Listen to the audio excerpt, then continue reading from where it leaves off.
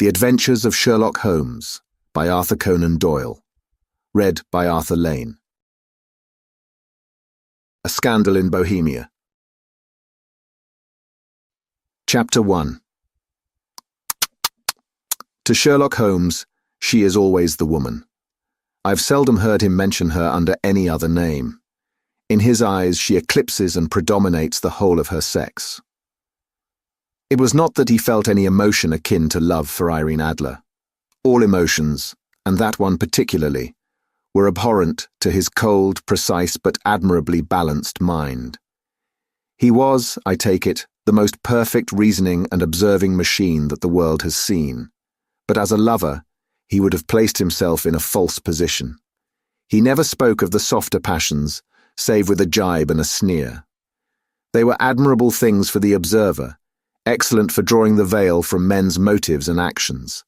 But for the trained reasoner to admit such intrusions into his own delicate and finely adjusted temperament was to introduce a distracting factor which might throw a doubt upon all his mental results.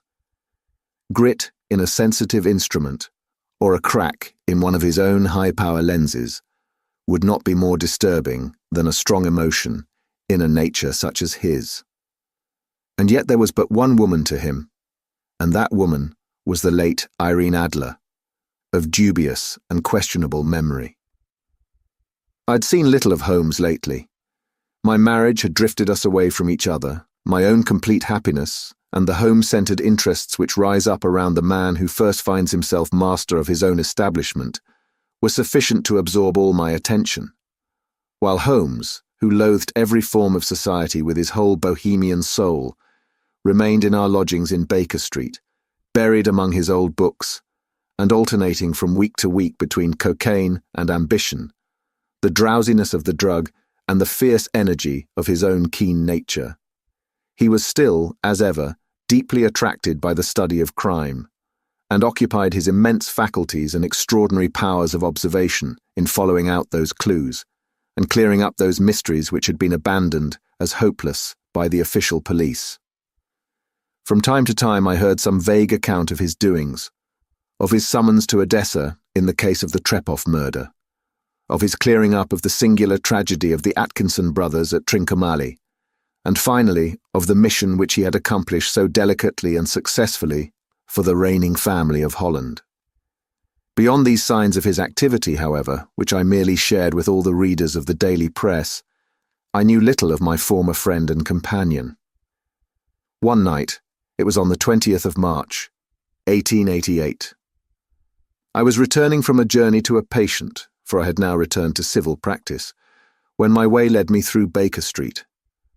As I passed the well-remembered door, which must always be associated in my mind with my wooing, and with the dark incidents of the study in scarlet, I was seized with a keen desire to see Holmes again, and to know how he was employing his extraordinary powers.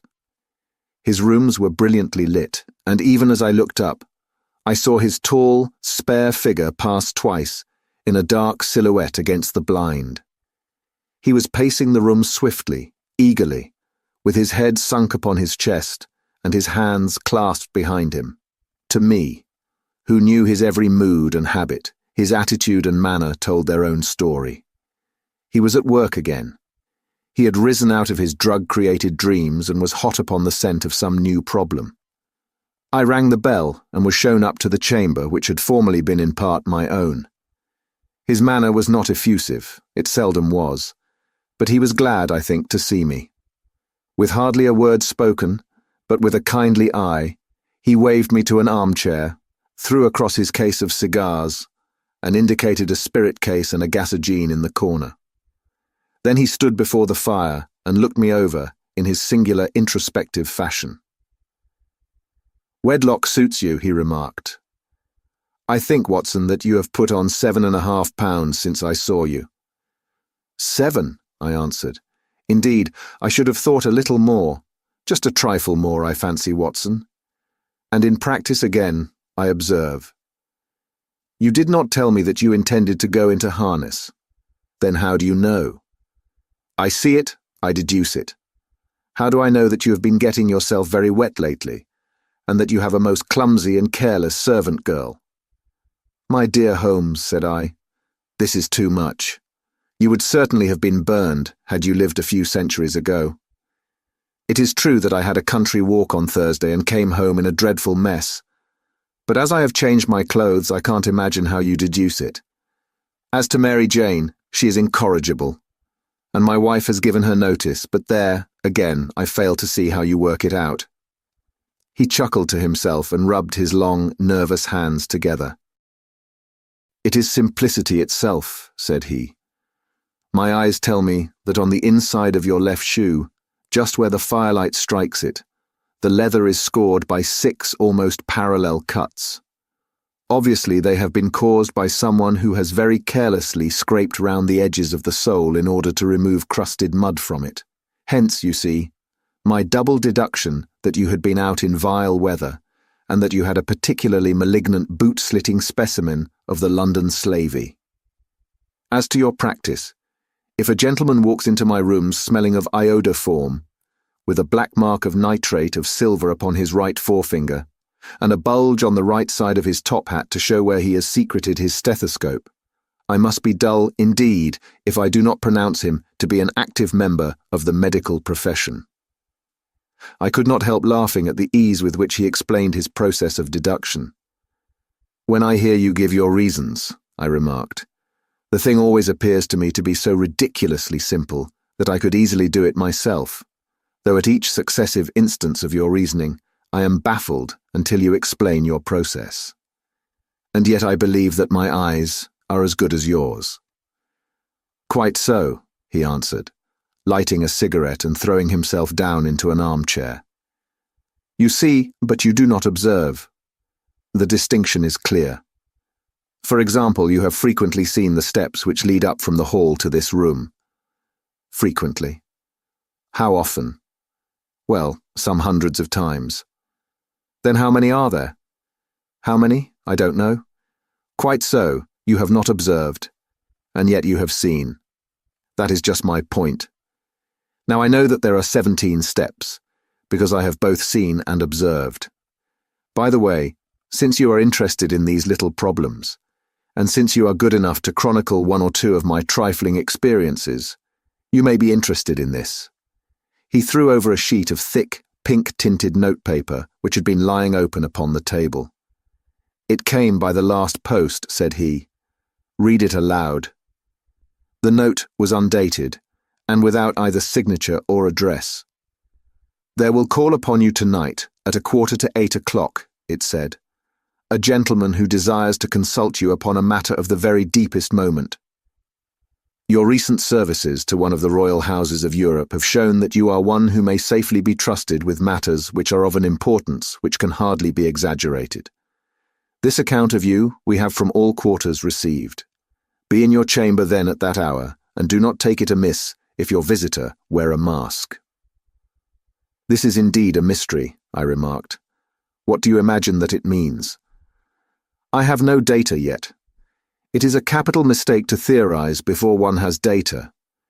Insensibly one begins to twist facts to suit theories, instead of theories to suit facts. But the note itself, what do you deduce from it?"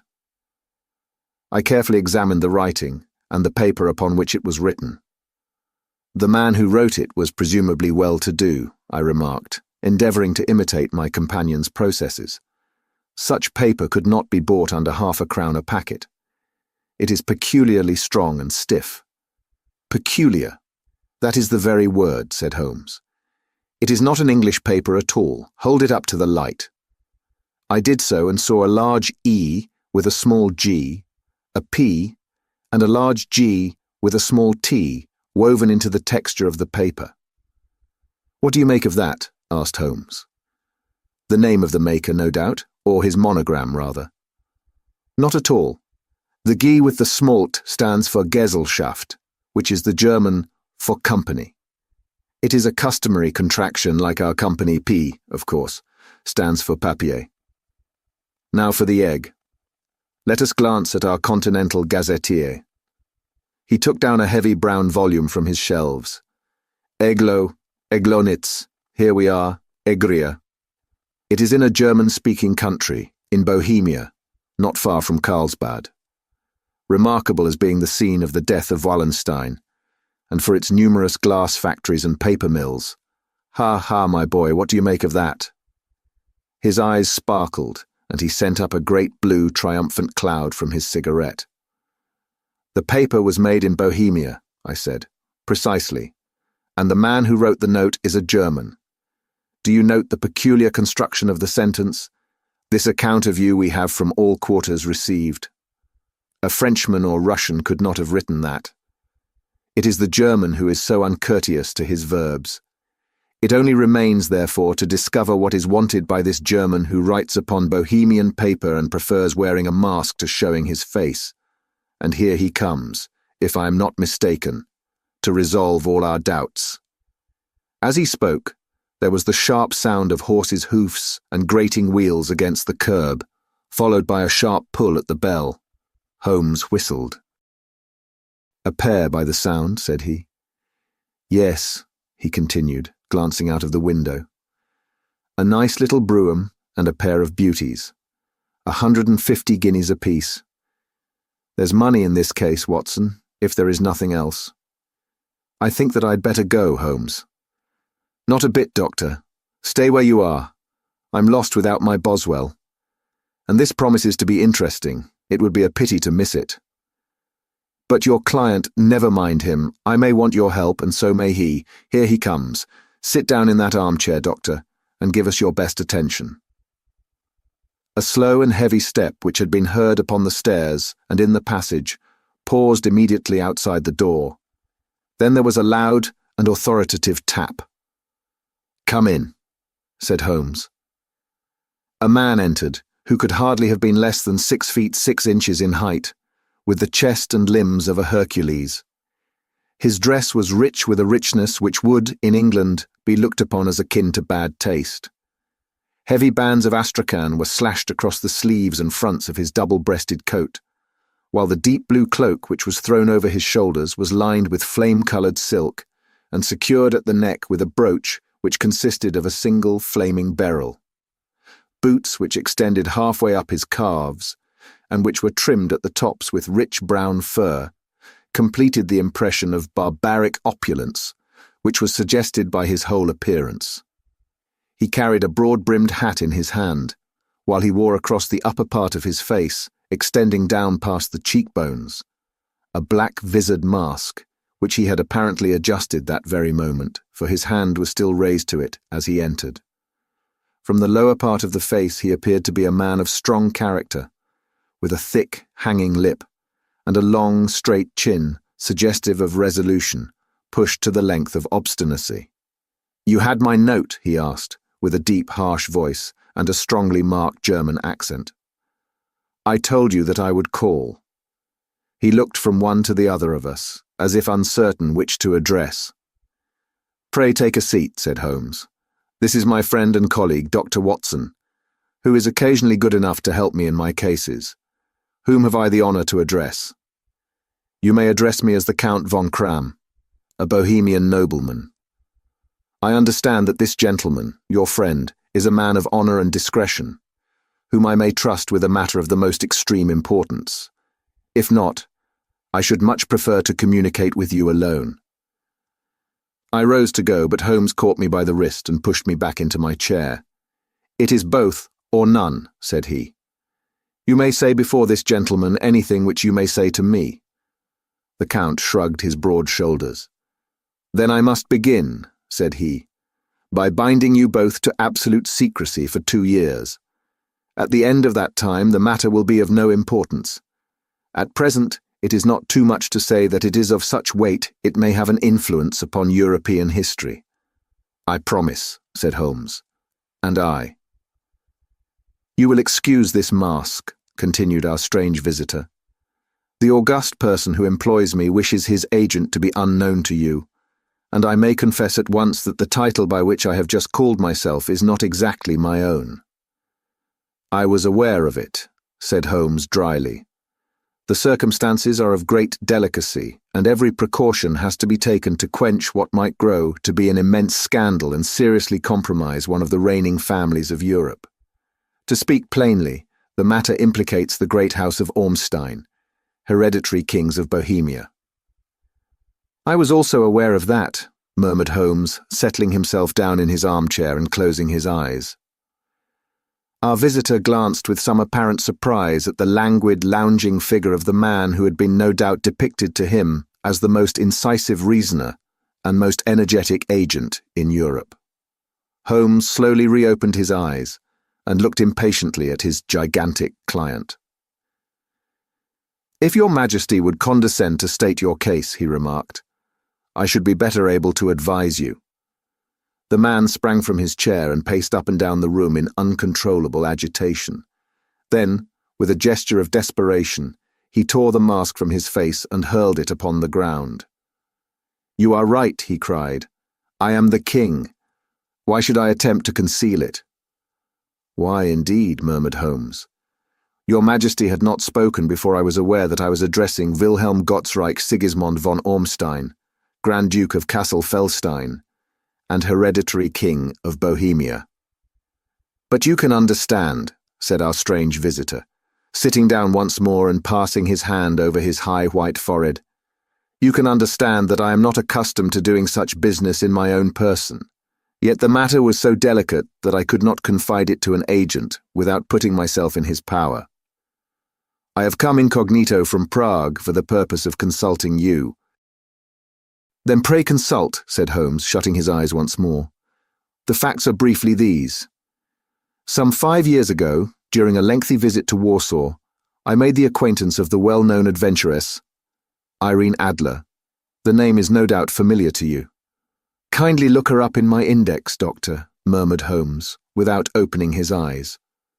For many years he had adopted a system of docketing all paragraphs concerning men and things, so that it was difficult to name a subject or a person on which he could not at once furnish information. In this case, I found her biography sandwiched in between that of a Hebrew rabbi and that of a staff commander, who had written a monograph upon the deep-sea fishes. "Let me see," said Holmes.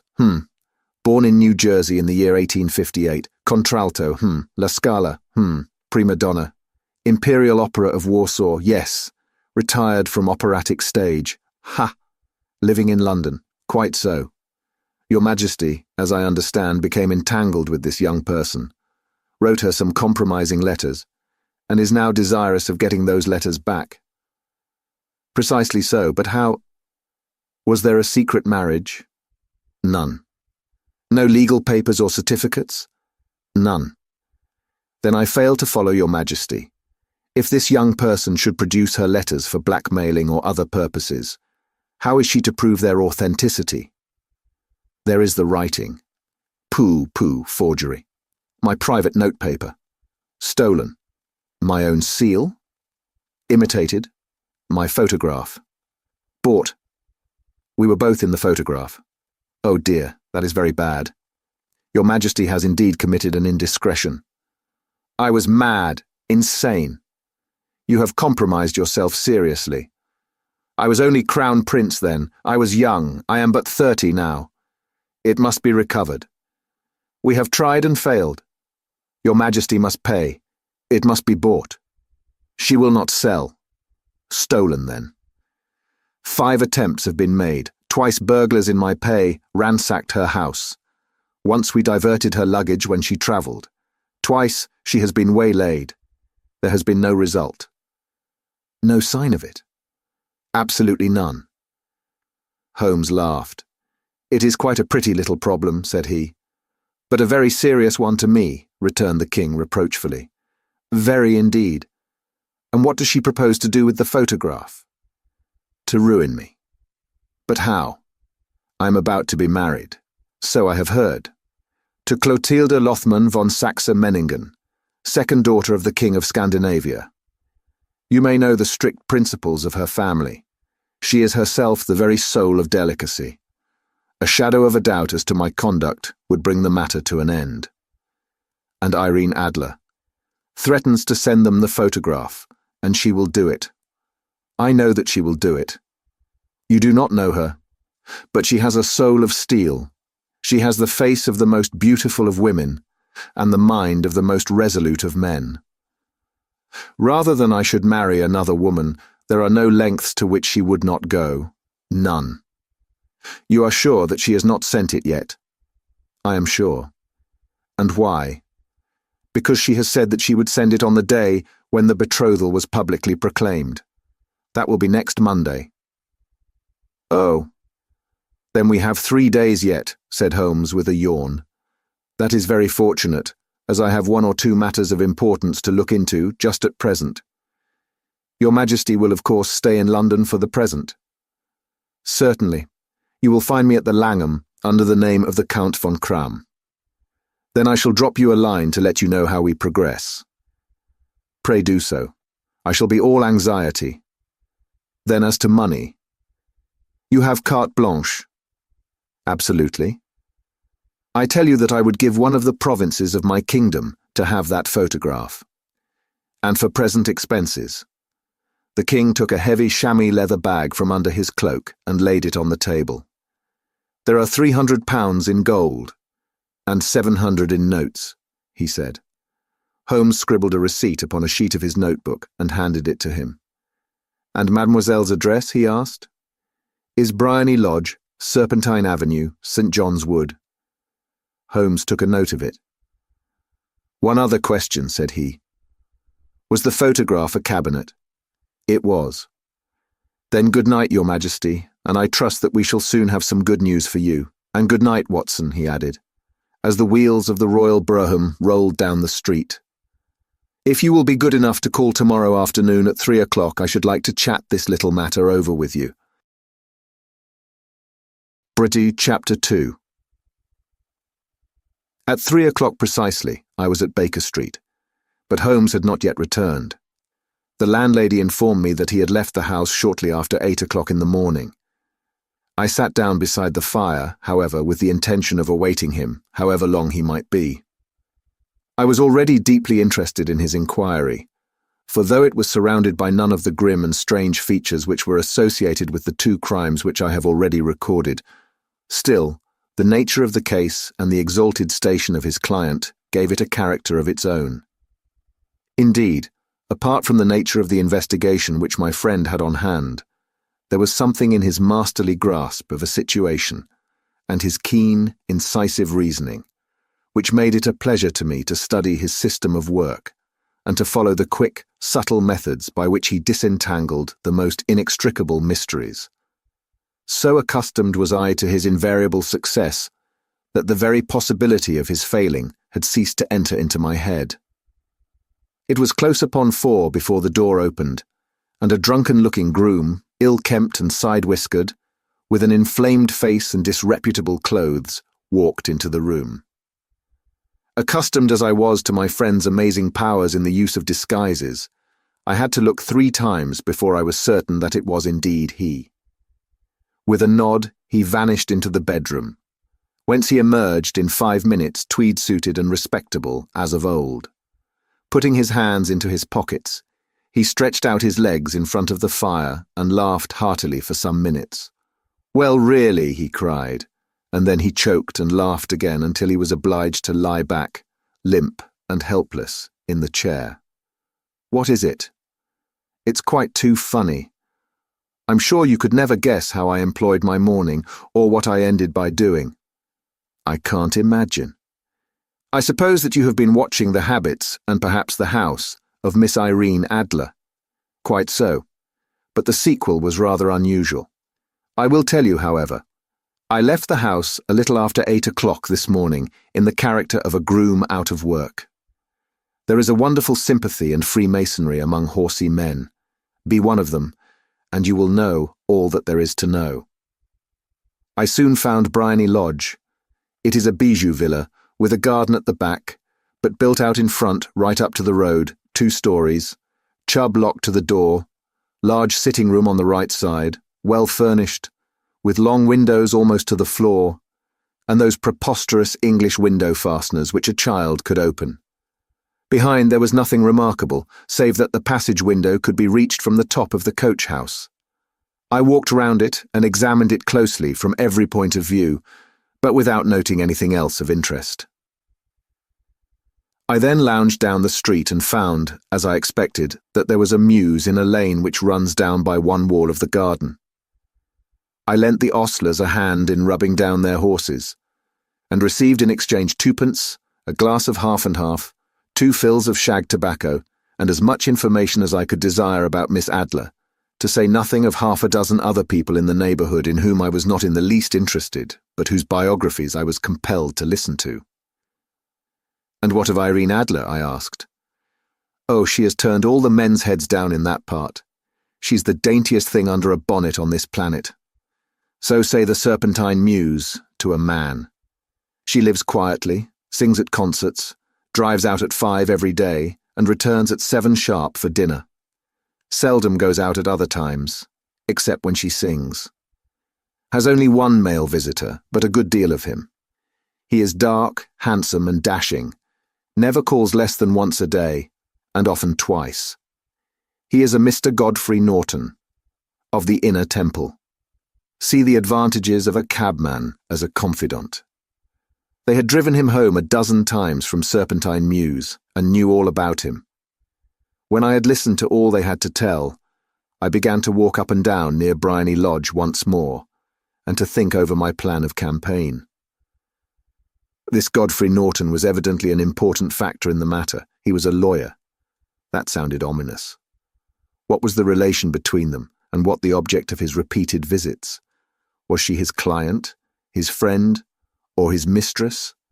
If the former, she had probably transferred the photograph to his keeping. If the latter, it was less likely. On the issue of this question depended whether I should continue my work at Bryony Lodge, or turn my attention to the gentlemen's chambers in the Temple. It was a delicate point, and it widened the field of my inquiry. I fear that I bore you with these details, but I have to let you see my little difficulties if you are to understand the situation. "I'm following you closely," I answered. I was still balancing the matter in my mind when a hansom cab drove up to Bryony Lodge, and a gentleman sprang out. He was a remarkably handsome man, dark, aquiline, and moustached, evidently the man of whom I had heard. He appeared to be in a great hurry, shouted to the cabman to wait, and brushed past the maid, who opened the door with the air of a man who was thoroughly at home. He was in the house about half an hour, and I could catch glimpses of him in the windows of the sitting room, pacing up and down, talking excitedly and waving his arms. Of her I could see nothing. Presently he emerged, looking even more flurried than before.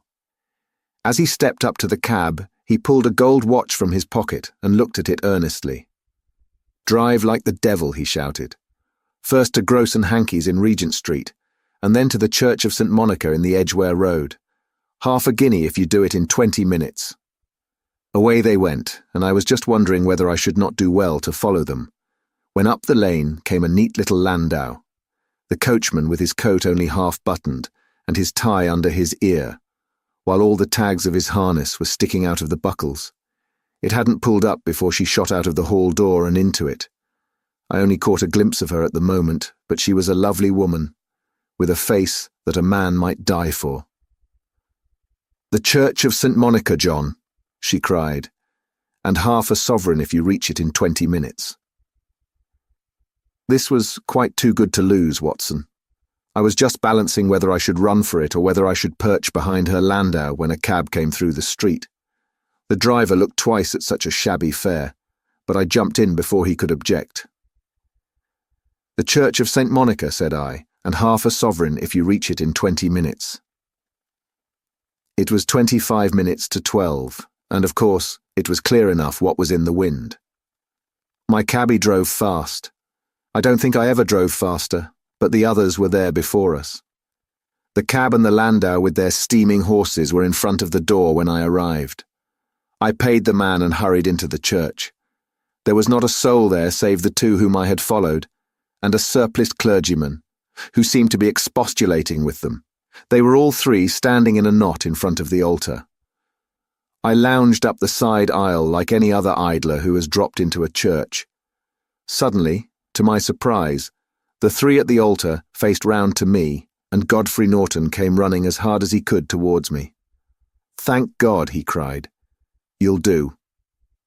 Come, come. What then? I asked. Come, man, come, only 3 minutes, or it won't be legal. I was half dragged up to the altar, and before I knew where I was, I found myself mumbling responses which were whispered in my ear, and vouching for things of which I knew nothing, and generally assisting in the secure tying up of Irene Adler, spinster, to Godfrey Norton, bachelor.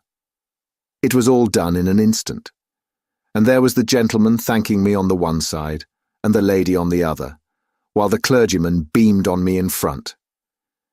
It was the most preposterous position in which I ever found myself in my life, and it was the thought of it that started me laughing just now. It seems that there had been some informality about their license, that the clergyman absolutely refused to marry them without a witness of some sort, and that my lucky appearance saved the bridegroom from having to sally out into the streets in search of a best man.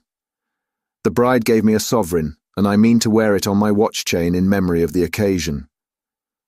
This is a very unexpected turn of affairs, said I. And what then?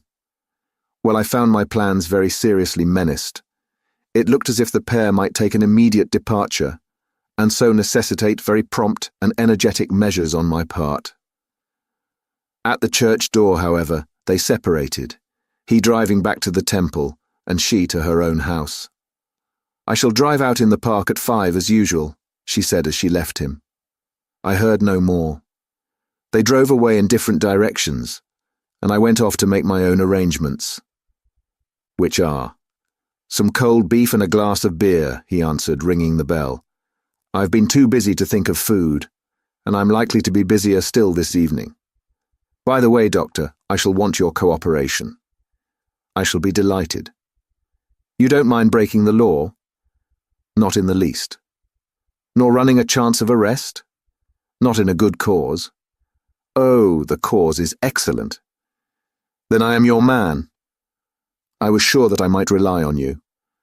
But what is it you wish? When Mrs. Turner has brought in the tray, I will make it clear to you. Now, he said, as he turned hungrily on the simple fare that our landlady had provided, I must discuss it while I eat, for I have not much time. It is nearly 5 now. In 2 hours we must be on the scene of action. Miss Irene, or Madame rather, returns from her drive at 7. We must be at Briney Lodge to meet her. And what then? You must leave that to me. I've already arranged what is to occur. There is only one point on which I must insist. You must not interfere, come what may. You understand? I am to be neutral. To do nothing whatever. There will probably be some small unpleasantness. Do not join in it. It will end in my being conveyed into the house. 4 or 5 minutes afterwards, the sitting-room window will open. You are to station yourself close to that open window. Yes. You are to watch me, for I will be visible to you. Yes. And when I raise my hand, so you will throw into the room what I give you to throw, and will, at the same time, raise the cry of fire. You quite follow me? Entirely. It is nothing very formidable, he said, taking a long cigar-shaped roll from his pocket. It is an ordinary plumber's smoke rocket, fitted with a cap at either end to make it self-lighting. Your task is confined to that. When you raise your cry of fire, it will be taken up by quite a number of people. You may then walk to the end of the street, and I will rejoin you in 10 minutes. I hope that I have made myself clear. I am to remain neutral, to get near the window, to watch you, and at the signal to throw in this object, then to raise the cry of fire, and to wait you at the corner of the street. Precisely. Then you may entirely rely on me. That is excellent. I think, perhaps, it is almost time that I prepare for the new role I have to play. He disappeared into his bedroom and returned in a few minutes in the character of an amiable and simple-minded, nonconformist clergyman. His broad black hat, his baggy trousers, his white tie, his sympathetic smile, and general look of peering and benevolent curiosity were such as Mr. John Hare alone could have equalled. It was not merely that Holmes changed his costume. His expression, his manner, his very soul seemed to vary with every fresh part that he assumed. The stage lost a fine actor, even as science lost an acute reasoner when he became a specialist in crime. It was 6:15 when we left Baker Street, and it still wanted 10 minutes to the hour when we found ourselves in Serpentine Avenue. It was already dusk, and the lamps were just being lighted as we paced up and down in front of Bryony Lodge, waiting for the coming of its occupant. The house was just such as I had pictured it from Sherlock Holmes's succinct description, but the locality appeared to be less private than I expected. On the contrary, for a small street in a quiet neighbourhood, it was remarkably animated. There was a group of shabbily dressed men smoking and laughing in a corner, a scissors grinder with his wheel, 2 guardsmen who were flirting with a nurse girl, and several well-dressed young men who were lounging up and down with cigars in their mouths. "You see," remarked Holmes as we paced to and fro in front of the house, "this marriage rather simplifies matters. The photograph becomes a double-edged weapon now. The chances are that she would be as averse to its being seen by Mr. Godfrey Norton as our client is to its coming to the eyes of his princess. Now the question is, where are we to find the photograph?" Where indeed? It is most unlikely that she carries it about with her. It is cabinet size, too large for easy concealment about a woman's dress. She knows that the king is capable of having her waylaid and searched. 2 attempts of the sort have already been made. We may take it, then, that she does not carry it about with her. Where, then? Her banker or her lawyer. There is that double possibility, but I am inclined to think neither. Women are naturally secretive, and they like to do their own secreting. Why should she hand it over to anyone else? She could trust her own guardianship, but she could not tell what indirect or political influence might be brought to bear upon a businessman. Besides, remember that she had resolved to use it within a few days. It must be where she can lay her hands upon it. It must be in her own house. But it has twice been burgled. Pshaw, they did not know how to look. But how will you look? I will not look. What then? I will get her to show me. But she will refuse. She will not be able to. But I hear the rumble of wheels. It is her carriage. Now carry out my orders to the letter." As he spoke, the gleam of the sidelights of a carriage came round the curve of the avenue. It was a smart little landau which rattled up to the door of Bryony Lodge. As it pulled up, one of the loafing men at the corner dashed forward to open the door in the hope of earning a copper, but was elbowed away by another loafer, who had rushed up with the same intention. A fierce quarrel broke out, which was increased by the 2 guardsmen, who took sides with one of the loungers and by the scissors grinder, who was equally hot upon the other side. A blow was struck, and in an instant the lady, who had stepped from her carriage, was the centre of a little knot of flushed and struggling men, who struck savagely at each other with their fists and sticks. Holmes dashed into the crowd to protect the lady, but just as he reached her, he gave a cry and dropped to the ground, with the blood running freely down his face. At his fall, the guardsmen took to their heels in one direction and the loungers in the other, while a number of better-dressed people, who had watched the scuffle without taking part in it, crowded in to help the lady and to attend to the injured man. Irene Adler, as I will still call her, had hurried up the steps, but she stood at the top with her superb figure outlined against the lights of the hall, looking back into the street. "Is the poor gentleman much hurt?" she asked. "He is dead," cried several voices. "No, no, there's life in him," shouted another. "But he'll be gone before you can get him to hospital." "He's a brave fellow," said a woman. "They would have had the lady's purse and watch if it hadn't been for him." They were a gang, and a rough one too. "Ah, he's breathing now." "He can't lie in the street." "May we bring him in, ma'am?" "Surely. Bring him into the sitting room. There's a comfortable sofa. This way, please." Slowly and solemnly he was borne into Bryony Lodge and laid out in the principal room, while I still observed the proceedings from my post by the window. The lamps had been lit, but the blinds had not been drawn, so that I could see Holmes as he lay upon the couch. I do not know whether he was seized with compunction at that moment for the part he was playing, but I know that I never felt more heartily ashamed of myself in my life than when I saw the beautiful creature against whom I was conspiring, or the grace and kindliness with which she waited upon the injured man. And yet it would be the blackest treachery to Holmes to draw back now from the part which he had entrusted to me. I hardened my heart and took the smoke rocket from under my ulster. After all, I thought, we are not injuring her. We are but preventing her from injuring another. Holmes had sat up upon the couch, and I saw him motion like a man who is in need of air. A maid rushed across and threw open the window. At the same instant I saw him raise his hand, and at the signal I tossed my rocket into the room with a cry of "Fire!" The word was no sooner out of my mouth than the whole crowd of spectators, well-dressed and ill, gentlemen, ostlers, and servant maids, joined in a general shriek of "Fire!" Thick clouds of smoke curled through the room and out at the open window. I caught a glimpse of rushing figures, and a moment later the voice of Holmes from within assuring them that it was a false alarm. Slipping through the shouting crowd, I made my way to the corner of the street, and in 10 minutes was rejoiced to find my friend's arm in mine, and to get away from the scene of uproar. He walked swiftly and in silence for some few minutes until we had turned down one of the quiet streets which lead towards the Edgware Road. "You did it very nicely, Doctor," he remarked. "Nothing could have been better." "It is all right." "You have the photograph?" "I know where it is." "And how did you find out?" "She showed me, as I told you she would." "I am still in the dark." "I do not wish to make a mystery," said he, laughing. "The matter was perfectly simple. You, of course, saw that everyone in the street was an accomplice.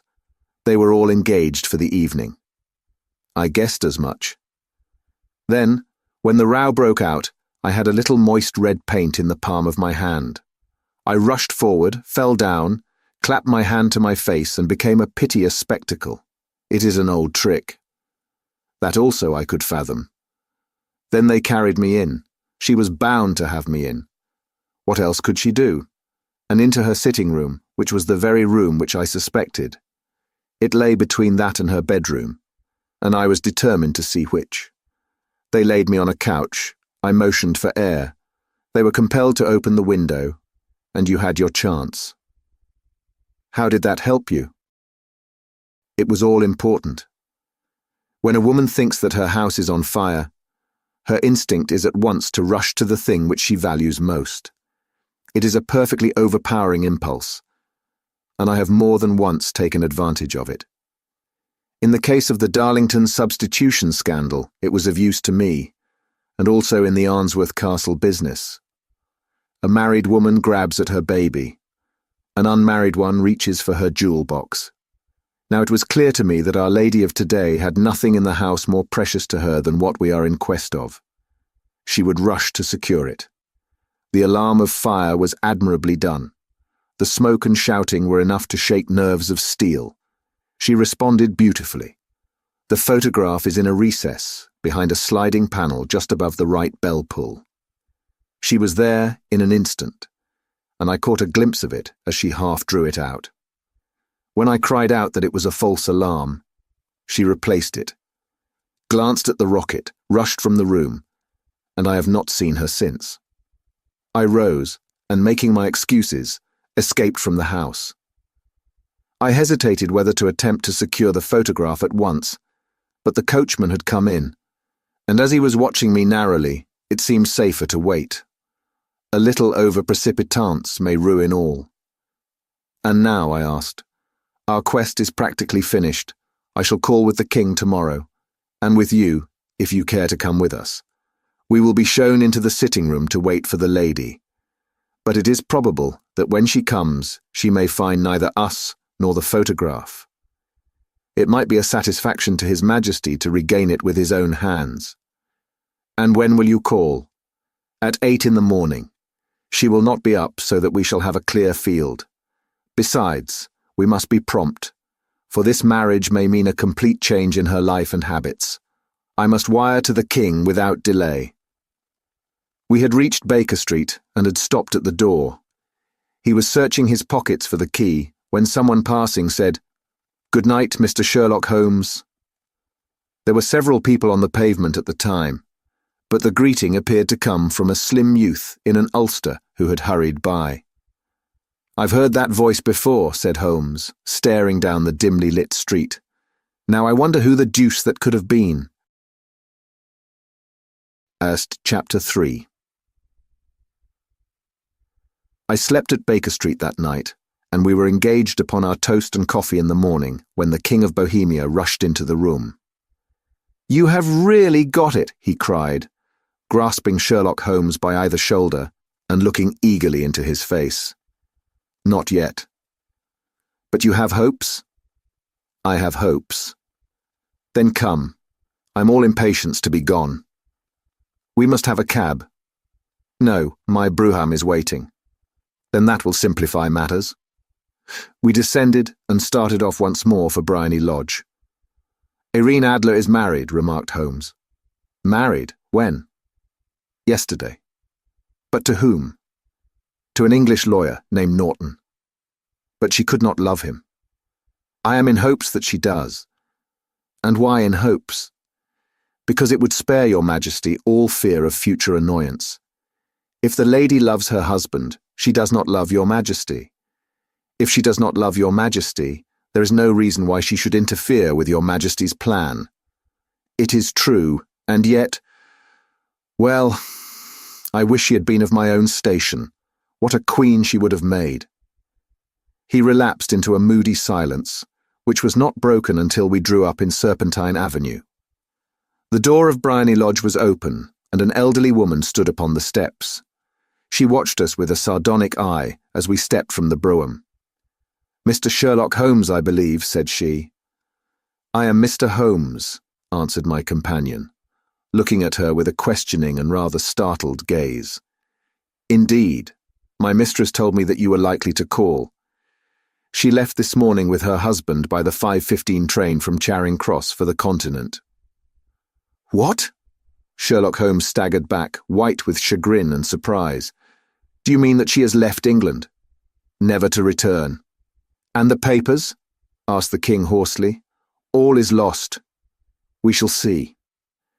He pushed past the servant and rushed into the drawing-room, followed by the King and myself. The furniture was scattered about in every direction, with dismantled shelves and open drawers, as if the lady had hurriedly ransacked them before her flight. Holmes rushed at the bell-pull, tore back a small sliding shutter, and plunging in his hand, pulled out a photograph and a letter. The photograph was of Irene Adler herself in evening dress. The letter was superscribed to Sherlock Holmes, Esquire, to be left till called for. My friend tore it open, and we all three read it together. It was dated at midnight of the preceding night and ran in this way: "My dear Mr. Sherlock Holmes, you really did it very well. You took me in completely. Until after the alarm of fire, I had not a suspicion. But then, when I found how I had betrayed myself, I began to think. I had been warned against you months ago. I had been told that, if the King employed an agent, it would certainly be you. And your address had been given me. Yet, with all this, you made me reveal what you wanted to know. Even after I became suspicious, I found it hard to think evil of such a dear, kind old clergyman. But you know, I have been trained as an actress myself. Male costume is nothing new to me. I often take advantage of the freedom which it gives. I sent John, the coachman, to watch you, ran upstairs, got into my walking clothes, as I call them, and came down just as you departed. Well, I followed you to your door, and so made sure that I was really an object of interest to the celebrated Mr. Sherlock Holmes. Then I, rather imprudently, wished you good night, and started for the temple to see my husband. We both thought the best resource was flight, when pursued by so formidable an antagonist, so you will find the nest empty when you call tomorrow. As to the photograph, your client may rest in peace. I love and am loved by a better man than he. The King may do what he will without hindrance from one whom he has cruelly wronged.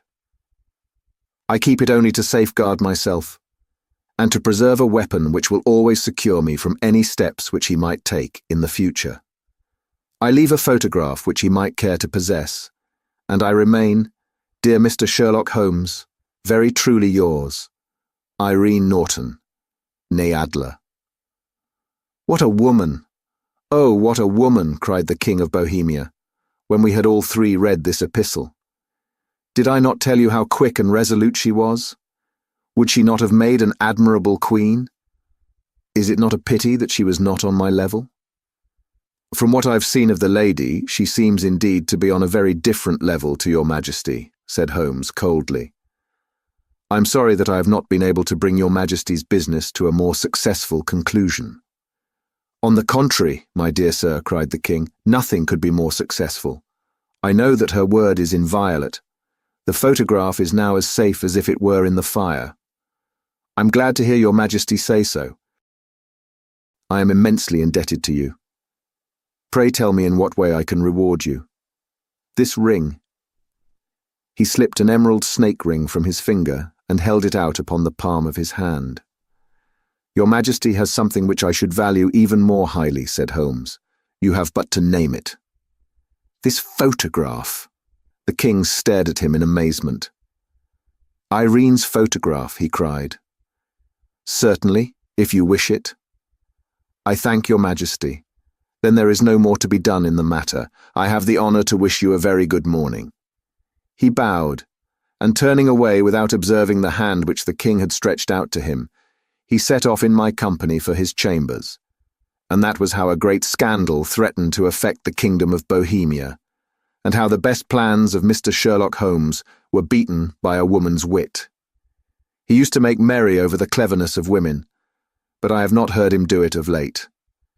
And when he speaks of Irene Adler, or when he refers to her photograph, it is always under the honourable title of the woman. The Red-Headed League. I had called upon my friend, Mr. Sherlock Holmes, one day in the autumn of last year, and found him in deep conversation with a very stout, florid-faced, elderly gentleman with fiery red hair. With an apology for my intrusion, I was about to withdraw when Holmes pulled me abruptly into the room and closed the door behind me. You could not possibly have come at a better time, my dear Watson, he said cordially. I was afraid that you were engaged. So I am. Very much so. Then I can wait in the next room. Not at all. This gentleman, Mr. Wilson, has been my partner and helper in many of my most successful cases, and I have no doubt that he will be of the utmost use to me in yours also. The stout gentleman half rose from his chair and gave a bob of greeting, with a quick little questioning glance from his small, fat-encircled eyes. Try the settee, said Holmes, relapsing into his armchair and putting his fingertips together, as was his custom when in judicial moods. I know, my dear Watson, that you share my love of all that is bizarre and outside the conventions and humdrum routine of everyday life. You have shown your relish for it by the enthusiasm which has prompted you to chronicle, and if you will excuse my saying so, somewhat to embellish so many of my own little adventures. Your cases have indeed been of the greatest interest to me, I observed.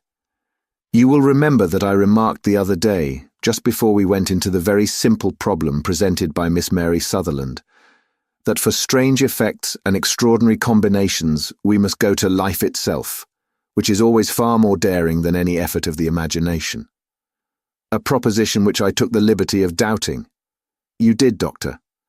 But nonetheless you must come round to my view, for otherwise I shall keep on piling fact upon fact on you until your reason breaks down under them, and acknowledges me to be right. Now, Mr. Jabez Wilson here has been good enough to call upon me this morning, and to begin a narrative which promises to be one of the most singular which I have listened to for some time. You have heard me remark that the strangest and most unique things are very often connected not with the larger, but with the smaller crimes, and occasionally, indeed, where there is room for doubt whether any positive crime has been committed. As far as I have heard, it is impossible for me to say whether the present case is an instance of crime or not. But the course of events is certainly among the most singular that I have ever listened to. Perhaps, Mr. Wilson, you would have the great kindness to recommence your narrative. I ask you not merely because my friend Dr. Watson has not heard the opening part, but also because the peculiar nature of the story makes me anxious to have every possible detail from your lips. As a rule, when I have heard some slight indication of the course of events, I am able to guide myself by the thousands of other similar cases which occur to my memory. In the present instance, I am forced to admit that the facts are, to the best of my belief, unique.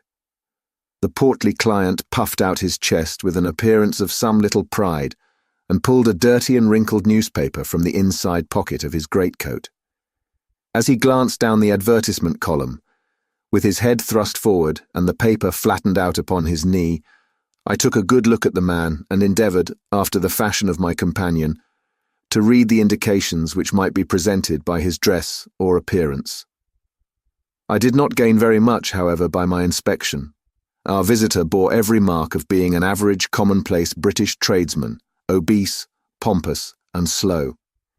He wore rather baggy grey shepherd's check trousers, a not over-clean black frock coat, unbuttoned in the front, and a drab waistcoat with a heavy brassy Albert chain and a square-pierced bit of metal dangling down as an ornament. A frayed top hat and a faded brown overcoat with a wrinkled velvet collar lay upon a chair beside him. Altogether, look as I would, there was nothing remarkable about the man save his blazing red head and the expression of extreme chagrin and discontent upon his features. Sherlock Holmes's quick eye took in my occupation, and he shook his head with a smile as he noticed my questioning glances. Beyond the obvious facts that he has at some time done manual labour, that he takes snuff, that he is a Freemason, that he has been in China, and that he has done a considerable amount of writing lately, I can deduce nothing else.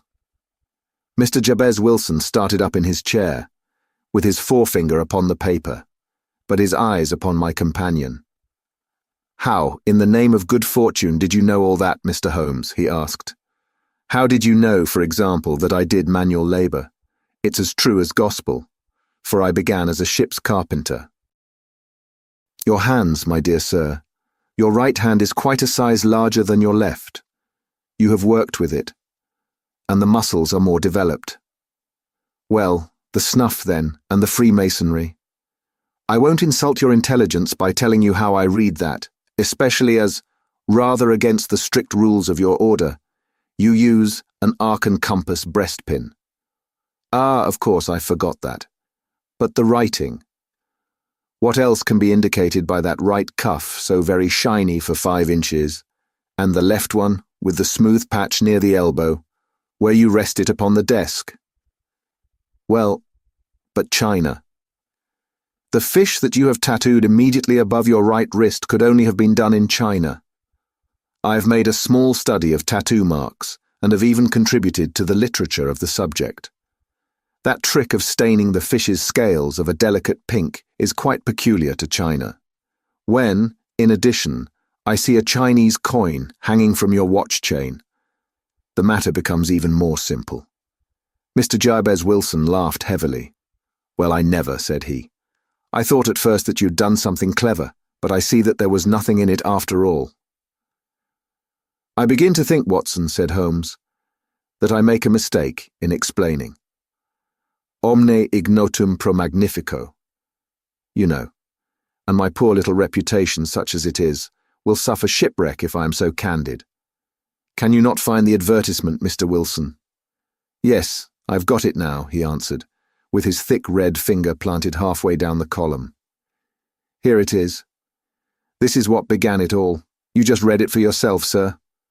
I took the paper from him and read as follows. "To the Red-Headed League, on account of the bequest of the late Ezekiah Hopkins, of Lebanon, Pennsylvania, USA. There is now another vacancy open which entitles a member of the League to a salary of £4 a week for purely nominal services. All red-headed men, who are sound in body and mind and above the age of 21 years, are eligible. Apply in person on Monday at 11 o'clock to Duncan Ross at the offices of the League, 7 Pope's Court, Fleet Street." "What on earth does this mean?" I ejaculated after I had twice read over the extraordinary announcement. Holmes chuckled and wriggled in his chair, as was his habit when in high spirits. "It is a little off the beaten track, isn't it?" said he. "And now, Mr. Wilson, off you go at scratch and tell us all about yourself, your household, and the effect which this advertisement had upon your fortunes. You will first make a note, Doctor, of the paper and the date." "It is the Morning Chronicle of 27th of April, 1890, just 2 months ago." "Very good. Now, Mr. Wilson?" "Well, it is just as I have been telling you, Mr. Sherlock Holmes," said Jabez Wilson, mopping his forehead. "I have a small pawnbroker's business at Coburg Square, near the city. It's not a very large affair, and of late years it has not done more than just give me a living. I used to be able to keep 2 assistants, but now I only keep 1. And I would have a job to pay him, but that he is willing to come for half wages so as to learn the business." "What is the name of this obliging youth?" asked Sherlock Holmes. "His name is Vincent Spaulding, and he's not such a youth either. It's hard to say his age. I should not wish a smarter assistant, Mr. Holmes, and I know very well that he could better himself and earn twice what I am able to give him. But after all, if he is satisfied, why should I put ideas in his head?" "Why indeed? You seem most fortunate in having an employee who comes under the full market price. It is not a common experience among employers in this age. I don't know that your assistant is not as remarkable as your advertisement." "Oh, he has his faults too," said Mr. Wilson. "Never was such a fellow for photography. Snapping away with a camera when he ought to be improving his mind, and then diving down into the cellar like a rabbit into its hole to develop his pictures. That is his main fault. But on the whole he's a good worker. There's no vice in him." "He is still with you, I presume?" "Yes, sir. He and a girl of 14 who does a bit of simple cooking and keeps the place clean. That's all I have in the house, for I'm a widower and never had any family. We live very quietly, sir, the 3 of us, and we keep a roof over our heads and pay our debts, if we do nothing more." The first thing that put us out was that advertisement. Spaulding. He came down into the office just this day 8 weeks, with this very paper in his hand, and he says, "I wish to the Lord, Mr. Wilson, that I was a red-headed man." "Why that?" I asks. "Why," says he, "here's another vacancy on the League of the Red-Headed Men. It's worth quite a little fortune to any man who gets it, and I understand that there are more vacancies than there are men, so that the trustees are at their wits' end what to do with the money. If my hair would only change colour, here's a nice little crib all ready for me to step into." "Why, what is it then?" I asked. "You see, Mr. Holmes, I am a very stay-at-home man, and as my business came to me instead of my having to go to it, I was often weeks on end without putting my foot over the doormat. In that way, I didn't know much of what was going on outside, and I was always glad of a bit of news." "Have you never heard of the League of the Red-Headed Men?" he asked with his eyes open. "Never." "Why, I wonder at that, for you are eligible yourself for one of the vacancies." "And what are they worth?" I asked. "Oh, merely a couple of hundred a year, but the work is slight, and it need not interfere very much with one's other occupations." Well, you can easily think that that made me prick up my ears, for the business has not been over good for some years, and an extra couple of hundred would have been very handy. "Tell me all about it," said I. "Well," said he, showing me the advertisement, "you can see for yourself that the League has a vacancy, and there is the address where you should apply for particulars. As far as I can make out, the League was founded by an American millionaire, Ezekiel Hopkins, who was very peculiar in his ways. He was himself red-headed, and he had a great sympathy for all red-headed men. So when he died, it was found that he had left his enormous fortune in the hands of trustees, with instructions to apply the interest to the providing of easy berths to men whose hair is of that colour. From all I hear, it is splendid pay and very little to do. But," said I, "there would be millions of red-headed men who would apply." "Not so many as you might think," he answered. You see, it is really confined to Londoners and to grown men.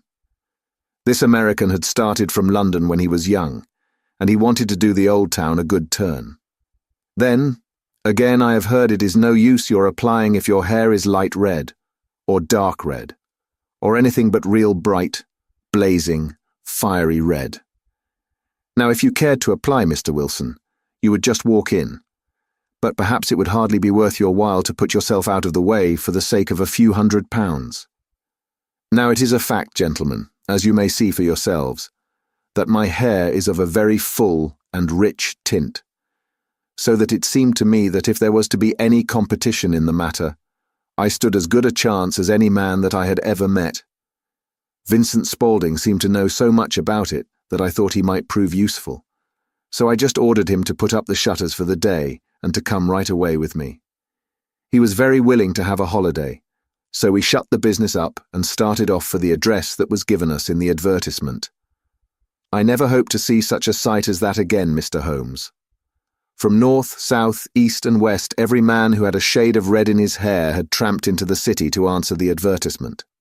Fleet Street was choked with red-headed folk, and Pope's Court looked like a coster's orange barrow. I should not have thought there were so many in the whole country as were brought together by that single advertisement. Every shade of colour they were: straw, lemon, orange, brick, Irish setter, liver, clay. But as Spaulding said, there were not many who had the real vivid flame-coloured tint. When I saw how many were waiting, I would have given it up in despair, but Spaulding would not hear of it. How he did it I could not imagine. But he pushed and pulled and butted until he got me through the crowd and right up to the steps which led to the office. There was a double stream upon the stair, some going up in hope and some coming back dejected, but we wedged in as well as we could and soon found ourselves in the office. "Your experience has been a most entertaining one," remarked Holmes as his client paused and refreshed his memory with a huge pinch of snuff. "Pray continue your very interesting statement." There was nothing in the office but a couple of wooden chairs and a deal table, behind which sat a small man with a head that was even redder than mine. He said a few words to each candidate as he came up, and then he always managed to find some fault in them which would disqualify them. Getting a vacancy did not seem to be such a very easy matter after all. However, when our turn came, the little man was much more favourable to me than to any of the others, and he closed the door as we entered, so that he might have a private word with us. "This is Mr. Jabez Wilson," said my assistant, "and he is willing to fill a vacancy in the League." "And he is admirably suited for it," the other answered. "He has every requirement. I cannot recall when I have seen anything so fine." He took a step backward, cocked his head on one side, and gazed at my hair until I felt quite bashful. Then suddenly he plunged forward, wrung my hand, and congratulated me warmly on my success. "It would be injustice to hesitate," said he. "You will, however, I am sure, excuse me for taking an obvious precaution." With that he seized my hair in both his hands, and tugged until I yelled with the pain. "There is water in your eyes," said he as he released me. "I perceive that all is as it should be.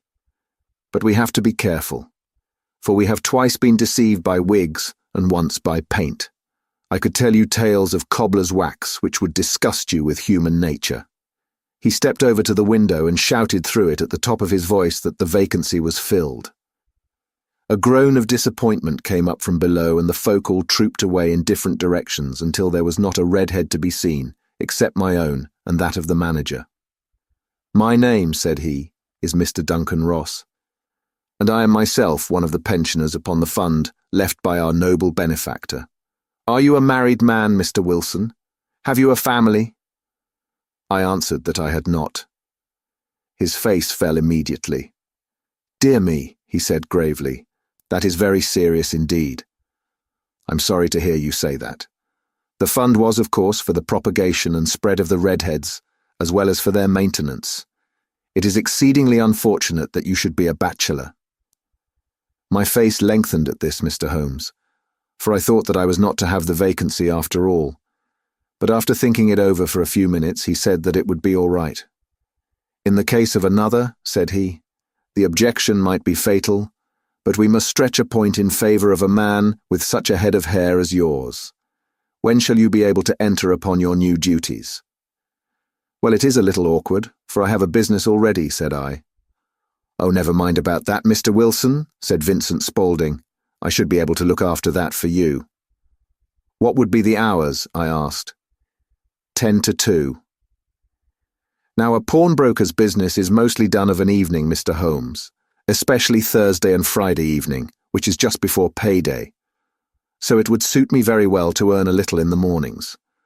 Besides, I knew that my assistant was a good man, and that he would see to anything that turned up. That would suit me very well, said I. And the pay is £4 a week. And the work is purely nominal. What do you call purely nominal? Well, you have to be in the office, or at least in the building, the whole time. If you leave, you forfeit your whole position forever. The will is very clear upon that point. You don't comply with the conditions if you budge from the office during that time. It's only 4 hours a day, and I should not think of leaving, said I. No excuse will avail, said Mr. Duncan Ross. Neither sickness nor business nor anything else. There you must stay, or you lose your billet. And the work is to copy out the Encyclopaedia Britannica. There is the first volume of it in that press. You must find your own ink, pens, and blotting paper, but we provide this table and chair. Will you be ready tomorrow? Certainly, I answered. Then goodbye, Mr. Jabez Wilson, and let me congratulate you once more on the important position which you have been fortunate enough to gain. He bowed me out of the room, and I went home with my assistant. Hardly knowing what to say or do, I was so pleased at my own good fortune. Well, I thought over the matter all day, and by evening I was in low spirits again. For I had quite persuaded myself that the whole affair must be some great hoax or fraud, though what its object might be I could not imagine. It seemed altogether past belief that anyone could make such a will, or that they would pay such a sum for doing anything so simple as copying out the Encyclopaedia Britannica. Vincent Spaulding did what he could to cheer me up, but by bedtime I had reasoned myself out of the whole thing. However, in the morning I determined to have a look at it anyhow, so I bought a penny bottle of ink, and with a quill pen and 7 sheets of foolscap paper, I started off for Pope's Court. Well, to my surprise and delight, everything was as right as possible. The table was set out ready for me, and Mr. Duncan Ross was there to see that I got fairly to work. He started me off upon the letter A, and then he left me, but he would drop in from time to see that all was right with me. At 2 o'clock he bade me good day, complimented me upon the amount that I had written, and locked the door of the office after me. This went on day after day, Mr. Holmes, and on Saturday the manager came in and planked down 4 golden sovereigns for my week's work. It was the same next week, and the same the week after. Every morning I was there at 10, and every afternoon I left at 2. By degrees Mr. Duncan Ross took to coming in only once of a morning, and then, after a time, he did not come in at all. Still, of course, I never dared to leave the room for an instant, for I was not sure when he might come, and the billet was such a good one, and suited me so well, that I would not risk the loss of it.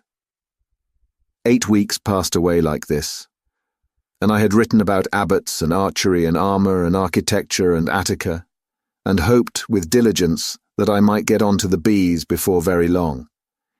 It cost me something in foolscap, and I had pretty nearly filled a shelf with my writings, and then suddenly the whole business came to an end. To an end? Yes, sir, and no later than this morning. I went to my work as usual at 10 o'clock, but the door was shut and locked, with a little square of cardboard hammered onto the middle of the panel with a tack. Here it is, and you can read for yourself. He held up a piece of white cardboard about the size of a sheet of notepaper. It read in this fashion: "The Red-Headed League is dissolved, 9th of October, 1890. Sherlock Holmes and I surveyed this curt announcement and the rueful face behind it. until the comical side of the affair so completely overtopped every other consideration that we both burst out into a roar of laughter. "I cannot see that there is anything very funny," cried our client, flushing up to the roots of his flaming head. "If you can do nothing better than laugh at me, I can go elsewhere." "No, no," cried Holmes, shoving him back into the chair from which he had half risen. "I really wouldn't miss your case for the world. It is most refreshingly unusual. But there is, if you will excuse my saying so, something just a little funny about it. Pray, what steps did you take when you found the card upon the door?" "I was staggered, sir. I did not know what to do. Then I called at the offices round, but none of them seemed to know anything about it. Finally, I went to the landlord, who is an accountant living on the ground floor, and I asked him if he could tell me what had become of the Red-Headed League. He said that he had never heard of any such body. Then I asked him who Mr. Duncan Ross was. He answered that the name was new to him. "Well," said I, "the gentleman at number 4. "What, the red-headed man?" "Yes." "Oh," said he. "His name was William Morris. He was a solicitor and was using my room as a temporary convenience until his new premises were ready. He moved out yesterday." "Where could I find him?" "Oh, at his new offices. He did tell me the address. Yes, 17 King Edward Street, near St. Paul's. I started off, Mr. Holmes, but when I got to that address it was a manufactory of artificial kneecaps, and no one in it had ever heard of either Mr. William Morris or Mr. Duncan Ross." "And what did you do then?" asked Holmes. "I went home to Saxe-Coburg Square, and I took the advice of my assistant, but he could not help me in any way. He could only say that if I waited, I should hear by post. But that was not quite good enough, Mr. Holmes. I did not wish to lose such a place without a struggle, so, as I had heard that you were good enough to give advice to poor folk who were in need of it, I came right away to you." "And you did very wisely," said Holmes. "Your case is an exceedingly remarkable one, and I shall be happy to look into it. From what you have told me, I think that it is possible that graver issues hang from it than might at first sight appear." "Grave enough," said Mr. Jabez Wilson. "Why, I have lost £4 a week." "As far as you are personally concerned," remarked Holmes, "I do not see that you have any grievance against this extraordinary league. On the contrary, you are, as I understand, richer by some £30, to say nothing of the minute knowledge which you have gained on every subject which comes under the letter A. You have lost nothing by them." "No, sir, but I want to find out about them, and who they are, and what their object was in playing this prank, if it was a prank, upon me. It was a pretty expensive joke for them, for it cost them £32. We shall endeavour to clear up these points for you, and first, 1 or 2 questions, Mr. Wilson. This assistant of yours who first called your attention to the advertisement, how long had he been with you?" "About a month, then." "How did he come?" "In answer to an advertisement." "Was he the only applicant?" "No, I had a dozen." "Why did you pick him?" "Because he was handy and would come cheap." "At half wages, in fact." "Yes." "What is he like, this Vincent Spaulding?" "Small, stout-built, very quick in his ways, no hair on his face, though he's not short of 30. Has a white splash of acid upon his forehead."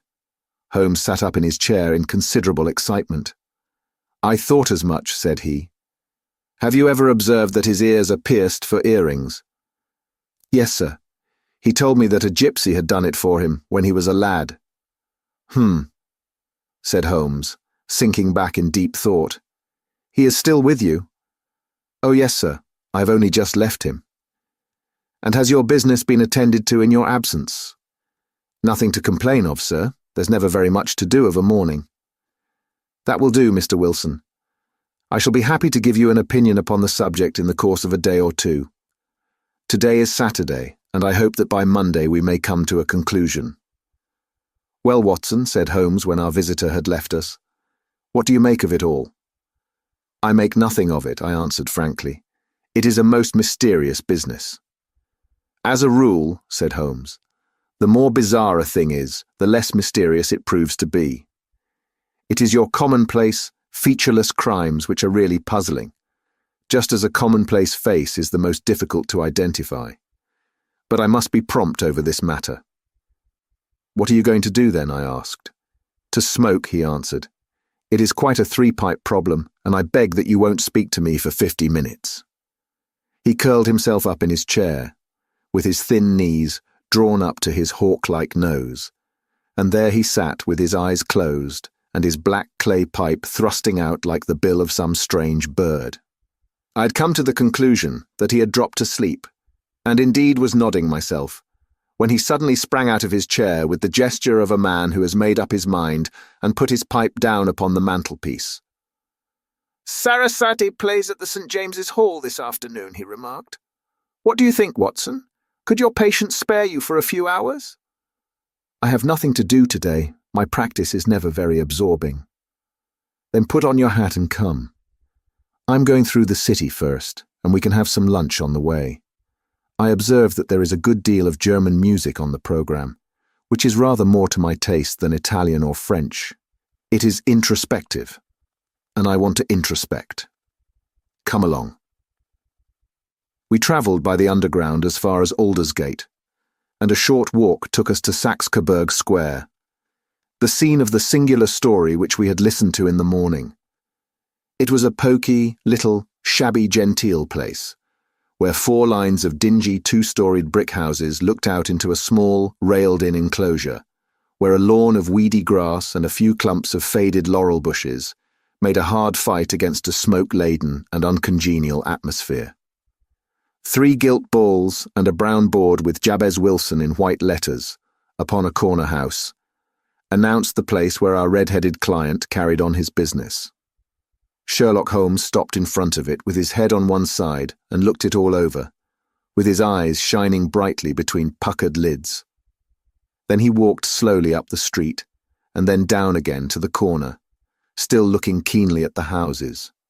Finally, he returned to the pawnbroker's, and having thumped vigorously upon the pavement with his stick 2 or 3 times, he went up to the door and knocked. It was instantly opened by a bright-looking, clean-shaven young fellow, who asked him to step in. "Thank you," said Holmes. "I only wished to ask you how you would go from here to the Strand." "Third right, 4th left," answered the assistant promptly, closing the door. "Smart fellow that," observed Holmes as we walked away. "He is, in my judgment, the 4th smartest man in London, and for daring I'm not sure that he has not a claim to be 3rd. I've known something of him before." "Evidently," said I, "Mr. Wilson's assistant counts for a good deal in this mystery of the Red-Headed League. I'm sure that you inquired your way merely in order that you might see him." "Not him." "What then?" "The knees of his trousers." "And what did you see?" "What I expected to see."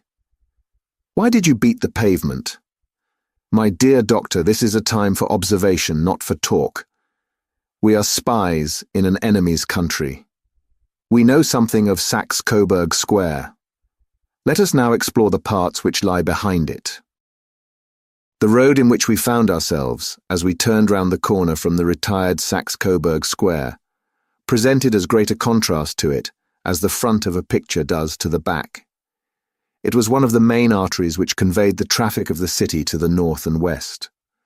The roadway was blocked with the immense stream of commerce flowing in a double tide inward and outward, while the footpaths were black with the hurrying swarm of pedestrians. It was difficult to realize as we looked at the line of fine shops and stately business premises that they really abutted on the other side, upon the faded and stagnant square which we had just quitted. "Let me see," said Holmes, standing at the corner and glancing along the line. "I should like just to remember the order of the houses here. It is a hobby of mine to have an exact knowledge of London. There is Mortimer's, the tobacconist, the little newspaper shop, the Coburg branch of the City and Suburban Bank, the vegetarian restaurant, and McFarlane's carriage building depot. That carries us right on to the other block. And now, Doctor, we've done our work, so it's time we had some play. A sandwich and a cup of coffee, and then off to Violin Land, where all is sweetness and delicacy and harmony, and there are no red-headed clients to vex us with their conundrums. My friend was an enthusiastic musician, being himself not only a very capable performer, but a composer of no ordinary merit. All the afternoon he sat in the stalls, wrapped in the most perfect happiness, gently waving his long, thin fingers in time to the music, while his gently smiling face and his languid, dreamy eyes were as unlike those of Holmes the sleuth-hound, Holmes the relentless, keen-witted, ready-handed criminal agent, as it was possible to conceive. In his singular character, the dual nature alternately asserted itself, and his extreme exactness and astuteness represented, as I have often thought, the reaction against the poetic and contemplative mood which occasionally predominated in him. The swing of his nature took him from extreme languor to devouring energy, and as I knew well, he was never so truly formidable as when, for days on end, he had been lounging in his armchair amid his improvisations and his black-letter editions. Then it was that the lust of the chase would suddenly come upon him, and that his brilliant reasoning power would rise to the level of intuition, until those who were unacquainted with his methods would look askance at him as on a man whose knowledge was not that of other mortals. When I saw him that afternoon so enwrapped in the music at St. James's Hall, I felt that an evil time might be coming upon those whom he had set himself to hunt down. "You want to go home, no doubt, Doctor," he remarked as we emerged. "Yes, it would be as well. And I have some business to do which will take some hours. This business at Coburg Square is serious." "Why serious?" "A considerable crime is in contemplation. I have every reason to believe that we shall be in time to stop it, but today being Saturday rather complicates matters. I shall want your help tonight." "At what time?" 10 will be early enough. I shall be at Baker Street at 10. "Very well. And I say, Doctor, there may be some little danger, so kindly put your army revolver in your pocket." He waved his hand, turned on his heel, and disappeared in an instant among the crowd. I trust that I am not more dense than my neighbours, but I was always oppressed with a sense of my own stupidity in my dealings with Sherlock Holmes. Here I had heard what he had heard, I had seen what he had seen, and yet from his words it was evident that he saw clearly not only what had happened, but what was about to happen, while to me the whole business was still confused and grotesque. As I drove home to my house in Kensington, I thought over it all. From the extraordinary story of the red-headed copier of the encyclopedia down to the visit to Coburg Square, and the ominous words with which he had parted from me. What was this nocturnal expedition, and why should I go armed? Where were we going, and what were we to do? I had the hint from Holmes that this smooth-faced pawnbroker's assistant was a formidable man, a man who might play a deep game. I tried to puzzle it out, but gave it up in despair, and set the matter aside until night should bring an explanation. It was 9:15 when I started from home and made my way across the park, and so through Oxford Street to Baker Street. 2 hansoms were standing at the door, and as I entered the passage, I heard the sound of voices from above. On entering his room, I found Holmes in animated conversation with 2 men, one of whom I recognized as Peter Jones, the official police agent, while the other was a long, thin, sad-faced man, with a very shiny hat and oppressively respectable frock coat. "Ha! Our party is complete," said Holmes, buttoning up his pea-jacket and taking his heavy hunting crop from the rack. "Watson, I think you know Mr. Jones of Scotland Yard. Let me introduce you to Mr. Merriweather, who is to be our companion in tonight's adventure." "We're hunting in couples again, Doctor, you see," said Jones in his consequential way. "Our friend here is a wonderful man for starting a chase. All he wants is an old dog to help him to do the running down."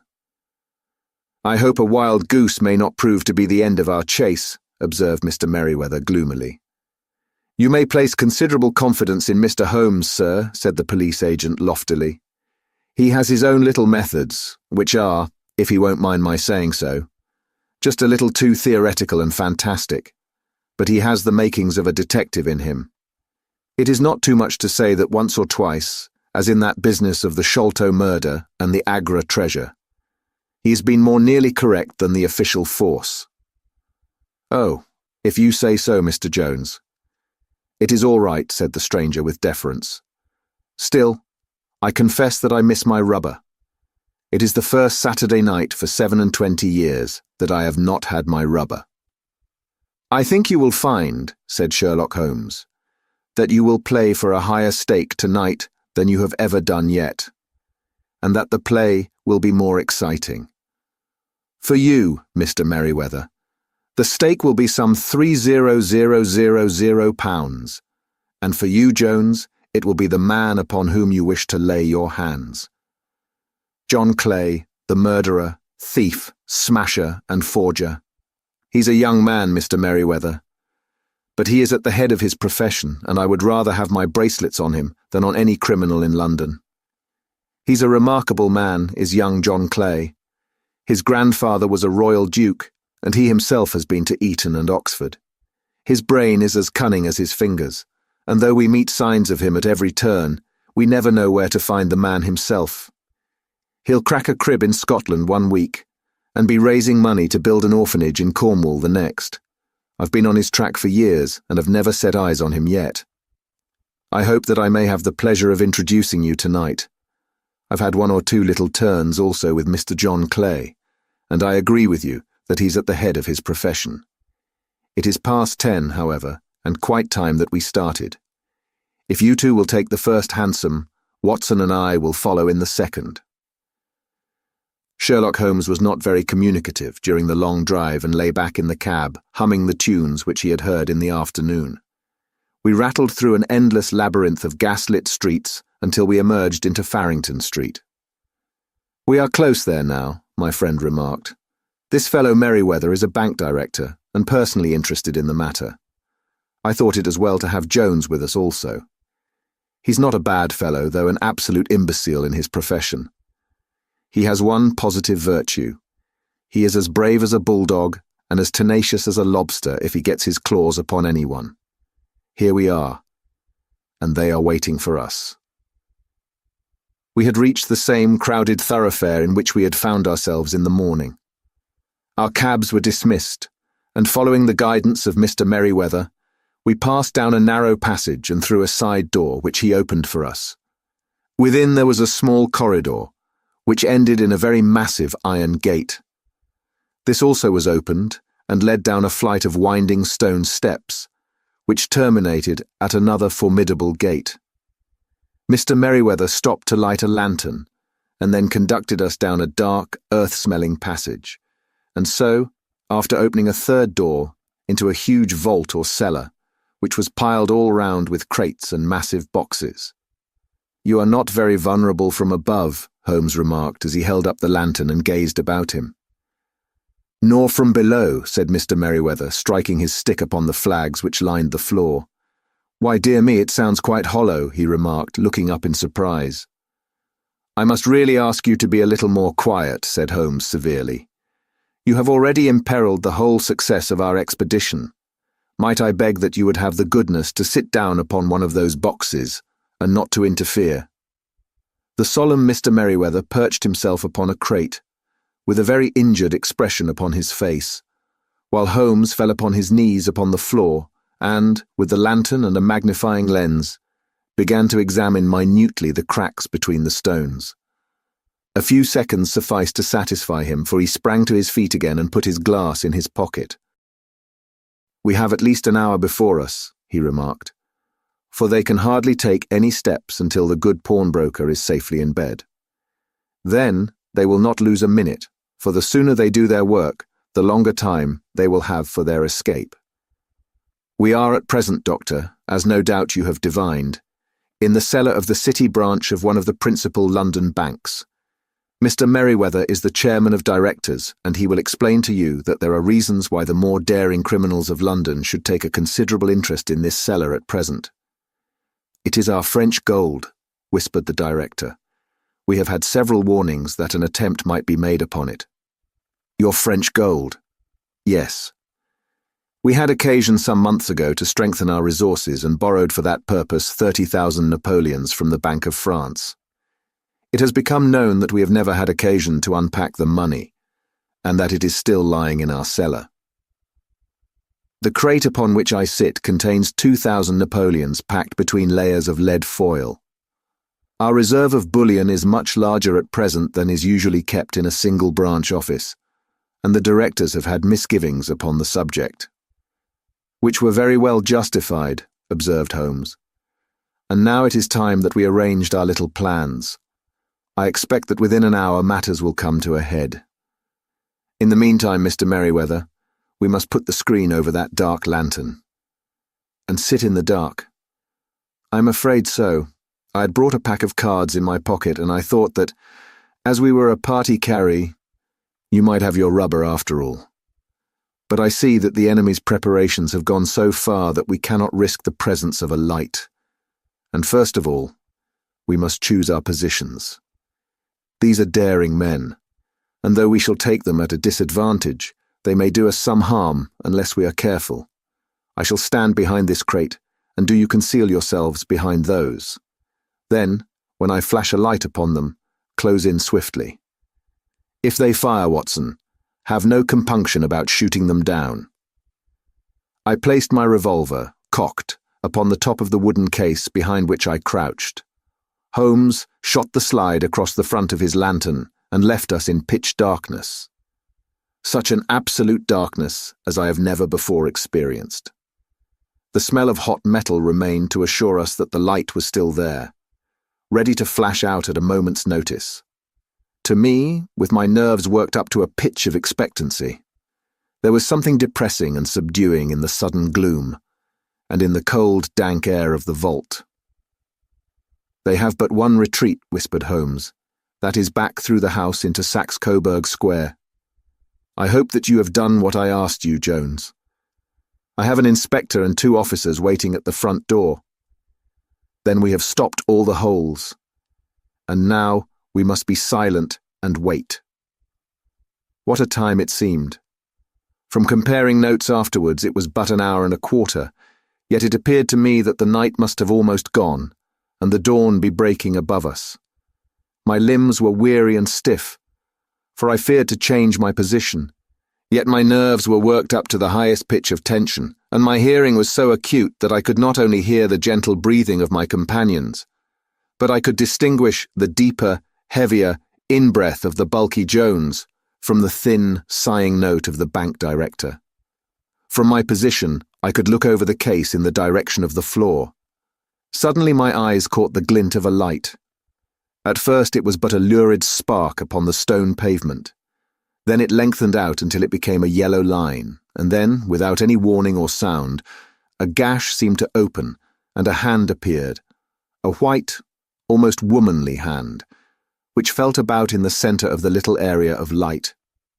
For a minute or more, the hand, with its writhing fingers, protruded out of the floor. Then it was withdrawn as suddenly as it appeared, and all was dark again, save the single, lurid spark which marked a chink between the stones. Its disappearance, however, was but momentary.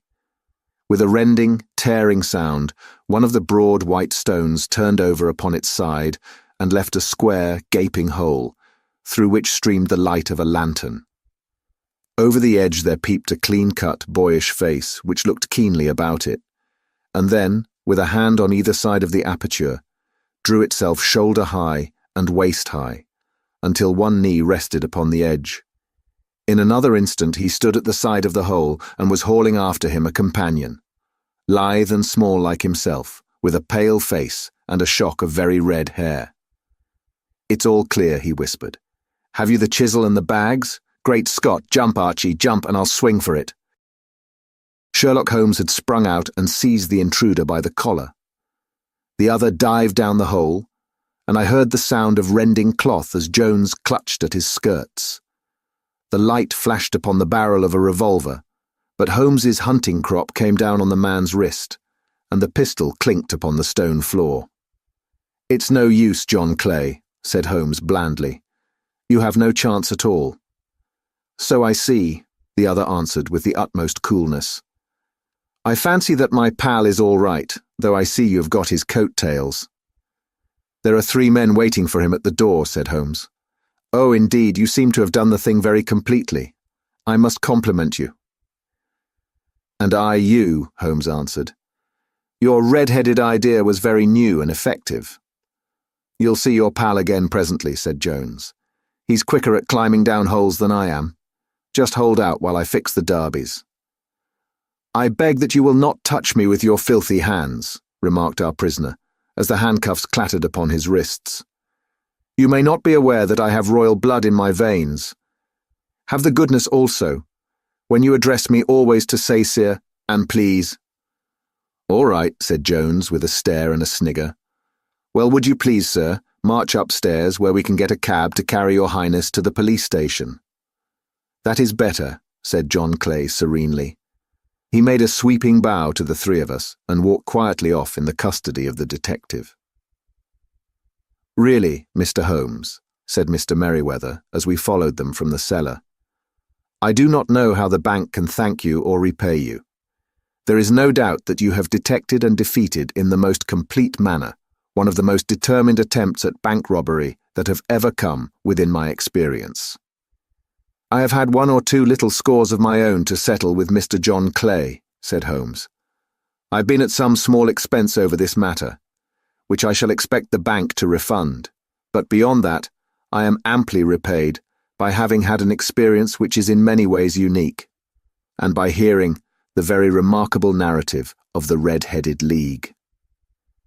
You see, Watson, he explained in the early hours of the morning as we sat over a glass of whiskey and soda in Baker Street, it was perfectly obvious from the first that the only possible object of this rather fantastic business of the advertisement of the League and the copying of the encyclopedia must be to get this not over-bright pawnbroker out of the way for a number of hours every day. It was a curious way of managing it, but really it would be difficult to suggest a better. The method was no doubt suggested to Clay's ingenious mind by the colour of his accomplice's hair. The £4 a week was a lure which must draw him, and what was it to them, who were playing for thousands? They put in the advertisement, one rogue has the temporary office, the other rogue incites the man to apply for it, and together they manage to secure his absence every morning in the week. From the time that I heard of the assistant having come for half wages, it was obvious to me that he had some strong motive for securing the situation. But how could you guess what the motive was? Had there been women in the house, I should have suspected a mere vulgar intrigue. That, however, was out of the question. The man's business was a small one, and there was nothing in his house which could account for such elaborate preparations and such an expenditure as they were at. It must, then, be something out of the house. What could it be? I thought of the assistant's fondness for photography, and his trick of vanishing into the cellar. The cellar. There was the end of this tangled clue. Then I made inquiries as to this mysterious assistant and found that I had to deal with one of the coolest and most daring criminals in London. He was doing something in the cellar, something which took many hours a day for months on end. What could it be, once more? I could think of nothing save that he was running a tunnel to some other building. So far I had got when we went to visit the scene of action. I surprised you by beating upon the pavement with my stick. I was ascertaining whether the cellar stretched out in front or behind. It was not in front. Then I rang the bell and, as I hoped, the assistant answered it. We have had some skirmishes, but we had never set eyes upon each other before. I hardly looked at his face. His knees were what I wished to see. You must yourself have remarked how worn, wrinkled, and stained they were. They spoke of those hours of burrowing. The only remaining point was what they were burrowing for. I walked round the corner, saw the City and Suburban Bank abutted on our friend's premises, and felt that I had solved my problem. When you drove home after the concert, I called upon Scotland Yard and upon the chairman of the bank directors, with the result that you have seen. And how could you tell that they would make their attempt tonight? I asked. Well, when they closed their League offices, That was a sign that they cared no longer about Mr. Jabez Wilson's presence. In other words, that they had completed their tunnel. But it was essential that they should use it soon, as it might be discovered, or the bullion might be removed. Saturday would suit them better than any other day, as it would give them 2 days for their escape. For all these reasons, I expected them to come tonight. "You reasoned it out beautifully," I exclaimed in unfeigned admiration. "It is so long a chain, and yet every link rings true." "It saved me from ennui," he answered, yawning. "Alas, I already feel it closing in upon me. My life is spent in one long effort to escape from the commonplaces of existence. These little problems help me to do so." "And you are a benefactor of the race," said I. He shrugged his shoulders. "Well, perhaps after all it is of some little use," he remarked. "L'homme sait rien, l'œuvre sait tout," as Gustave Flaubert wrote to Georges Sand. A case of identity. "My dear fellow," said Sherlock Holmes, as we sat on either side of the fire in his lodgings at Baker Street, "life is infinitely stranger than anything which the mind of man could invent. We would not dare to conceive the things which are really mere commonplaces of existence. If we could fly out of that window, hand in hand, hover over this great city, gently remove the roofs, and peep in at the queer things which are going on, the strange coincidences, the plannings, the cross-purposes, the wonderful chains of events, working through generations, and leading to the most outré results, it would make all the fiction with its conventionalities and foreseen conclusions most stale and unprofitable." "And yet I am not convinced of it," I answered. "The cases which come to light in the papers are, as a rule, bald enough and vulgar enough.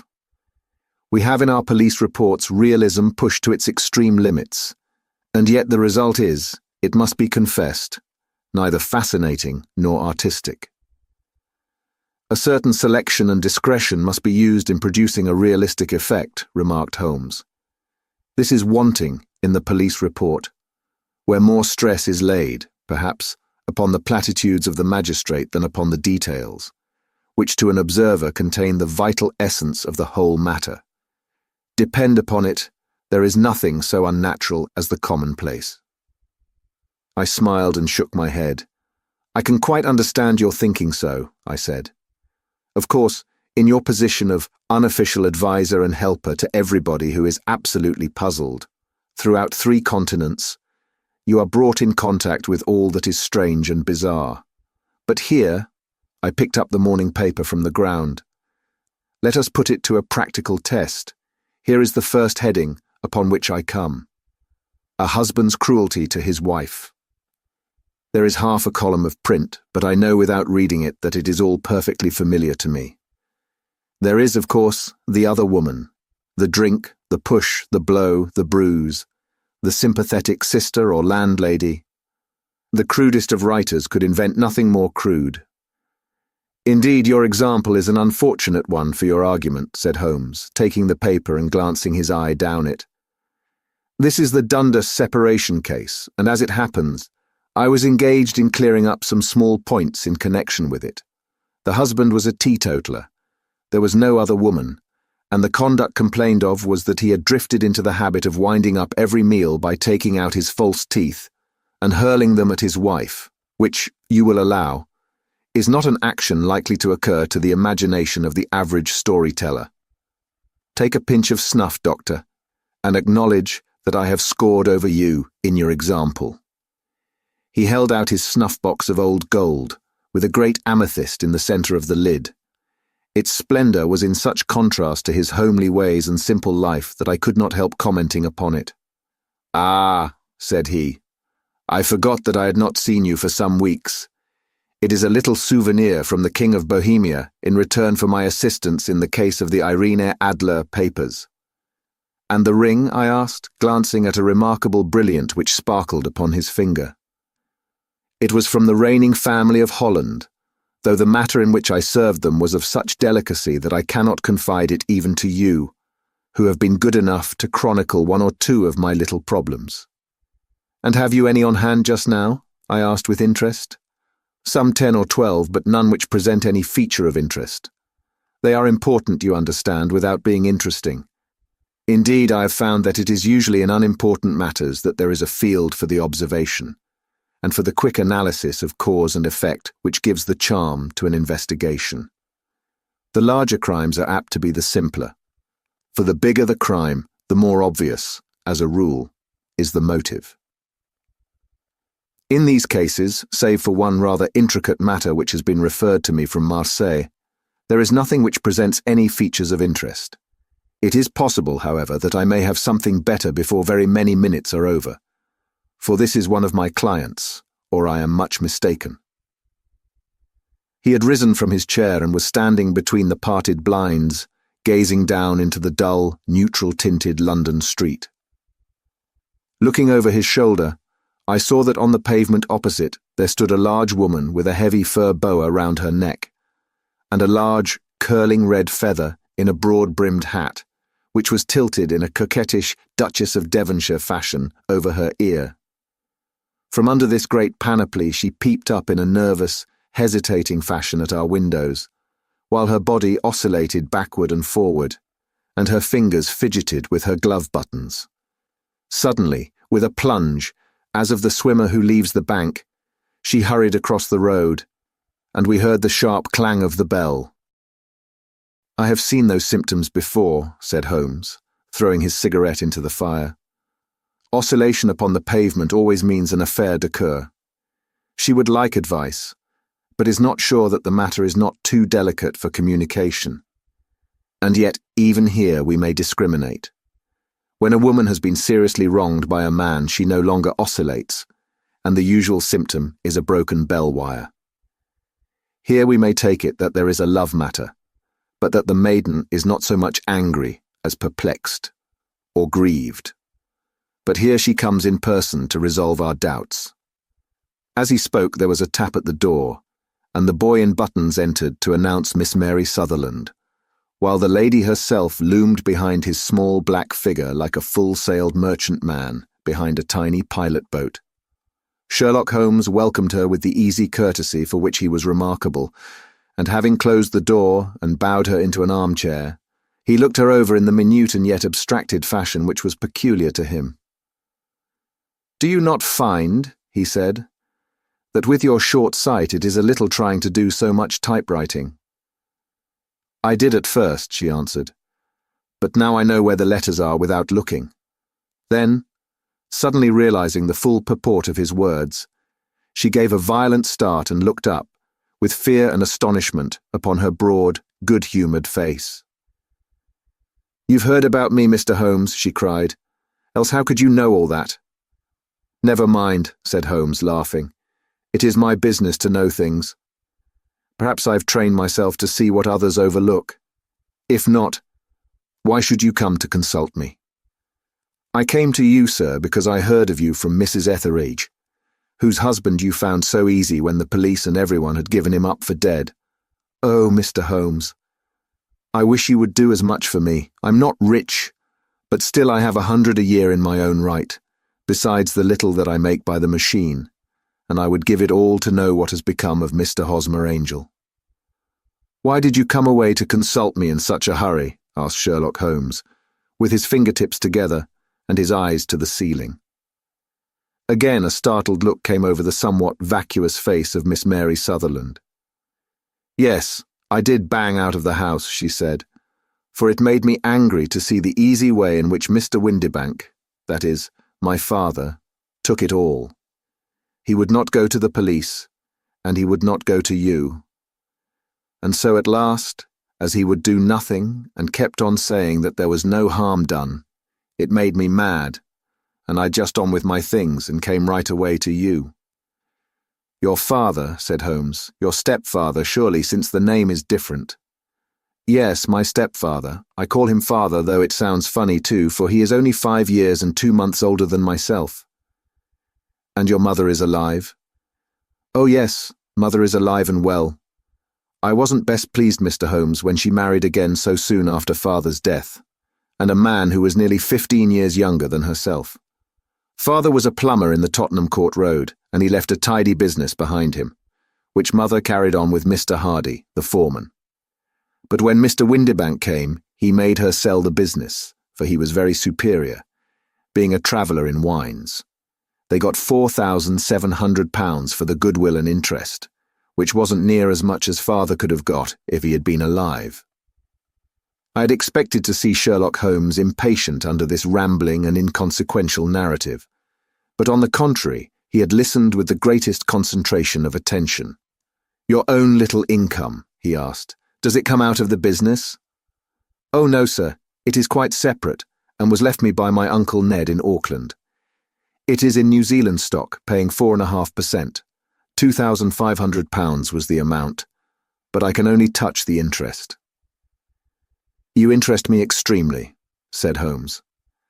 "And since you draw so large a sum as 100 a year, with what you earn into the bargain, you no doubt travel a little and indulge yourself in every way. I believe that a single lady can get on very nicely upon an income of about £60. "I could do with much less than that, Mr. Holmes. But you understand that as long as I live at home, I don't wish to be a burden to them, and so they have the use of the money just while I'm staying with them. Of course, that is only just for the time. Mr. Windibank draws my interest every quarter and pays it over to Mother, and I find that I can do pretty well with what I earn at typewriting. It brings me 2p a sheet, and I can often do from 15 to 20 sheets in a day." "You have made your position very clear to me," said Holmes. "This is my friend, Dr. Watson, before whom you can speak as freely as before myself. Kindly tell us now all about your connection with Mr. Hosmer Angel." A flush stole over Miss Sutherland's face, and she picked nervously at the fringe of her jacket. "I met him first at the gasfitter's ball," she said. "They used to send Father tickets when he was alive, and then afterwards they remembered us and sent them to Mother. Mr. Windibank did not wish us to go. He never did wish us to go anywhere. He would get quite mad if I wanted so much as to join a Sunday school treat. But this time I was set on going, and I would go. For what right had he to prevent? He said the folk were not fit for us to know, when all Father's friends were to be there. And he said that I had nothing fit to wear, when I had my purple plush that I had never so much as taken out of the drawer. At last, when nothing else would do, he went off to France upon the business of the firm. But we went, Mother and I, with Mr. Hardy, who used to be our foreman, and it was there I met Mr. Hosmer Angel." "I suppose," said Holmes, "that when Mr. Windibank came back from France he was very annoyed at your having gone to the ball." "Oh, well, he was very good about it. He laughed, I remember, and shrugged his shoulders, and said there was no use denying anything to a woman, for she would have her way." "I see. Then at the gasfitter's ball you met, as I understand, a gentleman called Mr. Hosmer Angel." "Yes, sir. I met him that night, and he called next day to ask if we had got home all safe, and after that we met him. That is to say, Mr. Holmes, I met him twice for walks.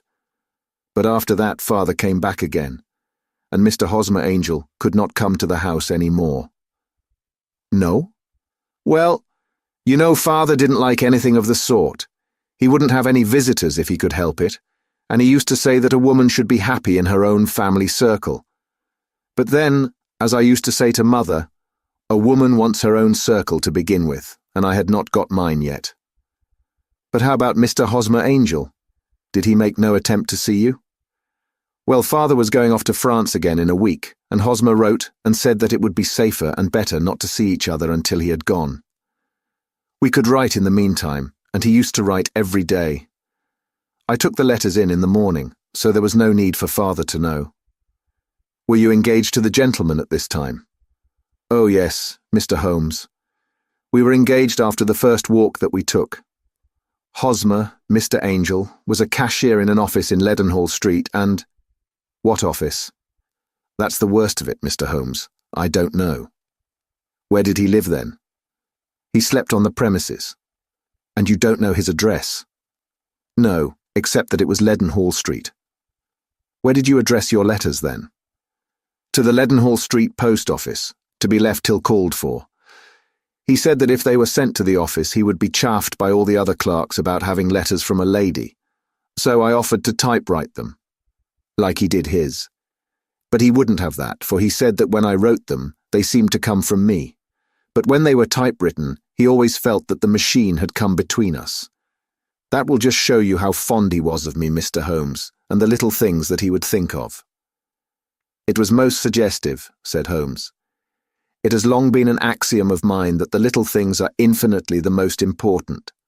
Can you remember any other little things about Mr. Hosmer Angel? He was a very shy man, Mr. Holmes. He would rather walk with me in the evening than in the daylight, for he said that he hated to be conspicuous. Very retiring and gentlemanly he was. Even his voice was gentle.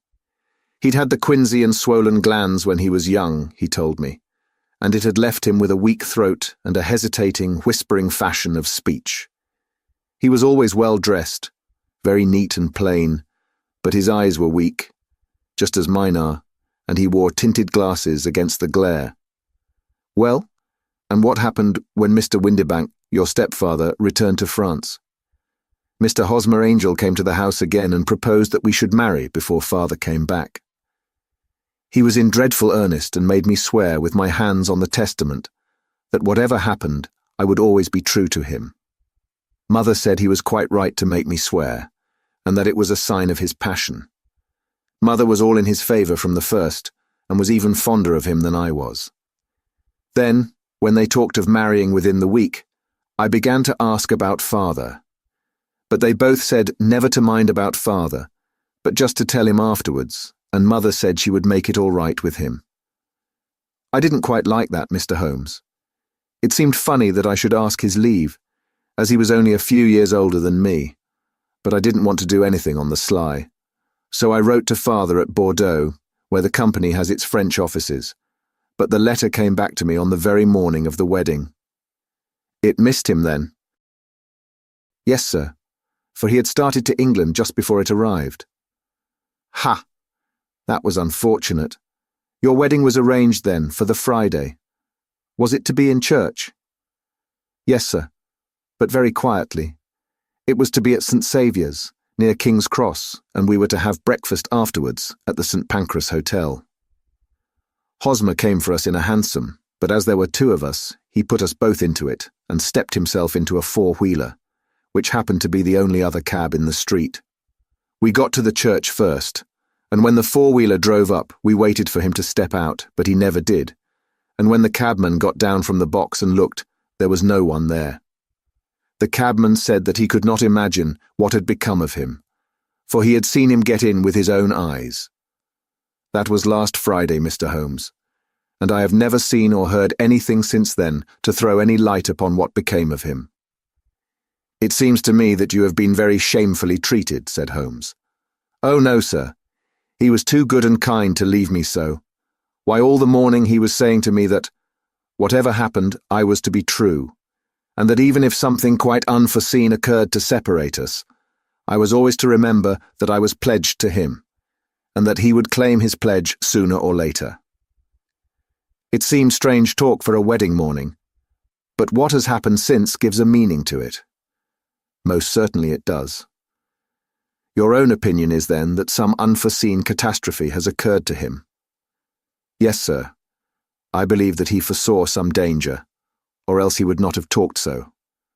And then I think that what he foresaw happened. But you have no notion as to what it could have been. None. One more question. How did your mother take the matter? She was angry and said that I was never to speak of the matter again. And your father? Did you tell him? Yes. And he seemed to think, with me, that something had happened, and that I should hear of Hosmer again. As he said, what interest could anyone have in bringing me to the doors of the church, and then leaving me? Now, if he had borrowed my money, or if he had married me and got my money settled on him, there might be some reason, but Hosmer was very independent about money, and never would look at a shilling of mine. And yet, what could have happened? And why could he not write? Oh, it drives me half mad to think of it, and I can't sleep a wink at night. She pulled a little handkerchief out of her muff and began to sob heavily into it. "I shall glance into the case for you," said Holmes, rising, "and I have no doubt that we shall reach some definite result. Let the weight of the matter rest upon me now, and do not let your mind dwell upon it further. Above all, try to let Mr. Hosmer Angel vanish from your memory as he has done from your life." "Then you don't think I'll see him again?" "I fear not." "Then what has happened to him?" "You will leave that question in my hands. I should like an accurate description of him and any letters of his which you can spare." "I advertised for him in last Saturday's Chronicle," said she. "Here is the slip, and here are 4 letters from him." "Thank you." "And your address?" "No, 31 Lyon Place, Camberwell." "Mr. Angel's address you never had, I understand. Where is your father's place of business?" "He travels for Westhouse and Marbank, the great claret importers of Fenchurch Street." "Thank you. You have made your statement very clearly. You will leave the papers here and remember the advice which I have given you. Let the whole incident be a sealed book and do not allow it to affect your life." "You are very kind, Mr. Holmes, but I cannot do that. I shall be true to Hosmer. He shall find me ready when he comes back." For all the preposterous hat and the vacuous face, there was something noble in the simple faith of our visitor which compelled our respect. She laid her little bundle of papers upon the table and went her way, with a promise to come again whenever she might be summoned. Sherlock Holmes sat silent for a few minutes with his fingertips still pressed together, his legs stretched out in front of him, and his gaze directed upward to the ceiling. Then he took down from the rack the old and oily clay pipe, which was to him as a counsellor, and having lit it, he leaned back in his chair, with the thick blue cloud wreath spinning up from him, and a look of infinite languor in his face. "Quite an interesting study, that maiden," he observed. "I found her more interesting than her little problem, which, by the way, is rather a trite one. You will find parallel cases, if you consult my index, in Andover in 77, and there was something of the sort at The Hague last year. Old as is the idea, however, there were 1 or 2 details which were new to me. But the maiden herself was most instructive." "You appeared to read a good deal upon her which was quite invisible to me," I remarked. "Not invisible but unnoticed, Watson. You did not know where to look, and so you missed all that was important. I can never bring you to realize the importance of sleeves, the suggestiveness of thumbnails, or the great issues that may hang from a bootlace. Now, what did you gather from that woman's appearance? Describe it." "Well, she had a slate-coloured, broad-brimmed straw hat with a feather of a brickish red. Her jacket was black, with black beads sewn upon it, and a fringe of little black jet ornaments. Her dress was brown, rather darker than coffee colour, with a little purple plush at the neck and sleeves. Her gloves were greyish and were worn through at the right forefinger. Her boots I didn't observe. She had small, round, hanging gold earrings, and a general air of being fairly well-to-do in a vulgar, comfortable, easy-going way." Sherlock Holmes clapped his hands softly together and chuckled. "'Pon my word, Watson, you are coming along wonderfully. You have really done very well indeed. It is true that you have missed everything of importance, but you have hit upon the method, and you have a quick eye for colour. Never trust to general impressions, my boy, but concentrate yourself upon details. My first glance is always at a woman's sleeve. In a man it is perhaps better first to take the knee of the trouser. As you observe, this woman had plush upon her sleeves, which is a most useful material for showing traces. The double line a little above the wrist, where the typewriter presses against the table, was beautifully defined. The sewing machine, of the hand type, leaves a similar mark, but only on the left arm, and on the side of it farthest from the thumb, instead of being right across the broadest part, as this was. I then glanced at her face, and observing the dint of a pince-nez at either side of her nose, I ventured a remark upon short sight and typewriting, which seemed to surprise her. It surprised me. But surely it was obvious.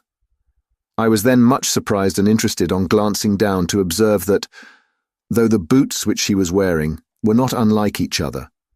They were really odd ones, the one having a slightly decorated toe cap and the other a plain one. One was buttoned only in the 2 lower buttons out of 5, and the other at the 1st, 3rd, and 5th. Now, when you see that a young lady, otherwise neatly dressed, has come away from home with odd boots, half-buttoned, it is no great deduction to say that she came away in a hurry. And what else? I asked, keenly interested, as I always was, by my friend's incisive reasoning. I noted, in passing, that she had written a note before leaving home but after being fully dressed. You observed that her right glove was torn at the forefinger, but you did not apparently see that both glove and finger were stained with violet ink. She had written in a hurry and dipped her pen too deep. It must have been this morning, or the mark would not remain clear upon the finger. All this is amusing, though rather elementary, but I must go back to business, Watson. Would you mind reading me the advertised description of Mr. Hosmer Angel? I held the little printed slip to the light. Missing, it said. On the morning of the 14th, a gentleman named Hosmer Angel, about 5'7" in height, strongly built, sallow complexion, black hair, a little bald in the centre, bushy, black side whiskers and moustache, tinted glasses, slight infirmity of speech. Was dressed, when last seen, in black frock coat faced with silk, black waistcoat, gold Albert chain, and grey Harris tweed trousers, with brown gaiters over elastic-sided boots. Known to have been employed in an office in Leadenhall Street. Anybody bringing, and C&C. That will do, said Holmes. As to the letters, he continued, glancing over them, they are very commonplace. Absolutely no clue in them to Mr. Angel, save that he quotes Balzac once. There is one remarkable point, however, which will no doubt strike you. They are typewritten, I remarked. Not only that, but the signature is typewritten. Look at the neat little Hosmer Angel at the bottom. There is a date, you see, but no superscription except Leadenhall Street, which is rather vague. The point about the signature is very suggestive. In fact, we may call it conclusive. Of what? My dear fellow, is it possible you do not see how strongly it bears upon the case? I cannot say that I do, unless it were that he wished to be able to deny his signature if an action for breach of promise were instituted. No, that was not the point. However, I shall write 2 letters, which should settle the matter. One is to a firm in the city. The other is to the young lady's stepfather, Mr. Windibank, asking him whether he could meet us here at 6 o'clock tomorrow evening. It is just as well that we should do business with the male relatives. And now, Doctor, we can do nothing until the answers to those letters come, so we may put our little problem upon the shelf for the interim. I had had so many reasons to believe in my friend's subtle powers of reasoning and extraordinary energy in action, that I felt that he must have some solid grounds for the assured and easy demeanour with which he treated the singular mystery which he had been called upon to fathom. Once only had I known him to fail, in the case of the King of Bohemia and of the Irene Adler photograph. But when I look back to the weird business of the sign of 4 and the extraordinary circumstances connected with the study in scarlet, I felt that it would be a strange tangle indeed which he could not unravel.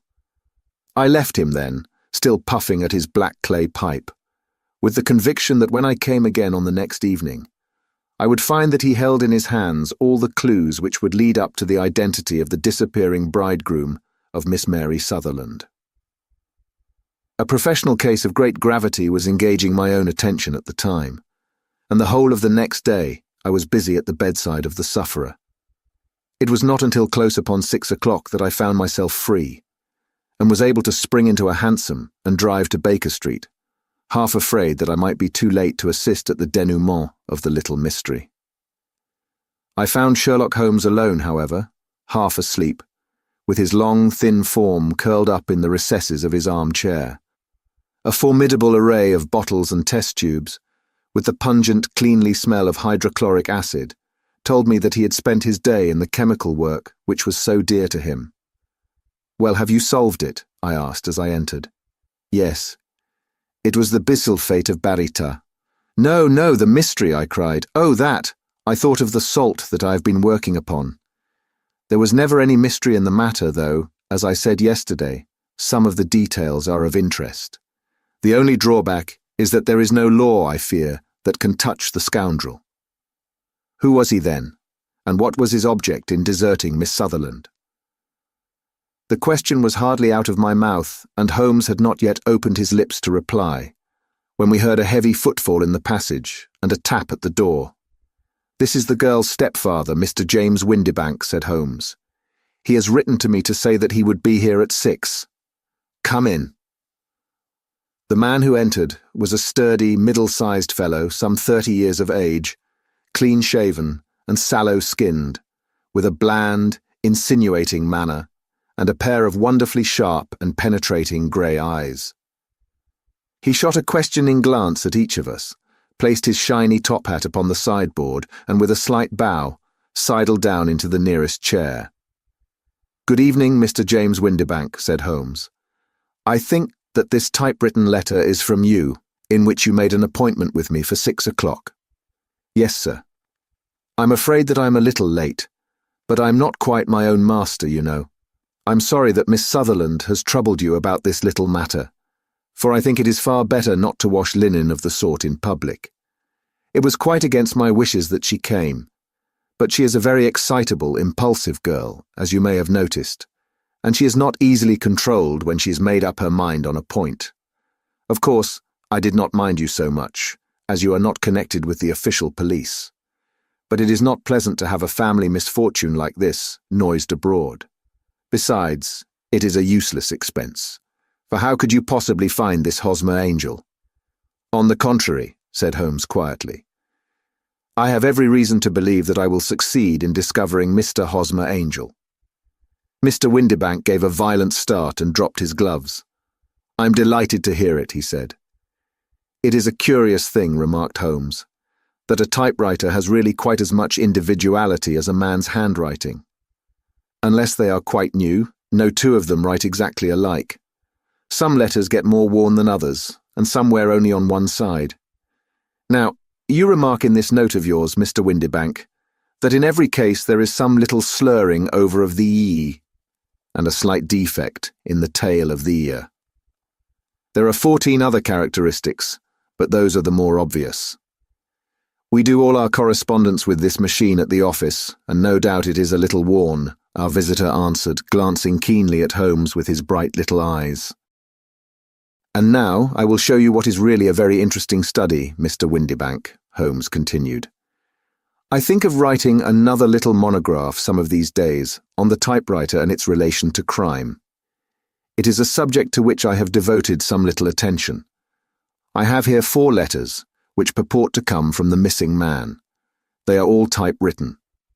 In each case, not only are theirs slurred and theirs tailless, but you will observe, if you care to use my magnifying lens, that the 14 other characteristics to which I have alluded are there as well." Mr. Windibank sprang out of his chair and picked up his hat. "I cannot waste time over this sort of fantastic talk, Mr. Holmes," he said. "If you can catch the man, catch him, and let me know when you have done it." "Certainly," said Holmes, stepping over and turning the key in the door. "I let you know, then, that I have caught him." "What? Where?" shouted Mr. Windibank, turning white to his lips and glancing about him like a rat in a trap. "Oh, it won't do. Really it won't," said Holmes suavely. "There is no possible getting out of it, Mr. Windibank. It is quite too transparent. And it was a very bad compliment when you said that it was impossible for me to solve so simple a question. That's right. Sit down and let us talk it over." Our visitor collapsed into a chair, with a ghastly face and a glitter of moisture on his brow. It's not actionable," he stammered. "I am very much afraid that it is not. But between ourselves, Windibank, it was as cruel and selfish and heartless a trick in a petty way as ever came before me. Now let me just run over the course of events, and you will contradict me if I go wrong." The man sat huddled up in his chair, with his head sunk upon his breast, like one who is utterly crushed. Holmes stuck his feet up on the corner of the mantelpiece and, leaning back with his hands in his pockets, began talking, rather to himself, as it seemed, than to us. "The man married a woman very much older than himself for her money," said he, "and he enjoyed the use of the money of the daughter as long as she lived with them. It was a considerable sum for people in their position, and the loss of it would have made a serious difference. It was worth an effort to preserve it.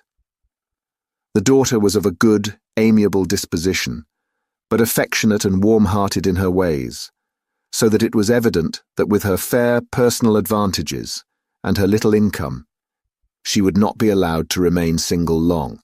Now her marriage would mean, of course, the loss of 100 a year, so what does her stepfather do to prevent it? He takes the obvious course of keeping her at home and forbidding her to seek the company of people of her own age. But soon he found that that would not answer forever. She became restive, insisted upon her rights, and finally announced her positive intention of going to a certain ball. What does her clever stepfather do then? He conceives an idea more creditable to his head than to his heart. With the connivance and assistance of his wife, he disguised himself, covered those keen eyes with tinted glasses, masked the face with a moustache and a pair of bushy whiskers, sunk that clear voice into an insinuating whisper, and doubly secure on account of the girl's short sight, he appears as Mr. Hosmer Angel, and keeps off other lovers by making love himself. "It was only a joke at first," groaned our visitor. "We never thought that she would have been so carried away." Very likely not. However that may be, the young lady was very decidedly carried away, and having quite made up her mind that her stepfather was in France, the suspicion of treachery never for an instant entered her mind. She was flattered by the gentleman's attentions, and the effect was increased by the loudly expressed admiration of her mother. Then Mr. Angel began to call, for it was obvious that the matter should be pushed as far as it would go if a real effect were to be produced. There were meetings and an engagement which would finally secure the girl's affections from turning towards anyone else. But the deception could not be kept up forever. These pretended journeys to France were rather cumbrous. The thing to do was clearly to bring the business to an end in such a dramatic manner that it would leave a permanent impression upon the young lady's mind and prevent her from looking upon any other suitor for some time to come. Hence those vows of fidelity exacted upon a testament, and hence also the allusions to a possibility of something happening on the very morning of the wedding. James Windibank wished Miss Sutherland to be so bound to Hosmer Angel, and so uncertain as to his fate, that for 10 years to come, at any rate, she would not listen to another man. As far as the church door he brought her, and then, as he could go no farther, he conveniently vanished away by the old trick of stepping in at one door of a four-wheeler and out at the other. I think that was the chain of events, Mr. Windibank. Our visitor had recovered something of his assurance while Holmes had been talking, and he rose from his chair now with a cold sneer upon his pale face. "It may be so, or it may not, Mr. Holmes," said he. "But if you're so very sharp, you ought to be sharp enough to know that it is you who are breaking the law now, and not me. I have done nothing actionable from the first, but as long as you keep that door locked, you lay yourself open to an action for assault and illegal constraint." "The law cannot, as you say, touch you," said Holmes, unlocking and throwing open the door. "Yet there never was a man who deserved punishment more. If the young lady has a brother or a friend, he ought to lay a whip across your shoulders. By Jove," he continued, flushing up at the sight of the bitter sneer upon the man's face, "it is not part of my duties to my client, but here's a hunting crop handy, and I think I shall just treat myself to—" He took 2 swift steps to the whip, but before he could grasp it there was a wild clatter of steps upon the stairs, the heavy hall door banged, and from the window we could see Mr. James Windibank running at the top of his speed down the road. "There's a cold-blooded scoundrel," said Holmes, laughing as he threw himself down into his chair once more. "That fellow will rise from crime to crime until he does something very bad and ends on a gallows. The case has, in some respects, been not entirely devoid of interest."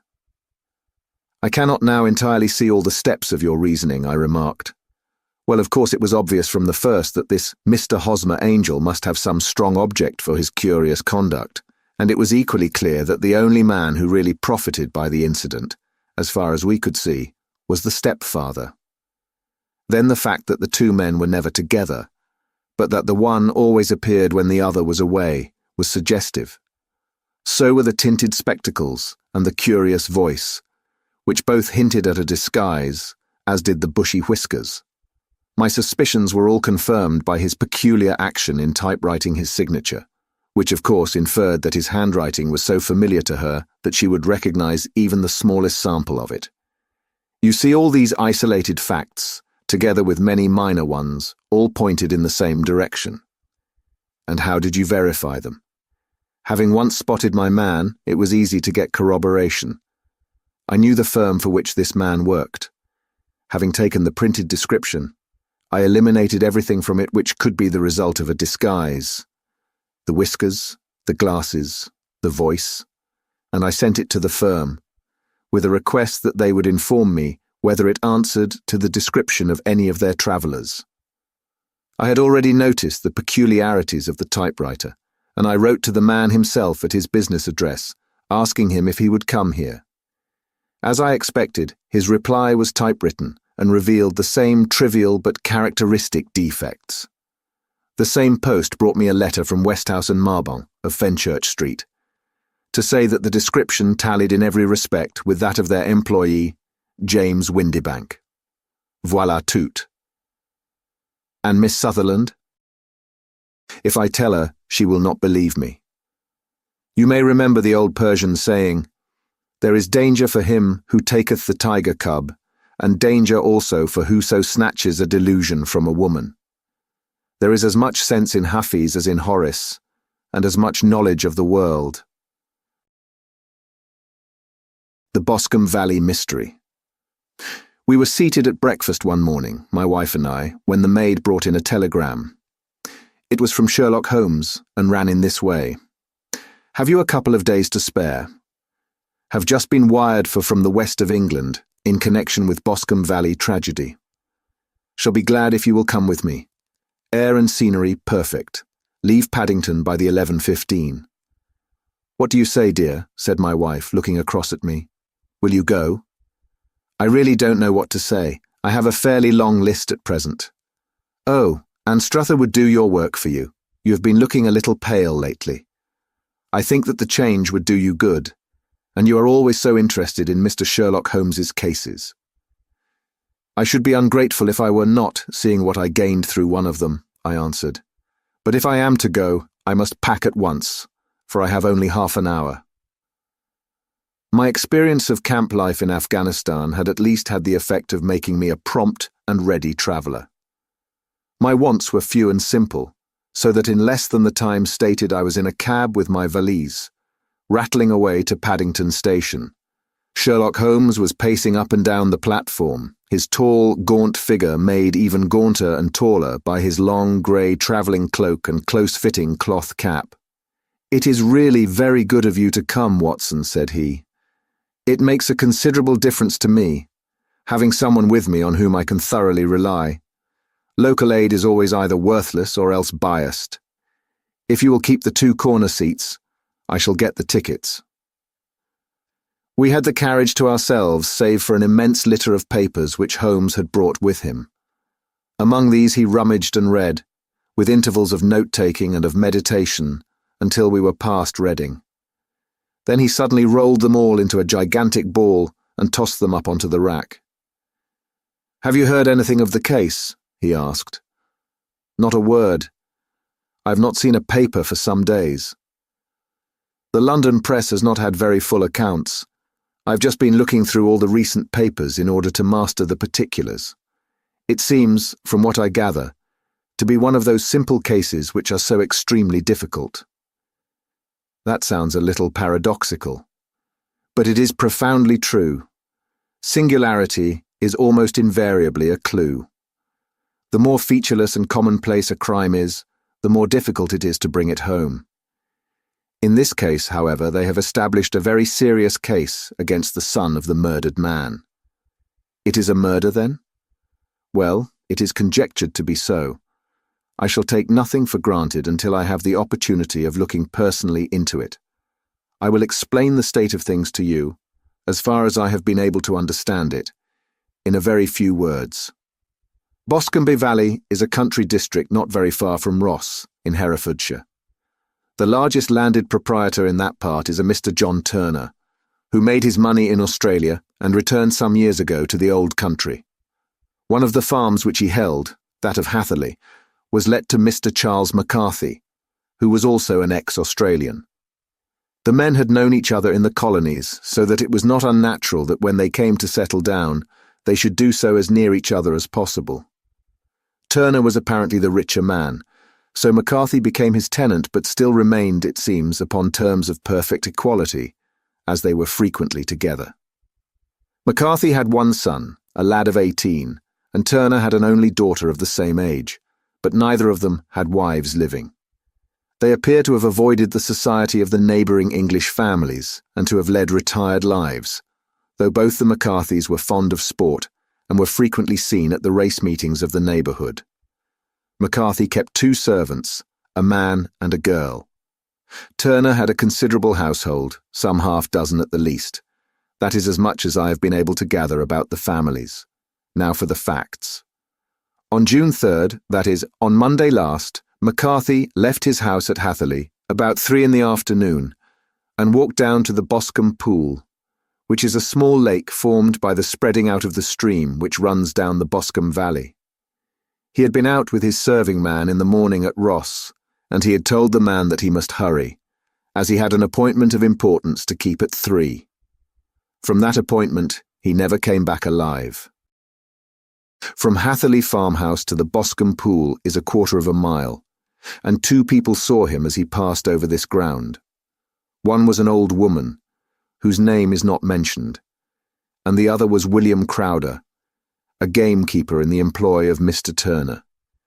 Both these witnesses depose that Mr. McCarthy was walking alone.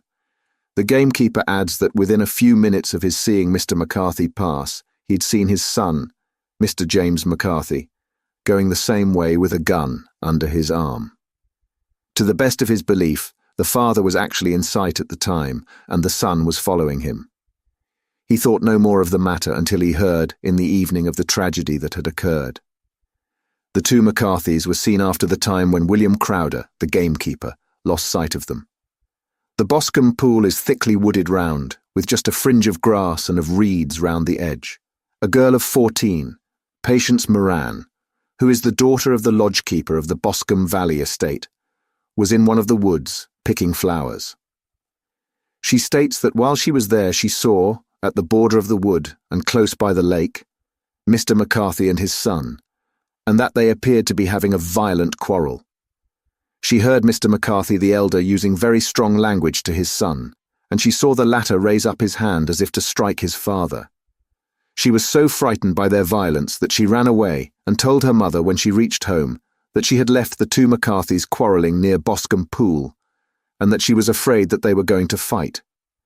She had hardly said the words when young Mr. McCarthy came running up to the lodge to say that he had found his father dead in the wood, and to ask for the help of the lodge-keeper. He was much excited, without either his gun or his hat, and his right hand and sleeve were observed to be stained with fresh blood. On following him, they found the dead body stretched out upon the grass beside the pool. The head had been beaten in by repeated blows of some heavy and blunt weapon. The injuries were such as might very well have been inflicted by the butt end of his son's gun, which was found lying on the grass within a few paces of the body. Under these circumstances, the young man was instantly arrested, and a verdict of wilful murder having been returned at the inquest on Tuesday, he was on Wednesday brought before the magistrates at Ross, who have referred the case to the next assizes. Those are the main facts of the case as they came out before the coroner and the police court. I could hardly imagine a more damning case, I remarked. If ever circumstantial evidence pointed to a criminal, it does so here. Circumstantial evidence is a very tricky thing, answered Holmes thoughtfully. It may seem to point very straight to one thing, but if you shift your own point of view a little, you may find it pointing in an equally uncompromising manner to something entirely different. It must be confessed, however, that the case looks exceedingly grave against the young man, and it is very possible that he is indeed the culprit. There are several people in the neighbourhood, however, and among them Miss Turner, the daughter of the neighbouring landowner, who believe in his innocence and who have retained Lestrade, whom you may recollect in connection with the study in Scarlet, to work out the case in his interest. Lestrade, being rather puzzled, has referred the case to me, and hence it is that two middle-aged gentlemen are flying westward at 50 miles an hour instead of quietly digesting their breakfasts at home. I'm afraid, said I, that the facts are so obvious that you will find little credit to be gained out of this case. There is nothing more deceptive than an obvious fact, he answered, laughing. Besides, we may chance to hit upon some other obvious facts which may have been by no means obvious to Mr. Lestrade. You know me too well to think that I am boasting when I say that I shall either confirm or destroy his theory by means which he is quite incapable of employing, or even of understanding. To take the first example to hand, I very clearly perceive that in your bedroom the window is upon the right-hand side, and yet I question whether Mr. Lestrade would have noted even so self-evident a thing as that. How on earth? My dear fellow, I know you well. I know the military neatness which characterizes you. You shave every morning, and in this season you shave by the sunlight. But since your shaving is less and less complete as we get farther back on the left side, until it becomes positively slovenly as we get round the angle of the jaw, it is surely very clear that that side is less illuminated than the other. I could not imagine a man of your habits looking at himself in an equal light and being satisfied with such a result. I only quote this as a trivial example of observation and inference. Therein lies my métier, and it is just possible that it may be of some service in the investigation which lies before us. There are one or two minor points which were brought out in the inquest, and which are worth considering. What are they? It appears that his arrest did not take place at once, but after the return to Hatherley Farm. On the Inspector of Constabulary informing him that he was a prisoner, he remarked that he was not surprised to hear it, and that it was no more than his deserts. This observation of his had the natural effect of removing any traces of doubt which might have remained in the minds of the coroner's jury. It was a confession, I ejaculated. No, for it was followed by a protestation of innocence. Coming on the top of such a damning series of events, it was at least a most suspicious remark. On the contrary, said Holmes, it is the brightest rift which I can at present see in the clouds. However innocent he might be, he could not be such an absolute imbecile as not to see that the circumstances were very black against him. Had he appeared surprised at his own arrest, or feigned indignation at it, I should have looked upon it as highly suspicious, because such surprise or anger would not be natural under the circumstances, and yet might appear to be the best policy to a scheming man. His frank acceptance of the situation marks him as either an innocent man, or else as a man of considerable self-restraint and firmness. As to his remark about his deserts, it was also not unnatural if you consider that he stood beside the dead body of his father, and that there is no doubt that he had that very day so far forgotten his filial duty as to bandy words with him, and even, according to the little girl whose evidence is so important, to raise his hand as if to strike him. The self-reproach and contrition which are displayed in his remark appear to me to be the signs of a healthy mind rather than of a guilty one. I shook my head. Many men have been hanged on far slighter evidence, I remarked. So they have, and many men have been wrongfully hanged. What is the young man's own account of the matter? It is, I'm afraid, not very encouraging to his supporters, though there are one or two points in it which are suggestive. You will find it here and may read it for yourself." He picked out from his bundle a copy of the local Herefordshire paper, and having turned down the sheet, he pointed out the paragraph in which the unfortunate young man had given his own statement of what had occurred. I settled myself down in the corner of the carriage and read it very carefully. It ran in this way. A Mr. James McCarthy, the only son of the deceased, was then called and gave evidence as follows. I had been away from home for 3 days at Bristol, and had only just returned upon the morning of last Monday, the 3rd. My father was absent from home at the time of my arrival, and I was informed by the maid that he had driven over to Ross with John Cobb, the groom. Shortly after my return, I heard the wheels of his trap in the yard, and looking out of my window, I saw him get out and walk rapidly out of the yard, though I was not aware in which direction he was going. I then took my gun and strolled out in the direction of the Boscombe pool, with the intention of visiting the rabbit warren, which is upon the other side. On my way I saw William Crowder, the gamekeeper, as he had stated in his evidence, but he is mistaken in thinking that I was following my father. I had no idea that he was in front of me. When about 100 yards from the pool, I heard a cry of "Cooey!" which was a usual signal between my father and myself. I then hurried forward, and found him standing by the pool. He appeared to be much surprised at seeing me, and asked me rather roughly what I was doing there. A conversation ensued which led to high words and almost to blows, for my father was a man of a very violent temper. Seeing that his passion was becoming ungovernable, I left him and returned towards Hatherley Farm. I had not gone more than 150 yards, however, when I heard a hideous outcry behind me, which caused me to run back again. I found my father expiring upon the ground, with his head terribly injured. I dropped my gun and held him in my arms, but he almost instantly expired. I knelt beside him for some minutes, and then made my way to Mr. Turner's lodge-keeper, his house being the nearest, to ask for assistance. I saw no one near my father when I returned, and I have no idea how he came by his injuries. He was not a popular man, being somewhat cold and forbidding in his manners, but he had, as far as I know, no active enemies. I know nothing further of the matter. The coroner: Did your father make any statement to you before he died? Witness: He mumbled a few words, but I could only catch some allusion to a rat. The coroner: What did you understand by that? Witness: It conveyed no meaning to me. I thought that he was delirious. The coroner: What was the point upon which you and your father had this final quarrel? Witness: I should prefer not to answer.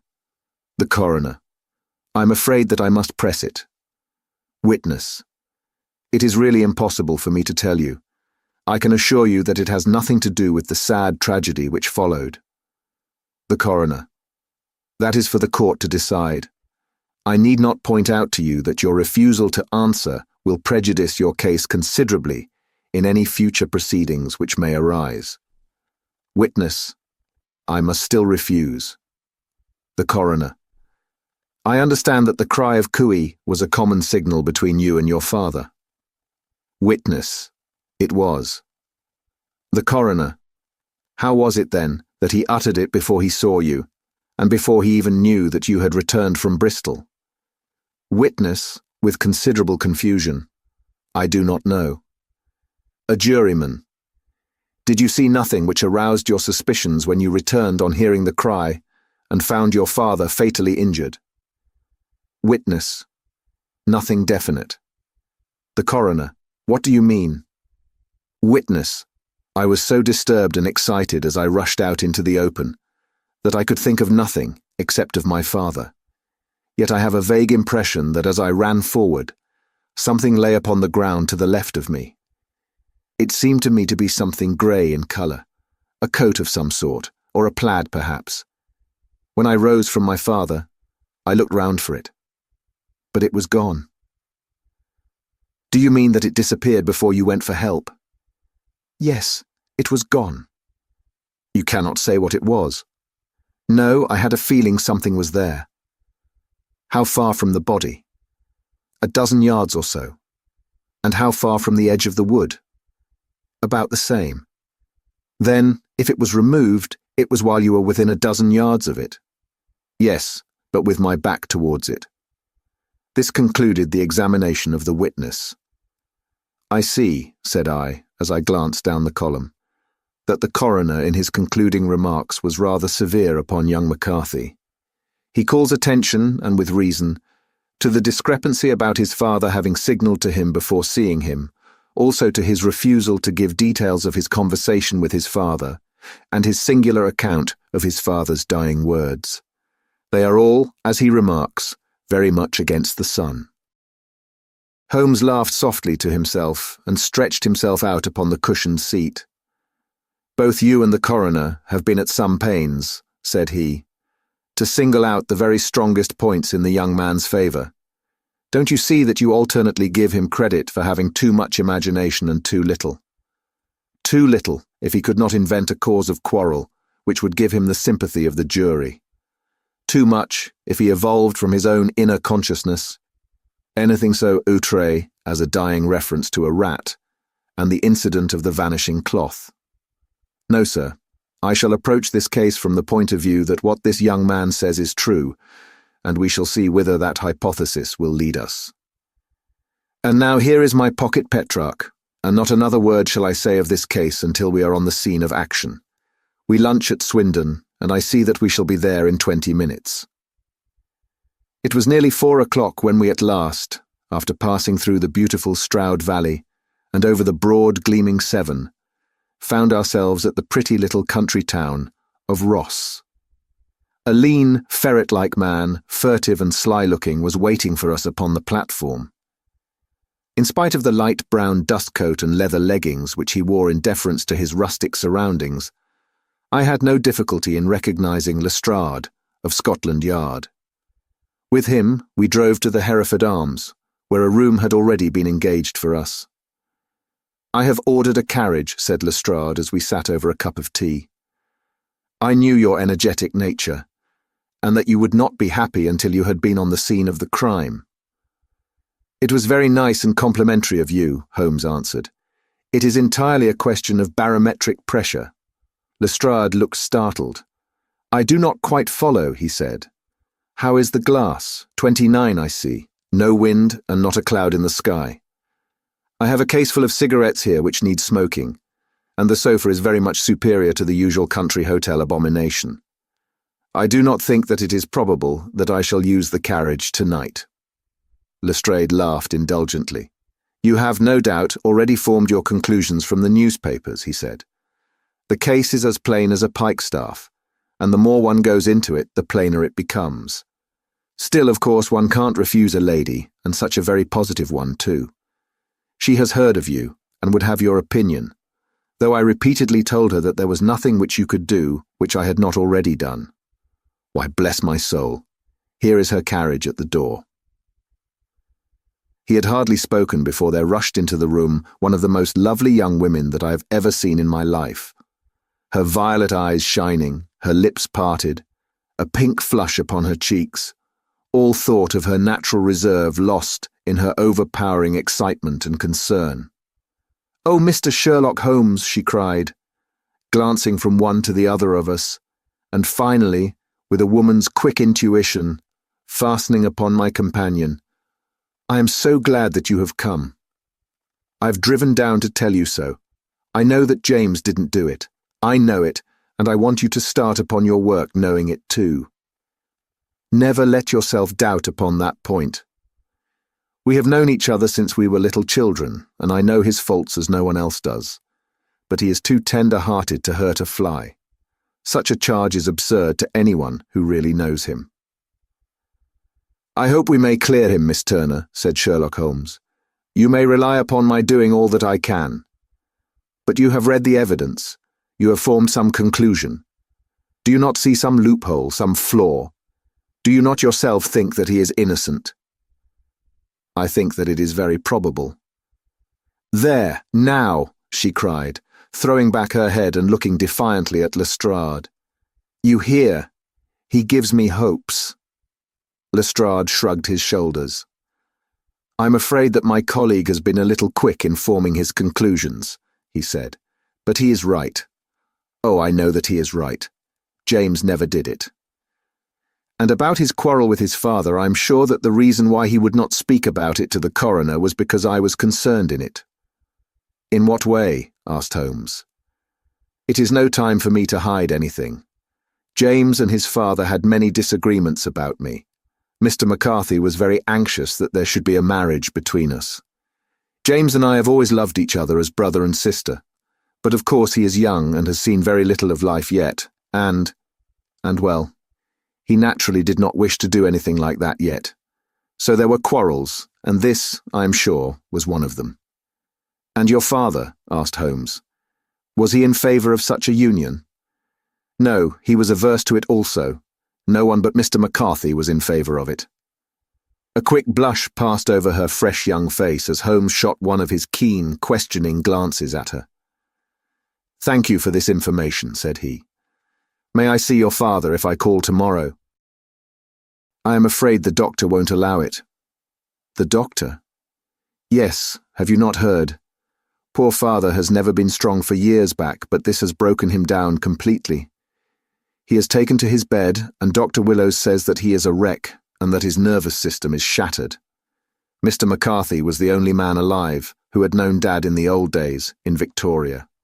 "Ha! In Victoria. That is important." "Yes, at the mines."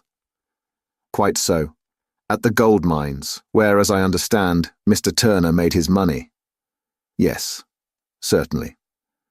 Thank you, Miss Turner. You have been of material assistance to me. You will tell me if you have any news tomorrow. No doubt you will go to the prison to see James. Oh, if you do, Mr. Holmes, do tell him that I know him to be innocent." "I will, Miss Turner. I must go home now, for Dad is very ill, and he misses me so if I leave him. Goodbye, and God help you in your undertaking." She hurried from the room as impulsively as she had entered, and we heard the wheels of her carriage rattle off down the street. "I am ashamed of you, Holmes," said Lestrade with dignity after a few minutes' silence. "Why should you raise up hopes which you are bound to disappoint? I am not over-tender of heart, but I call it cruel." "I think that I see my way to clearing James McCarthy," said Holmes. "Have you an order to see him in prison?" "Yes, but only for you and me." "Then I shall reconsider my resolution about going out. We have still time to take a train to Hereford and see him tonight." "Ample. Then let us do so. Watson, I fear that you will find it very slow, but I shall only be away a couple of hours." I walked down to the station with them, and then wandered through the streets of the little town, finally returning to the hotel, where I lay upon the sofa and tried to interest myself in a yellow-backed novel. The puny plot of the story was so thin, however, when compared to the deep mystery through which we were groping, and I found my attention wander so continually from the action to the fact that I at last flung it across the room and gave myself up entirely to a consideration of the events of the day. Supposing that this unhappy young man's story were absolutely true, then what hellish thing, what absolutely unforeseen and extraordinary calamity could have occurred between the time when he parted from his father and the moment when, drawn back by his screams, he rushed into the glade? It was something terrible and deadly. What could it be? Might not the nature of the injuries reveal something to my medical instincts? I rang the bell and called for the weekly county paper, which contained a verbatim account of the inquest. In the surgeon's deposition it was stated that the posterior third of the left parietal bone and the left half of the occipital bone had been shattered by a heavy blow from a blunt weapon. I marked the spot upon my own head. Clearly such a blow must have been struck from behind. That was to some extent in favour of the accused, as when seen quarrelling he was face to face with his father. Still, it did not go for very much, for the older man might have turned his back before the blow fell. Still, it might be worthwhile to call Holmes's attention to it. Then there was the peculiar dying reference to a rat. What could that mean? It could not be delirium. A man dying from a sudden blow does not commonly become delirious. No, it was more likely to be an attempt to explain how he met his fate. But what could it indicate? I cudgelled my brains to find some possible explanation, and then the incident of the grey cloth seen by young McCarthy.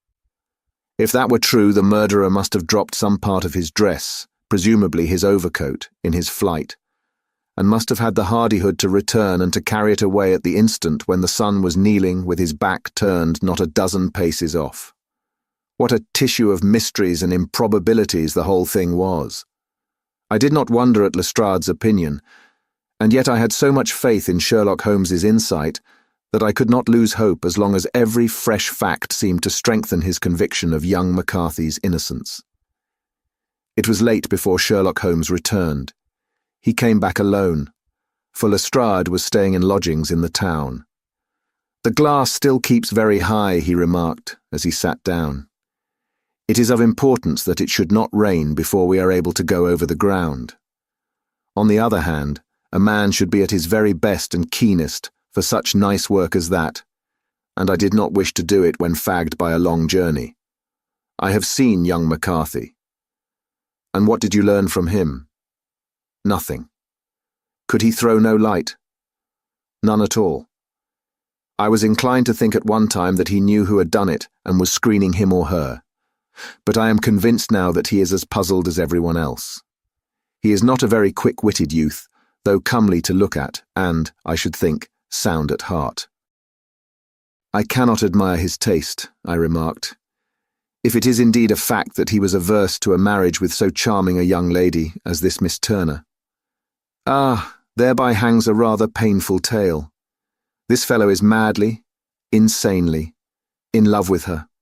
But some 2 years ago, when he was only a lad and before he really knew her, for she had been away 5 years at a boarding school, what does the idiot do but get into the clutches of a barmaid in Bristol and marry her at a registry office? No one knows a word of the matter, but you can imagine how maddening it must be to him to be upbraided for not doing what he would give his very eyes to do, but what he knows to be absolutely impossible. It was sheer frenzy of this sort which made him throw his hands up into the air when his father, at their last interview, was goading him on to propose to Miss Turner. On the other hand, he had no means of supporting himself, and his father, who was by all accounts a very hard man, would have thrown him over utterly had he known the truth. It was with his barmaid wife that he had spent the last 3 days in Bristol, and his father did not know where he was. Mark that point. It is of importance. Good has come out of evil, however, for the barmaid, finding from the papers that he is in serious trouble and likely to be hanged, has thrown him over utterly and has written to him to say that she has a husband already in the Bermuda dockyard, so that there is really no tie between them. I think that that bit of news has consoled young McCarthy for all that he has suffered. But if he is innocent, who has done it? Ah, who? I would call your attention very particularly to 2 points. One is that the murdered man had an appointment with someone at the pool, and that the someone could not have been his son, for his son was away, and he did not know when he would return. The second is that the murdered man was heard to cry cooey before he knew that his son had returned. Those are the crucial points upon which the case depends. And now let us talk about George Meredith, if you please, and we shall leave all minor matters until tomorrow. There was no rain, as Holmes had foretold, and the morning broke bright and cloudless. At 9 o'clock Lestrade called for us with the carriage, and we set off for Hatherley Farm and the Boscombe pool. "There is serious news this morning," Lestrade observed. "It is said that Mr. Turner of the Hall is so ill that his life is despaired of." "An elderly man, I presume?" said Holmes. "About 60, but his constitution has been shattered by his life abroad, and he has been in failing health for some time. This business has had a very bad effect upon him. He was an old friend of McCarthy's, and, I may add, a great benefactor to him, for I have learned that he gave him Hatherley Farm rent-free." "Indeed, that is interesting," said Holmes. "Oh yes, in 100 other ways he has helped him. Everybody about here speaks of his kindness to him." "Really? Does it not strike you as a little singular that this McCarthy, who appears to have had little of his own, and to have been under such obligations to Turner, should still talk of marrying his son to Turner's daughter, who is presumably heiress to the estate, and that in such a very cocksure manner, as if it were merely a case of a proposal and all else would follow? It is the more strange, since we know that Turner himself was averse to the idea. The daughter told us as much. Do you not deduce something from that? We have got to the deductions and the inferences, said Lestrade, winking at me. I find it hard enough to tackle facts, Holmes, without flying away after theories and fancies. You are right, said Holmes demurely. You do find it very hard to tackle the facts. Anyhow, I've grasped one fact which you seem to find it difficult to get hold of, replied Lestrade with some warmth, and that is, that McCarthy Sr. met his death from McCarthy Jr., and that all theories to the contrary are the merest moonshine. Well, moonshine is a brighter thing than fog, said Holmes, laughing. But I am very much mistaken if this is not Hatherley Farm upon the left. Yes, that is it. It was a widespread, comfortable-looking building, two-storied, slate-roofed, with great yellow blotches of lichen upon the grey walls. The drawn blinds and the smokeless chimneys, however, gave it a stricken look, as though the weight of this horror still lay heavy upon it. We called at the door when the maid, at Holmes's request, showed us the boots which her master wore at the time of his death, and also a pair of the son's, though not the pair which he had then had. Having measured these very carefully from 7 or 8 different points, Holmes desired to be led to the courtyard, from which we all followed the winding track which led to Boscombe Pool. Sherlock Holmes was transformed when he was hot upon such a scent as this. Men who had only known the quiet thinker and logician of Baker Street would have failed to recognize him. His face flushed and darkened. His brows were drawn into 2 hard black lines, while his eyes shone out from beneath them with a steely glitter. His face was bent downward, his shoulders bowed, his lips compressed, and the veins stood out like whipcord in his long, sinewy neck. His nostrils seemed to dilate with a purely animal lust for the chase, and his mind was so absolutely concentrated upon the matter before him that a question or remark fell unheeded upon his ears, or at the most, only provoked a quick, impatient snarl in reply. Swiftly and silently, he made his way along the track which ran through the meadows, and so by way of the woods to the Boscombe Pool. It was damp, marshy ground, as is all that district, and there were marks of many feet, both upon the path and amid the short grass which bounded it on either side. Sometimes Holmes would hurry on, sometimes stop dead, and once he made quite a little detour into the meadow. Lestrade and I walked behind him, the detective indifferent and contemptuous, while I watched my friend with the interest which sprang from the conviction that every one of his actions was directed towards a definite end. The Boscombe Pool, which is a little reed-girt sheet of water some 50 yards across, is situated at the boundary between the Hatherley Farm and the private park of the wealthy Mr. Turner. Above the woods, which lined it upon the farther side, we could see the red jutting pinnacles which marked the site of the rich landowner's dwelling. On the Hatherley side of the pool, the woods grew very thick, and there was a narrow belt of sodden grass 20 paces across between the edge of the trees and the reeds which lined the lake. Lestrade showed us the exact spot at which the body had been found, and indeed, so moist was the ground, that I could plainly see the traces which had been left by the fall of the stricken man. To Holmes, as I could see by his eager face and peering eyes, very many other things were to be read upon the trampled grass. He ran round, like a dog who is picking up a scent, and then turned upon my companion. "What did you go into the pool for?" he asked. "I fished about with a rake. I thought there might be some weapon or other trace. But how on earth—" "Oh, tut, tut, I have no time. That left foot of yours with its inward twist is all over the place. A mole could trace it, and there it vanishes among the reeds. Oh, how simple it would all have been had I been here before they came like a herd of buffalo and wallowed all over it." Here is where the party with the lodge-keeper came, and they have covered all tracks for 6 or 8 feet round the body. But here are 3 separate tracks of the same feet.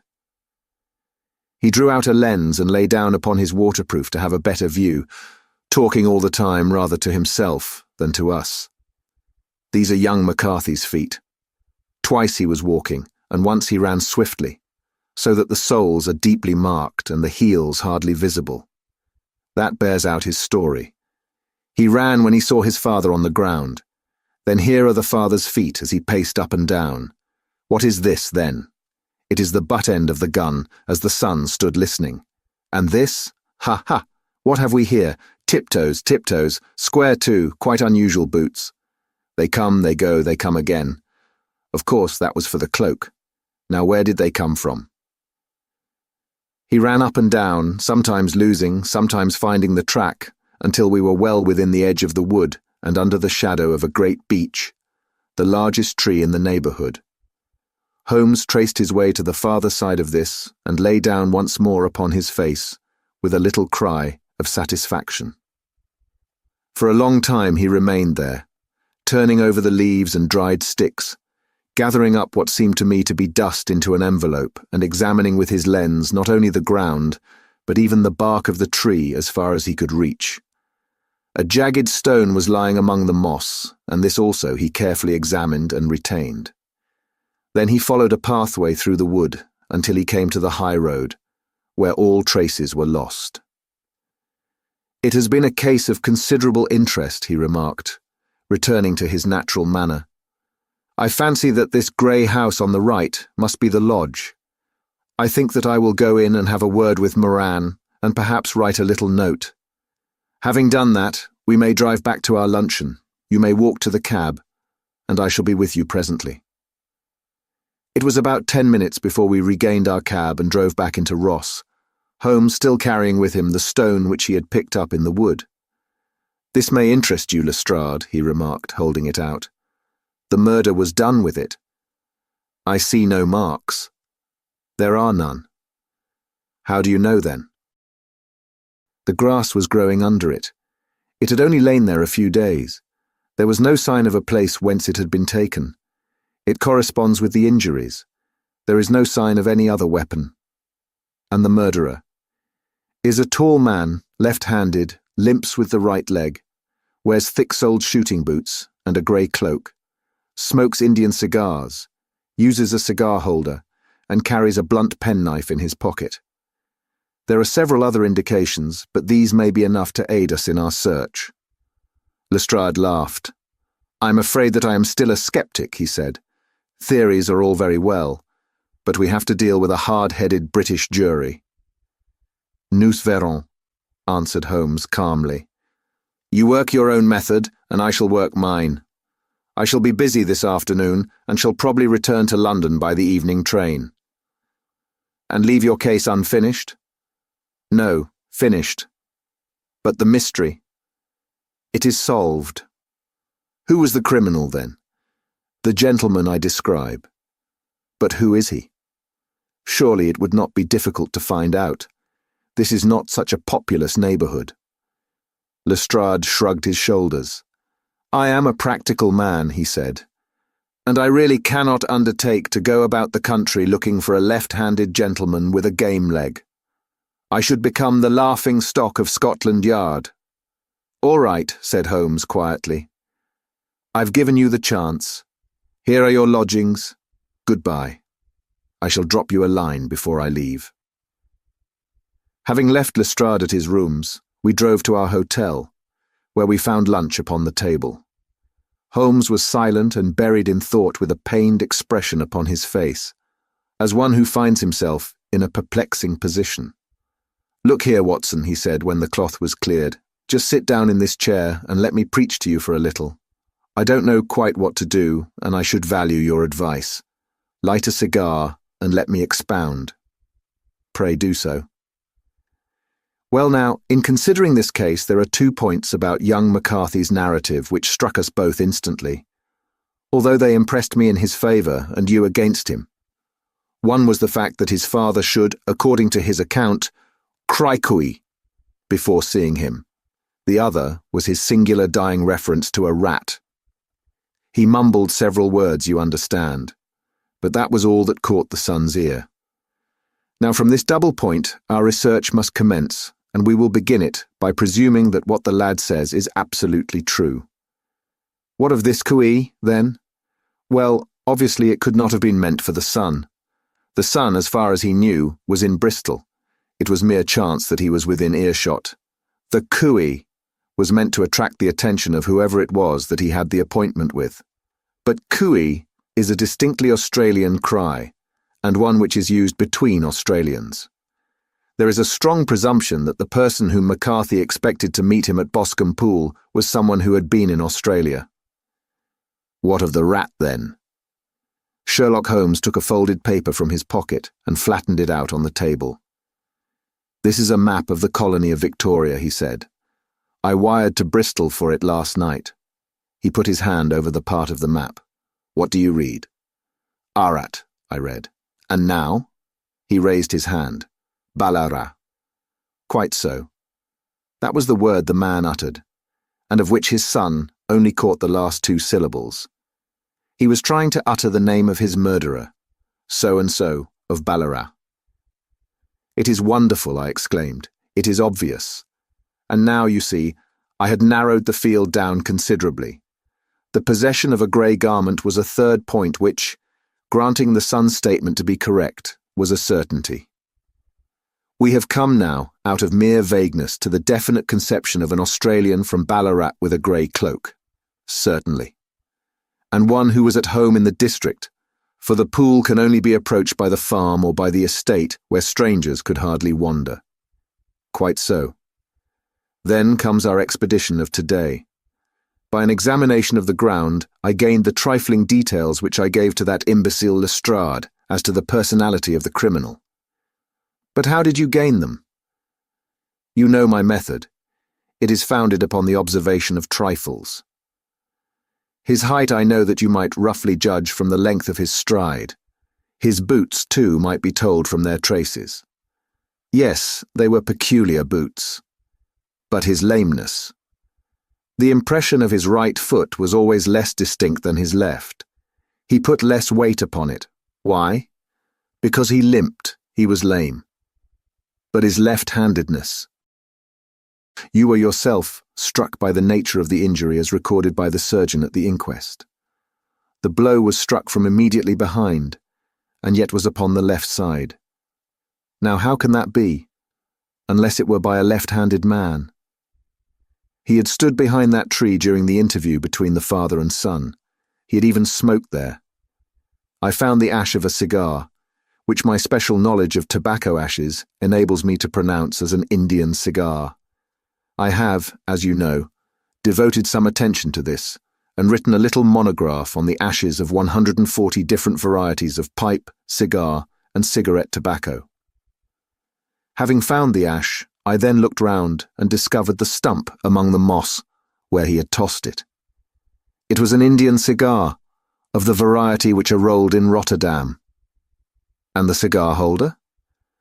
I could see that the end had not been in his mouth, therefore he used a holder. The tip had been cut off, not bitten off, but the cut was not a clean one, so I deduced a blunt penknife. Holmes, I said, you have drawn a net round this man, from which he cannot escape, and you have saved an innocent human life as truly as if you had cut the cord which was hanging him. I see the direction in which all this points. The culprit is— Mr. John Turner, cried the hotel waiter, opening the door of our sitting room and ushering in a visitor. The man who entered was a strange and impressive figure. His slow, limping step and bowed shoulders gave the appearance of decrepitude, and yet his hard, deep-lined, craggy features, and his enormous limbs showed that he was possessed of unusual strength of body and of character. His tangled beard, grizzled hair, and outstanding, drooping eyebrows combined to give an air of dignity and power to his appearance, but his face was of an ashen white, while his lips and the corners of his nostrils were tinged with a shade of blue. It was clear to me at a glance that he was in the grip of some deadly and chronic disease. "Pray, "Sit down on the sofa," said Holmes gently. "You had my note?" "Yes, the lodgekeeper brought it up. You said that you wished to see me here to avoid scandal. I thought people would talk if I went to the hall. And why did you wish to see me?" He looked across at my companion with despair in his weary eyes, as though his question was already answered. "Yes," said Holmes, answering the look rather than the words. "It is so. I know all about McCarthy." The old man sank his face in his hands. "God help me," he cried, "but I would not have let the young man come to harm. I give you my word that I would have spoken out if it went against him at the assizes." "I'm glad to hear you say so," said Holmes gravely. "I would have spoken now, had it not been for my dear girl. It would break her heart. It will break her heart when she hears that I'm arrested." "It may not come to that," said Holmes. "What?" "I am no official agent. I understand that it was your daughter who required my presence here, and I am acting in her interests. Young McCarthy must be got off, however." "I am a dying man," said old Turner. "I have had diabetes for years. My doctor says it is a question whether I shall live a month. Yet I would rather die under my own roof than in a jail." Holmes rose and sat down at the table with his pen in his hand and a bundle of paper before him. "Just tell us the truth," he said. "I shall jot down the facts. You will sign it, and Watson here can witness it. Then I could produce your confession at the last extremity to save young McCarthy. I promise you that I shall not use it unless it is absolutely needed." "It's as well," said the old man. "It's a question whether I shall live to the assizes, so it matters little to me, but I should wish to spare Alice the shock. And now I will make the thing clear to you. It has been a long time in the acting, but will not take me long to tell. You didn't know this dead man, McCarthy. He was a devil incarnate, I tell you that. God keep you out of the clutches of such a man as he. His grip has been upon me these 20 years, and he has blasted my life. I'll tell you first how I came to be in his power. It was in the early 60s at the diggings. I was a young chap then, hot-blooded and reckless, ready to turn my hand at anything. I got among bad companions, took to drink, had no luck with my claim, took to the bush, and in a word, became what you would call over here a highway robber. There were 6 of us, and we had a wild, free life of it, sticking up a station from time to time, or stopping the wagons on the road to the diggings. Black Jack of Ballarat was the name I went under, and our party is still remembered in the colony as the Ballarat Gang. One day, a gold convoy came down from Ballarat to Melbourne, and we lay in wait for it and attacked it. There were 6 troopers and 6 of us, so it was a close thing. But we emptied 4 of their saddles at the first volley. 3 of our boys were killed, however, before we got the swag.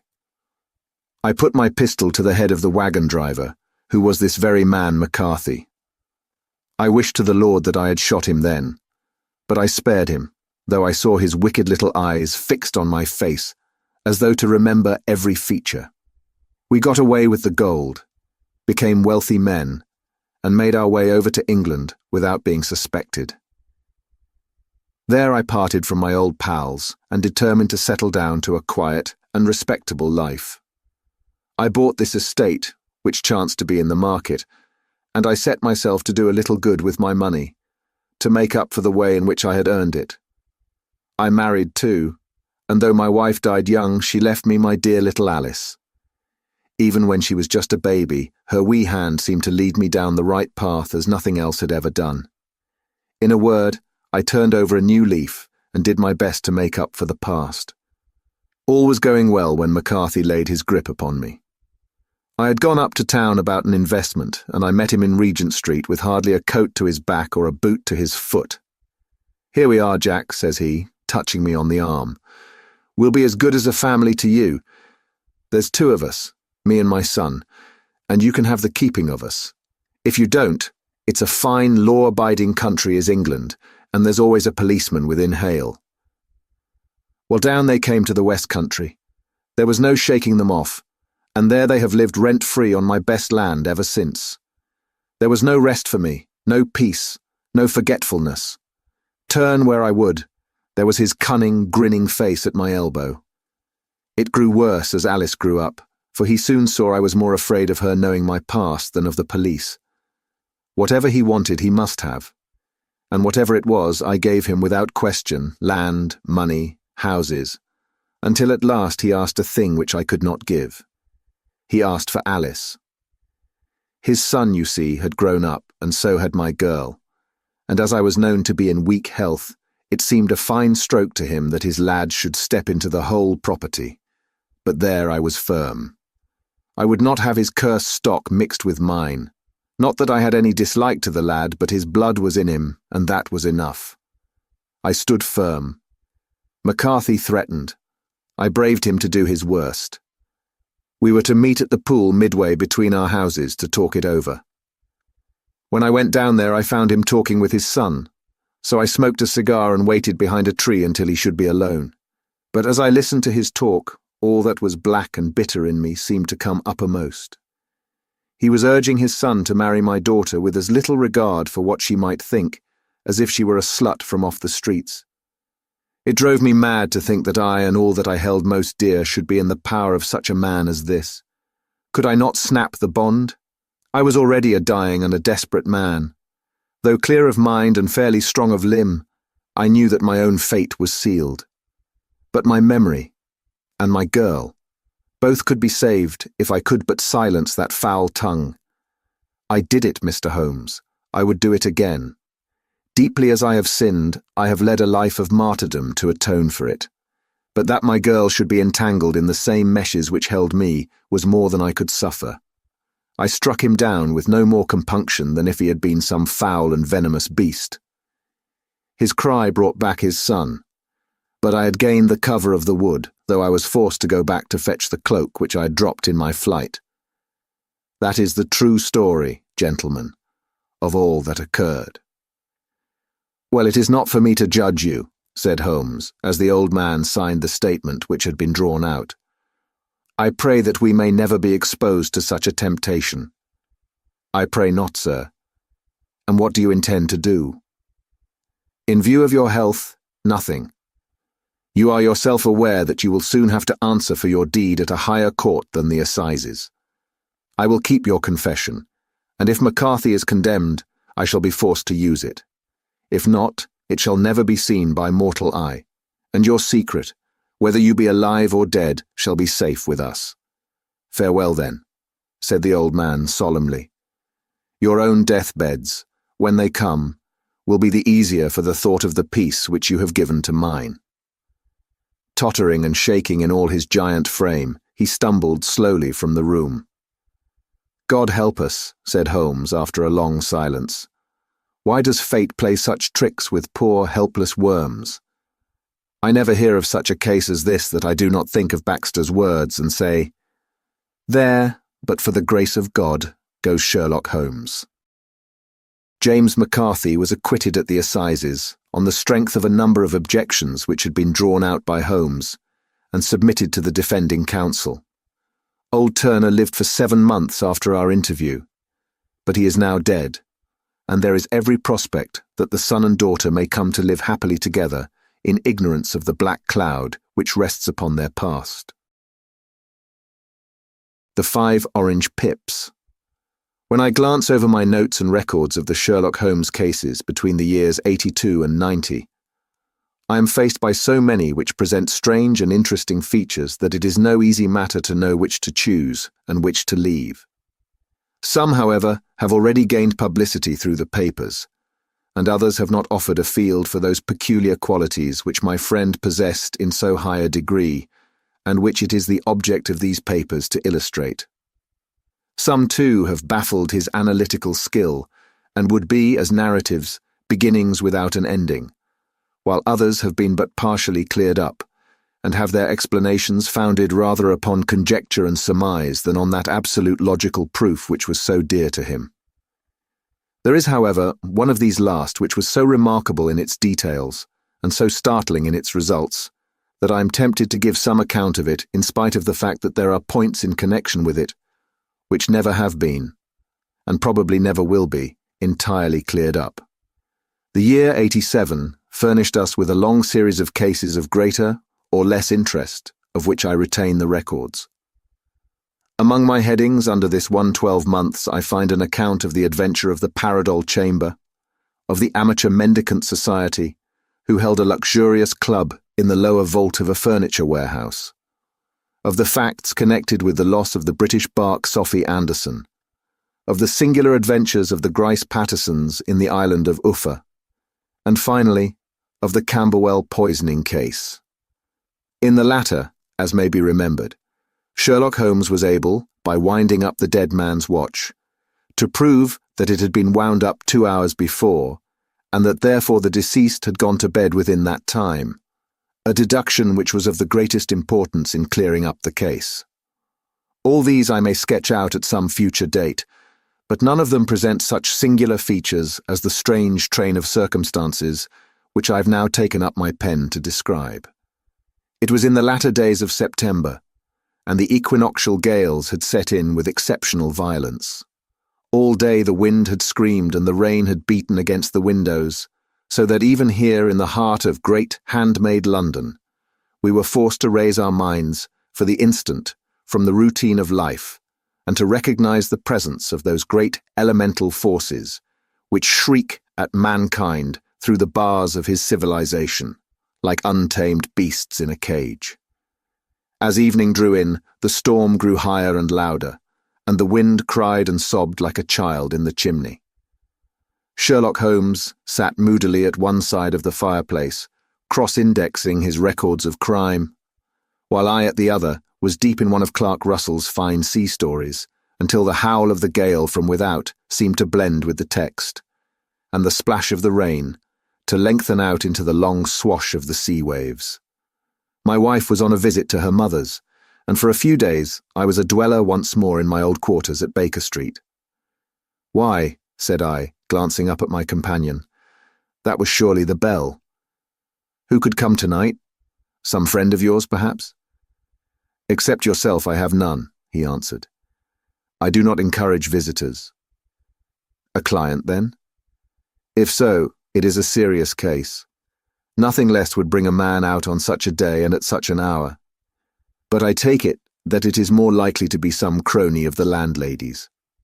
Sherlock Holmes was wrong in his conjecture, however, for there came a step in the passage and a tapping at the door.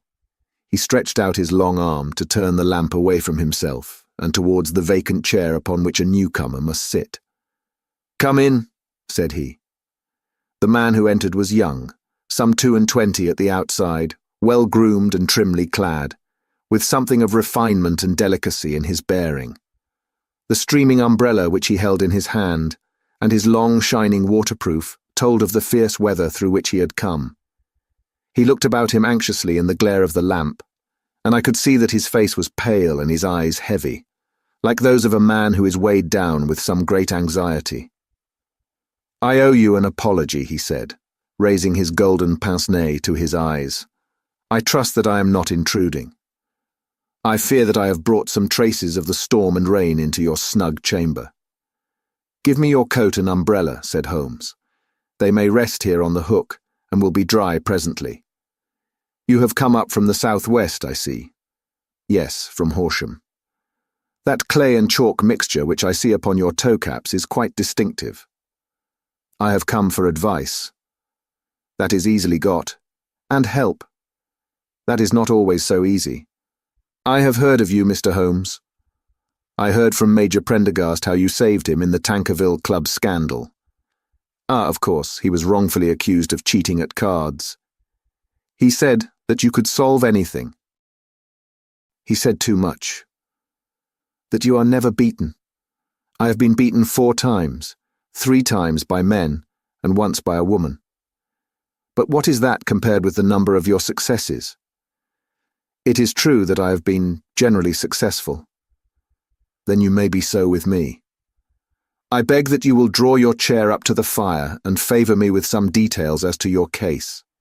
It is no ordinary one. None of those which come to me are, I am the last court of appeal.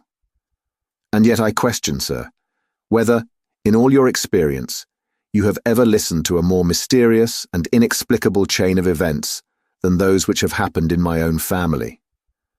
You fill me with interest, said Holmes. Pray give us the essential facts from the commencement, and I can afterwards question you as to those details which seem to me to be most important. The young man pulled his chair up and pushed his wet feet out towards the blaze. My name, said he, is John Openshaw. But my own affairs have, as far as I can understand, little to do with this awful business. It is a hereditary matter. So in order to give you an idea of the facts, I must go back to the commencement of the affair. You must know that my grandfather had 2 sons, my uncle Elias and my father Joseph. My father had a small factory at Coventry, which he enlarged at the time of the invention of bicycling. He was a patentee of the Openshaw unbreakable tire, and his business met with such success that he was able to sell it and to retire upon a handsome competence. My uncle Elias emigrated to America when he was a young man and became a planter in Florida, where he was reported to have done very well. At the time of the war, he fought in Jackson's army, and afterwards under Hood, where he rose to be a colonel. When Lee laid down his arms, my uncle returned to his plantation, where he remained for 3 or 4 years. About 1869 or 1870, he came back to Europe and took a small estate in Sussex, near Horsham. He had made a very considerable fortune in the States, and his reason for leaving them was his aversion to the Negroes, and his dislike of the Republican policy in extending the franchise to them. He was a singular man, fierce and quick-tempered, very foul-mouthed when he was angry, and of a most retiring disposition. During all the years that he lived at Horsham, I doubt if ever he set foot in the town. He had a garden and 2 or 3 fields round his house, and there he would take his exercise, though very often for weeks on end he would never leave his room. He drank a great deal of brandy and smoked very heavily, but he would see no society and did not want any friends, not even his own brother. He didn't mind me. In fact, he took a fancy to me, for at the time when he saw me first I was a youngster of 12 or so. This would be in the year 1878, after he had been 8 or 9 years in England. He begged my father to let me live with him, and he was very kind to me in his way. When he was sober, he used to be fond of playing backgammon and draughts with me, and he would make me his representative both with the servants and with the tradespeople, so that by the time that I was 16, I was quite master of the house. I kept all the keys and could go where I liked and do what I liked, so long as I did not disturb him in his privacy. There was one singular exception, however, for he had a single room, a lumber room, up among the attics, which was invariably locked, and which he would never permit either me or anyone else to enter. With a boy's curiosity I have peeped through the keyhole, but I was never able to see more than such a collection of old trunks and bundles as would be expected in such a room. One day, it was in March, 1883, a letter with a foreign stamp lay upon the table in front of the Colonel's plate. It was not a common thing for him to receive letters, for his bills were all paid in ready money, and he had no friends of any sort. "From India," said he, as he took it up, "Pondicherry postmark. What can this be?" Opening it hurriedly, out there jumped 5 little dried orange pips, which pattered down upon his plate. I began to laugh at this, but the laugh was struck from my lips at the sight of his face. His lip had fallen, his eyes were protruding, his skin the colour of putty, and he glared at the envelope which he still held in his trembling hand. He shrieked, and then, my God, my sins have overtaken me." "What is it, uncle?" I cried. "Death," said he, and rising from the table he retired to his room, leaving me palpitating with horror. I took up the envelope and saw scrawled in red ink upon the inner flap, just above the gum, the letter K 3 times repeated. There was nothing else save the 5 dried pips. What could be the reason of his overpowering terror? I left the breakfast table, and as I ascended the stair I met him coming down with an old rusty key, which must have belonged to the attic, in one hand, and a small brass box, like a cash box, in the other. "They may do what they like, but I'll checkmate them still," said he with an oath. "Tell Mary that I shall want a fire in my room today, and send down to Fordham, the Horsham lawyer." I did as he ordered, and when the lawyer arrived I was asked to step up to the room. The fire was burning brightly, and in the grate there was a mass of black, fluffy ashes, as of burned paper, while the brass box stood open and empty beside it. As I glanced at the box I noticed, with a start, that upon the lid was printed the treble K, which I had read in the morning upon the envelope. "I wish you, John," said my uncle, "to witness my will. I leave my estate with all its advantages and all its disadvantages to my brother, your father, whence it will, no doubt, descend to you. If you can enjoy it in peace, well and good. If you find you cannot, take my advice, my boy, and leave it to your deadliest enemy. I'm sorry to give you such a two-edged thing, but I can't say what turn things are going to take. Kindly sign the paper where Mr. Fordham shows you." I signed the paper as directed, and the lawyer took it away with him. The singular incident made, as you may think, the deepest impression upon me, and I pondered over it and turned it every way in my mind without being able to make anything of it. Yet I could not shake off the vague feeling of dread which it left behind, though the sensation grew less keen as the weeks passed, and nothing happened to disturb the usual routine of our lives. I could see a change in my uncle, however. He drank more than ever, and he was less inclined for any sort of society. Most of his time he would spend in his room, with the door locked upon the inside, but sometimes he would emerge in a sort of drunken frenzy, and would burst out of the house and tear about the garden with a revolver in his hand, screaming out that he was afraid of no man, and that he was not to be cooped up, like a sheep in a pen, by man or devil. When these hot fits were over, however, he would rush tumultuously in at the door, and lock and bar it behind him, like a man who can brazen it out no longer against the terror which lies at the roots of his soul. At such times I have seen his face, even on a cold day, glisten with moisture, as though it were new, raised from a basin. Well, to come to an end of the matter, Mr. Holmes, and not to abuse your patience, there came a night when he made one of those drunken sallies from which he never came back. We found him, when we went to search for him, face downward in a little green-scummed pool which lay at the foot of the garden. There was no sign of any violence, and the water was but 2 feet deep, so that the jury, having regard to his known eccentricity, brought in a verdict of suicide.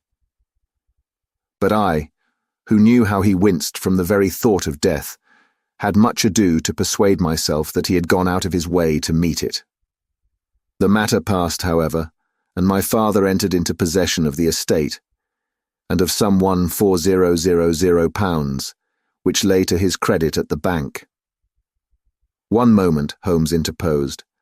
"Your statement is, I foresee, one of the most remarkable to which I have ever listened. Let me have the date of the reception by your uncle of the letter, and the date of his supposed suicide." The letter arrived on 10th of March 10th, 1883. His death was 7 weeks later, upon the night of 2nd of May. Thank you. Pray proceed. When my father took over the Horsham property, he, at my request, made a careful examination of the attic, which had been always locked up. We found the brass box there, although its contents had been destroyed. On the inside of the cover was a paper label with the initials of KKKK repeated upon it, and letters, memoranda, receipts, and a register written beneath. These, we presume, indicated the nature of the papers which had been destroyed by Colonel Openshaw. For the rest, there was nothing of much importance in the attic, save a great many scattered papers and notebooks bearing upon my uncle's life in America. Some of them were of the wartime and showed that he had done his duty well and had borne the repute of a brave soldier. Others were of a date during the reconstruction of the southern states, and were mostly concerned with politics, for he had evidently taken a strong part in opposing the carpet-bag politicians who had been sent down from the north. Well, it was the beginning of '84, when my father came to live at Horsham, and all went as well as possible with us until the January of '85. On the 4th day after the New Year, I heard my father give a sharp cry of surprise as we sat together at the breakfast table. There he was, sitting with a newly opened envelope in one hand and 5 dried orange pips in the outstretched palm of the other one. He had always laughed at what he called my cock and bull story about the Colonel, but he looked very scared and puzzled now that the same thing had come upon himself. "Why, what on earth does this mean, John?" he stammered. My heart had turned to lead. "It is KKK," said I. He looked inside the envelope. "So it is," he cried. "Here are the very letters. But what is this written above them?" "Put the papers on the sundial," I read, peeping over his shoulder. "What papers? What sundial?" he asked. "The sundial in the garden. There is no other," said I. "But the papers must be those that are destroyed." "Pooh," said he, gripping hard at his courage. "We are in a civilized land here, and we can't have tomfoolery of this kind. Where does the thing come from?" "From Dundee," I answered, glancing at the postmark. "Some preposterous practical joke," said he. "What have I to do with sundials and papers? I shall take no notice of such nonsense." "I should certainly speak to the police," I said, "and be laughed at for my pains. Nothing of the sort." "Then let me do so." "No, I forbid you. I won't have a fuss made about such nonsense." It was in vain to argue with him, for he was a very obstinate man. I went about, however, with a heart which was full of forebodings. On the 3rd day after the coming of the letter, my father went from home to visit an old friend of his, Major Freebody, who is in command of one of the forts upon Portsdown Hill. I was glad that he should go, for it seemed to me that he was farther from danger when he was away from home. In that, however, I was in error. Upon the 2nd day of his absence, I received a telegram from the Major, imploring me to come at once. My father had fallen over one of the deep chalk pits which abound in the neighbourhood, and was lying senseless, with a shattered skull. I hurried to him, but he passed away without having ever recovered his consciousness. He had, as it appears, been returning from Fareham in the twilight, and as the country was unknown to him, and the chalk pit unfenced, the jury had no hesitation in bringing in a verdict of death from accidental causes. Carefully, as I examined every fact connected with his death, I was unable to find anything which could suggest the idea of murder. There were no signs of violence, no footmarks, no robbery, no record of strangers having been seen upon the roads. And yet I need not tell you that my mind was far from at ease, and that I was well nigh certain that some foul plot had been woven round him. In this sinister way, I came into my inheritance. You will ask me why I did not dispose of it. I answer because I was well convinced that our troubles were in some way dependent upon an incident in my uncle's life, and that the danger would be as pressing in one house as in another.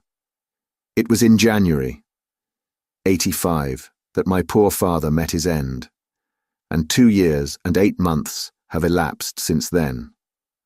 During that time I have lived happily at Horsham, and I had begun to hope that this curse had passed away from the family, and that it had ended with the last generation. I had begun to take comfort too soon, however. Yesterday morning the blow fell in the very shape in which it had come upon my father. The young man took from his waistcoat a crumpled envelope, and turning to the table he shook out upon it 5 little dried orange pips. "This is the envelope," he continued. "The postmark is London, Eastern Division. Within are the very words which were upon my father's last message, KK. And then put the papers on the sundial." "What have you done?" asked Holmes. "Nothing. Nothing." To tell the truth, he sank his face into his thin white hands. I have felt helpless. I have felt like one of those poor rabbits when the snake is writhing towards it. I seem to be in the grasp of some resistless, inexorable evil, which no foresight and no precautions can guard against. "Tut, tut," cried Sherlock Holmes. You must act, man, or you are lost. Nothing but energy can save you. This is no time for despair.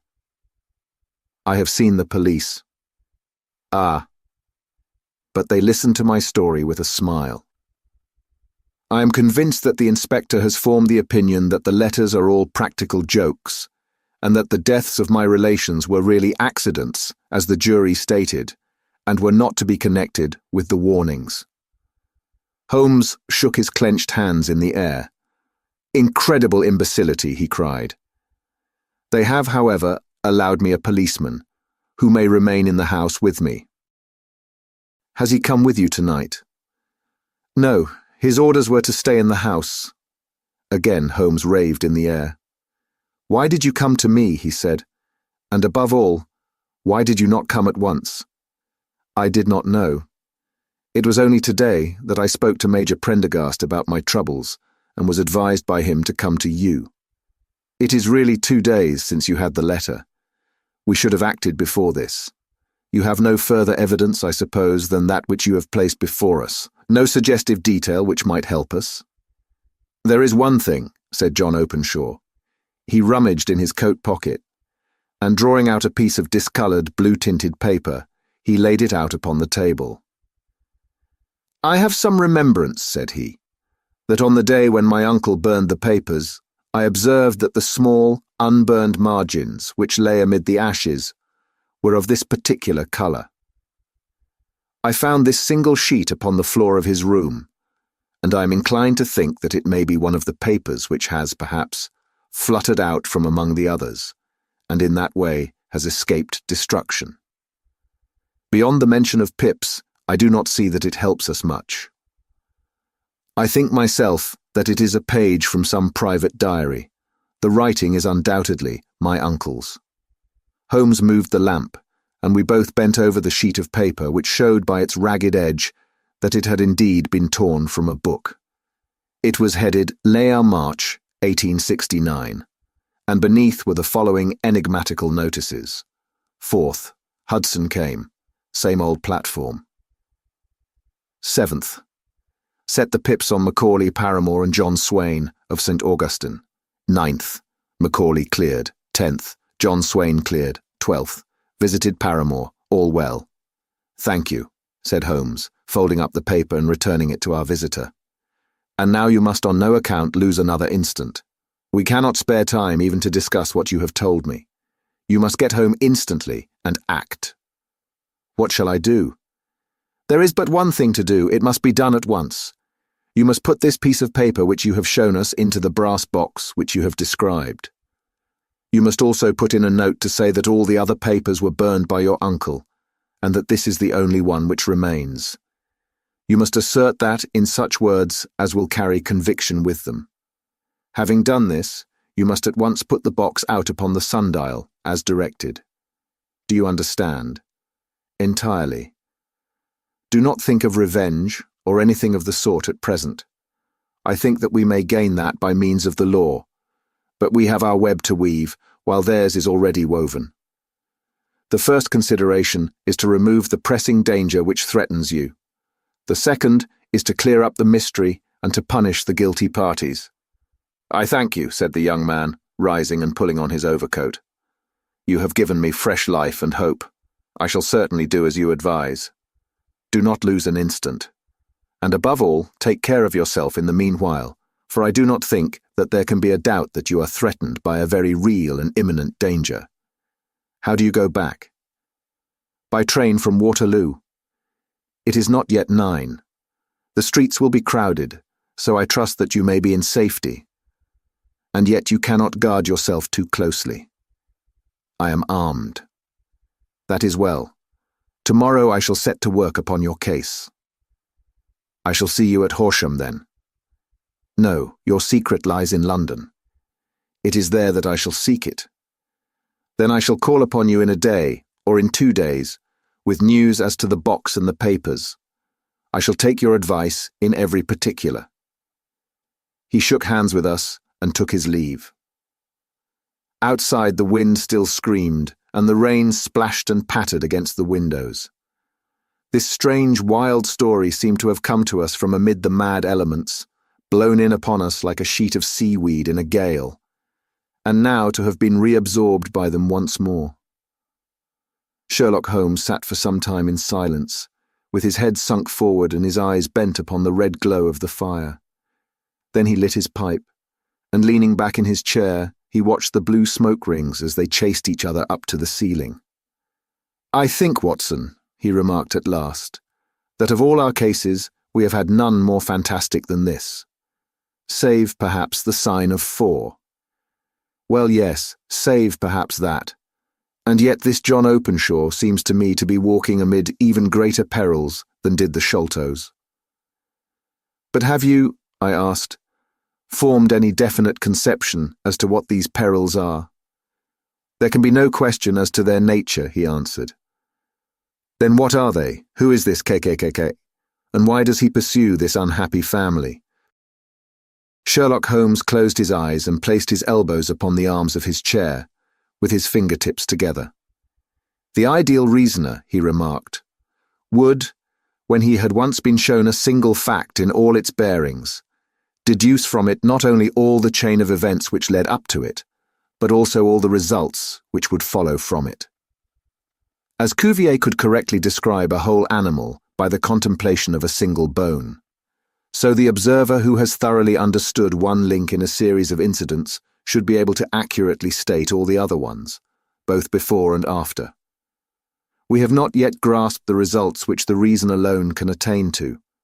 Problems may be solved in the study which have baffled all those who have sought a solution by the aid of their senses. To carry the art, however, to its highest pitch, it is necessary that the reasoner should be able to utilize all the facts which have come to his knowledge, and this in itself implies, as you will readily see, a possession of all knowledge, which even in these days of free education and encyclopedias is a somewhat rare accomplishment. It is not so impossible, however, that a man should possess all knowledge which is likely to be useful to him in his work, and this I have endeavored in my case to do. If I remember rightly, you, on one occasion, in the early days of our friendship, defined my limits in a very precise fashion. "Yes," I answered, laughing. "It was a singular document. Philosophy, astronomy, and politics were marked at 0, I remember. Botany variable. Geology profound as regards the mudstains from any region within 50 miles of town. Chemistry eccentric. Anatomy unsystematic.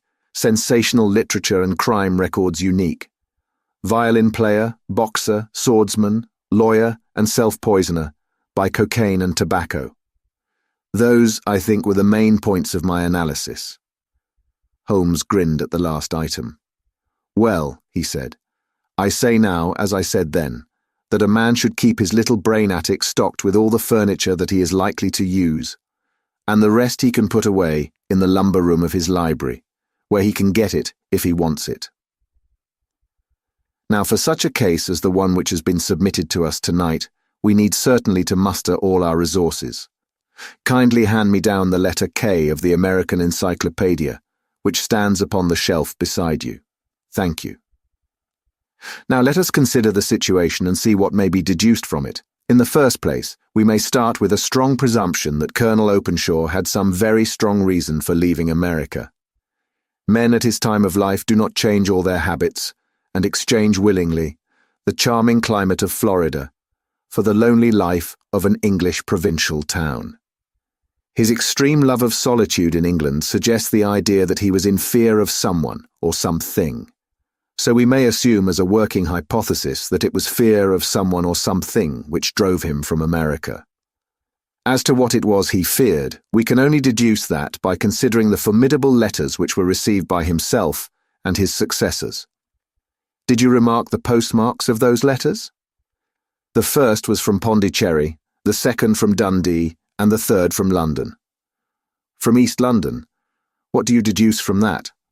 They are all seaports, that the writer was on board of a ship. Excellent. We have already a clue. There can be no doubt that the probability, the strong probability, is that the writer was on board of a ship. And now, let us consider another point. In the case of Pondicherry, 7 weeks elapsed between the threat and its fulfillment. In Dundee, it was only some 3 or 4 days. Does that suggest anything? A greater distance to travel.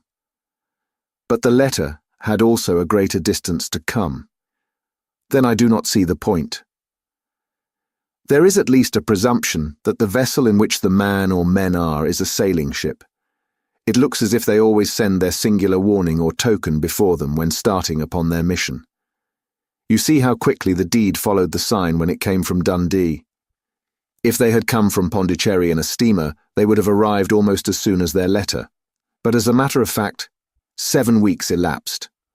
I think that those 7 weeks represented the difference between the mail boat which brought the letter and the sailing vessel which brought the writer. It is possible. More than that, it is probable. And now you see the deadly urgency of this new case, and why I urged young Openshaw to caution. The blow has always fallen at the end of the time which it would take the senders to travel the distance, but this one comes from London, and therefore we cannot count upon delay. Good God, I cried, what can it mean, this relentless persecution? The papers which Openshaw carried are obviously of vital importance to the person or persons in the sailing ship. I think that it is quite clear that there must be more than one of them. A single man could not have carried out 2 deaths in such a way as to deceive a coroner's jury. There must have been several in it, and they must have been men of resource and determination. Their papers they mean to have, be the holder of them who it may. In this way, you see, KKKK ceases to be the initials of an individual and becomes the badge of a society. But of what society? Have you never, said Sherlock Holmes, bending forward and sinking his voice, have you never heard of the Ku Klux Klan? I never have. Holmes turned over the leaves of the book upon his knee. Here it is, said he presently. Ku Klux Klan. A name derived from the fanciful resemblance to the sound produced by cocking a rifle. This terrible secret society was formed by some ex-Confederate soldiers in the southern states after the Civil War, and it rapidly formed local branches in different parts of the country, notably in Tennessee, Louisiana, the Carolinas, Georgia, and Florida. Its power was used for political purposes, principally for the terrorizing of the Negro voters and the murdering and driving from the country of those who were opposed to its views. Its outrages were usually preceded by a warning sent to the marked man in some fantastic but generally recognized shape. A sprig of oak leaves in some parts, melon seeds, or orange pips in others. On receiving this, the victim might either openly abjure his former ways, or might fly from the country. If he braved the matter out, death would unfailingly come upon him, and usually in some strange and unforeseen manner. So perfect was the organization of the society, and so systematic its methods, that there is hardly a case upon record where any man succeeded in braving it with impunity, or in which any of its outrages were traced home to the perpetrators. For some years the organization flourished in spite of the efforts of the United States government and of the better classes of the community in the South. Eventually, in the year 1869, the movement rather suddenly collapsed, although there have been sporadic outbreaks of the same sort since that date. You will observe, said Holmes, laying down the volume, that the sudden breaking up of the society was coincident with the disappearance of Openshaw from America with their papers. It may well have been cause and effect. It is no wonder that he and his family have some of the more implacable spirits upon their track. You can understand that this register and diary may implicate some of the first men in the South, and that there may be many who will not sleep easy at night until it is recovered. Then the page we have seen is such as we might expect. It ran, if I remember right, sent the pips to A, B, and C, that is, sent the society's warning to them. Then there are successive entries that A and B cleared or left the country, and finally that C was visited, with, I fear, a sinister result for C. Well, I think, Doctor, that we may let some light into this dark place, and I believe that the only chance young Openshaw has in the meantime is to do what I have told him. There is nothing more to be said or to be done tonight, so hand me over my violin, and let us try to forget for half an hour the miserable weather and the still more miserable ways of our fellow men. It had cleared in the morning, and the sun was shining with a subdued brightness through the dim veil which hangs over the great city. Sherlock Holmes was already at breakfast when I came down. "You will excuse me for not waiting for you," said he. "I have, I foresee, a very busy day before me in looking into this case of young Openshaw's." "What steps will you take?" I asked. "It will very much depend upon the results of my first inquiries. I may have to go down to Horsham after all." "You will not go there first?" "No, I shall commence with the city. Just ring the bell and the maid will bring up your coffee." As I waited, I lifted the unopened newspaper from the table and glanced my eye over it. It rested upon a heading which sent a chill to my heart. "Holmes," I cried, "you are too late." "Ah," said he, laying down his cup. "I feared as much. How was it done?" He spoke calmly, but I could see that he was deeply moved. My eye caught the name of Openshaw and the heading "Tragedy near Waterloo Bridge." Here is the account. Between 9 and 10 last night, Police Constable Cook of the H Division, on duty near Waterloo Bridge, heard a cry for help and a splash in the water. The night, however, was extremely dark and stormy, so that in spite of the help of several passers-by, it was quite impossible to effect a rescue. The alarm, however, was given, and by the aid of the water police, the body was eventually recovered. It proved to be that of a young gentleman, whose name, as it appears from an envelope which was found in his pocket, was John Openshaw, and whose residence is near Horsham. It is conjectured that he may have been hurrying down to catch the last train from Waterloo Station, and that in his haste and the extreme darkness he missed his path and walked over the edge of one of the small landing places for river steamboats. The body exhibited no traces of violence, and there can be no doubt that the deceased had been the victim of an unfortunate accident, which should have the effect of calling the attention of the authorities to the condition of the riverside landing stages. We sat in silence for some minutes, Holmes more depressed and shaken than I had ever seen him. "That hurts my pride, Watson," he said at last. "It is a petty feeling, no doubt, but it hurts my pride. It becomes a personal matter with me now, and if God sends me health, I shall set my hand upon this gang.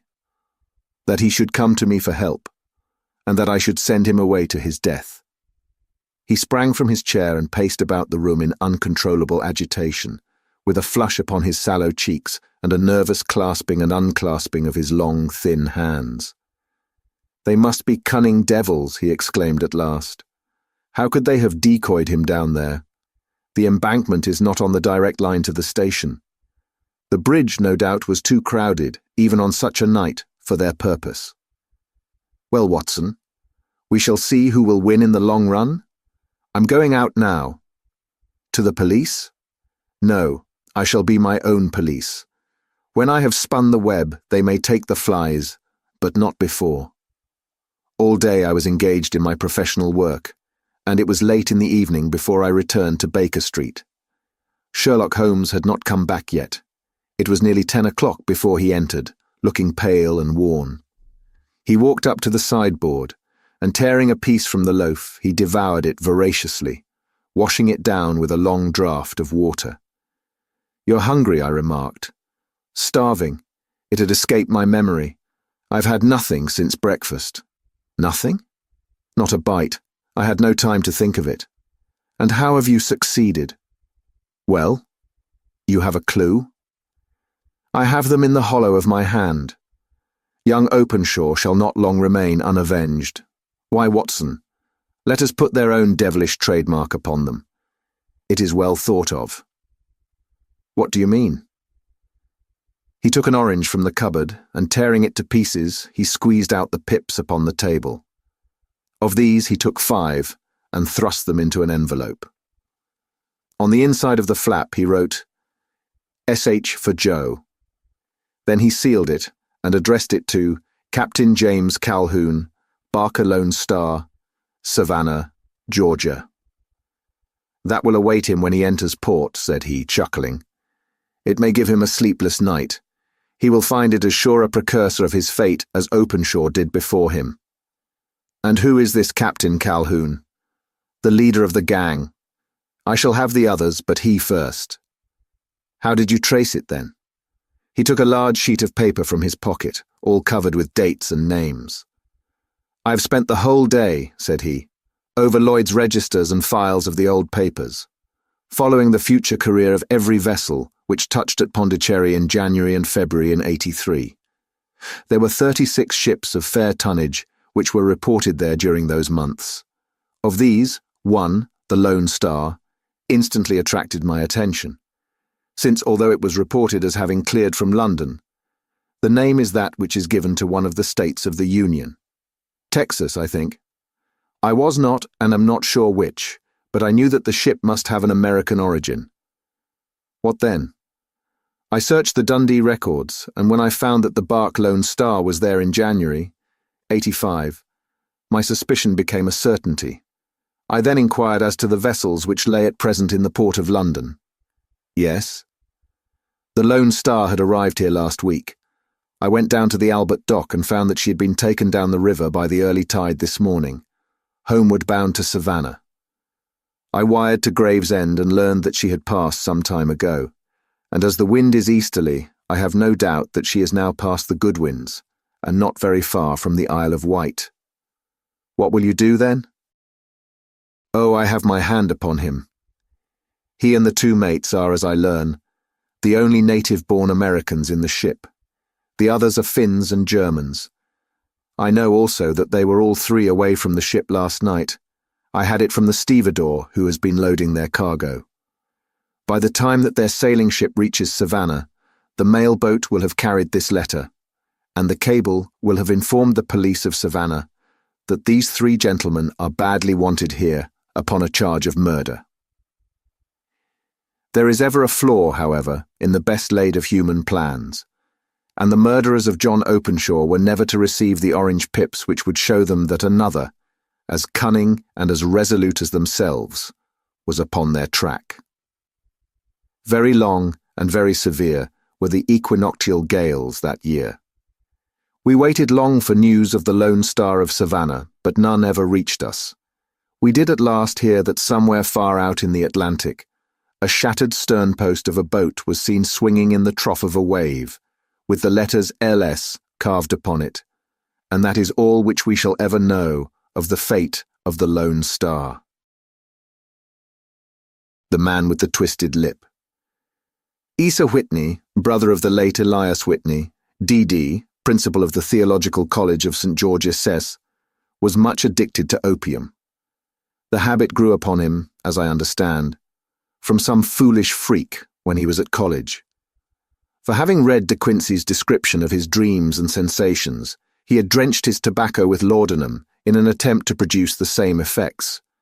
He found, as so many more have done, that the practice is easier to attain than to get rid of, and for many years he continued to be a slave to the drug, an object of mingled horror and pity to his friends and relatives. I can see him now, with yellow, pasty face, drooping lids, and pinpoint pupils, all huddled in a chair, the wreck and ruin of a noble man. One night, it was in June, '89, there came a ring to my bell, about the hour when a man gives his first yawn and glances at the clock. I sat up in my chair, and my wife laid her needlework down in her lap and made a little face of disappointment. "A patient," said she. "You'll have to go out." I groaned, for I was newly come back from a weary day. We heard the door open, a few hurried words, and then quick steps upon the linoleum. Our own door flew open, and a lady, clad in some dark-coloured stuff with a black veil, entered the room. "You will excuse my calling so late," she began, and then, suddenly losing her self-control, she ran forward, threw her arms about my wife's neck, and sobbed upon her shoulder. "Oh, I'm in such trouble," she cried. I do so want a little help." "Why," said my wife, pulling up her veil, "it is Kate Whitney." "How you startled me, Kate. I had not an idea who you were when you came in. I didn't know what to do, so I came straight to you. That was always the way. Folk who were in grief came to my wife like birds to a lighthouse. It was very sweet of you to come. Now you must have some wine and water and sit here comfortably and tell us all about it. Or should you rather that I sent James off to bed?" "Oh, no, no. I want the doctor's advice and help too. It's about Isa. He has not been home for 2 days. I'm so frightened about him." It was not the first time that she had spoken to us of her husband's trouble. To me as a doctor, to my wife as an old friend and school companion. We soothed and comforted her by such words as we could find. Did she know where her husband was? Was it possible that we could bring him back to her? It seems that it was. She had the surest information that of late he had, when the fit was on him, made use of an opium den in the farthest east of the city. Hitherto his orgies had always been confined to 1 day, and he had come back, twitching and shattered, in the evening. But now the spell had been upon him 48 hours, and he lay there, doubtless among the dregs of the docks, breathing in the poison or sleeping off the effects. There he was to be found. She was sure of it. At the Bar of Gold, in Upper Swandam Lane. But what was she to do? How could she, a young and timid woman, make her way into such a place and pluck her husband out from among the ruffians who surrounded him? There was the case, and of course there was but one way out of it. Might I not escort her to this place? And then, as a second thought, why should she come at all? I was Isa Whitney's medical advisor, and as such I had influence over him. I could manage it better if I were alone. I promised her on my word that I would send him home in a cab within 2 hours, if he were indeed at the address which she had given me. And so in 10 minutes I had left my armchair and cheery sitting room behind me, and was speeding eastward in a hansom on a strange errand, as it seemed to me at the time, though the future only could show how strange it was to be. But there was no great difficulty in the first stage of my adventure. Upper Swandam Lane is a vile alley lurking behind the high wharves, which line the north side of the river to the east of London Bridge. Between a slop shop and a gin shop, approached by a steep flight of steps leading down to a black gap like the mouth of a cave, I found the den of which I was in search. Ordering my cab to wait, I passed down the steps, worn hollow in the centre by the ceaseless tread of drunken feet, and by the light of a flickering oil lamp above the door. I found the latch and made my way into a long, low room, thick and heavy with the brown opium smoke, and terraced with wooden berths, like the forecastle of an emigrant ship. Through the gloom, one could dimly catch a glimpse of bodies, lying in strange, fantastic poses, bowed shoulders, bent knees, heads thrown back, and chins pointing upward, with here and there a dark, lacklustre eye turned upon the newcomer. Out of the black shadows there glimmered little red circles of light, now bright, now faint, as the burning poison waxed or waned in the bowls of the metal pipes. The most lay silent, but some muttered to themselves, and others talked together in a strange, low, monotonous voice, their conversation coming in gushes, and then suddenly tailing off into silence, each mumbling out his own thoughts and paying little heed to the words of his neighbour. At the farther end was a small brazier of burning charcoal, beside which on a 3-legged wooden stool there sat a tall, thin old man, with his jaw resting upon his 2 fists and his elbows upon his knees, staring into the fire. As I entered, a sallow Malay attendant had hurried up with a pipe for me and a supply of the drug, beckoning me to an empty berth. "Thank you. I have not come to stay," said I. "There is a friend of mine here, Mr. Isa Whitney, and I wish to speak with him." There was a movement and an exclamation from my right, and peering through the gloom, I saw Whitney, pale, haggard, and unkempt, staring out at me. "My God, it's Watson," said he. He was in a pitiable state of reaction, with every nerve in a twitter. "I say, Watson, what o'clock is it?" "Nearly 11. "Of what day?" "Of Friday, June 19th. "Good heavens, I thought it was Wednesday. It is Wednesday. What do you want to frighten a chap for?" He sank his face onto his arms and began to sob in a high treble key. "I tell you that it is Friday, man. Your wife has been waiting this 2 days for you. You should be ashamed of yourself." "So I am. But you've got mixed, Watson, for I've only been here a few hours. 3 pipes, 4 pipes, I forget how many. But I'll go home with you. I wouldn't frighten Kate, poor little Kate. Give me your hand. Have you a cab?" "Yes, I have one waiting." "Then I shall go in it. But I must owe something. Find what I owe, Watson. I am all off colour. I can do nothing for myself." I walked down the narrow passage between the double row of sleepers, holding my breath to keep out the vile, stupefying fumes of the drug, and looking about for the manager. As I passed the tall man who sat by the brazier, I felt a sudden pluck at my skirt, and a low voice whispered, "Walk past me, and then look back at me." The words fell quite distinctly upon my ear. I glanced down. They could only have come from the old man at my side, and yet he sat now as absorbed as ever, very thin, very wrinkled, bent with age, an opium pipe dangling down from between his knees, as though it had dropped in sheer lassitude from his fingers. I took 2 steps forward and looked back. It took all my self-control to prevent me from breaking out into a cry of astonishment. He had turned his back so that none could see him but I.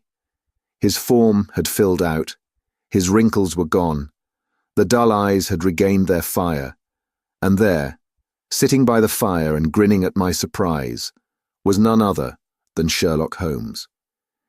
He made a slight motion to me to approach him, and instantly, as he turned his face half round to the company once more, subsided into a doddering, loose-lipped senility. "Holmes," I whispered, "what on earth are you doing in this den?" "As low as you can," he answered. "I have excellent ears. If you would have the great kindness to get rid of that sottish friend of yours, I should be exceedingly glad to have a little talk with you. I have a cab outside."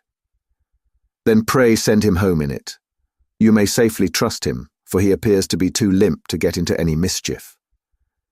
I should recommend you also to send a note by the cabman to your wife to say that you have thrown in your lot with me. If you will wait outside, I shall be with you in 5 minutes."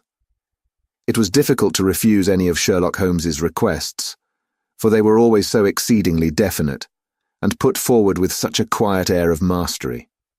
I felt, however, that when Whitney was once confined in the cab, my mission was practically accomplished, and for the rest, I could not wish anything better than to be associated with my friend in one of those singular adventures which were the normal condition of his existence. In a few minutes I had written my note, paid Whitney's bill, led him out to the cab, and seen him driven through the darkness. In a very short time, a decrepit figure had emerged from the opium den, and I was walking down the street with Sherlock Holmes. For 2 streets he shuffled along with a bent back and an uncertain foot. Then, glancing quickly round, he straightened himself out and burst into a hearty fit of laughter. "I suppose, Watson," said he, "that you imagine that I have added opium smoking to cocaine injections, and all the other little weaknesses on which you have favoured me with your medical views. I was certainly surprised to find you there, but not more so than I to find you.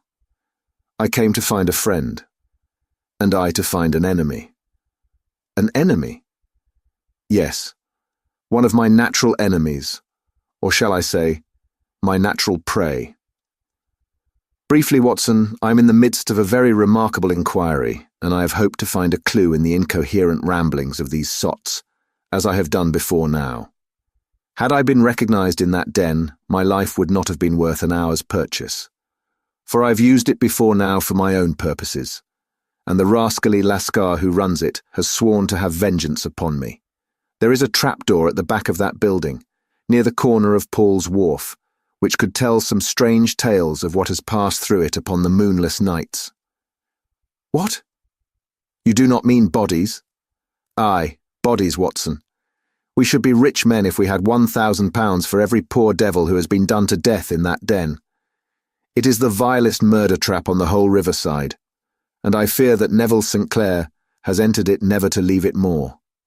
But our trap should be here.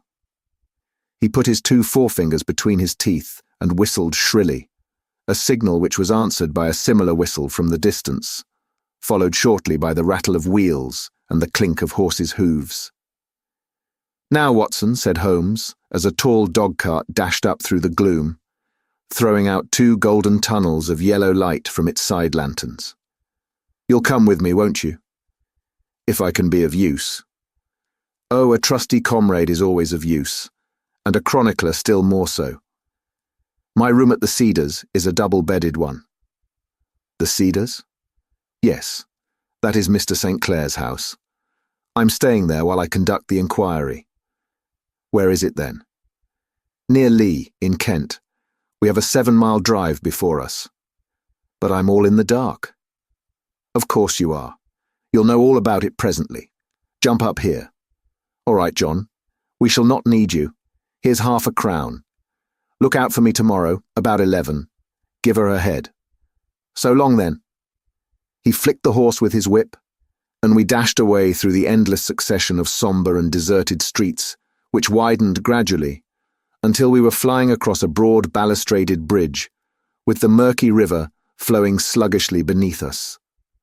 Beyond lay another dull wilderness of bricks and mortar, its silence broken only by the heavy, regular footfall of the policeman, or the songs and shouts of some belated party of revellers. A dull wrack was drifting slowly across the sky, and a star or two twinkled dimly here and there through the rifts of the clouds. Holmes drove in silence, with his head sunk upon his breast, and the air of a man who is lost in thought, while I sat beside him, curious to learn what this new quest might be which seemed to tax his powers so sorely, and yet afraid to break in upon the current of his thoughts. We had driven several miles, and were beginning to get to the fringe of the belt of suburban villas, when he shook himself, shrugged his shoulders, and lit up his pipe with the air of a man who has satisfied himself that he is acting for the best. You have a grand gift of silence, Watson, said he. It makes you quite invaluable as a companion. Upon my word, it is a great thing for me to have someone to talk to, for my own thoughts are not over pleasant.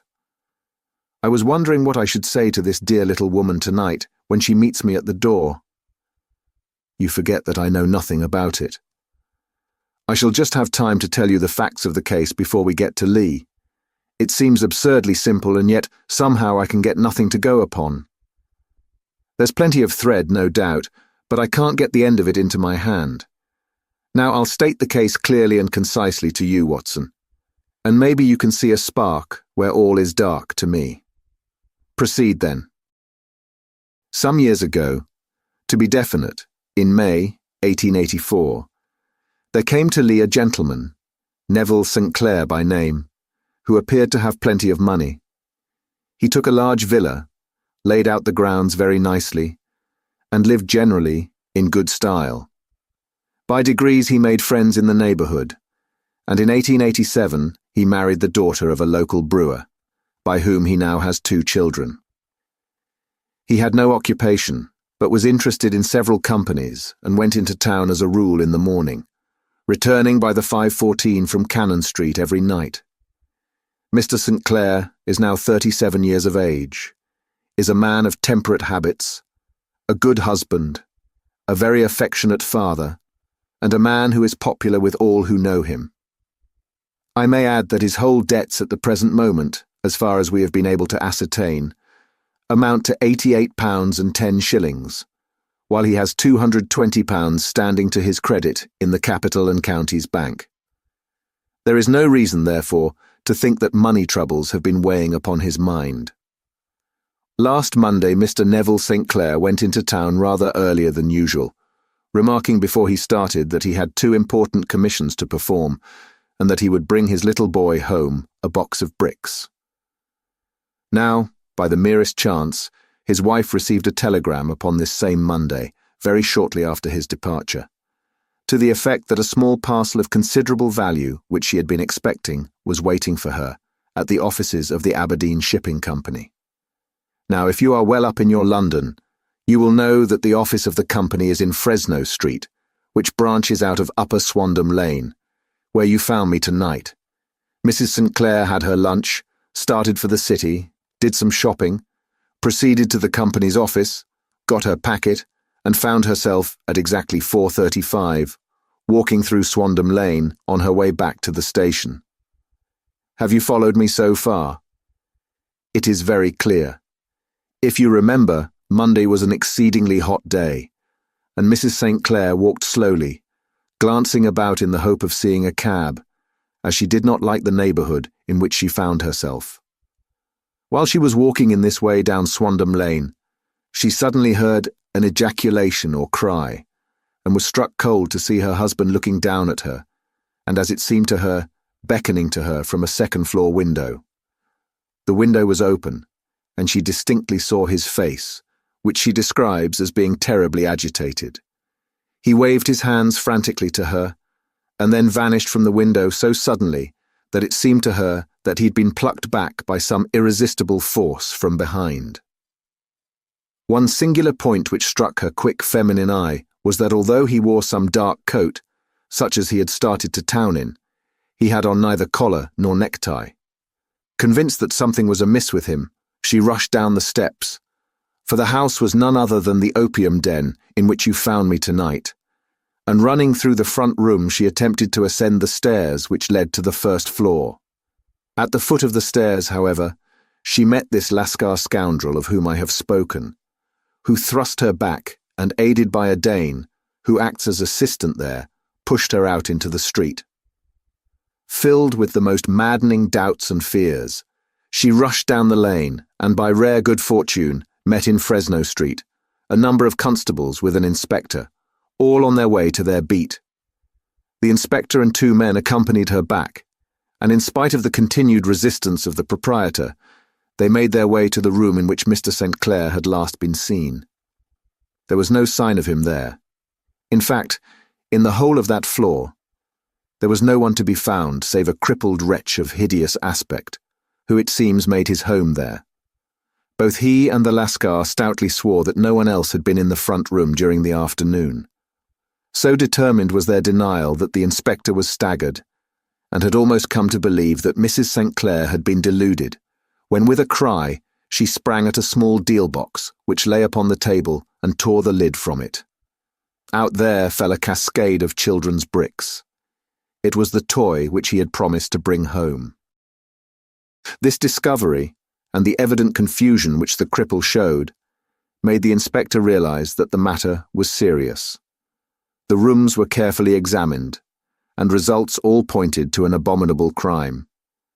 The front room was plainly furnished as a sitting room and led into a small bedroom, which looked out upon the back of one of the wharves. Between the wharf and the bedroom window is a narrow strip, which is dry at low tide, but is covered at high tide, with at least 4.5 feet of water. The bedroom window was a broad one and opened from below. On examination, traces of blood were to be seen upon the window-sill, and several scattered drops were visible upon the wooden floor of the bedroom. Thrust away behind a curtain in the front room were all the clothes of Mr. Neville St. Clair, with the exception of his coat, his boots, his socks, his hat, and his watch. All were there. There were no signs of violence upon any of these garments, and there were no other traces of Mr. Neville St. Clair. Out of the window he must apparently have gone, for no other exit could be discovered, and the ominous bloodstains upon the sill gave little promise that he could save himself by swimming, for the tide was at its very highest at the moment of the tragedy. And now, as to the villains who seemed to be immediately implicated in the matter. The Lascar was known to be a man of the vilest antecedents, but as, by Mrs. St. Clair's story, he was known to have been at the foot of the stair within a very few seconds of her husband's appearance at the window, he could hardly have been more than an accessory to the crime. His defence was one of absolute ignorance, and he protested that he had no knowledge as to the doings of Hugh Boone, his lodger, and that he could not account in any way for the presence of the missing gentleman's clothes. So much for the Lascar manager. Now for the sinister cripple who lives upon the second floor of the opium den, and who was certainly the last human being whose eyes rested upon Neville St. Clair. His name is Hugh Boone, and his hideous face is one which is familiar to every man who goes much to the city. He is a professional beggar, though in order to avoid the police regulations, he pretends to a small trade in wax vestas.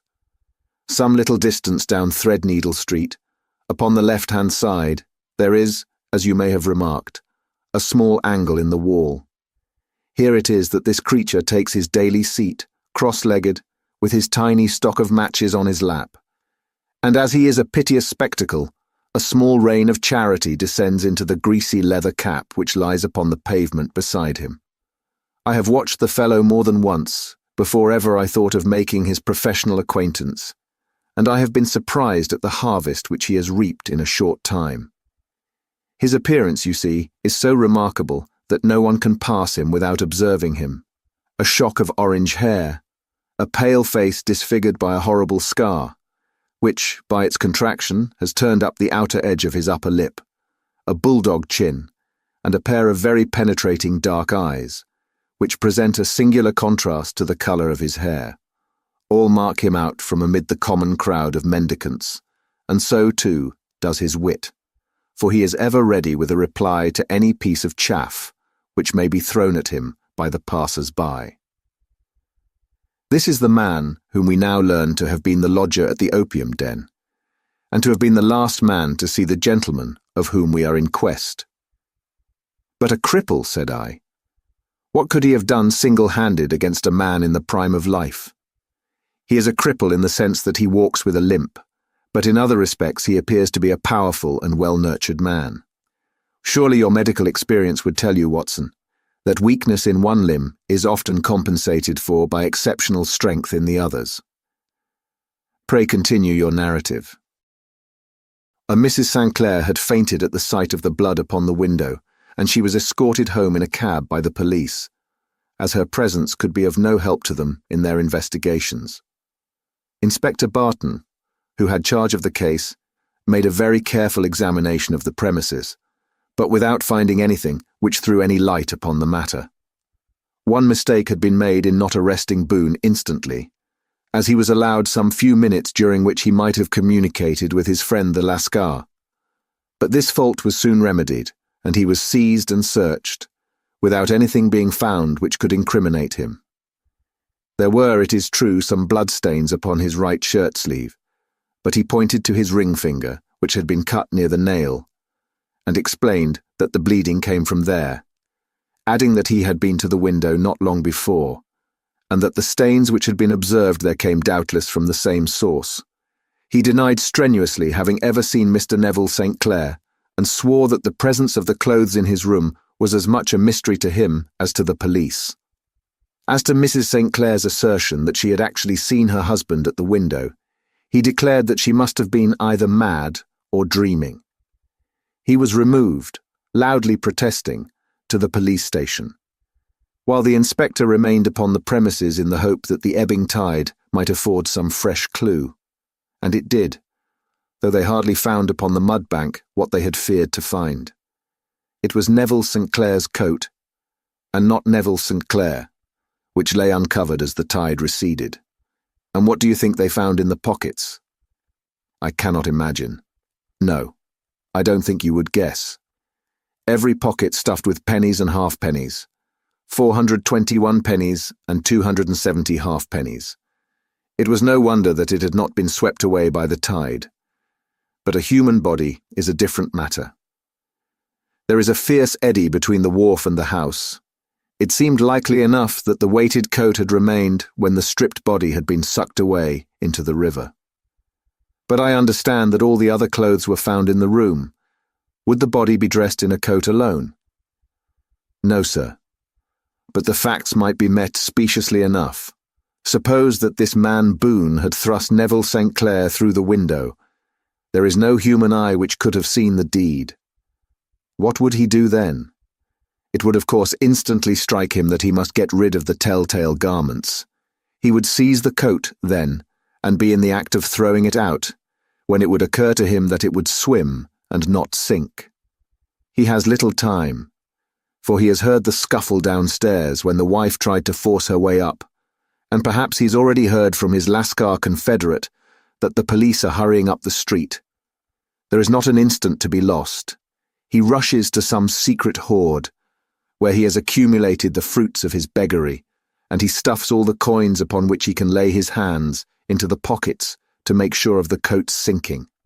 He throws it out, and would have done the same with the other garments had not he heard the rush of steps below, and only just had time to close the window when the police appeared. It certainly sounds feasible. Well, we will take it as a working hypothesis, for want of a better. Boone, as I have told you, was arrested and taken to the station, but it could not be shown that there had ever before been anything against him. He had for years been known as a professional beggar, but his life appeared to have been a very quiet and innocent one.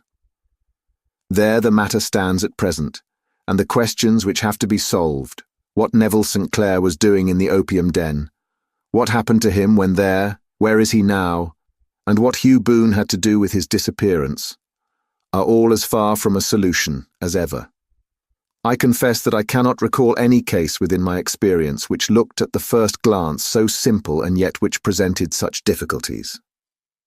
While Sherlock Holmes had been detailing this singular series of events, we had been whirling through the outskirts of the great town until the last straggling houses had been left behind, and we rattled along with a country hedge upon either side of us. Just as he finished, however, we drove through 2 scattered villages, where a few lights still glimmered in the windows. "We are on the outskirts of Lee," said my companion. "We have touched on 3 English counties in our short drive, starting in Middlesex, passing over an angle of Surrey, and ending in Kent. See that light among the trees?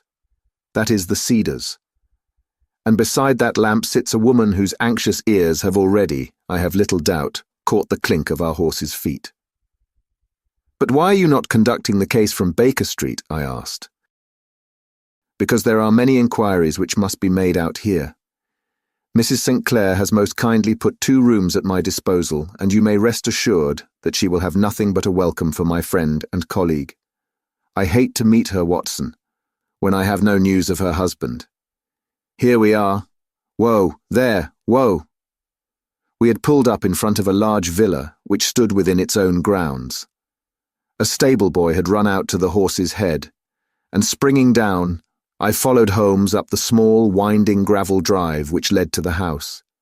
As we approached, the door flew open, and a little blonde woman stood in the opening, clad in some sort of light mousseline de soie, with a touch of fluffy pink chiffon at her neck and wrists. She stood with her figure outlined against the flood of light, one hand upon the door, one half raised in her eagerness, her body slightly bent, her head and face protruded, with eager eyes and parted lips, a standing question. "Well?" she cried. "Well?" And then, seeing that there were 2 of us, she gave a cry of hope which sank into a groan as she saw that my companion shook his head and shrugged his shoulders. "No good news?" "None." "No bad?" "No. Thank God for that. But come in. You must be weary, for you have had a long day. This is my friend, Dr. Watson. He has been of most vital use to me in several of my cases, and a lucky chance has made it possible for me to bring him out and associate him with this investigation." "I am delighted to see you," said she, pressing my hand warmly. "You will, I'm sure, forgive anything that may be wanting in our arrangements when you consider the blow which has come so suddenly upon us." "My dear madam," said I am an old campaigner, and if I were not, I can very well see that no apology is needed. If I can be of any assistance either to you or to my friend here, I shall be indeed happy." "Now, Mr. Sherlock Holmes," said the lady as we entered a well-lit dining room, upon the table of which a cold supper had been laid out, "I should very much like to ask you 1 or 2 plain questions, to which I beg that you will give a plain answer. Certainly, madam. Do not trouble about my feelings. I'm not hysterical, nor given to fainting. I simply wish to hear your real opinion. Upon what point? In your heart of hearts, do you think that Neville is alive? Sherlock Holmes seemed to be embarrassed by the question.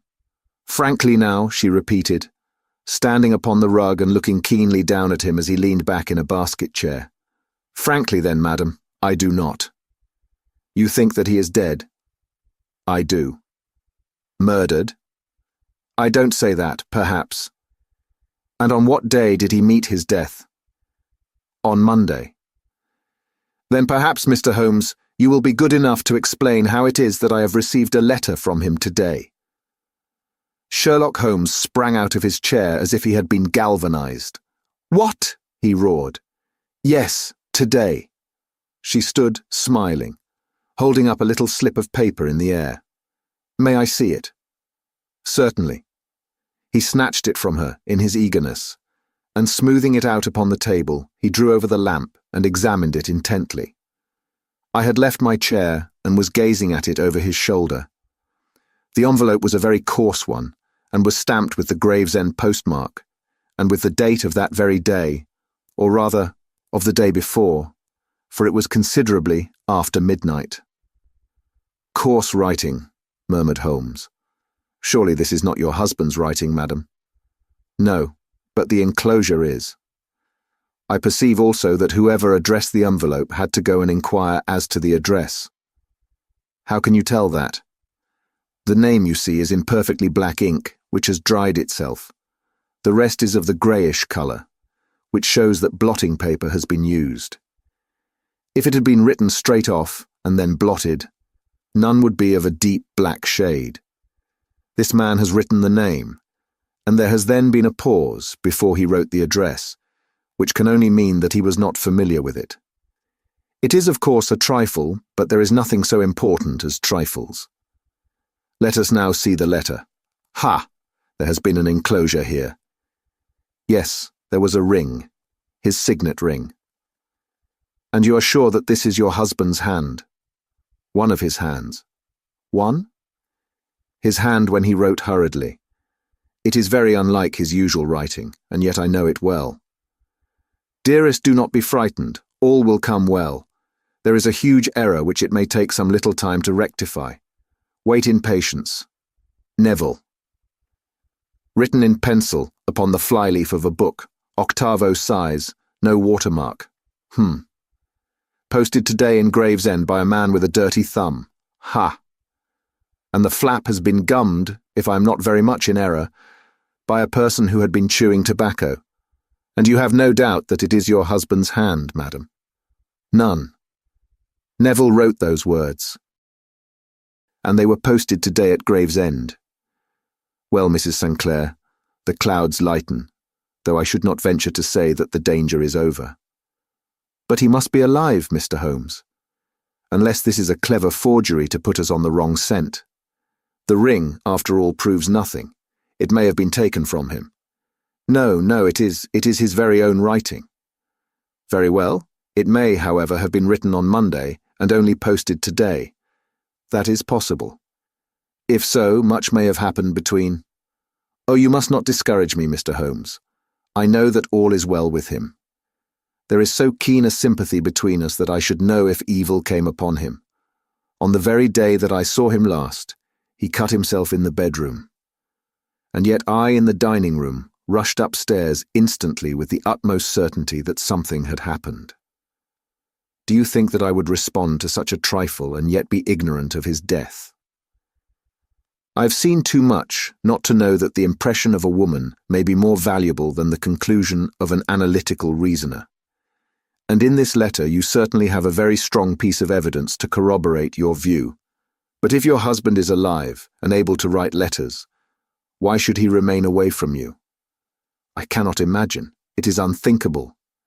And on Monday he made no remarks before leaving you? No. And you were surprised to see him in Swandam Lane? Very much so. Was the window open? Yes. Then he might have called to you? He might. He only, as I understand, gave an inarticulate cry. Yes. A call for help, you thought? Yes, he waved his hands. But it might have been a cry of surprise.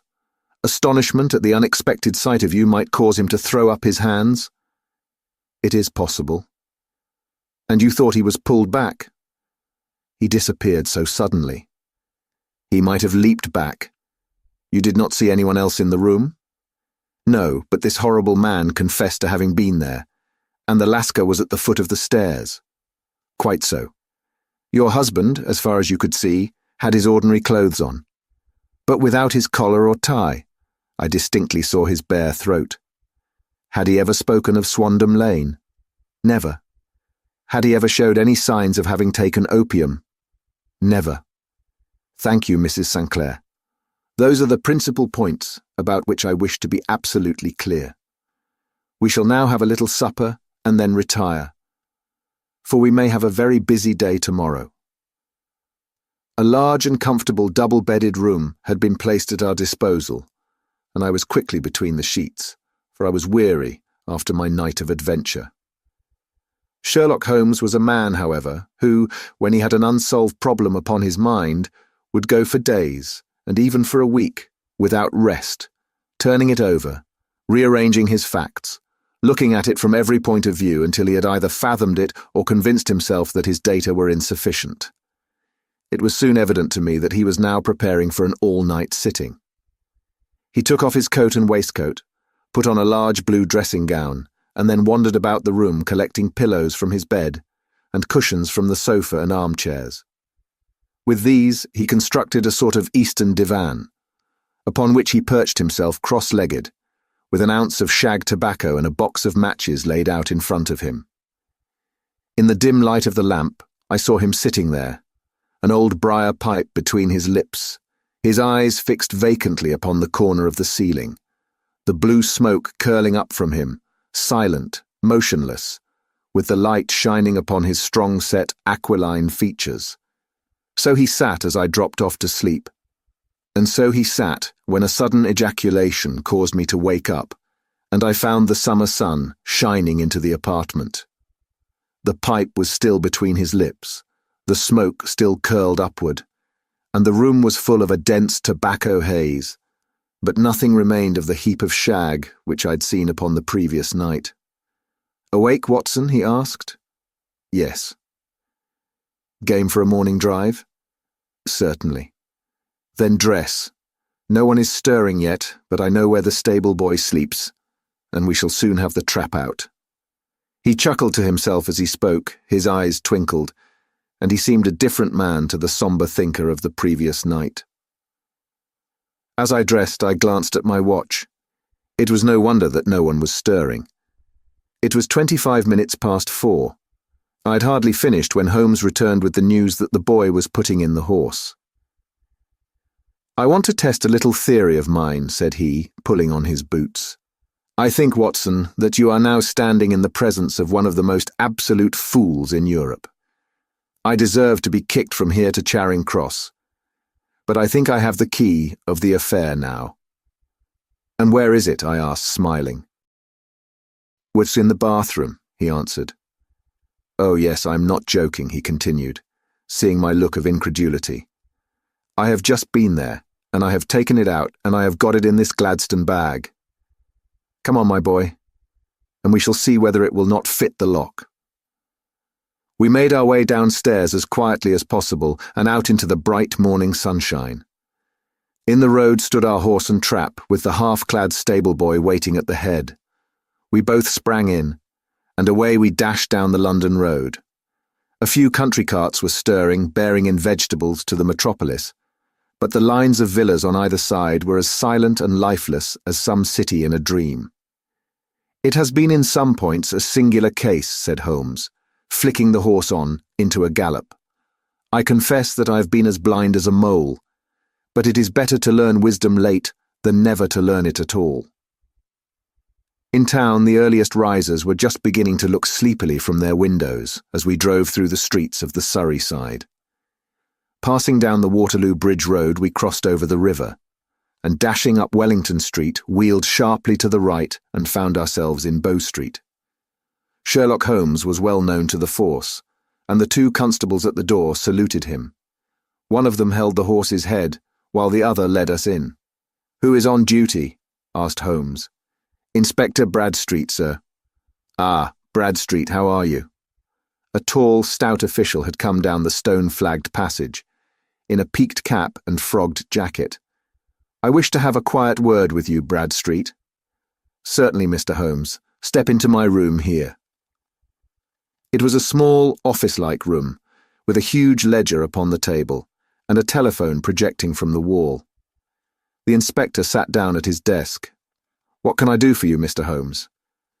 "I called about that beggar man, Boone, the one who was charged with being concerned in the disappearance of Mr. Neville St. Clair." "Of Lee?" "Yes, he was brought up and remanded for further inquiries." "So I heard." "You have him here?" "In the cells." "Is he quiet?" "Oh, he gives no trouble, but he is a dirty scoundrel." "Dirty?"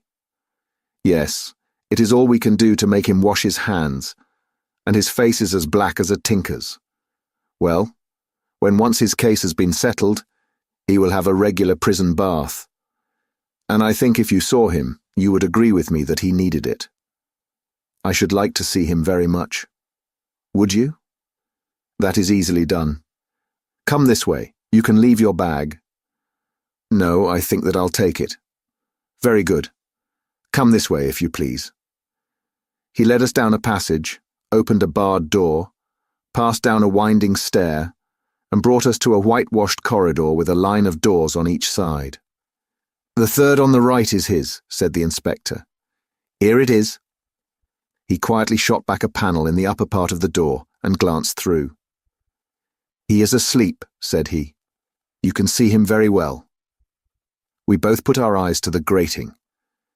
The prisoner lay with his face towards us, in a very deep sleep, breathing slowly and heavily.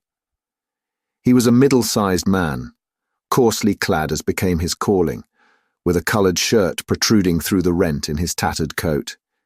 He was, as the inspector had said, extremely dirty, but the grime which covered his face could not conceal its repulsive ugliness.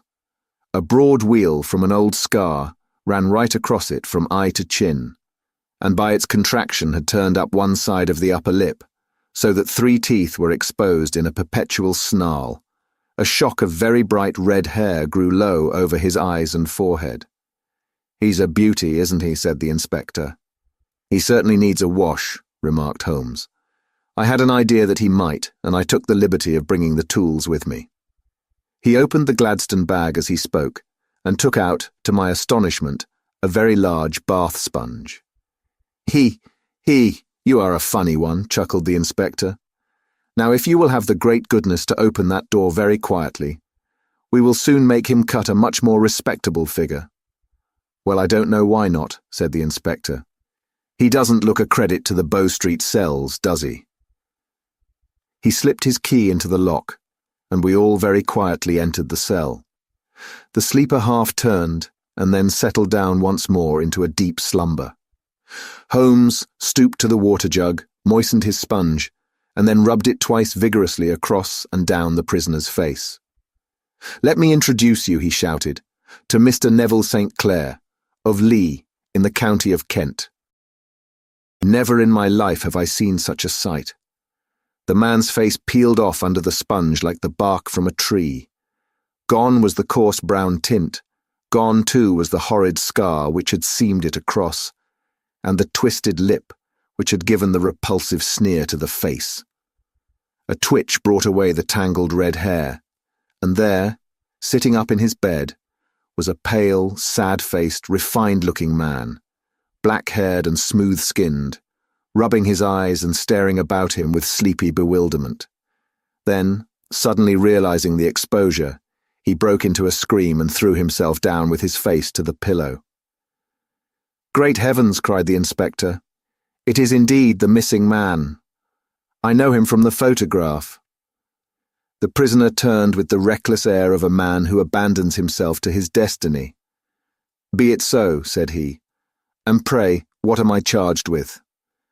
With making away with Mr. Neville St. Oh, come, you can't be charged with that unless they make a case of attempted suicide of it, said the inspector with a grin. Well, I have been 27 years in the force, but this really takes the cake. If I am Mr. Neville St. Clair, then it is obvious that no crime has been committed, and that, therefore, I am illegally detained. No crime, but a very great error has been committed, said Holmes. You would have done better to have trusted your wife. It was not the wife, it was the children, groaned the prisoner. God help me, I would not have them ashamed of their father. My God, what an exposure. What can I do? Sherlock Holmes sat down beside him on the couch and patted him kindly on the shoulder. If you leave it to a court of law to clear the matter up, said he, of course you can hardly avoid publicity. On the other hand, if you convince the police authorities that there is no possible case against you, I do not know that there is any reason that the details should find their way into the papers. Inspector Bradstreet would, I am sure, make notes upon anything which you might tell us and submit it to the proper authorities. The case would then never go into court at all. God bless you, cried the prisoner passionately. I would have endured imprisonment, aye, even execution, rather than have left my miserable secret as a family blot to my children. You are the first who have ever heard my story. My father was a schoolmaster in Chesterfield, where I received an excellent education. I travelled in my youth, took to the stage, and finally became a reporter on an evening paper in London. One day my editor wished to have a series of articles upon begging in the metropolis, and I volunteered to supply them. There was the point from which all my adventures started. It was only by trying begging as an amateur that I could get the facts upon which to base my articles. When an actor I had, of course, learned all the secrets of making up, and had been famous in the green room for my skill. I took advantage now of my attainments. I painted my face, and to make myself as pitiable as possible, I made a good scar and fixed one side of my lip in a twist by the aid of a small slip of flesh-coloured plaster. Then, with a red head of hair and an appropriate dress, I took my station in the business part of the city, ostensibly as a match seller, but really as a beggar. For 7 hours I plied my trade, and when I returned home in the evening I found to my surprise that I had received no less than 26 shillings and 4 pence. I wrote my articles and thought little more of the matter until, some time later, I backed a bill for a friend and had a writ served upon me for £25. I was at my wit's end where to get the money, but a sudden idea came to me. I begged a fortnight's grace from the creditor, asked for a holiday from my employers, and spent the time in begging in the city under my disguise. In 10 days I had the money and had paid the debt. Well, you can imagine how hard it was to settle down to arduous work at £2 a week when I knew that I could earn as much in a day by smearing my face with a little paint, laying my cap on the ground and sitting still. It was a long fight between my pride and the money, but the dollars won at last, and I threw up reporting and sat day after day in the corner which I'd first chosen, inspiring pity by my ghastly face and filling my pockets with coppers. Only one man knew my secret. He was the keeper of a low den in which I used to lodge in Swandam Lane, where I could every morning emerge as a squalid beggar, and in the evenings transform myself into a well-dressed man about town. This fellow, Alaska, was well paid by me for his rooms, so that I knew that my secret was safe in his possession. Well, very soon I found that I was saving considerable sums of money. I do not mean that any beggar in the streets of London could earn £700 a year, which is less than my average takings, but I had exceptional advantages in my power of making up, and also in a facility of repartee, which improved by practice and made me quite a recognised character in the city. All day, a stream of pennies, varied by silver, poured in upon me, and it was a very bad day in which I failed to take £2. As I grew richer, I grew more ambitious, took a house in the country, and eventually married, without anyone having a suspicion as to my real occupation. My dear wife knew that I had business in the city. She little knew what.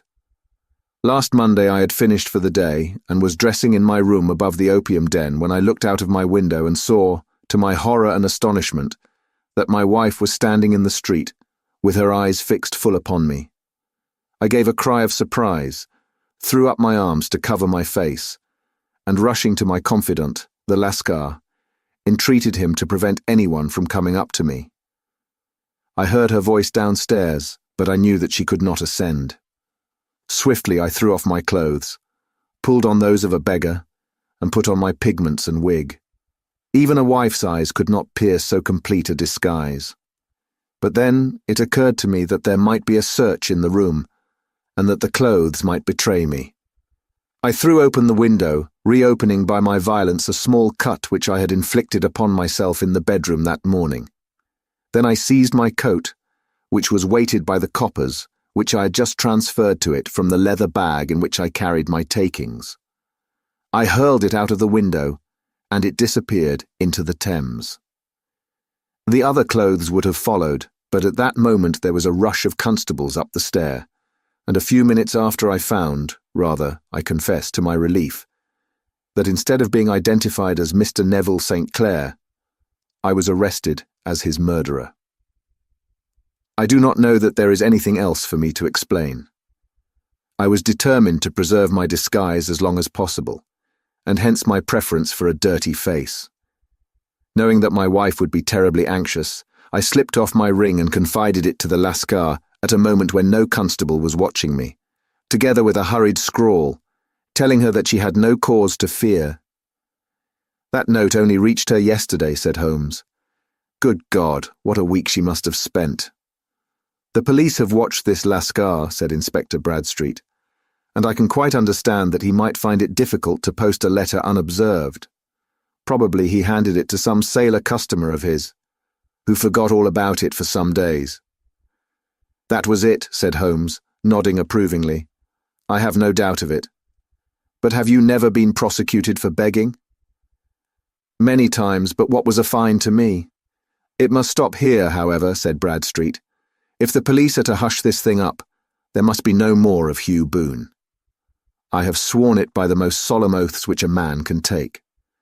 In that case, I think that it is probable that no further steps may be taken. But if you are found again, then all must come out. I'm sure, Mr. Holmes, that we are very much indebted to you for having cleared the matter up. I wish I knew how you reach your results." "I reach this one," said my friend, "by sitting upon 5 pillows and consuming an ounce of shag. I think, Watson, that if we drive to Baker Street we shall just be in time for breakfast." The Adventure of the Blue Carbuncle. I had called upon my friend Sherlock Holmes upon the second morning after Christmas, with the intention of wishing him the compliments of the season. He was lounging upon the sofa in a purple dressing gown, a pipe-rack within his reach upon the right, and a pile of crumpled morning papers, evidently newly studied, near at hand. Beside the couch was a wooden chair, and on the angle of the back hung a very seedy and disreputable, hard felt hat, much the worse for wear and cracked in several places. A lens and a forceps lying upon the seat of the chair suggested that the hat had been suspended in this manner for the purpose of examination. "You are engaged," said I. "Perhaps I interrupt you." "Not at all. I'm glad to have a friend with whom I can discuss my results. The matter is a perfectly trivial one." He jerked his thumb in the direction of the old hat. "But there are points in connection with it which are not entirely devoid of interest, and even of instruction." I seated myself in his armchair and warmed my hands before his crackling fire, for a sharp frost had set in, and the windows were thick with the ice crystals. "I suppose," I remarked, "that homely as it looks, this thing has some deadly story linked onto it, that it is the clue which will guide you in the solution of some mystery and the punishment of some crime." No crime," said Sherlock Holmes, laughing. "Only one of those whimsical little incidents which will happen when you have 4 million human beings all jostling each other within the space of a few square miles. Amid the action and reaction of so dense a swarm of humanity, every possible combination of events may be expected to take place, and many a little problem will be presented, which may be striking and bizarre without being criminal. We have already had experience of such. So much so, I remarked, that of the last 6 cases which I have added to my notes, 3 have been entirely free of any legal crime. Precisely. You allude to my attempt to recover the Irene Adler papers, to the singular case of Miss Mary Sutherland, and to the adventure of the man with the twisted lip. Well, I have no doubt that this small matter will fall into the same innocent category. You know Peterson, the commissionaire? Yes. It is to him that this trophy belongs. It is his hat. No, he found it. Its owner is unknown. I beg that you will look upon it not as a battered billycock, but as an intellectual problem. And first, as to how it came here. It arrived upon Christmas morning, in company with a good fat goose, which is, I have no doubt, roasting at this moment in front of Peterson's fire.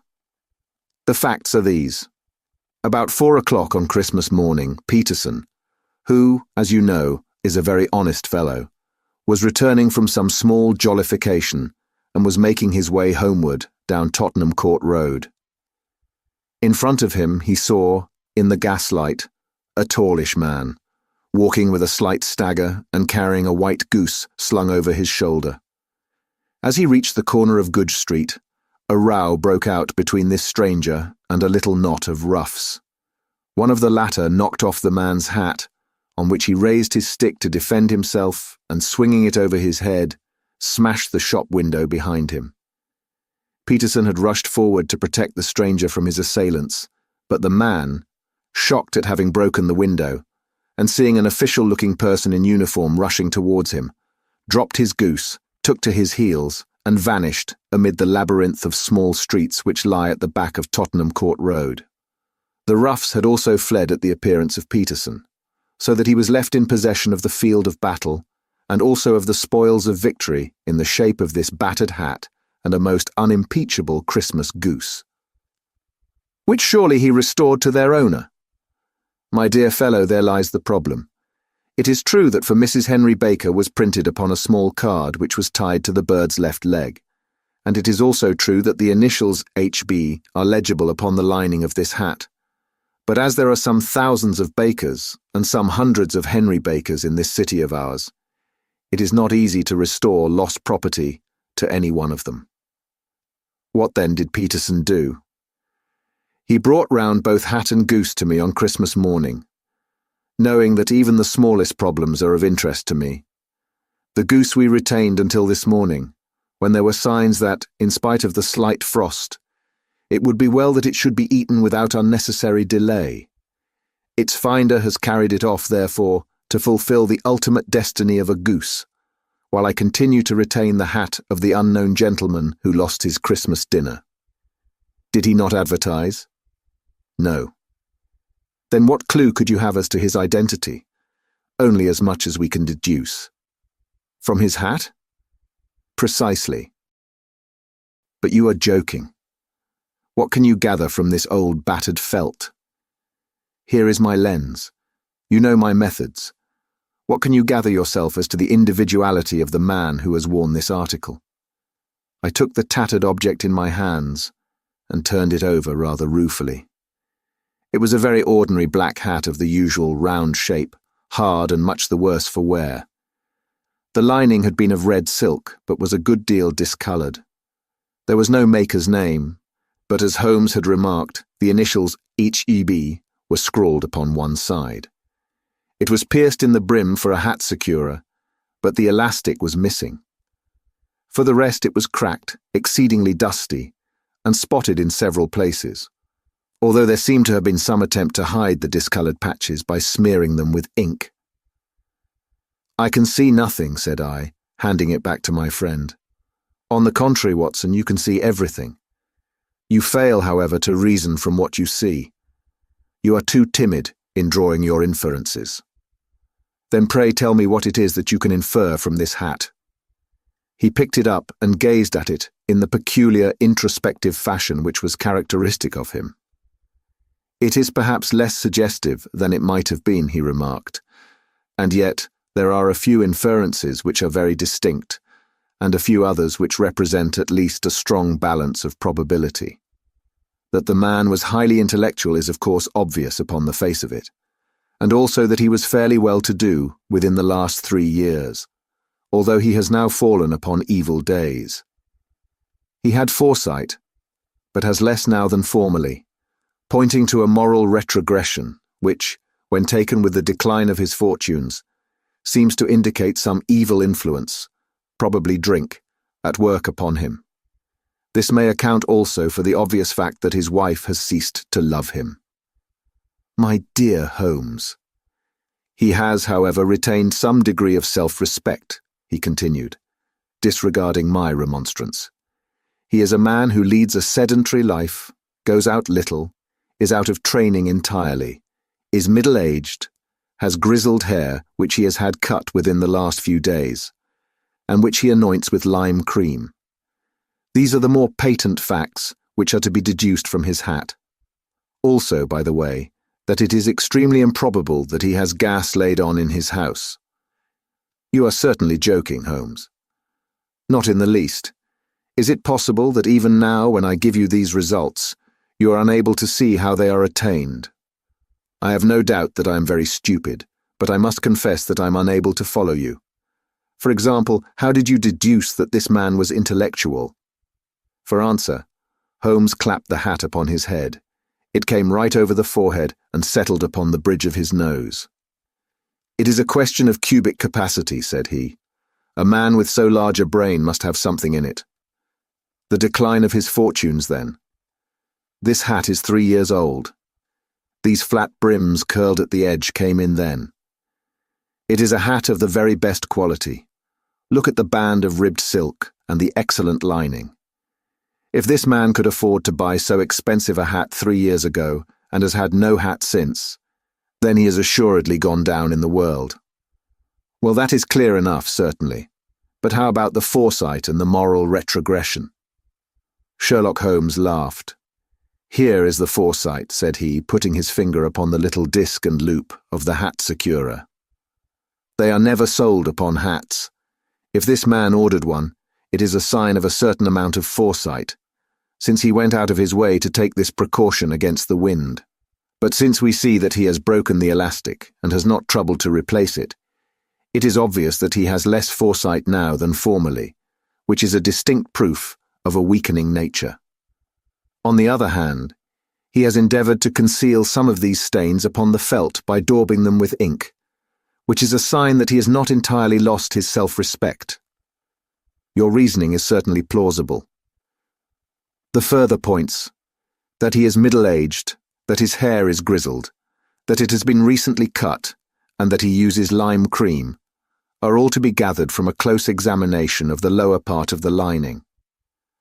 The lens discloses a large number of hair ends, clean cut by the scissors of the barber. They all appear to be adhesive, and there is a distinct odour of lime cream. This dust, you will observe, is not the gritty grey dust of the street, but the fluffy brown dust of the house, showing that it has been hung up indoors most of the time, while the marks of moisture upon the inside are proof positive that the wearer perspired very freely, and could therefore hardly be in the best of training. But his wife, you said that she had ceased to love him. This hat has not been brushed for weeks. When I see you, my dear Watson, with a week's accumulation of dust upon your hat, and when your wife allows you to go out in such a state, I shall fear that you also have been unfortunate enough to lose your wife's affection.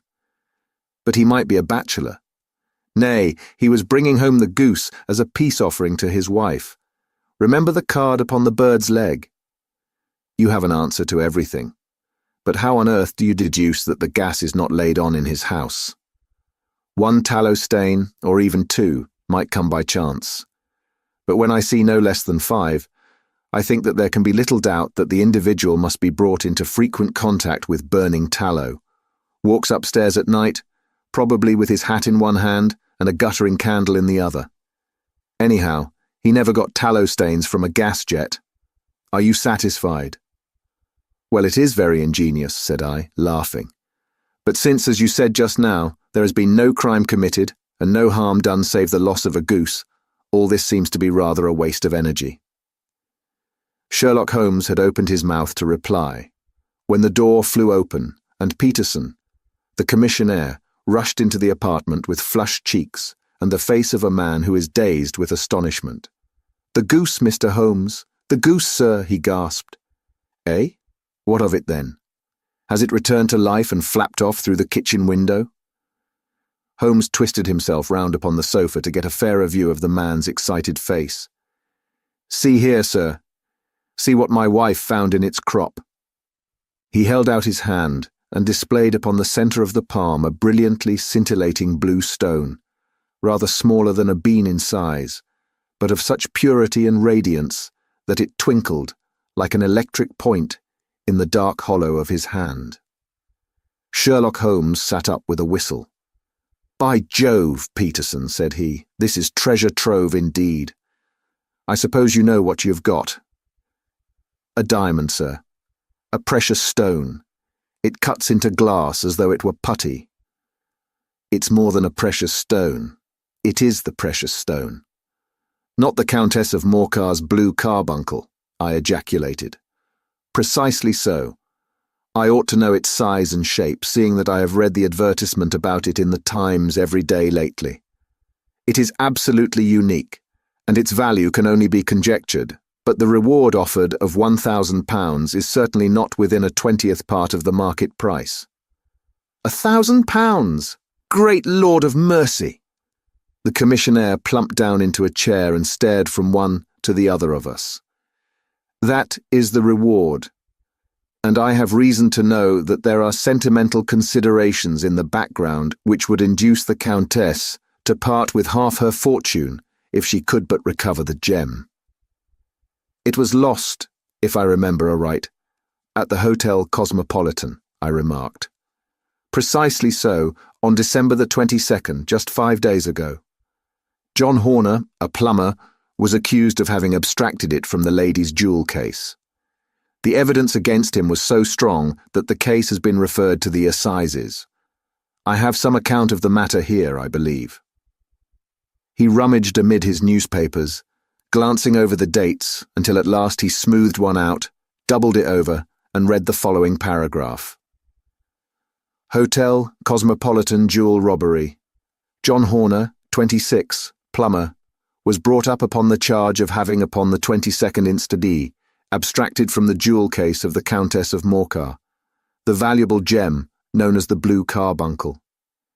James Ryder, upper attendant at the hotel, gave his evidence to the effect that he had shown Horner up to the dressing room of the Countess of Morcar upon the day of the robbery in order that he might solder the second bar of the grate, which was loose. He had remained with Horner some little time, but had finally been called away. On returning, he found that Horner had disappeared, that the bureau had been forced open, and that the small Morocco casket in which, as it afterwards transpired, the Countess was accustomed to keep her jewel, was lying empty upon the dressing table. Ryder instantly gave the alarm, and Horner was arrested the same evening. But the stone could not be found either upon his person or in his rooms. Catherine Cusack, maid to the Countess, deposed to having heard Ryder's cry of dismay on discovering the robbery, and to having rushed into the room, where she found matters as described by the last witness.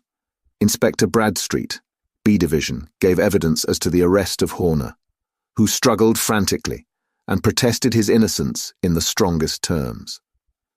Evidence of a previous conviction for robbery having been given against the prisoner, the magistrate refused to deal summarily with the offence, but referred it to the assizes. Horner, who had shown signs of intense emotion during the proceedings, fainted away at the conclusion and was carried out of court. So much for the police court," said Holmes thoughtfully, tossing aside the paper.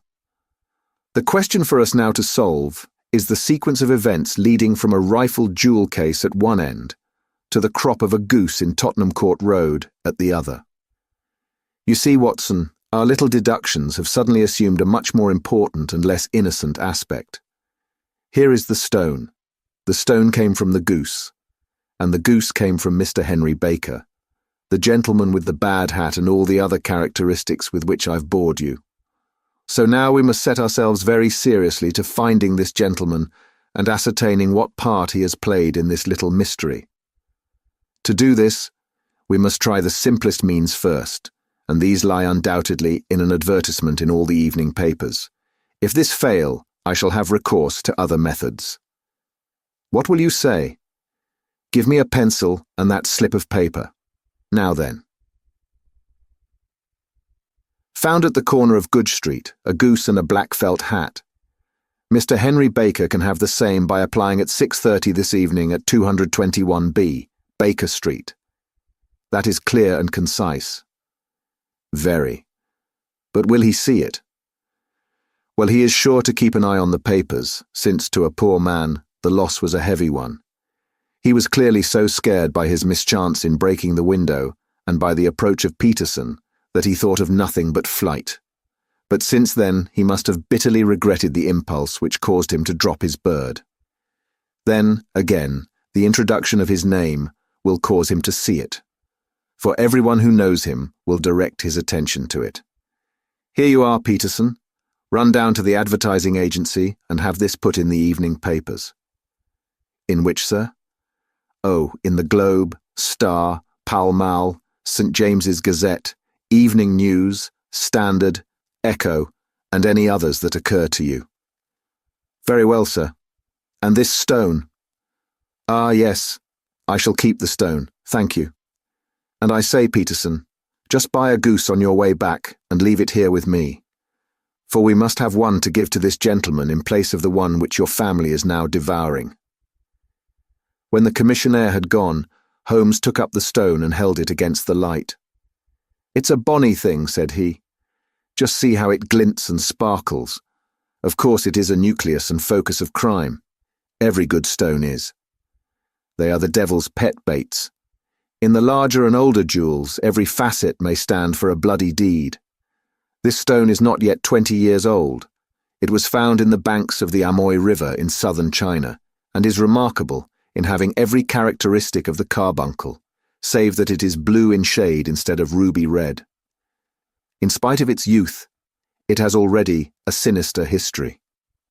There have been 2 murders, a vitriol throwing, a suicide, and several robberies brought about for the sake of this 40-grain weight of crystallized charcoal.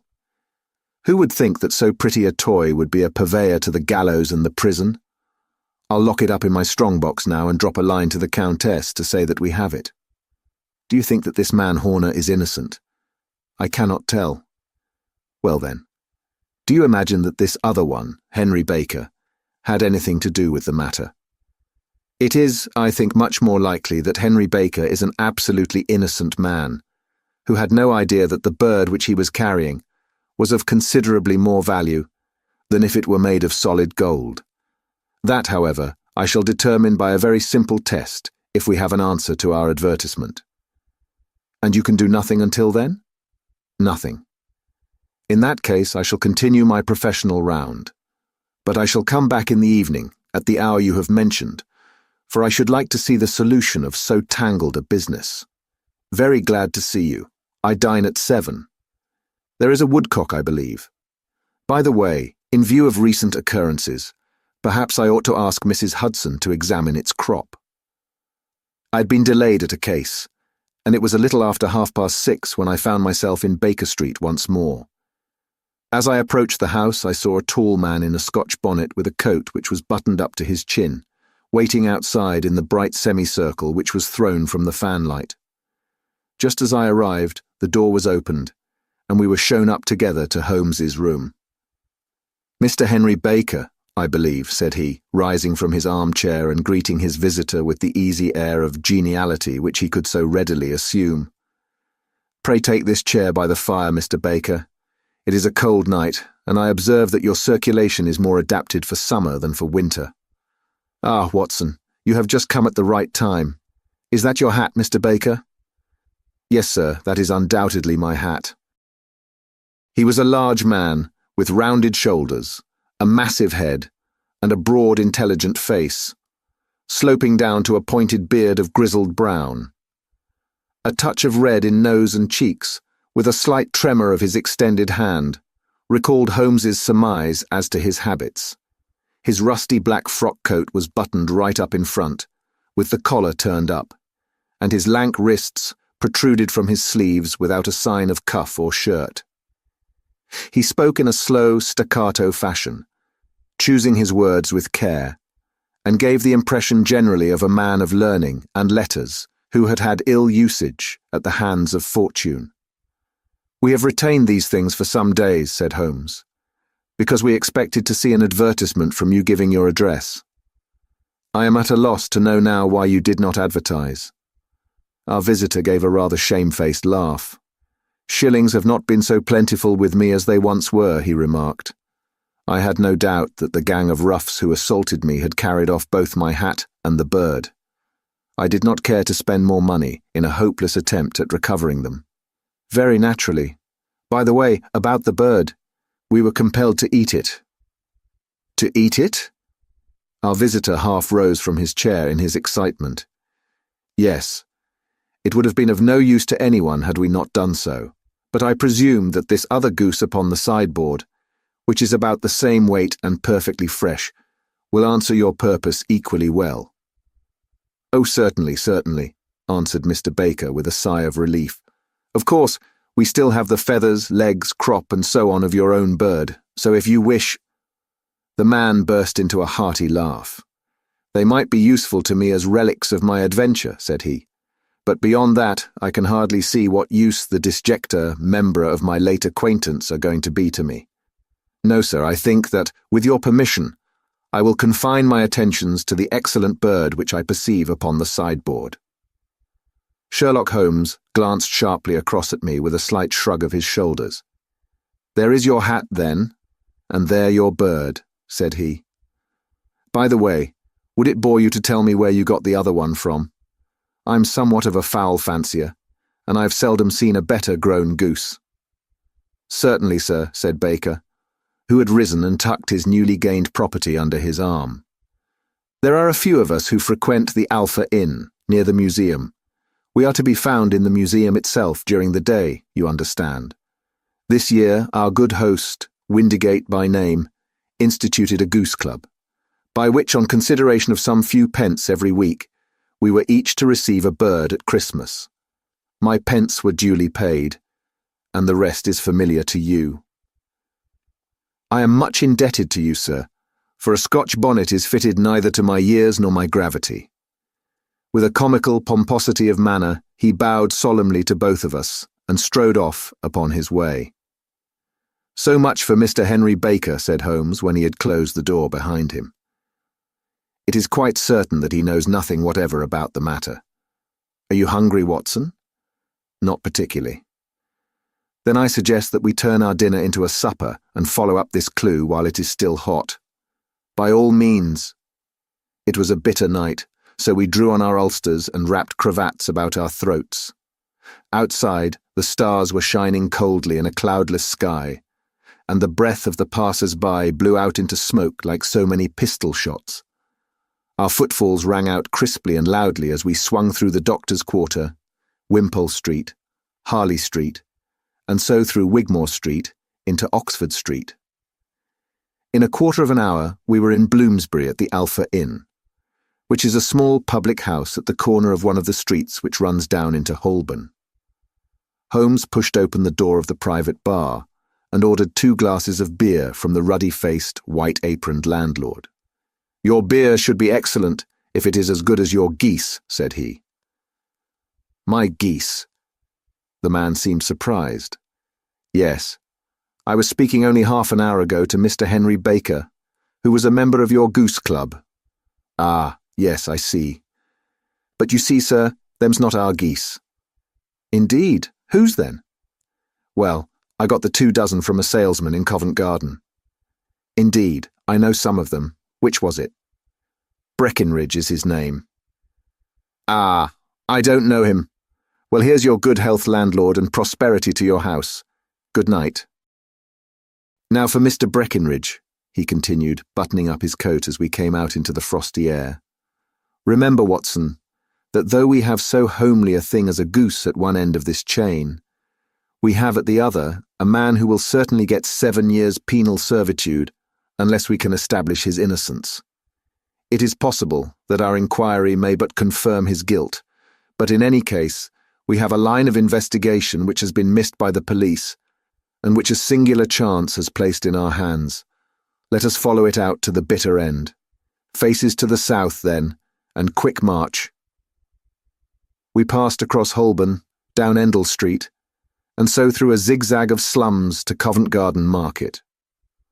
One of the largest stalls bore the name of Breckinridge upon it, and the proprietor, a horsey-looking man, with a sharp face and trim side whiskers, was helping a boy to put up the shutters. "Good evening. It's a cold night," said Holmes. The salesman nodded and shot a questioning glance at my companion. "Sold out of geese, I see," continued Holmes, pointing at the bare slabs of marble. "Let you have 500 tomorrow morning." "That's no good." "Well, there are some on the stall with the gas flare." "Ah, but I was recommended to you."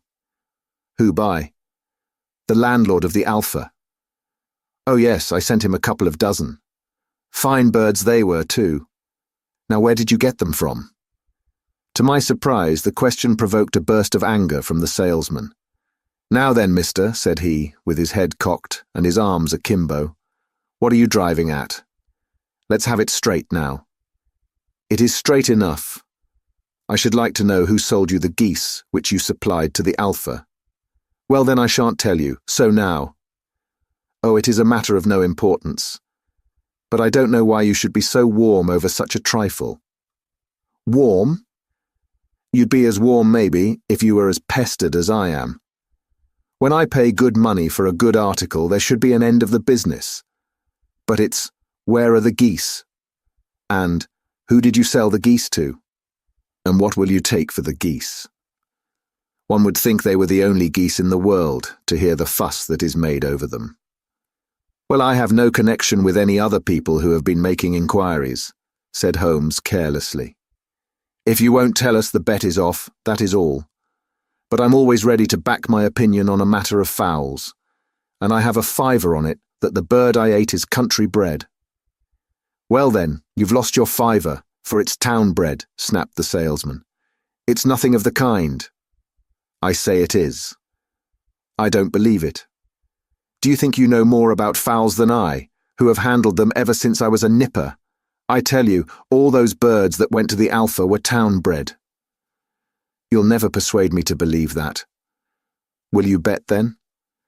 "It's merely taking your money, for I know that I'm right. But I'll have a sovereign on with you, just to teach you not to be obstinate." The salesman chuckled grimly. "Bring me the books, Bill," said he. The small boy brought round a small thin volume and a great greasy-backed one, laying them out together beneath the hanging lamp. "Now then, Mr. Cocksure," said the salesman, "I thought that I was out of geese. But before I finish, you'll find that there is still one left in my shop. You see this little book? Well, that's the list of the folk from whom I buy. Do you see? Well then, here on this page are the country folk, and the numbers after their names are where their accounts are in the big ledger. Now then, you see this other page in red ink? Well, that's a list of my town suppliers. Now look at that third name. Just read it out to me.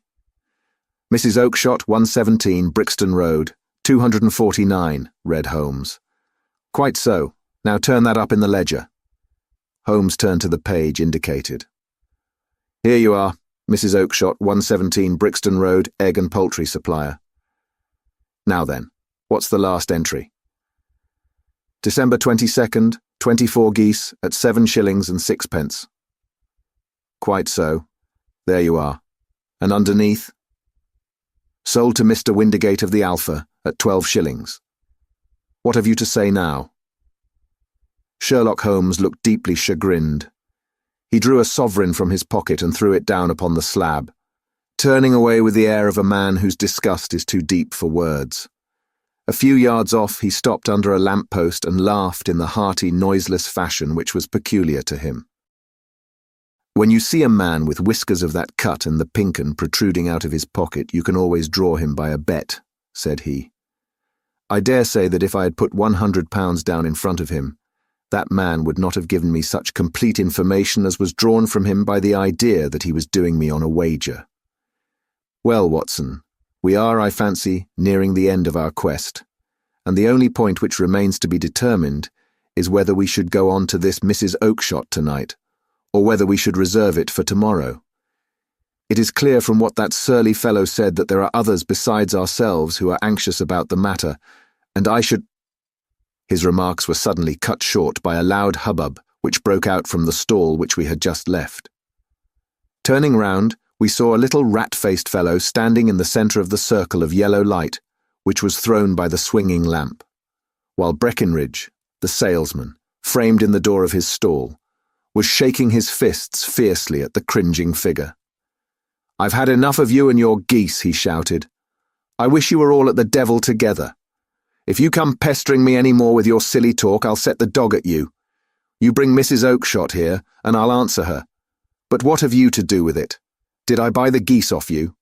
"No, but one of them was mine all the same," whined the little man. "Well then, ask Mrs. Oakshott for it." "She told me to ask you." "Well, you can ask the King of Prussia for all I care. I've had enough of it. Get out of this." He rushed fiercely forward, and the inquirer flitted away into the darkness. "Ha! This may save us a visit to Brixton Road," whispered Holmes. "Come with me, and we will see what is to be made of this fellow." Striding through the scattered knots of people who lounged round the flaring stalls, my companion speedily overtook the little man and touched him upon the shoulder. He sprang round, and I could see in the gaslight that every vestige of colour had been driven from his face. "Who are you then? What do you want?" he asked in a quavering voice. "You will excuse me," said Holmes blandly, "but I could not help overhearing the questions which you put to the salesman just now. I think that I could be of assistance to you." "You? Who are you? How could you know anything of the matter?" "My name is Sherlock Holmes. It is my business to know what other people don't know. But you can know nothing of this." "Excuse me, I know everything of it. You are endeavouring to trace some geese which were sold by Mrs. Oakshott of Brixton Road to a salesman named Breckenridge, by him in turn to Mr. Windigate, of the Alpha, and by him to his club, of which Mr. Henry Baker is a member." "Oh, sir, you are the very man whom I have longed to meet," cried the little fellow with outstretched hands and quivering fingers. "I can hardly explain to you how interested I am in this matter." Sherlock Holmes hailed a four-wheeler which was passing. "In that case we had better discuss it in a cosy room rather than in this wind-swept marketplace," said he.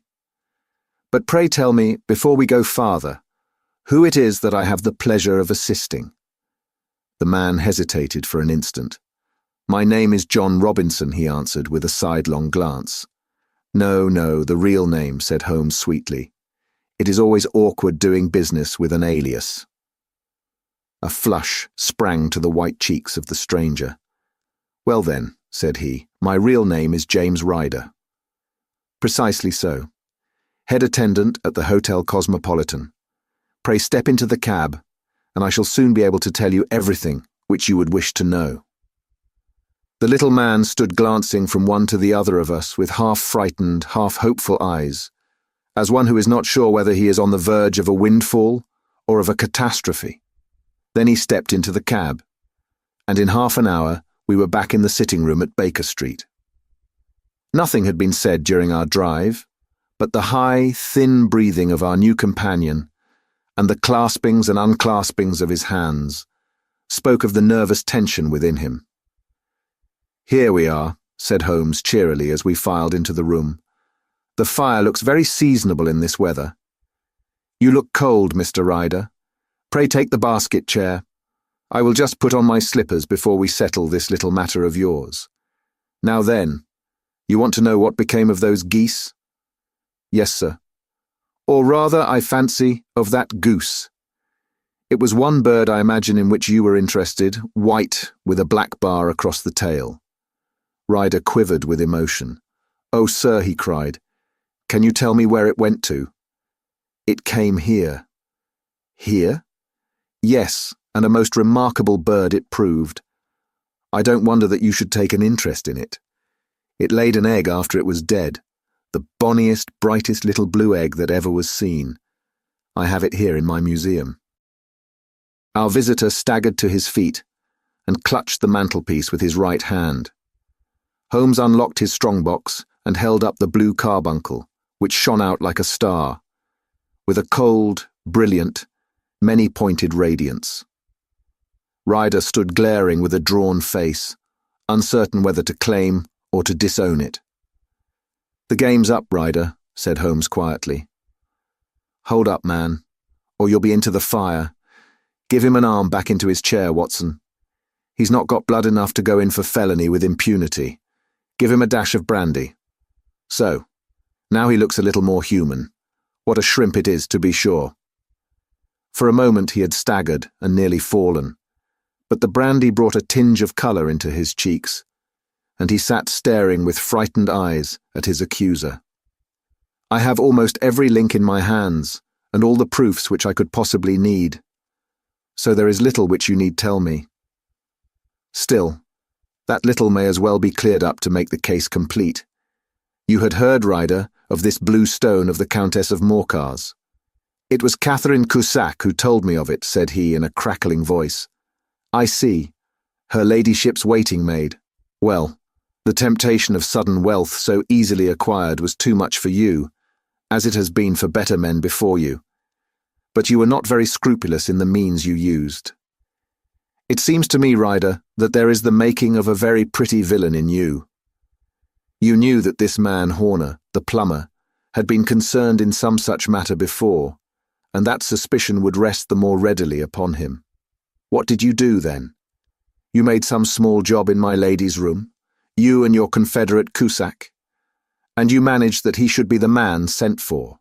Then, when he had left, you rifled the jewel case, raised the alarm, and had this unfortunate man arrested. You then—" Ryder threw himself down suddenly upon the rug and clutched at my companion's knees. "For God's sake, have mercy," he shrieked.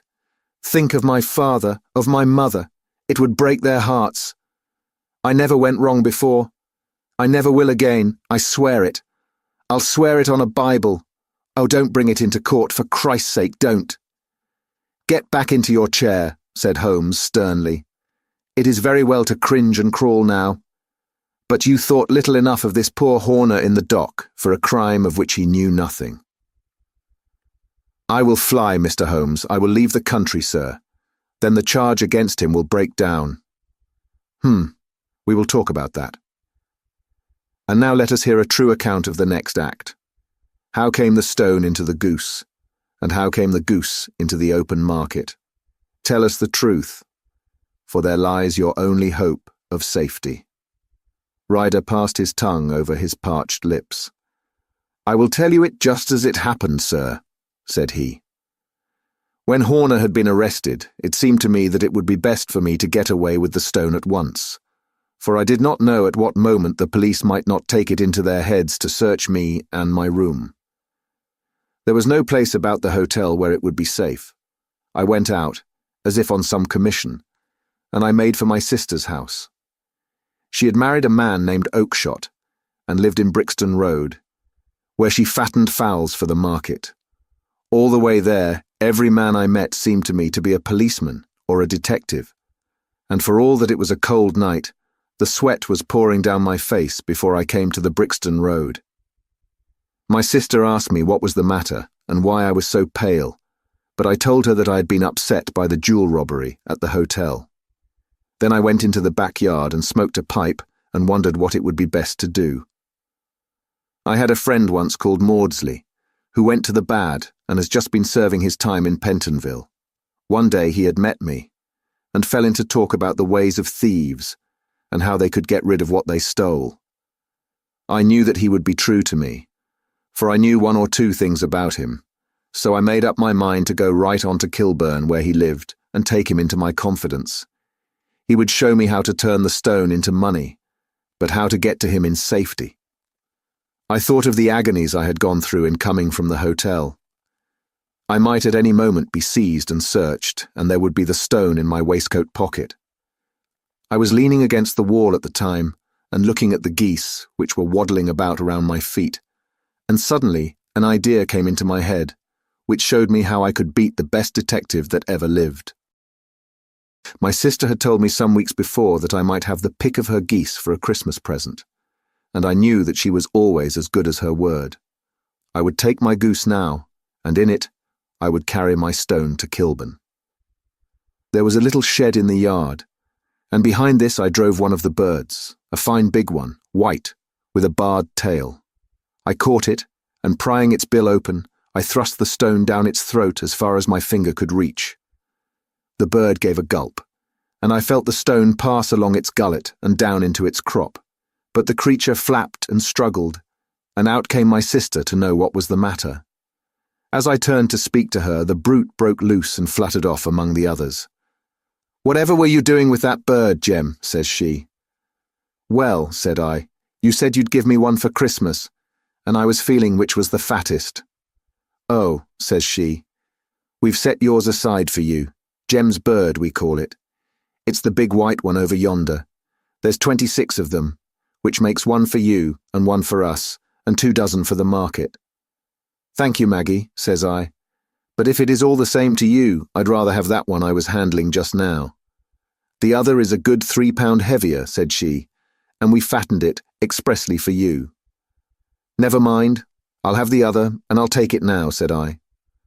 "Oh, just as you like," said she, a little huffed. "Which is it you want, then?" "That white one with the barred tail, right in the middle of the flock." "Oh, very well. Kill it, and take it with you." Well, I did what she said, Mr. Holmes, and I carried the bird all the way to Kilburn. I told my pal what I'd done, for he was a man that it was easy to tell a thing like that to. He laughed until he choked, and we got a knife and opened the goose. My heart turned to water, for there was no sign of the stone, and I knew that some terrible mistake had occurred. I left the bird, rushed back to my sister's, and hurried into the backyard. There was not a bird to be seen there. "Where are they all, Maggie?" I cried. "Gone to the dealers, Jem." "Which dealers?" "Breckenridge, of Covent Garden." "But was there another with a barred tail?" I asked, "the same as the one I chose?" "Yes, Jem, there were 2 barred-tailed ones, and I could never tell them apart." Well then, of course I saw it all, and I ran off as hard as my feet would carry me to this man Breckenridge. But he had sold the lot at once, and not one word would he tell me as to where they had gone. You heard him yourselves tonight. Well, he has always answered me like that. My sister thinks that I'm going mad. Sometimes I think that I am myself, and now I am myself a branded thief, without ever having touched the wealth for which I sold my character. God help me, God help me. He burst into convulsive sobbing, with his face buried in his hands. There was a long silence, broken only by his heavy breathing and by the measured tapping of Sherlock Holmes' fingertips upon the edge of the table. Then my friend rose and threw open the door. "Get out," said he. "What, sir? Oh, heaven bless you." "No more words. Get out." And no more words were needed. There was a rush, a clatter upon the stairs, the bang of a door, and the crisp rattle of running footfalls from the street. "After all, Watson," said Holmes, reaching up his hand for his clay pipe, "I am not retained by the police to supply their deficiencies. If Horner were in danger, it would be another thing, but this fellow will not appear against him, and the case must collapse. I suppose that I am commuting a felony, but it is just possible that I am saving a soul. This fellow will not go wrong again. He is too terribly frightened. Send him to jail now, and you make him a jailbird for life. Besides, it is the season of forgiveness. Chance has put in our way a most singular and whimsical problem, and its solution is its own reward. If you will have the goodness to touch the bell, Doctor, we will begin another investigation, in which also a bird will be the chief feature. The Adventure of the Speckled Band.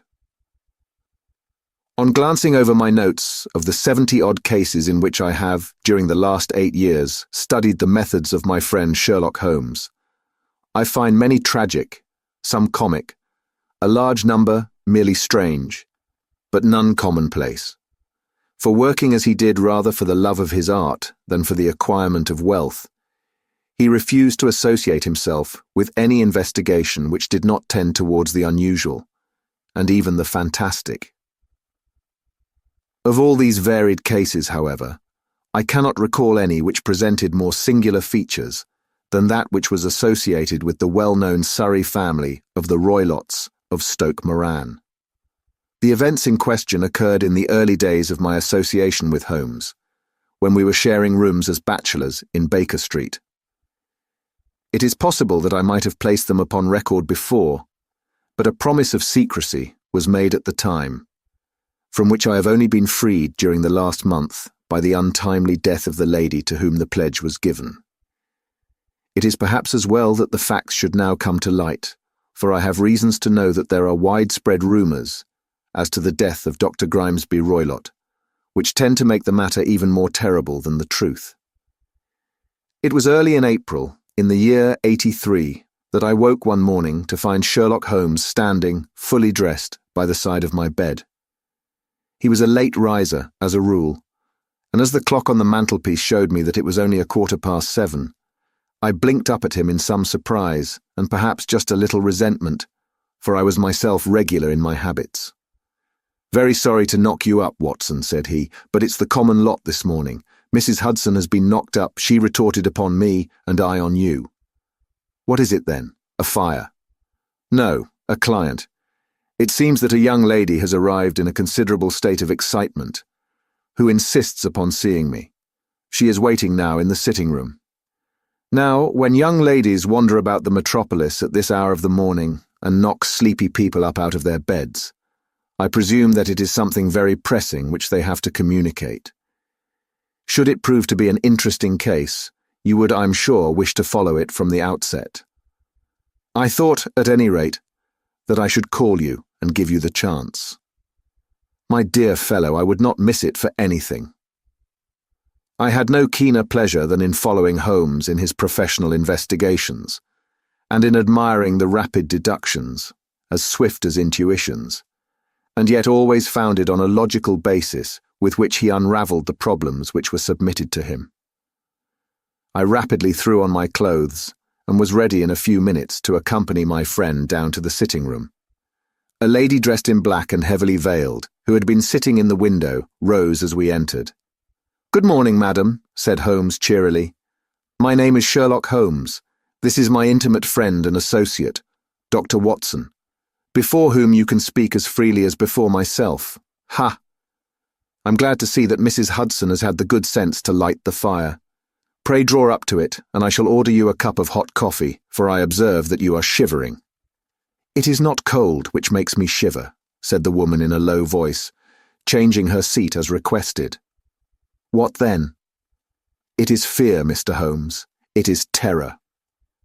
She raised her veil as she spoke, and we could see that she was indeed in a pitiable state of agitation, her face all drawn and grey, with restless, frightened eyes, like those of some hunted animal.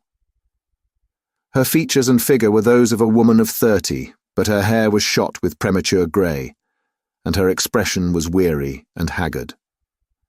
Sherlock Holmes ran her over with one of his quick, all-comprehensive glances.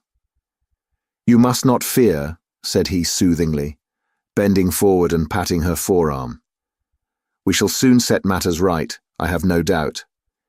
You have come in by train this morning, I see. You know me then?" "No, but I observe the second half of a return ticket in the palm of your left glove. You must have started early, and yet you had a good drive in a dog-cart, along heavy roads, before you reached the station." The lady gave a violent start and stared in bewilderment at my companion. "There is no mystery, my dear madam," said he, smiling. "The left arm of your jacket is spattered with mud in no less than 7 places. The marks are perfectly fresh. There is no vehicle save a dog-cart which throws up mud in that way, and then only when you sit on the left-hand side of the driver. Whatever your reasons may be, you are perfectly correct," said she. "I started from home before 6, reached Leatherhead at 20 past, and came in by the first train to Waterloo. Sir, I can stand this strain no longer. I shall go mad if it continues. I have no one to turn to, none, save only one, who cares for me, and he, poor fellow, can be of little aid. I have heard of you, Mr. Holmes. I have heard of you from Mrs. Farintosh, whom you helped in the hour of her sore need. It was from her that I had your address. Oh, sir, do you not think that you could help me too, and at least throw a little light through the dense darkness which surrounds me? At present, it is out of my power to reward you for your services, but in a month or 6 weeks I shall be married, with the control of my own income, and then at least you shall not find me ungrateful. Holmes turned to his desk and, unlocking it, drew out a small casebook, which he consulted. Farintosh, said he. Ah, yes, I recall the case. It was concerned with an opal tiara. I think it was before your time, Watson. I can only say, madam, that I shall be happy to devote the same care to your case as I did to that of your friend. As to reward, my profession is its own reward. But you are at liberty to defray whatever expenses I may be put to, at the time which suits you best. And now I beg that you will lay before us everything that may help us in forming an opinion upon the matter. Alas, replied our visitor, the very horror of my situation lies in the fact that my fears are so vague, and my suspicions depend so entirely upon small points, which might seem trivial to another, that even he, to whom of all others I have a right to look for help and advice, looks upon all that I tell him about it as the fancies of a nervous woman. He does not say so, but I can read it from his soothing answers and averted eyes. But I have heard, Mr. Holmes, that you can see deeply into the manifold wickedness of the human heart. You may advise me how to walk amid the dangers which encompass me. I am all attention, madam. My name is Helen Stoner, and I am living with my stepfather, who is the last survivor of one of the oldest Saxon families in England, the Roylots of Stoke Moran, on the western border of Surrey. Holmes nodded his head. The name is familiar to me, said he. The family was at one time among the richest in England, and the estates extended over the borders into Berkshire in the north, and Hampshire in the west. In the last century, however, 4 successive heirs were of a dissolute and wasteful disposition, and the family ruin was eventually completed by a gambler in the days of the Regency. Nothing was left save a few acres of ground, and the 200-year-old house, which is itself crushed under a heavy mortgage.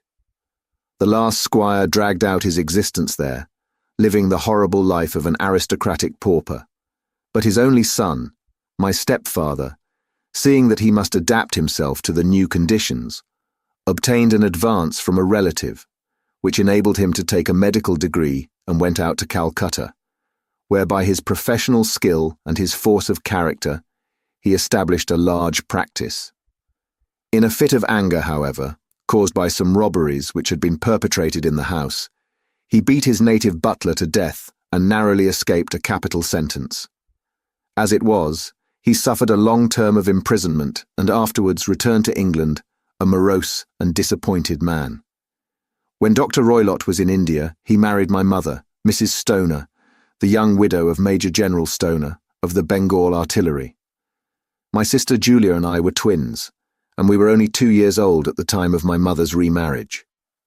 She had a considerable sum of money, not less than £1,000 a year, and this she bequeathed to Dr. Roylott entirely while we resided with him, with a provision that a certain annual sum should be allowed to each of us in the event of our marriage.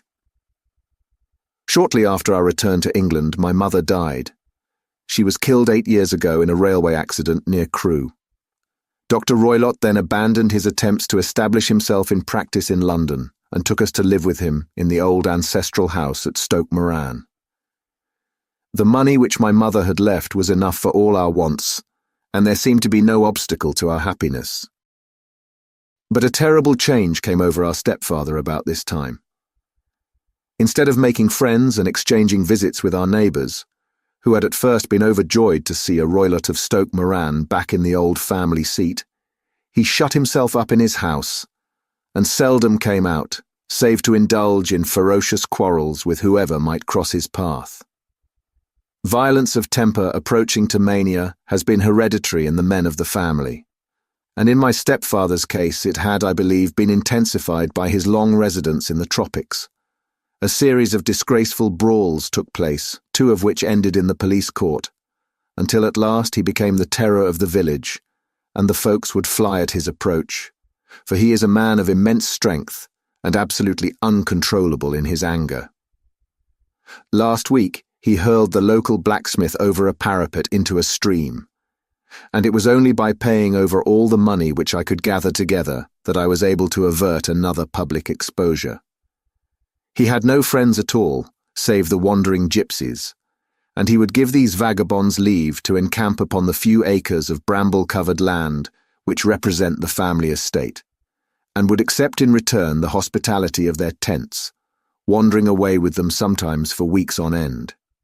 He has a passion also for Indian animals, which are sent over to him by a correspondent, and he has at this moment a cheetah and a baboon, which wander freely over his grounds and are feared by the villagers almost as much as their master.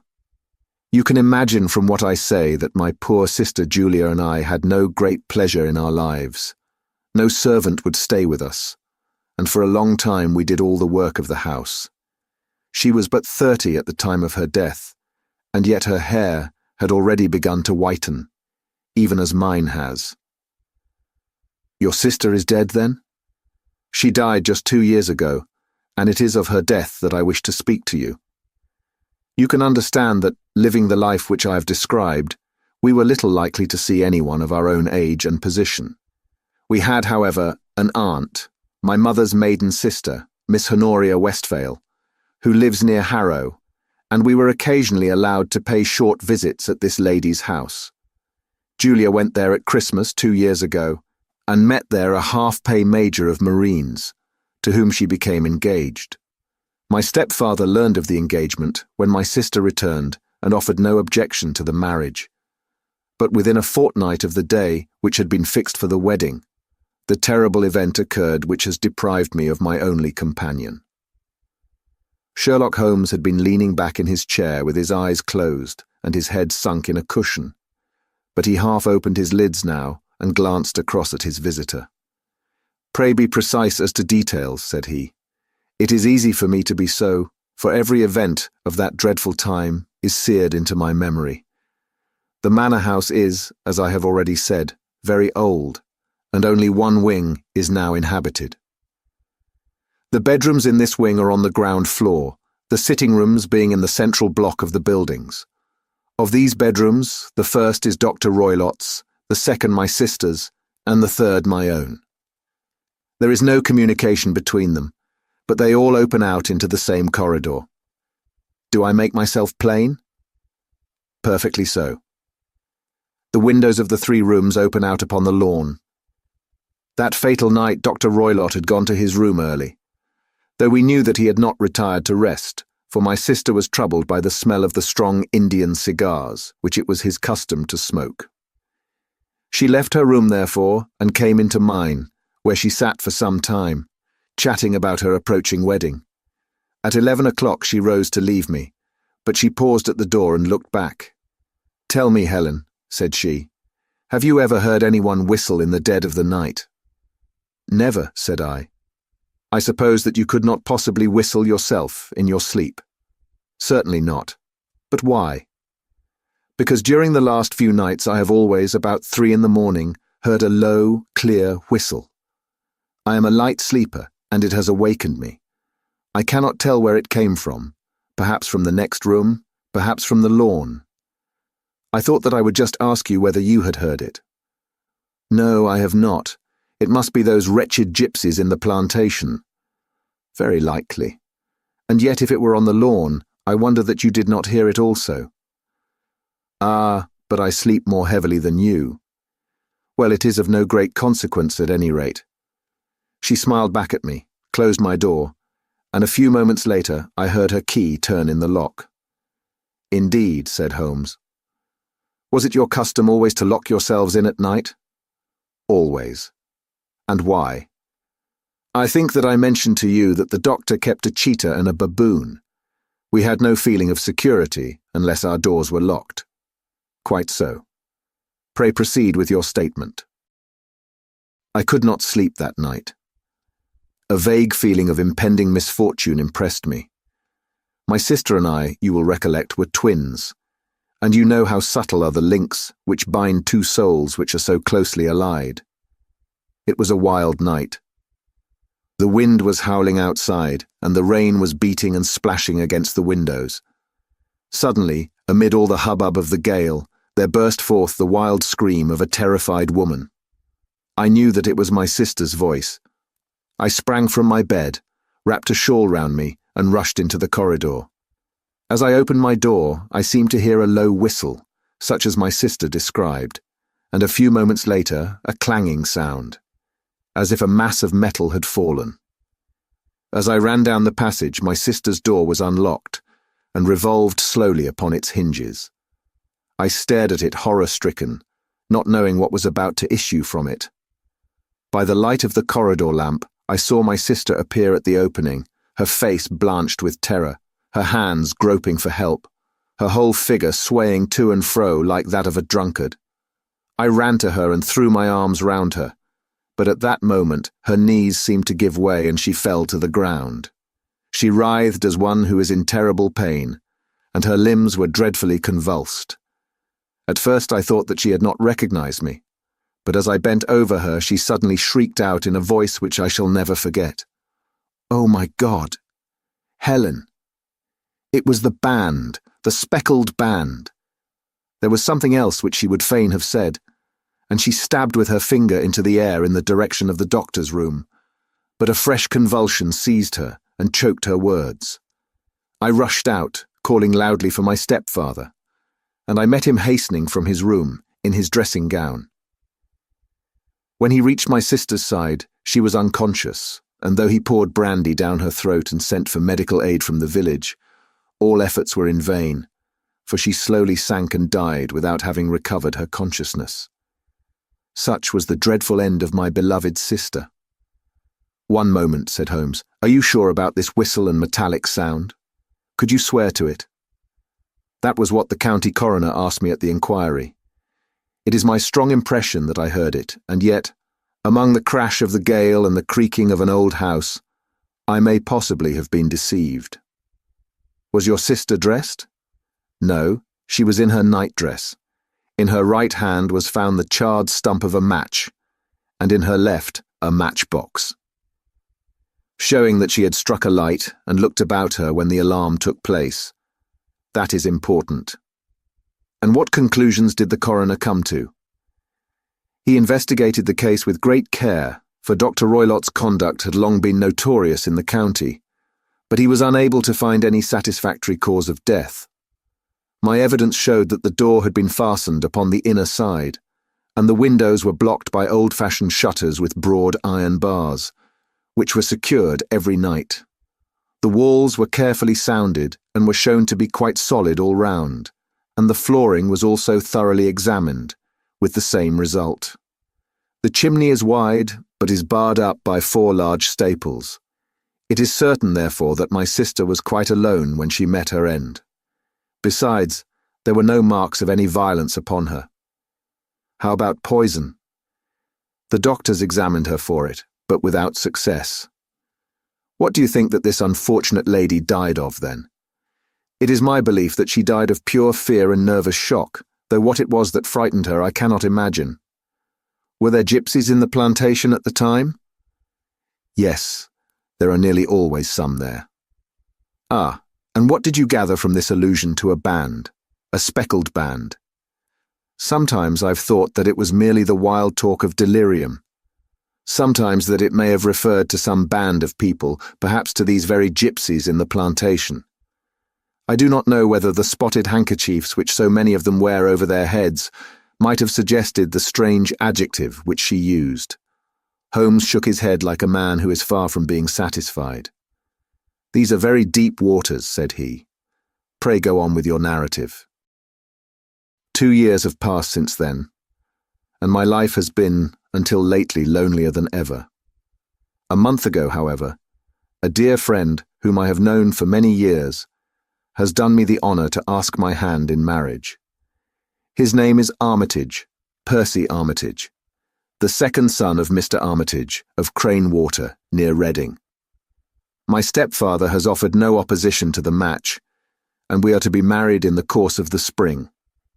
2 days ago, some repairs were started in the west wing of the building, and my bedroom wall has been pierced, so that I have had to move into the chamber in which my sister died, and to sleep in the very bed in which she slept.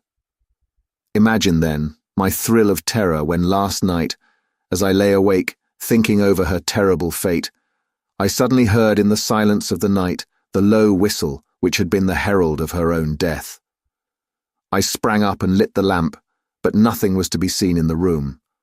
I was too shaken to go to bed again, however, so I dressed, and as soon as it was daylight, I slipped down, got a dog-cart at the Crown Inn, which is opposite, and drove to Leatherhead, from whence I have come on this morning, with the one object of seeing you and asking your advice. You have done wisely, said my friend. But have you told me all? Yes, all. Miss Roylott, you have not. You are screening your stepfather. Why? What do you mean? For answer, Holmes pushed back the frill of black lace, which fringed the hand that lay upon our visitor's knee. 5 little livid spots, the marks of 4 fingers and a thumb, were printed upon the white wrist. You have been cruelly used, said Holmes. The lady coloured deeply and covered over her injured wrist. He is a hard man, she said, and perhaps he hardly knows his own strength. There was a long silence, during which Holmes leaned his chin upon his hands and stared into the crackling fire. This is a very deep business, he said at last. There are 1,000 details which I should desire to know before I decide upon our course of action. Yet we have not a moment to lose. If we were to come to Stoke Moran today, would it be possible for us to see over these rooms without the knowledge of your stepfather? As it happens, he spoke of coming into town today upon some most important business. It is probable that he will be away all day, and that there would be nothing to disturb you. We have a housekeeper now, but she is old and foolish, and I could easily get her out of the way. Excellent. You are not averse to this trip, Watson? By no means. Then we shall both come. What are you going to do yourself?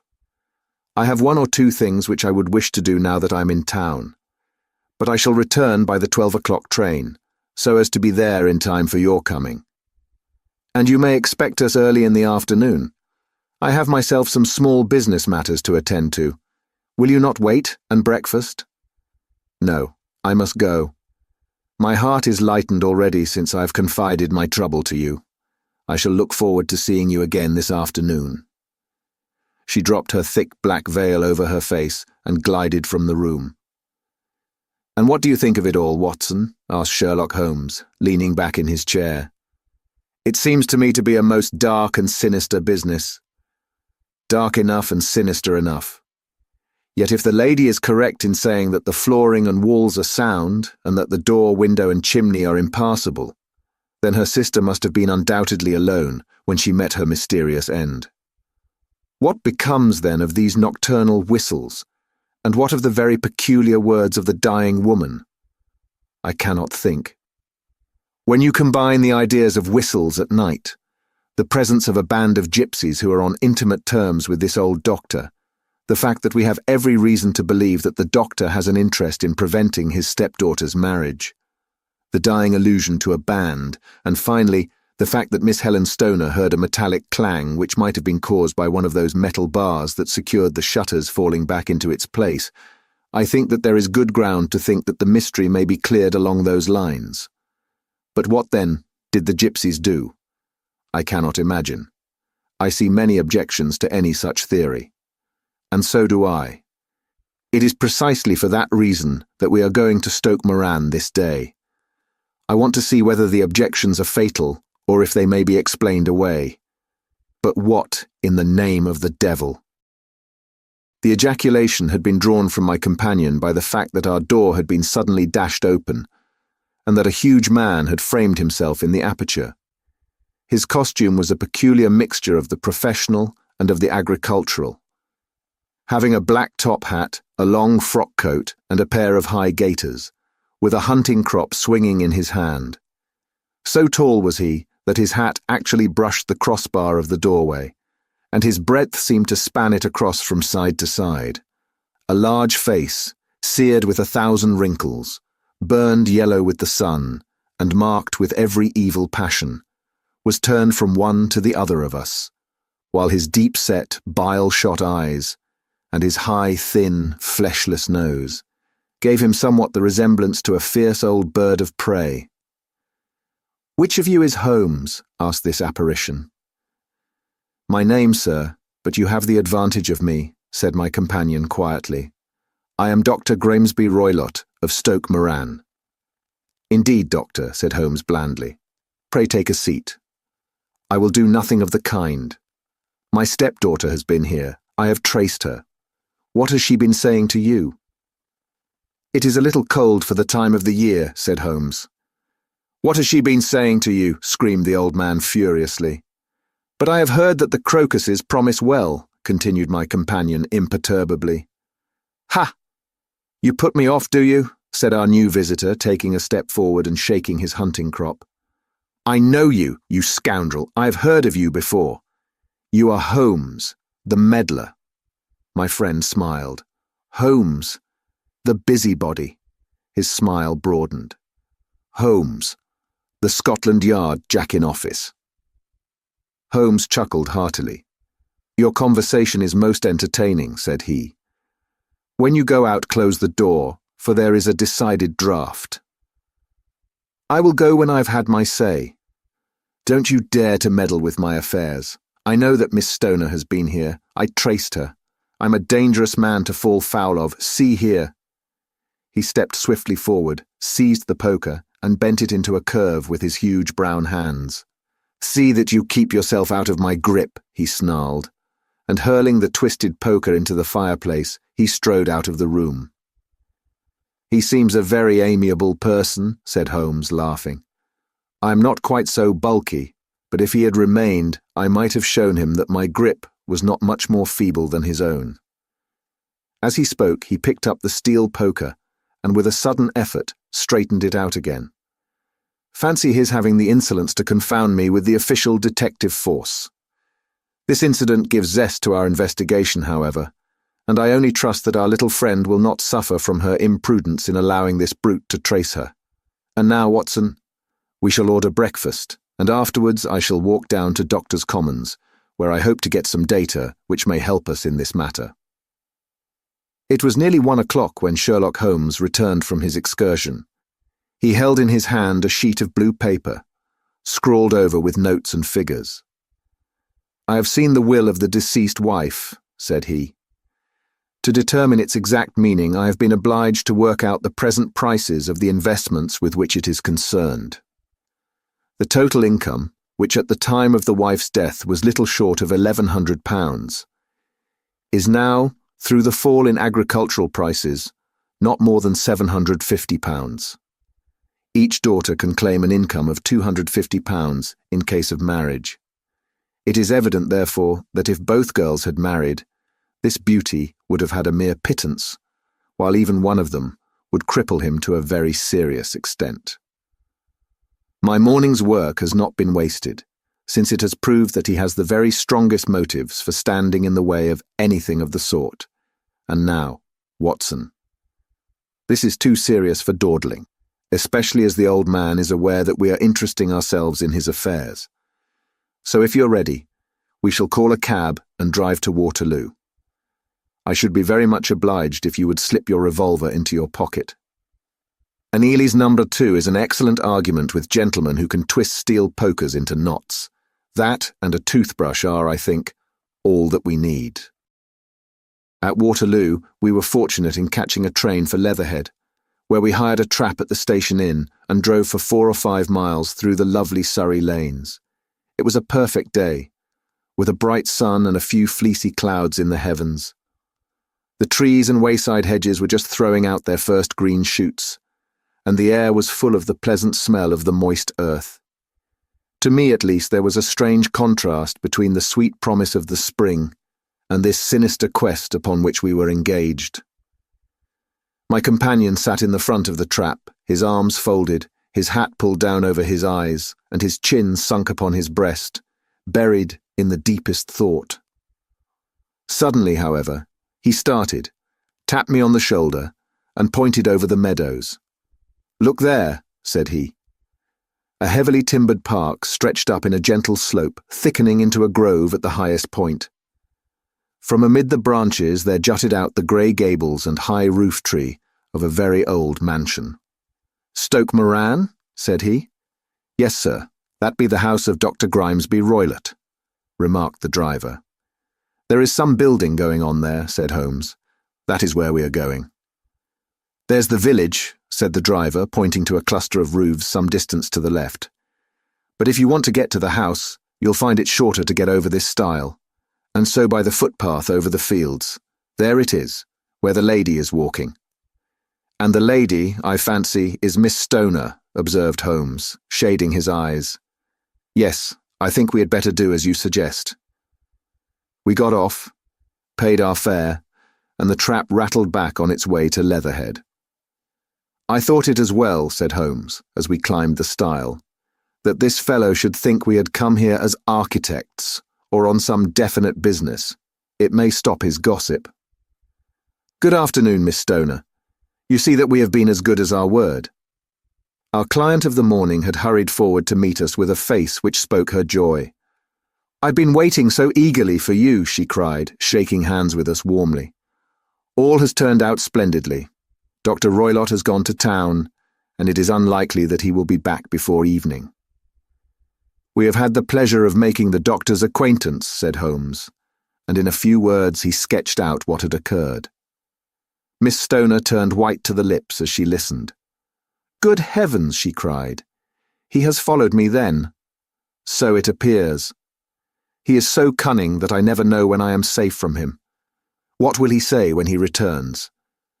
He must guard himself, for he may find that there is someone more cunning than himself upon his track. You must lock yourself up from him tonight. If he is violent, we shall take you away to your aunt's at Harrow. Now we must make the best use of our time, so kindly take us at once to the rooms which we are to examine." The building was of grey, lichen-blotched stone, with a high central portion and two curving wings, like the claws of a crab, thrown out on each side. In one of these wings the windows were broken and blocked with wooden boards, while the roof was partly caved in, a picture of ruin. The central portion was in little better repair, but the right-hand block was comparatively modern, and the blinds in the windows, with the blue smoke curling up from the chimneys, showed that this was where the family resided. Some scaffolding had been erected against the end wall, and the stonework had been broken into, but there were no signs of any workman at the moment of our visit. Holmes walked slowly up and down the ill-trimmed lawn and examined with deep attention the outsides of the windows. "This, I take it, belongs to the room in which you used to sleep, the centre one to your sister's, and the one next to the main building to Dr. Roylott's chamber." "Exactly so, but I am now sleeping in the middle one. Pending the alterations, as I understand. By the way, there does not seem to be any very pressing need for repairs at that end wall." There were none. I believe that it was an excuse to move me from my room. "Ah, that is suggestive. Now on the other side of this narrow wing runs the corridor from which these three rooms open. There are windows in it, of course." "Yes, but very small ones, too narrow for anyone to pass through. As you both locked your doors at night, your rooms were unapproachable from that side.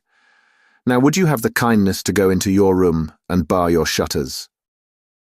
Miss Stoner did so, and Holmes, after a careful examination through the open window, endeavoured in every way to force the shutter open, but without success. There was no slit through which a knife could be passed to raise the bar. Then with his lens he tested the hinges, but they were of solid iron, built firmly into the massive masonry. Said he, scratching his chin in some perplexity. "My theory certainly presents some difficulties. No one could pass these shutters if they were bolted. Well, we shall see if the inside throws any light upon the matter. A small side door led into the whitewashed corridor from which the 3 bedrooms opened. Holmes refused to examine the 3rd chamber, so we passed at once to the 2nd, that in which Miss Stoner was now sleeping, and in which her sister had met with her fate. It was a homely little room, with a low ceiling and a gaping fireplace, after the fashion of old country houses. A brown chest of drawers stood in one corner, a narrow white counterpaned bed in another, and a dressing table on the left-hand side of the window. These articles, with 2 small wickerwork chairs, made up all the furniture in the room, save for a square of Wilton carpet in the centre. The boards round and the panelling of the walls were of brown, worm-eaten oak, so old and discoloured that it may have dated from the original building of the house. Holmes drew one of the chairs into a corner and sat silent, while his eyes travelled round and up and down, taking in every detail of the apartment. "Where does that bell communicate with?" he asked at last, pointing to a thick bell rope which hung down beside the bed, the tassel actually lying upon the pillow. "It goes to the housekeeper's room." "It looks newer than the other things." "Yes, it was only put there a couple of years ago." "Your sister asked for it, I suppose?" "No, I never heard of her using it. We used always to get what we wanted for ourselves. Indeed, it seemed unnecessary to put so nice a bell pull there. You will excuse me for a few minutes while I satisfy myself as to this floor." He threw himself down upon his face with his lens in his hand, and crawled swiftly backward and forward, examining minutely the cracks between the boards. Then he did the same with the woodwork with which the chamber was panelled. Finally, he walked over to the bed and spent some time in staring at it, and in running his eye up and down the wall. Finally, he took the bell rope in his hand and gave it a brisk tug. "Why, it's a dummy," said he. "Won't it ring?" "No, it is not even attached to a wire. This is very interesting. You can see now that it is fastened to a hook just above where the little opening for the ventilator is. How very absurd. I never noticed that before." "Very strange," muttered Holmes, pulling at the rope. "There are 1 or 2 very singular points about this room. For example, what a fool a builder must be to open a ventilator into another room, when, with the same trouble, he might have communicated with the outside air." "That is also quite modern," said the lady. "Done about the same time as the bell rope?" remarked Holmes. "Yes, there were several little changes carried out about that time. They seem to have been of a most interesting character, dummy bell ropes and ventilators which do not ventilate. With your permission, Miss Stoner, we shall now carry our researches into the inner apartment."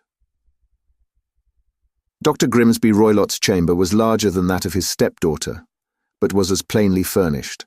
A camp bed, a small wooden shelf full of books, mostly of a technical character, an armchair beside the bed, a plain wooden chair against the wall, a round table, and a large iron safe were the principal things which met the eye. Holmes walked slowly round and examined each and all of them with the keenest interest. "What's in here?" he asked, tapping the safe. "My stepfather's business papers."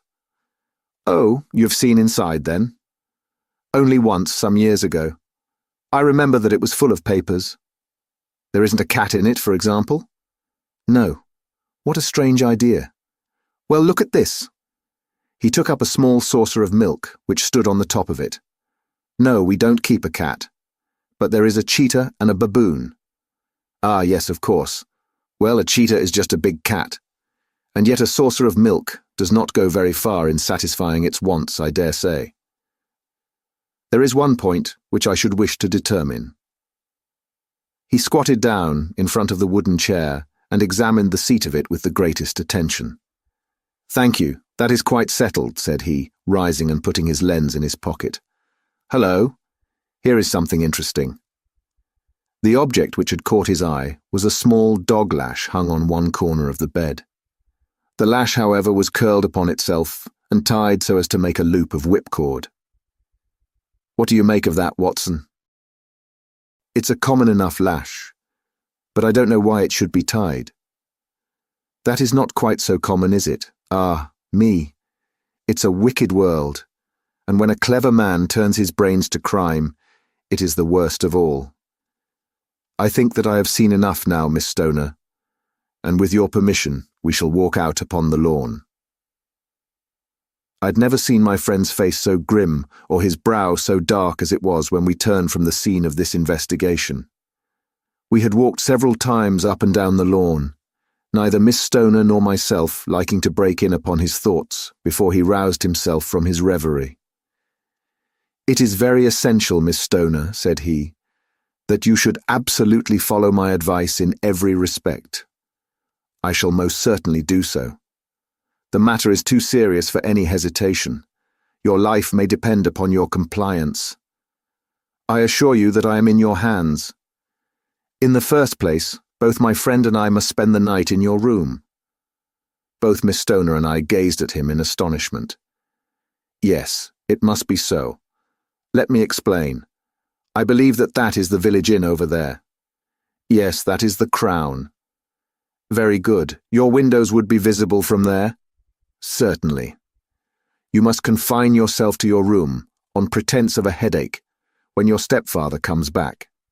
Then when you hear him retire for the night, you must open the shutters of your window, undo the hasp, put your lamp there as a signal to us, and then withdraw quietly with everything which you are likely to want into the room which you used to occupy. I have no doubt that in spite of the repairs, you could manage there for one night. Oh yes, easily. The rest you will leave in our hands. But what will you do? We shall spend the night in your room, and we shall investigate the cause of this noise which has disturbed you." "I believe, Mr. Holmes, that you have already made up your mind," said Miss Stoner, laying her hand upon my companion's sleeve. "Perhaps I have." "Then, for pity's sake, tell me what was the cause of my sister's death. I should prefer to have clearer proofs before I speak. You can at least tell me whether my own thought is correct, and if she died from some sudden fright." "No, I do not think so. I think that there was probably some more tangible cause. And now, Miss Stoner, we must leave you, for if Dr. Roylott returned and saw us, our journey would be in vain. Goodbye, and be brave, for if you will do what I have told you, you may rest assured that we shall soon drive away the dangers that threaten you."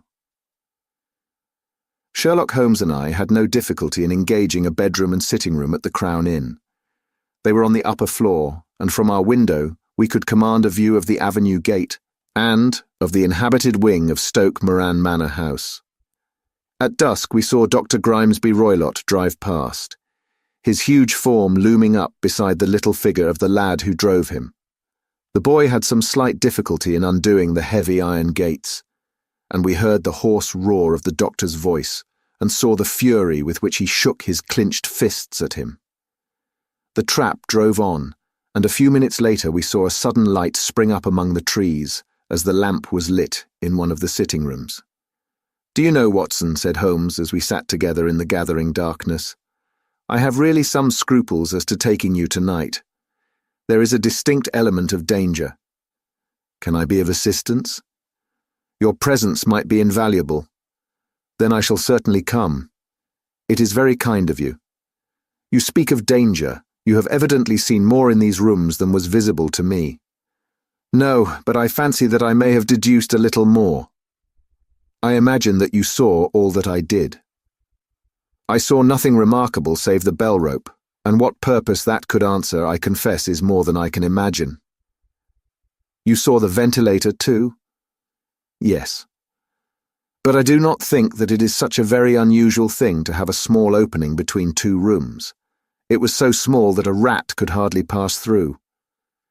I knew that we should find a ventilator before ever we came to Stoke Moran." "My dear Holmes." "Oh yes, I did. You remember in her statement she said that her sister could smell Dr. Roylott's cigar. Now, of course that suggested at once that there must be a communication between the two rooms. It could only be a small one, or it would have been remarked upon at the coroner's inquiry. I deduced a ventilator. But what harm can there be in that? Well, there is at least a curious coincidence of dates. A ventilator is made, a cord is hung, and a lady who sleeps in the bed dies. Does not that strike you? I cannot as yet see any connection. Did you observe anything very peculiar about that bed? No? It was clamped to the floor. Did you ever see a bed fastened like that before? I cannot say that I have. The lady could not move her bed. It must always be in the same relative position to the ventilator and to the rope, or so we may call it, since it was clearly never meant for a bell pull. Holmes, I cried, I seem to see dimly what you are hinting at. We are only just in time to prevent some subtle and horrible crime. Subtle enough and horrible enough.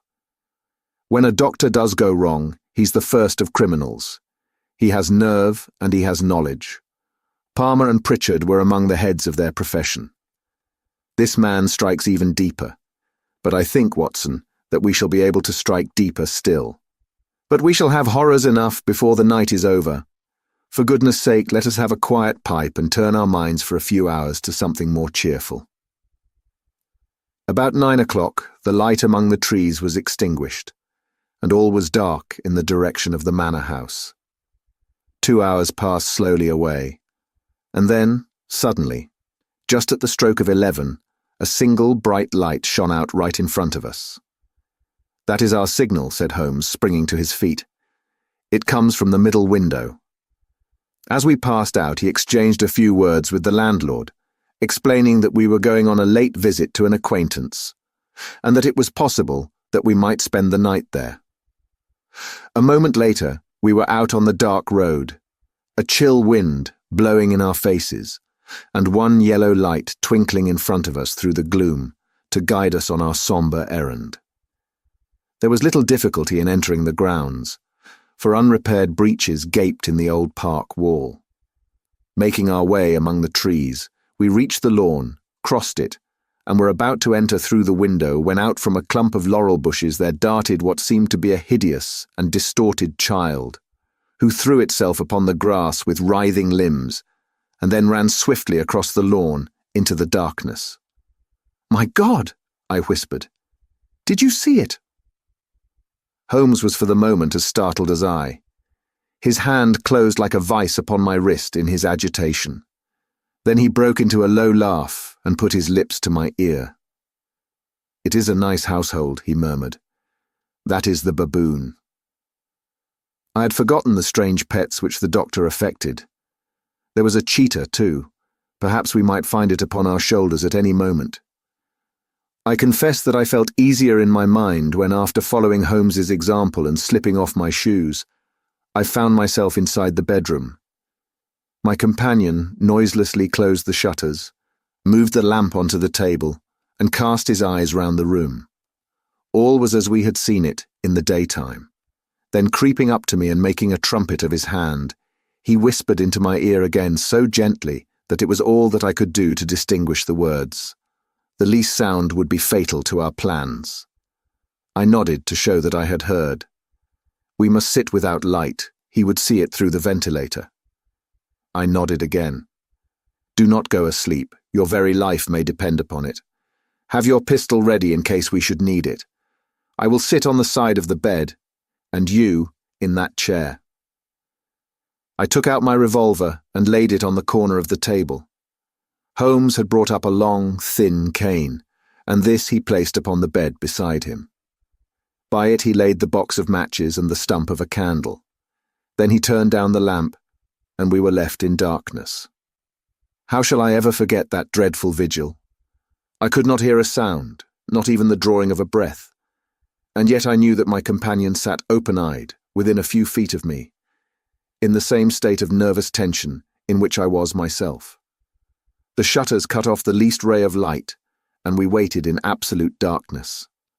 From outside came the occasional cry of a night bird, and once at our very window a long-drawn cat-like whine, which told us that the cheetah was indeed at liberty.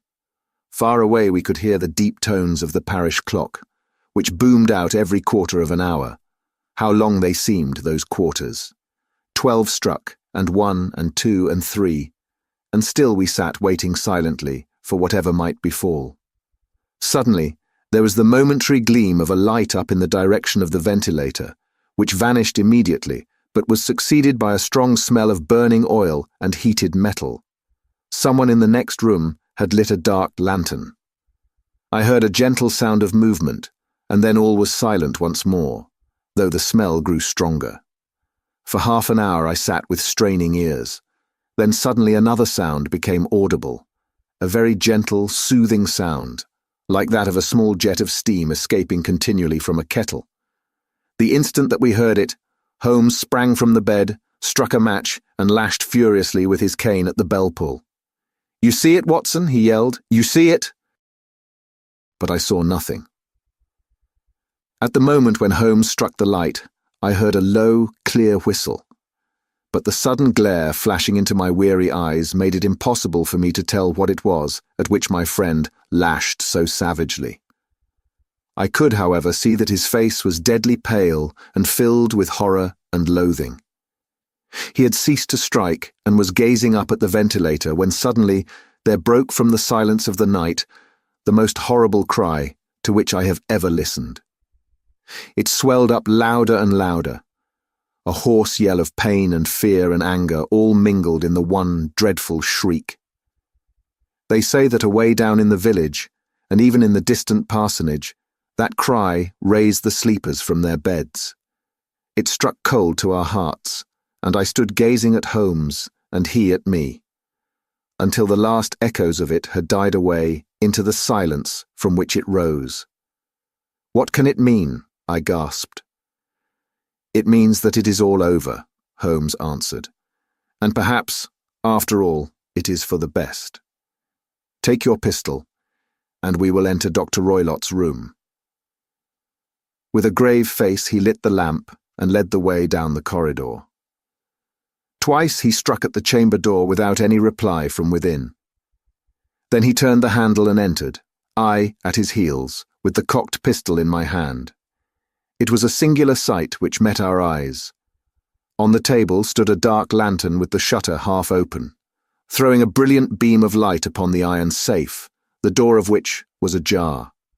Beside this table, on the wooden chair, sat Dr. Grimesby Roylott, clad in a long grey dressing gown, his bare ankles protruding beneath, and his feet thrust into red heelless Turkish slippers. Across his lap lay the short stock with the long lash which we had noticed during the day. His chin was cocked upward and his eyes were fixed in a dreadful rigid stare at the corner of the ceiling. Round his brow he had a peculiar yellow band, with brownish speckles, which seemed to be bound tightly round his head. As we entered he made neither sound nor motion. "The band, the speckled band," whispered Holmes. I took a step forward. In an instant his strange headgear began to move, and there reared itself from among his hair the squat, diamond-shaped head and puffed neck of a loathsome serpent. "It is a swamp adder," cried Holmes. "The deadliest snake in India. He has died within 10 seconds of being bitten. Violence does, in truth, recoil upon the violent, and the schemer falls into the pit which he digs for another. Let us thrust this creature back into its den, and we can then remove Miss Stoner to some place of shelter and let the county police know what has happened." As he spoke, he drew the dog whip swiftly from the dead man's lap, and throwing the noose round the reptile's neck, he drew it from its horrid perch, and carrying it at arm's length, threw it into the iron safe, which he closed upon it. Such are the true facts of the death of Dr. Grimesby Roylott of Stoke Moran. It is not necessary that I should prolong a narrative which has already run to too great a length by telling how we broke the sad news to the terrified girl, how we conveyed her by the morning train to the care of her good aunt at Harrow, of how the slow process of official inquiry came to the conclusion that the doctor met his fate while indiscreetly playing with a dangerous pet. The little which I had yet to learn of the case was told me by Sherlock Holmes as we travelled back next day. "I had," said he, "come to an entirely erroneous conclusion, which shows, my dear Watson, how dangerous it always is to reason from insufficient data. The presence of the gypsies and the use of the word band, which was used by the poor girl, no doubt, to explain the appearance which she had caught a hurried glimpse of by the light of her match, were sufficient to put me upon an entirely wrong scent. I can only claim the merit that I instantly reconsidered my position when, however, it became clear to me that whatever danger threatened an occupant of the room could not come either from the window or the door. My attention was speedily drawn, as I have already remarked to you, to this ventilator, and to the bell rope which hung down to the bed. The discovery that this was a dummy, and that the bed was clamped to the floor, instantly gave rise to the suspicion that the rope was there as a bridge for something passing through the hole and coming to the bed. The idea of a snake instantly occurred to me, and when I coupled it with my knowledge that the doctor was furnished with a supply of creatures from India, I felt that I was probably on the right track. The idea of using a form of poison, which could not possibly be discovered by any chemical test, was just such a one as would occur to a clever and ruthless man who had had an Eastern training. The rapidity with which such a poison would take effect would also, from his point of view, be an advantage. It would be a sharp-eyed coroner indeed, who could distinguish the two little dark punctures which would show where the poison fangs had done their work. Then I thought of the whistle. Of course he must recall the snake before the morning light revealed it to the victim. He had trained it, probably by the use of the milk, which we saw, to return to him when summoned. He would put it through this ventilator at the hour that he thought best, with the certainty that it would crawl down the rope and land on the bed. It might or might not bite the occupant. Perhaps she might escape every night for a week, but sooner or later she must fall a victim. I had come to these conclusions before ever I had entered his room. An inspection of his chair showed me that he had been in the habit of standing on it, which of course would be necessary in order that he should reach the ventilator. The sight of the safe, the saucer of milk, and the loop of whipcord were enough to finally dispel any doubts which may have remained. The metallic clang heard by Miss Stoner was obviously caused by her stepfather hastily closing the door of his safe upon its terrible occupant. Having once made up my mind, you know the steps which I took in order to put the matter to the proof. I heard the creature hiss, as I have no doubt that you did also, and I instantly lit the light and attacked it, with the result of driving it through the ventilator, and also with the result of causing it to turn upon its master at the other side. Some of the blows of my cane came home and roused its snakish temper so that it flew upon the first person it saw. In this way I am no doubt indirectly responsible for Dr. Grimesby Roylott's death, and I cannot say that it is likely to weigh very heavily upon my conscience. The Adventure of the Engineer's Thumb. Of all the problems which have been submitted to my friend, Mr. Sherlock Holmes, for solution during the years of our intimacy, there were only two which I was the means of introducing to his notice, that of Mr. Hatherley's thumb and that of Colonel Warburton's madness. Of these, the latter may have afforded a finer field for an acute and original observer, but the other was so strange in its inception and so dramatic in its details, that it may be the more worthy of being placed upon record, even if it gave my friend fewer openings for those deductive methods of reasoning by which he achieved such remarkable results.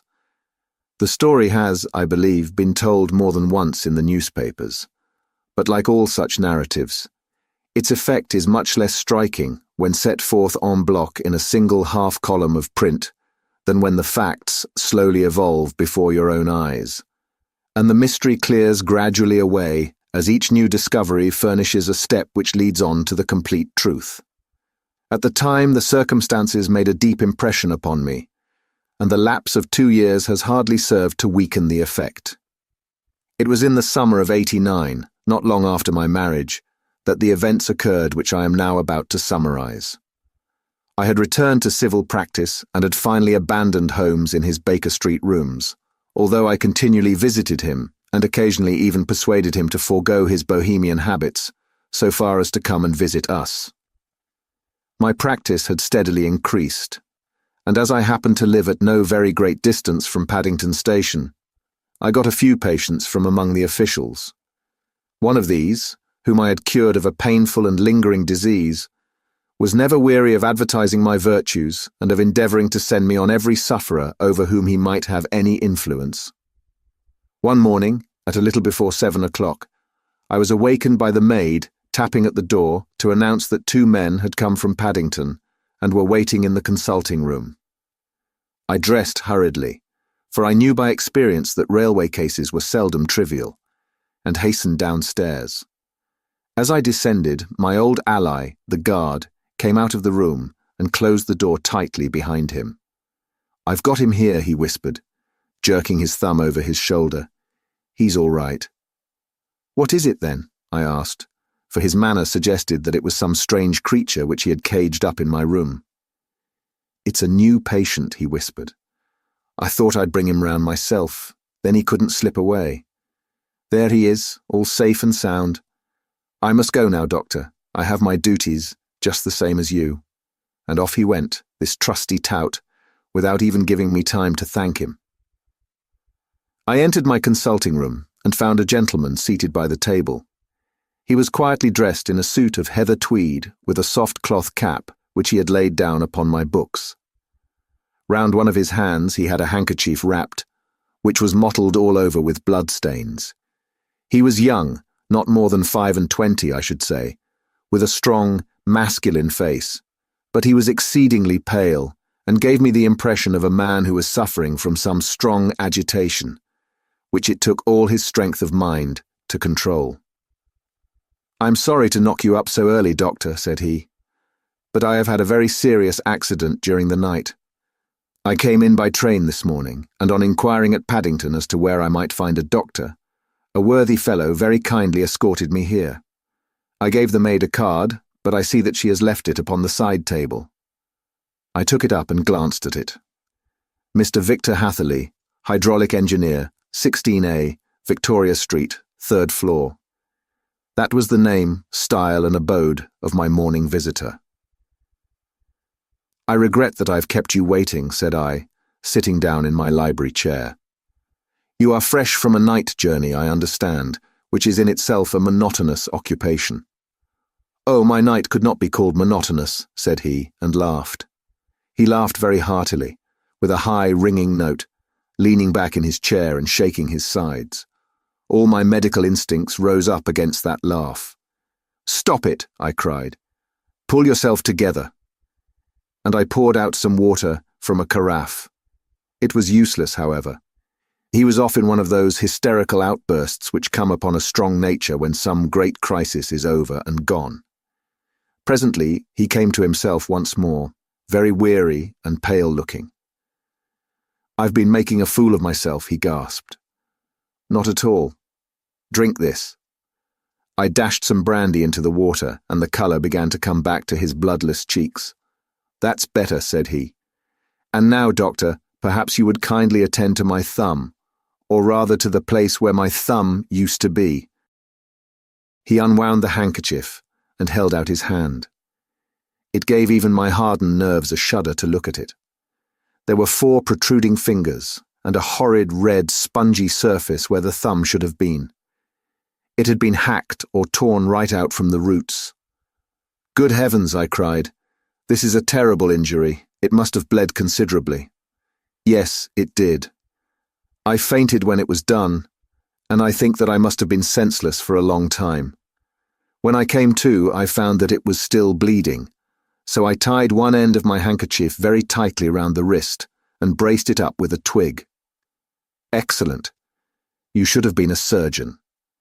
It is a question of hydraulics, you see, and came within my own province." "This has been done," said I, examining the wound, "by a very heavy and sharp instrument." "A thing like a cleaver," said he. "An accident, I presume?" "By no means." "What, a murderous attack?" "Very murderous indeed." "You horrify me." I sponged the wound, cleaned it, dressed it, and finally covered it over with cotton wadding and carbolized bandages. He lay back without wincing, though he bit his lip from time to time. "How is that?" I asked when I had finished. "Capital. Between your brandy and your bandage I feel a new man. I was very weak, but I have had a good deal to go through. Perhaps you had better not speak of the matter. It is evidently trying to your nerves. Oh no, not now. I shall have to tell my tale to the police. But between ourselves, if it were not for the convincing evidence of this wound of mine, I should be surprised if they believed my statement, for it is a very extraordinary one, and I have not much in the way of proof with which to back it up. And, even if they believe me, the clues which I can give them are so vague that it is a question whether justice will be done. "Ha!" cried I. "If it is anything in the nature of a problem which you desire to see solved, I should strongly recommend you to come to my friend Mr. Sherlock Holmes before you go to the official police." "Oh, I have heard of that fellow," answered my visitor, "and I should be very glad if he would take the matter up, though of course I must use the official police as well. Would you give me an introduction to him?" "I'll do better. I'll take you round to him myself." "I should be immensely obliged to you." "We'll call a cab and go together. We shall just be in time to have a little breakfast with him. Do you feel equal to it?" "Yes, I shall not feel easy until I have told my story." "Then my servant will call a cab, and I shall be with you in an instant." I rushed upstairs, explained the matter shortly to my wife, and in 5 minutes was inside a hansom, driving with my new acquaintance to Baker Street. Sherlock Holmes was, as I expected, lounging about his sitting room in his dressing gown, reading the agony column of the Times and smoking his before-breakfast pipe, which was composed of all the plugs and dottles left from his smokes of the day before, all carefully dried and collected on the corner of the mantelpiece. He received us in his quietly genial fashion, ordered fresh rashers and eggs, and joined us in a hearty meal. When it was concluded, he settled our new acquaintance upon the sofa, placed a pillow beneath his head, and laid a glass of brandy and water within his reach. "It is easy to see that your experience has been no common one, Mr. Hatherley," said he. "Pray, lie down there and make yourself absolutely at home. Tell us what you can, but stop when you are tired and keep up your strength with a little stimulant." "Thank you," said my patient, "but I have felt another man since the doctor bandaged me, and I think that your breakfast has completed the cure. I shall take up as little of your valuable time as possible, so I shall start at once upon my peculiar experiences." Holmes sat in his big armchair with the weary, heavy-lidded expression which veiled his keen and eager nature, while I sat opposite to him, and we listened in silence to the strange story which our visitor detailed to us. "You must know," said he, "that I am an orphan and a bachelor, residing alone in lodgings in London. By profession I am a hydraulic engineer, and I have had considerable experience of my work during the 7 years that I was apprenticed to Venner and Matheson, the well-known firm of Greenwich. 2 years ago, having served my time, and having also come into a fair sum of money through my poor father's death, I determined to start in business for myself and took professional chambers in Victoria Street. I suppose that everyone finds his first independent start in business a dreary experience. To me, it has been exceptionally so. During 2 years I have had 3 consultations and 1 small job, and that is absolutely all that my profession has brought me. My gross takings amount to £27 and 10 shillings. Every day, from 9 in the morning until 4 in the afternoon, I waited in my little den, until at last my heart began to sink, and I came to believe that I should never have any practice at all. Yesterday, however, just as I was thinking of leaving the office, my clerk entered to say there was a gentleman waiting who wished to see me upon business.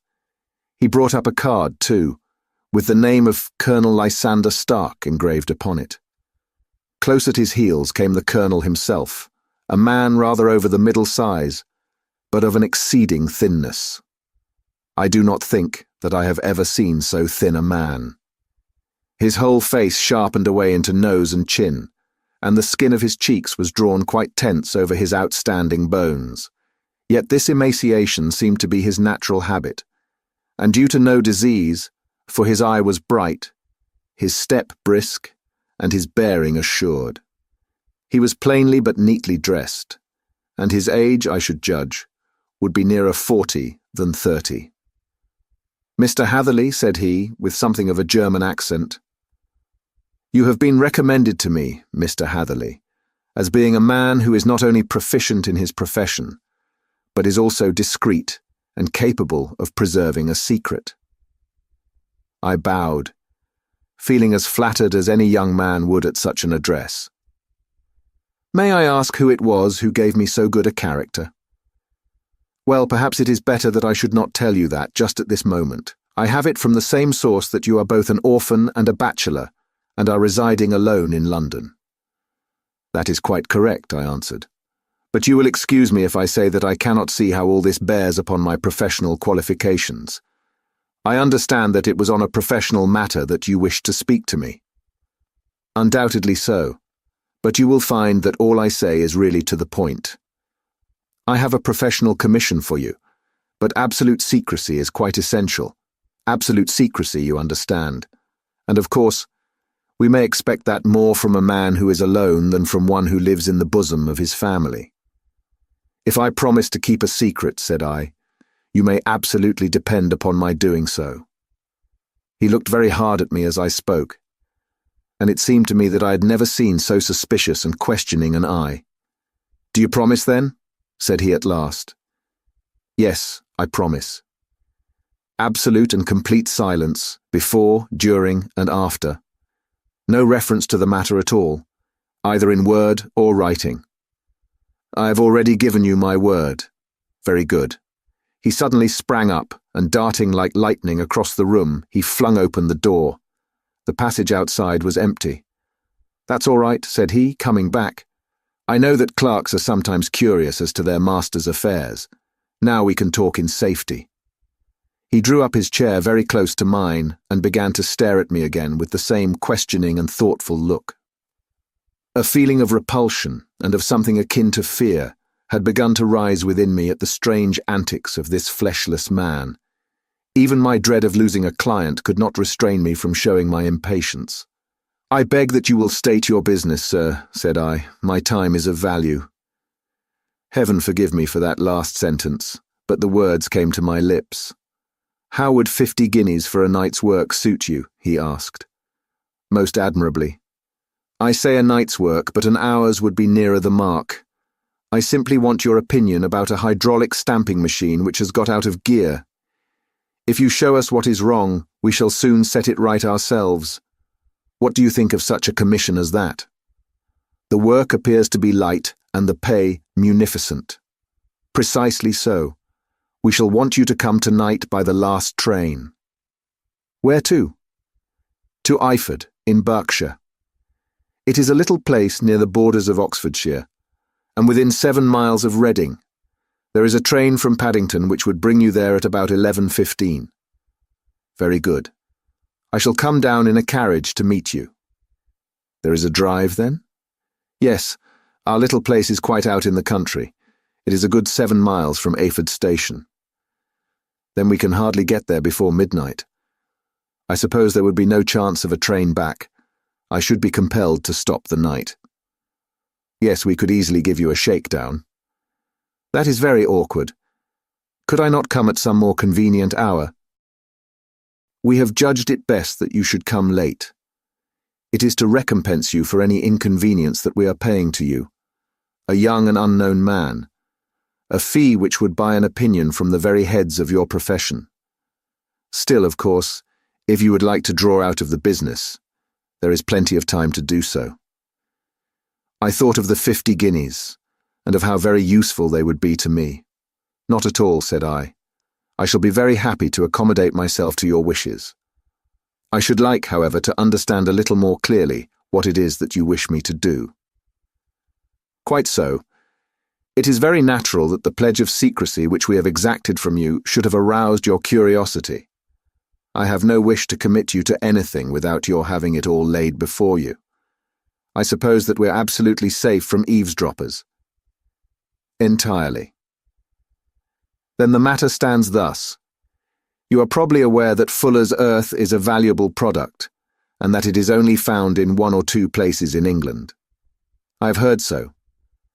Some little time ago I bought a small place, a very small place, within 10 miles of Reading. I was fortunate enough to discover that there was a deposit of fuller's earth in one of my fields. On examining it, however, I found that this deposit was a comparatively small one, and that it formed a link between two very much larger ones upon the right and left, both of them, however, in the grounds of my neighbours. These good people were absolutely ignorant that their land contained that which was quite as valuable as a gold mine. Naturally, it was to my interest to buy their land before they discovered its true value. But unfortunately, I had no capital by which I could do this. I took a few of my friends into the secret, however, and they suggested that we should quietly and secretly work our own little deposit, and that in this way we should earn the money which would enable us to buy the neighbouring fields. This we have now been doing for some time, and in order to help us in our operations we erected a hydraulic press. This press, as I have already explained, has got out of order, and we wish your advice upon the subject. We guard our secret very jealously, however, and if it once became known that we had hydraulic engineers coming to our little house, it would soon rouse inquiry, and then, if the facts came out, it would be goodbye to any chance of getting these fields and carrying out our plans. That is why I have made you promise me that you will not tell a human being that you are going to Eyford tonight. I hope that I make it all plain. I quite follow you, said I. The only point which I could not quite understand was what use you could make of a hydraulic press in excavating fuller's earth, which, as I understand, is dug out like gravel from a pit. Ah, said he carelessly, we have our own process. We compress the earth into bricks so as to remove them without revealing what they are. But that is a mere detail. I have taken you fully into my confidence now, Mr. Hatherley, and I have shown you how I trust you. He rose as he spoke. I shall expect you then, at Eyford at 11:15. I shall certainly be there. And not a word to a soul. He looked at me with a last, long, questioning gaze, and then pressing my hand in a cold, dank grasp, he hurried from the room. Well, when I came to think it all over in cool blood, I was very much astonished, as you may both think, at this sudden commission which had been entrusted to me. On the one hand, of course, I was glad, for the fee was at least tenfold what I should have asked had I set a price upon my own services, and it was possible that this order might lead to other ones. On the other hand, the face and manner of my patron had made an unpleasant impression upon me, and I could not think that his explanation of the fuller's earth was sufficient to explain the necessity for my coming at midnight, and his extreme anxiety lest I should tell anyone of my errand. However, I threw all fears to the winds, ate a hearty supper, drove to Paddington, and started off, having obeyed to the letter the injunction as to holding my tongue. At Reading I had to change not only my carriage but my station. However, I was in time for the last train to Eyford, and I reached the little dim-lit station after 11 o'clock. I was the only passenger who got out there, and there was no one upon the platform save a single sleepy porter with a lantern. As I passed out through the wicket gate, however, I found my acquaintance of the morning waiting in the shadow upon the other side. Without a word he grasped my arm and hurried me into a carriage, the door of which was standing open. He drew up the windows on either side, tapped on the woodwork, and away we went as fast as the horse could go. One horse? Interjected Holmes. Yes, only one. Did you observe the colour? Yes, I saw it by the side lights when I was stepping into the carriage. It was a chestnut.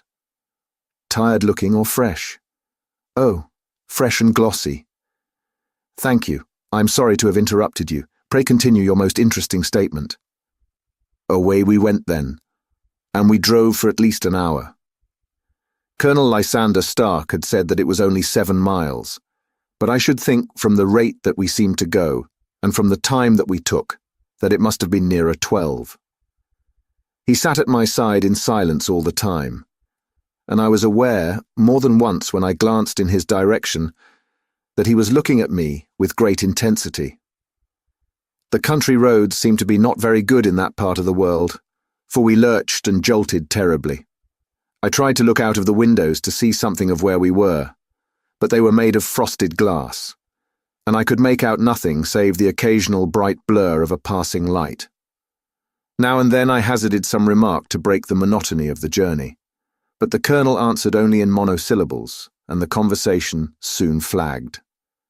At last, however, the bumping of the road was exchanged for the crisp smoothness of a gravel drive, and the carriage came to a stand. Colonel Lysander Stark sprang out and, as I followed after him, pulled me swiftly into a porch which gaped in front of us. We stepped, as it were, right out of the carriage and into the hall, so that I failed to catch the most fleeting glance of the front of the house. The instant that I had crossed the threshold, the door slammed heavily behind us, and I heard faintly the rattle of the wheels as the carriage drove away. It was pitch dark inside the house, and the colonel fumbled about looking for matches and muttering under his breath. Suddenly a door opened at the other end of the passage, and a long, golden bar of light shot out in our direction. It grew broader, and a woman appeared with a lamp in her hand, which she held above her head, pushing her face forward and peering at us. I could see that she was pretty, and from the gloss with which the light shone upon her dark dress, I knew that it was a rich material. She spoke a few words in a foreign tongue, in a tone as though asking a question, and when my companion answered in a gruff monosyllable, she gave such a start that the lamp nearly fell from her hand. Colonel Stark went up to her, whispered something in her ear, and then, pushing her back into the room from whence she had come, he walked towards me again with the lamp in his hand. "Perhaps you will have the kindness to wait in this room for a few minutes," said he, throwing open another door. It was a quiet, little plainly furnished room, with a round table in the centre, on which several German books were scattered. Colonel Stark laid down the lamp on the top of a harmonium beside the door. "I shall not keep you waiting an instant," said he, and vanished into the darkness.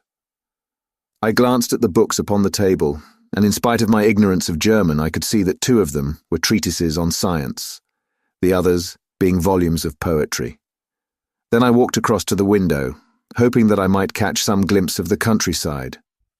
But an oak shutter, heavily barred, was folded across it. It was a wonderfully silent house. There was an old clock ticking loudly somewhere in the passage, but otherwise everything was deadly still. A vague feeling of uneasiness began to steal over me. Who were these German people, and what were they doing living in this strange, out-of-the-way place? And where was the place? I was 10 miles or so from Eyford, that was all I knew, but whether north, south, east or west, I had no idea. For that matter, Reading, and possibly other large towns, were within that radius, so the place might not be so secluded, after all. Yet it was quite certain from the absolute stillness that we were in the country. I paced up and down the room, humming a tune under my breath to keep up my spirits, and feeling that I was thoroughly earning my 50-guinea fee. Suddenly, without any preliminary sound in the midst of the utter stillness, the door of my room swung slowly open. The woman was standing in the aperture, the darkness of the hall behind her, the yellow light from my lamp beating upon her eager and beautiful face. I could see at a glance that she was sick with fear, and the sight sent a chill to my own heart. She held up one shaking finger to warn me to be silent, and she shot a few whispered words of broken English at me, her eyes glancing back, like those of a frightened horse, into the gloom behind her. "I would go," said she, trying hard, as it seemed to me, to speak calmly. "I would go. I should not stay here. There's no good for you to do." "But, madam," said I have not yet done what I came for. I cannot possibly leave until I have seen the machine." "It is not worth your while to wait," she went on. "You can pass through the door. No one hinders." And then, seeing that I smiled and shook my head, she suddenly threw aside her constraint and made a step forward, with her hands wrung together. "For the love of heaven," she whispered, "get away from here before it is too late." But I am somewhat headstrong by nature, and the more ready to engage in an affair when there is some obstacle in the way. I thought of my 50-guinea fee, of my wearisome journey, and of the unpleasant night which seemed to be before me. Was it all to go for nothing? Why should I slink away without having carried out my commission, and without the payment which was my due? This woman might, for all I knew, be a monomaniac. With a stout bearing, therefore, though her manner had shaken me more than I cared to confess, I still shook my head and declared my intention of remaining where I was. She was about to renew her entreaties when a door slammed overhead, and the sound of several footsteps was heard upon the stairs. She listened for an instant, threw up her hands with a despairing gesture, and vanished as suddenly and as noiselessly as she had come. The newcomers were Colonel Lysander Stark and a short, thick man with a chinchilla beard growing out of the creases of his double chin, who was introduced to me as Mr. Ferguson. "This is my secretary and manager," said the colonel. "By the way, I was under the impression that I left this door shut just now. I fear that you have felt the draught." "On the contrary," said I. "I opened the door myself because I felt the room to be a little close." He shot one of his suspicious looks at me. "Perhaps we had better proceed to business then," said he. "Mr. Ferguson and I will take you up to see the machine. I'd better put my hat on, I suppose?" "Oh, no, it is in the house." "What, you dig fuller's earth in the house?" No, this is only where we compress it. But never mind that.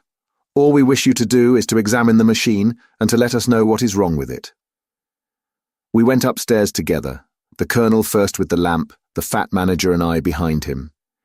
It was a labyrinth of an old house with corridors, passages, narrow winding staircases, and little low doors, the thresholds of which were hollowed out by the generations who had crossed them.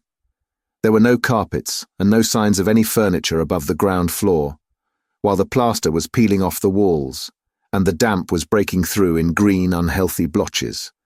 I tried to put on as unconcerned an air as possible, but I had not forgotten the warnings of the lady, even though I disregarded them, and I kept a keen eye upon my two companions. Ferguson appeared to be a morose and silent man, but I could see from the little that he said that he was at least a fellow countryman. Colonel Lysander Stark stopped at last before a low door, which he unlocked. Within was a small, square room, in which the three of us could hardly get at one time. Ferguson remained outside, and the colonel ushered me in. "We are now," said he, "actually within the hydraulic press, and it would be a particularly unpleasant thing for us if anyone were to turn it on. The ceiling of this small chamber is really the end of the descending piston, and it comes down with the force of many tons upon this metal floor. There are small lateral columns of water outside which receive the force, and which transmit and multiply it in the manner which is familiar to you. The machine goes readily enough, but there is some stiffness in the working of it, and it has lost a little of its force. Perhaps you will have the goodness to look it over and to show us how we can set it right." I took the lamp from him, and I examined the machine very thoroughly. It was indeed a gigantic one, and capable of exercising enormous pressure. When I passed outside, however, and pressed down the levers which controlled it, I knew at once, by the whishing sound, that there was a slight leakage, which allowed a regurgitation of water through one of the side cylinders. An examination showed that one of the India rubber bands, which was round the head of a driving rod, had shrunk so as not quite to fill the socket along which it worked. This was clearly the cause of the loss of power, and I pointed it out to my companions, who followed my remarks very carefully and asked several practical questions as to how they should proceed to set it right. When I had made it clear to them, I returned to the main chamber of the machine and took a good look at it to satisfy my own curiosity. It was obvious at a glance that the story of the fuller's earth was the merest fabrication, for it would be absurd to suppose that so powerful an engine could be designed for so inadequate a purpose. The walls were of wood, but the floor consisted of a large iron trough, and when I came to examine it, I could see a crust of metallic deposit all over it. I'd stooped and was scraping at this to see exactly what it was, when I heard a muttered exclamation in German, and saw the cadaverous face of the colonel looking down at me. "What are you doing there?" he asked. I felt angry at having been tricked by so elaborate a story as that which he had told me. "I was admiring your fuller's earth," said I. "I think that I should be better able to advise you as to your machine if I knew what the exact purpose was for which it was used." The instant that I uttered the words, I regretted the rashness of my speech. His face set hard, and a baleful light sprang up in his grey eyes. "Very well," said he, "you shall know all about the machine." He took a step backward, slammed the little door, and turned the key in the lock. I rushed towards it and pulled at the handle, but it was quite secure, and did not give in the least to my kicks and shoves. "Hello?" I yelled. "Hello, Colonel? Let me out." And then suddenly, in the silence, I heard a sound which sent my heart into my mouth. It was the clank of the levers and the swish of the leaking cylinder. He had set the engine at work. The lamp still stood upon the floor where I had placed it when examining the trough. By its light, I saw that the black ceiling was coming down upon me, slowly, jerkily, but as none knew better than myself, with a force which must within a minute grind me to a shapeless pulp. I threw myself, screaming, against the door and dragged with my nails at the lock. I implored the colonel to let me out, but the remorseless clanking of the levers drowned my cries. The ceiling was only a foot or two above my head, and with my hand upraised, I could feel its hard, rough surface. Then it flashed through my mind that the pain of my death would depend very much upon the position in which I met it. If I lay on my face, the weight would come upon my spine, and I shuddered to think of that dreadful snap. Easier the other way, perhaps. And yet, had I the nerve to lie and look up at that deadly black shadow wavering down upon me? Already I was unable to stand erect, when my eye caught something which brought a gush of hope back to my heart. I have said that though the floor and ceiling were of iron, the walls were of wood. As I gave a last hurried glance around, I saw a thin line of yellow light between two of the boards, which broadened and broadened as a small panel was pushed backward. For an instant, I could hardly believe that here was indeed a door which led away from death. The next instant, I threw myself through, and lay half fainting upon the other side. The panel had closed again behind me, but the crash of the lamp, and a few moments afterwards the clang of the two slabs of metal, told me how narrow had been my escape. I was recalled to myself by a frantic plucking at my wrist, and I found myself lying upon the stone floor of a narrow corridor, while a woman bent over me and tugged at me with her left hand, while she held a candle in her right. It was the same good friend whose warning I had so foolishly rejected. "Come, come," she cried breathlessly. "They will be here in a moment. They will see that you are not there. Oh, do not waste the so precious time, but come."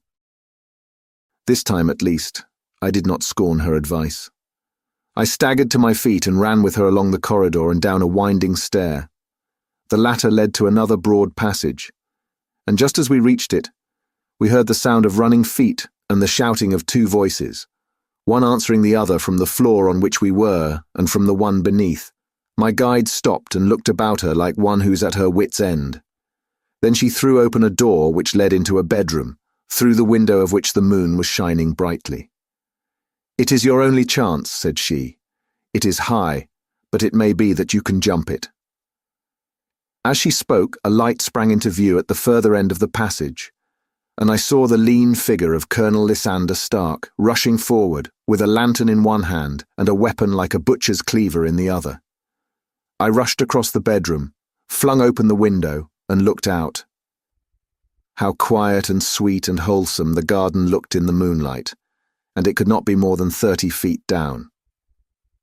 I clambered out upon the sill, but I hesitated to jump until I should have heard what passed between my saviour and the ruffian who pursued me. If she were ill-used, then at any risks I was determined to go back to her assistance. The thought had hardly flashed through my mind before he was at the door, pushing his way past her, but she threw her arms round him and tried to hold him back.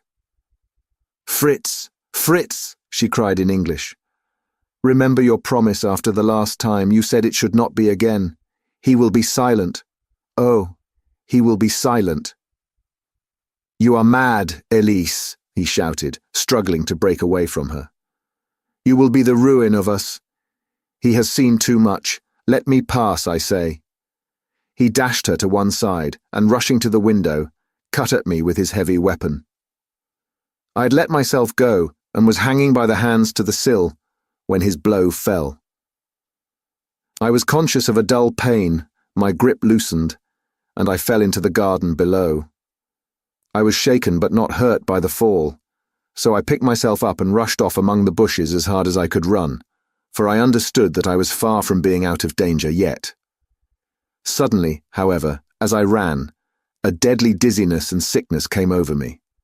I glanced down at my hand, which was throbbing painfully, and then for the first time, saw that my thumb had been cut off and that the blood was pouring from my wound. I endeavoured to tie my handkerchief round it, but there came a sudden buzzing in my ears, and next moment I fell in a dead faint among the rose bushes. How long I remained unconscious I cannot tell. It must have been a very long time, for the moon had sunk, and a bright morning was breaking when I came to myself. My clothes were all sodden with dew, and my coat sleeve was drenched with blood from my wounded thumb. The smarting of it recalled in an instant all the particulars of my night's adventure, and I sprang to my feet with the feeling that I might hardly yet be safe from my pursuers. But to my astonishment, when I came to look around me, neither house nor garden were to be seen. I had been lying in an angle of the hedge close by the high road, and just a little lower down was a long building, which proved, upon my approaching it, to be the very station at which I had arrived upon the previous night. Were it not for the ugly wound upon my hand, all that had passed during those dreadful hours might have been an evil dream. Half dazed, I went into the station and asked about the morning train. There would be one to Reading in less than an hour. The same porter was on duty, I found, as had been there when I arrived. I inquired of him whether he had ever heard of Colonel Lysander Stark. The name was strange to him. Had he observed a carriage the night before waiting for me? No, he had not. Was there a police station anywhere near? There was one about 3 miles off. It was too far for me to go, weak and ill as I was. I determined to wait until I got back to town before telling my story to the police. It was a little past 6 when I arrived, so I went first to have my wound dressed, and then the doctor was kind enough to bring me along here. I put the case into your hands and shall do exactly what you advise." We both sat in silence for some little time after listening to this extraordinary narrative. Then Sherlock Holmes pulled down from the shelf one of the ponderous commonplace books in which he placed his cuttings. "Here is an advertisement which will interest you," said he. "It appeared in all the papers about a year ago. Listen to this. Lost. On the 9th inst, Mr. Jeremiah Hayling, age 26, a hydraulic engineer, left his lodgings at 10 o'clock at night, and has not been heard of since. Was dressed in, etc., etc. Ha! That represents the last time that the Colonel needed to have his machine overhauled, I fancy." "Good heavens," cried my patient. "Then that explains what the girl said." "Undoubtedly. It is quite clear that the Colonel was a cool and desperate man, who was absolutely determined that nothing should stand in the way of his little game, like those out-and-out pirates who will leave no survivor from a captured ship. Well, every moment now is precious, so if you feel equal to it, we shall go down to Scotland Yard at once, as a preliminary to starting for Ayford." Some 3 hours or so afterwards, we were all in the train together, bound from Reading to the little Berkshire village. There were Sherlock Holmes, the hydraulic engineer, Inspector Bradstreet of Scotland Yard, a plainclothes man, and myself. Bradstreet had spread an ordnance map of the county out upon the seat and was busy with his compasses drawing a circle with Ayford for its centre. "There you are," said he. "That circle is drawn at a radius of 10 miles from the village. The place we want must be somewhere near that line. You said 10 miles, I think, sir. It was an hour's good drive. And you think that they brought you back all that way when you were unconscious? They must have done so. I have a confused memory, too, of having been lifted and conveyed somewhere. What I cannot understand, said I, is why they should have spared you when they found you lying fainting in the garden. Perhaps the villain was softened by the woman's entreaties. I hardly think that likely. I never saw a more inexorable face in my life. Oh, we shall soon clear up all that, said Bradstreet. Well, I have drawn my circle, and I only wish I knew at what point upon it the folk that we are in search of are to be found. I think I could lay my finger on it, said Holmes quietly. Really now, cried the inspector. You have formed your opinion. Come now, we shall see who agrees with you. I say it is south, for the country is more deserted there. And I say east, said my patient. I am for west, remarked the plainclothes man. There are several quiet little villages up there. And I am for north, said I, because there are no hills there, and our friend says that he did not notice the carriage go up any. Come, cried the inspector, laughing. It's a very pretty diversity of opinion. We have boxed the compass among us. Who do you give your casting vote to? You are all wrong. But we can't all be. Oh yes, you can. This is my point. He placed his finger in the centre of the circle. This is where we shall find them. But the 12-mile drive, gasped Hatherley. 6 out and 6 back. Nothing simpler. You say yourself that the horse was fresh and glossy when you got in. How could it be that if it had gone 12 miles over heavy roads? Indeed, it is a likely ruse enough, observed Bradstreet thoughtfully. Of course there can be no doubt as to the nature of this gang. None at all, said Holmes. They are coiners on a large scale, and have used the machine to form the amalgam, which has taken the place of silver. We have known for some time that a clever gang was at work, said the inspector. They have been turning out half-crowns by the thousand. We even traced them as far as Reading, but could get no farther, for they had covered their traces in a way that showed that they were very old hands. But now, thanks to this lucky chance, I think that we have got them right enough. But the inspector was mistaken, for those criminals were not destined to fall into the hands of justice. As we rolled into Eyford Station, we saw a gigantic column of smoke, which streamed up from behind a small clump of trees in the neighbourhood and hung like an immense ostrich feather over the landscape. A house on fire? Asked Bradstreet as the train steamed off again on its way. Yes, sir, said the station master. When did it break out? I hear that it was during the night, sir, but it has got worse and the whole place is in a blaze. Whose house is it? Dr. Becher's. Tell me, broke in the engineer. Is Dr. Becher a German, very thin, with a long, sharp nose? The station master laughed heartily. No, sir. Dr. Becher is an Englishman, and there isn't a man in the parish who has a better lined waistcoat. But he has a gentleman staying with him. A patient, as I understand, who is a foreigner, and he looks as if a little good Berkshire beef would do him no harm. The station master had not finished his speech before we were all hastening in the direction of the fire. The road topped a low hill, and there was a great widespread whitewashed building in front of us, spouting fire at every chink and window, while in the garden in front 3 fire engines were vainly striving to keep the flames under. That's it, cried Hatherley in intense excitement. There is the gravel drive, and there are the rose bushes where I lay. That second window is the one that I jumped from. Well, at least, said Holmes, you have had your revenge upon them. There can be no question that it was your oil lamp which, when it was crushed in the press, set fire to the wooden walls, though no doubt they were too excited in the chase after you to observe it at the time. Now keep your eyes open in this crowd for your friends of last night, though I very much fear that they are a good 100 miles off by now. And Holmes's fears came to be realized, for from that day to this no word has ever been heard either of the beautiful woman, the sinister German, or the morose Englishman. Early that morning a peasant had met a cart containing several people and some very bulky boxes, driving rapidly in the direction of Reading. But there all traces of the fugitives disappeared, and even Holmes's ingenuity failed ever to discover the least clue as to their whereabouts. The firemen had been much perturbed at the strange arrangements which they had found within, and still more so by discovering a newly severed human thumb upon a windowsill of the second floor. About sunset, however, their efforts were at last successful, and they subdued the flames, but not before the roof had fallen in, and the whole place been reduced to such absolute ruin that save some twisted cylinders and iron piping, not a trace remained of the machinery, which had cost our unfortunate acquaintance so dearly.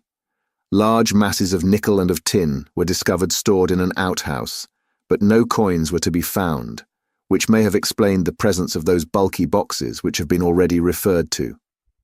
How our hydraulic engineer had been conveyed from the garden to the spot where he recovered his senses might have remained forever a mystery, were it not for the soft mould which told us a very plain tale. He had evidently been carried down by two persons, one of whom had remarkably small feet, and the other unusually large ones. On the whole, it was most probable that the silent Englishman, being less bold or less murderous than his companion, had assisted the woman to bear the unconscious man out of the way of danger. "Well," said our engineer ruefully, as we took our seats to return once more to London, "it has been a pretty business for me. I've lost my thumb, and I've lost a 50-guinea fee, and what have I gained?" "Experience," said Holmes, laughing. "Indirectly it may be of value, you know. You have only to put it into words to gain the reputation of being excellent company for the remainder of your existence." The Adventure of the Noble Bachelor. The Lord St. Simon marriage, and its curious termination, have long ceased to be a subject of interest in those exalted circles in which the unfortunate bridegroom moves. Fresh scandals have eclipsed it, and their more piquant details have drawn the gossips away from this 4-year-old drama. As I have reason to believe, however, that the full facts have never been revealed to the general public, and as my friend Sherlock Holmes had a considerable share in clearing the matter up, I feel that no memoir of him would be complete without some little sketch of this remarkable episode. It was a few weeks before my own marriage, during the days when I was still sharing rooms with Holmes in Baker Street, that he came home from an afternoon stroll to find a letter on the table waiting for him.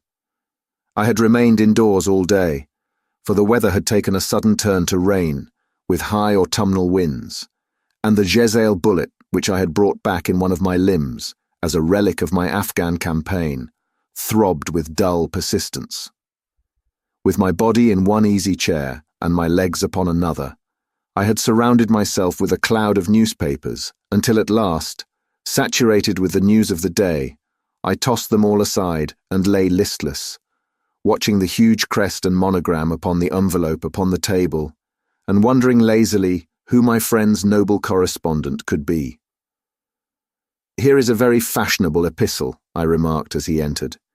"Your morning letters, if I remember right, were from a fishmonger and a tide-waiter." "Yes, my correspondence has certainly the charm of variety," he answered, smiling. "And the humbler are usually the more interesting. This looks like one of those unwelcome social summonses, which call upon a man either to be bored or to lie." He broke the seal and glanced over the contents. "Oh, come, it may prove to be something of interest after all." "Not social, then?" "No, distinctly professional." "And from a noble client?" "One of the highest in England." "My dear fellow, I congratulate you." "I assure you, Watson, without affectation, that the status of my client is a matter of less moment to me than the interest of his case. It is just possible, however, that also may not be wanting in this new investigation. You have been reading the papers diligently of late, have you not?" "It looks like it," said I ruefully, pointing to a huge bundle in the corner. "I have had nothing else to do."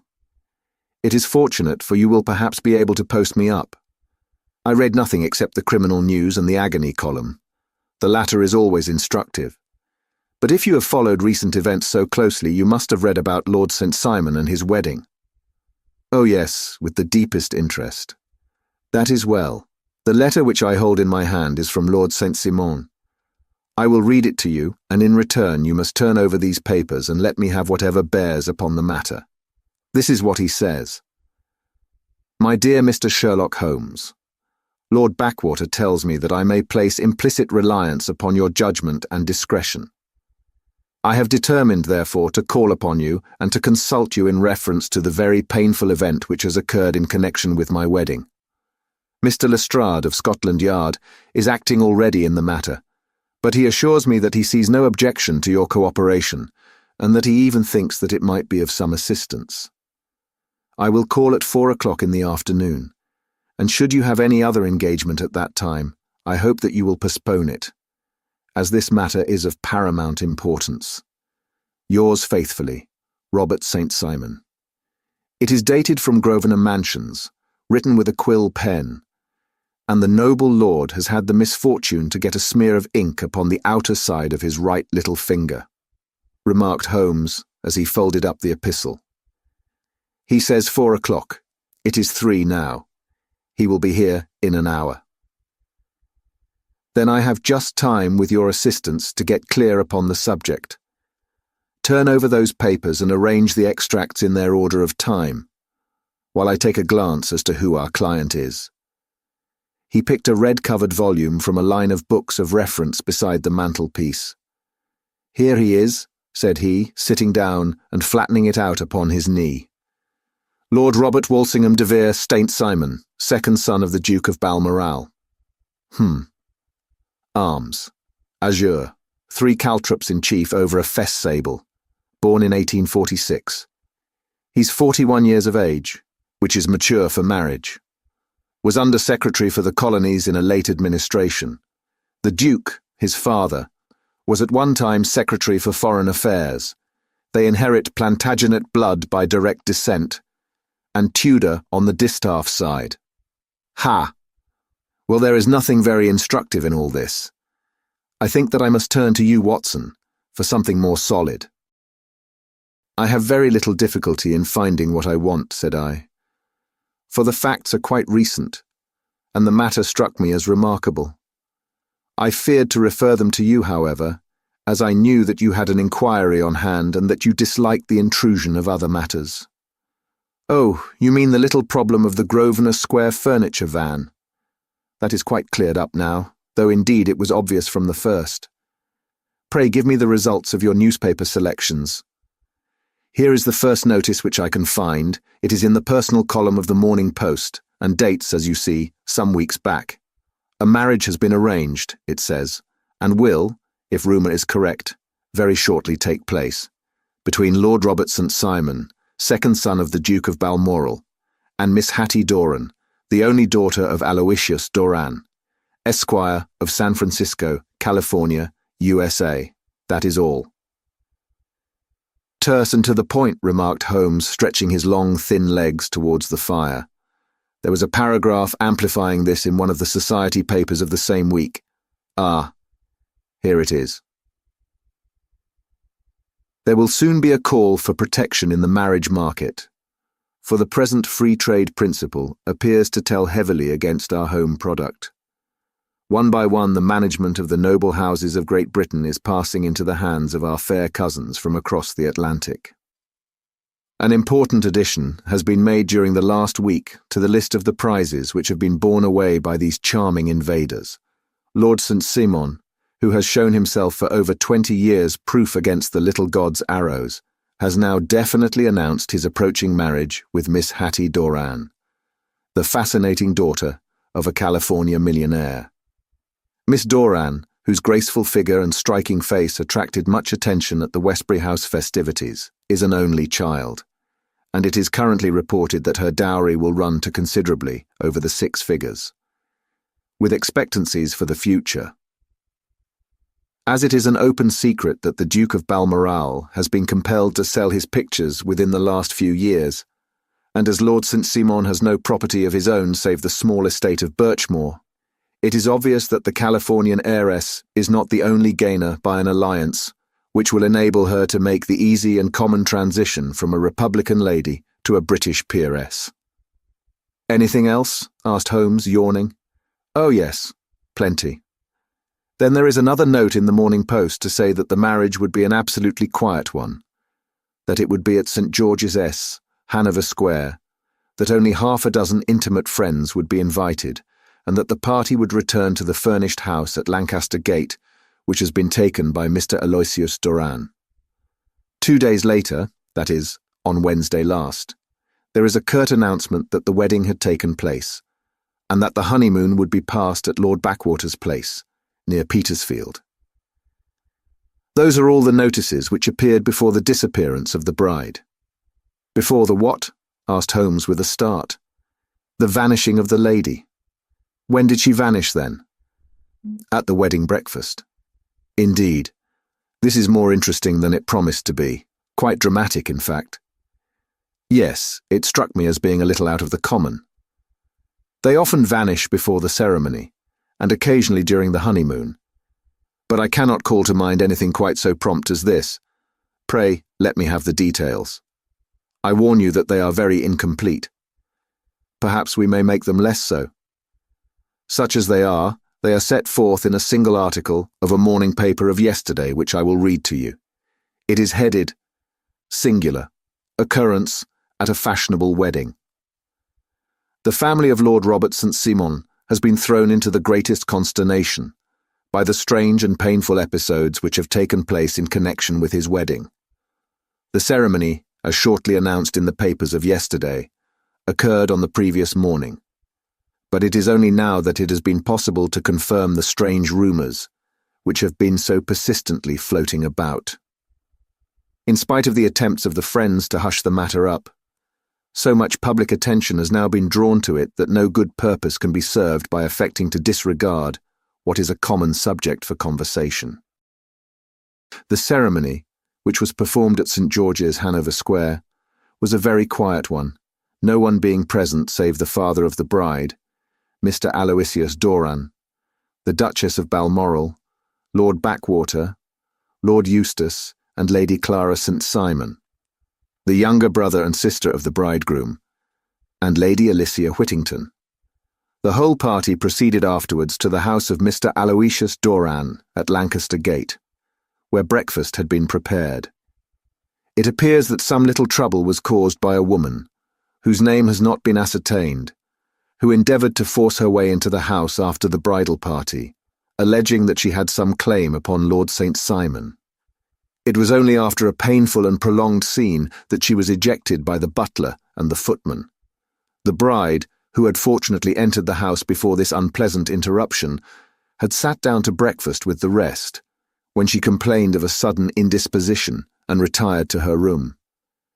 Her prolonged absence having caused some comment, her father followed her, but learned from her maid that she had only come up to her chamber for an instant, caught up an ulster and bonnet, and hurried down to the passage. One of the footmen declared that he had seen a lady leave the house thus apparelled, but had refused to credit that it was his mistress, believing her to be with the company. On ascertaining that his daughter had disappeared, Mr. Aloysius Doran, in conjunction with the bridegroom, instantly put themselves in communication with the police, and very energetic inquiries are being made, which will probably result in a speedy clearing up of this very singular business. Up to a late hour last night, however, nothing had transpired as to the whereabouts of the missing lady.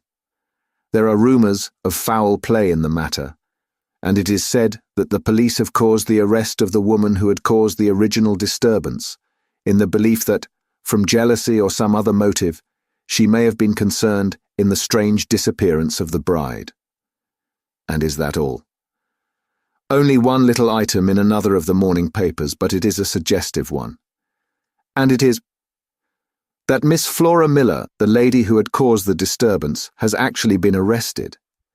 It appears that she was formerly a danseuse at the Allegro, and that she has known the bridegroom for some years. There are no further particulars, and the whole case is in your hands now, so far as it has been set forth in the public press. And an exceedingly interesting case it appears to be. I would not have missed it for worlds. But there is a ring at the bell, Watson, and as the clock makes it a few minutes after 4, I have no doubt that this will prove to be our noble client. Do not dream of going, Watson, for I very much prefer having a witness, if only as a check to my own memory. "Lord Robert St. Simon," announced our page boy, throwing open the door. A gentleman entered with a pleasant, cultured face, high-nosed and pale, with something perhaps of petulance about the mouth, and with the steady, well-opened eye of a man whose pleasant lot it had ever been to command and to be obeyed. His manner was brisk, and yet his general appearance gave an undue impression of age, for he had a slight forward stoop and a little bend of the knees as he walked. His hair, too, as he swept off his very curly-brimmed hat, was grizzled round the edges and thin upon the top. As to his dress, it was careful to the verge of foppishness, with high collar, black frock coat, white waistcoat, yellow gloves, patent leather shoes, and light-coloured gaiters. He advanced slowly into the room, turning his head from left to right and swinging in his right hand the cord which held his golden eyeglasses. "Good day, Lord St. Simon," said Holmes, rising and bowing. "Pray take the basket chair. This is my friend and colleague, Dr. Watson. Draw up a little to the fire, and we will talk this matter over. A most painful matter to me, as you can most readily imagine, Mr. Holmes. I have been cut to the quick.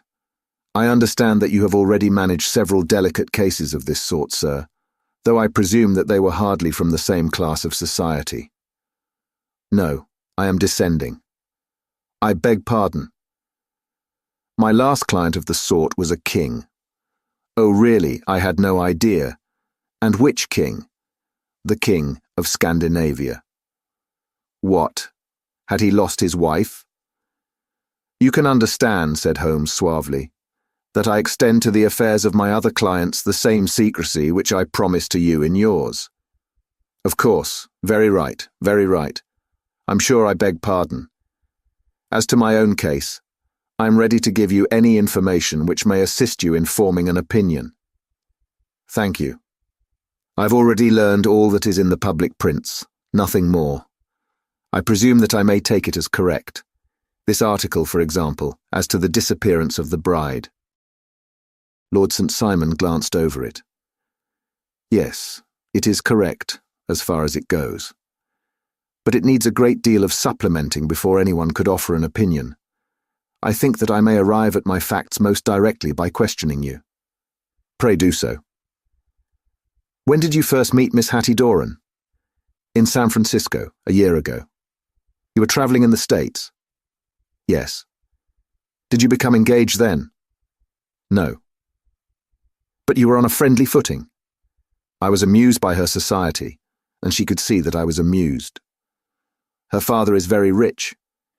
He is said to be the richest man on the Pacific slope. And how did he make his money? In mining. He had nothing a few years ago. Then he struck gold, invested it, and came up by leaps and bounds. Now, what is your own impression as to the young lady's, your wife's character?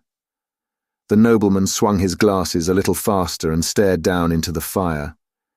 You see, Mr. Holmes, said he, my wife was 20 before her father became a rich man. During that time she ran free in a mining camp and wandered through woods or mountains, so that her education has come from nature rather than from the schoolmaster. She is what we call in England a tomboy, with a strong nature, wild and free, unfettered by any sort of traditions. She is impetuous, volcanic, I was about to say. She is swift in making up her mind and fearless in carrying out her resolutions. On the other hand, I would not have given her the name which I have the honour to bear. He gave a little stately cough. Had I not thought her to be at bottom a noble woman?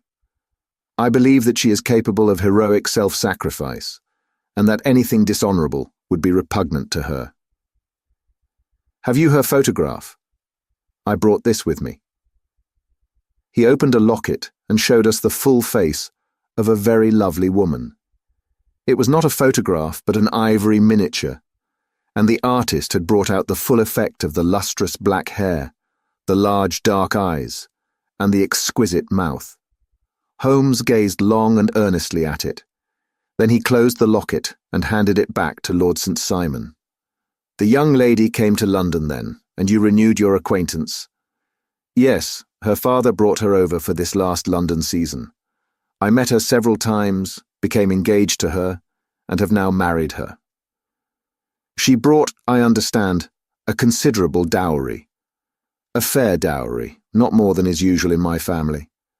And this, of course, remains to you, since the marriage is a fait accompli. I really have made no inquiries on the subject. Very naturally not. Did you see Miss Doran on the day before the wedding? Yes. Was she in good spirits? Never better. She kept talking of what we should do in our future lives. Indeed, that's very interesting. And on the morning of the wedding? She was as bright as possible, at least until after the ceremony. And did you observe any change in her then? Well, to tell the truth, I saw then the first signs that I had ever seen that her temper was just a little sharp. The incident, however, was too trivial to relate and can have no possible bearing upon the case. Pray let us have it for all that. Oh, it is childish. She dropped her bouquet as we went towards the vestry. She was passing the front pew at the time, and it fell over into the pew. There was a moment's delay, but the gentleman in the pew handed it up to her again, and it did not appear to be the worse for the fall. Yet when I spoke to her of the matter, she answered me abruptly, and in the carriage, on our way home, she seemed absurdly agitated over this trifling cause. Indeed, you say that there was a gentleman in the pew. Some of the general public were present then? Oh, yes. It is impossible to exclude them when the church is open. This gentleman was not one of your wife's friends. No, I call him a gentleman by courtesy. But he was quite a common-looking person. I hardly noticed his appearance, but really, I think that we are wandering rather far from the point. Lady St. Simon, then, returned from the wedding in a less cheerful frame of mind than she had gone to it. What did she do on re-entering her father's house? I saw her in conversation with her maid. And who is her maid? Alice is her name. She is an American and came from California with her. A confidential servant? A little too much so. It seemed to me that her mistress allowed her to take great liberties. Still, of course, in America they look upon these things in a different way. How long did she speak to this Alice? Oh, a few minutes. I had something else to think of. You did not overhear what they said? Lady Saint-Simon said something about jumping a claim. She was accustomed to use slang of the kind. I have no idea what she meant. American slang is very expressive sometimes. And what did your wife do when she finished speaking to her maid? She walked into the breakfast room. On your arm? No, alone. She was very independent in little matters like that. Then, after we had sat down for 10 minutes or so, she rose hurriedly, muttered some words of apology, and left the room. She never came back. But this maid, Alice, as I understand, deposes that she went to her room, covered her bride's dress with a long ulster, put on a bonnet, and went out. Quite so. And she was afterwards seen walking into Hyde Park in company with Flora Miller, a woman who is now in custody, and who had already made a disturbance at Mr. Doran's house that morning. Ah, yes. I should like a few particulars as to this young lady, and your relations to her. Lord St. Simon shrugged his shoulders and raised his eyebrows. We have been on a friendly footing for some years, I may say on a very friendly footing. She used to be at the Allegro. I have not treated her ungenerously, and she had no just cause of complaint against me. But you know what women are, Mr. Holmes. Flora was a dear little thing, but exceedingly hot-headed and devotedly attached to me. She wrote me dreadful letters when she heard that I was about to be married. And to tell the truth, the reason why I had the marriage celebrated so quietly was that I feared lest there might be a scandal in the church. She came to Mr. Doran's door just after we returned, and she endeavoured to push her way in, uttering very abusive expressions towards my wife, and even threatening her. But I had foreseen the possibility of something of the sort, and I had 2 police fellows there in private clothes, who soon pushed her out again.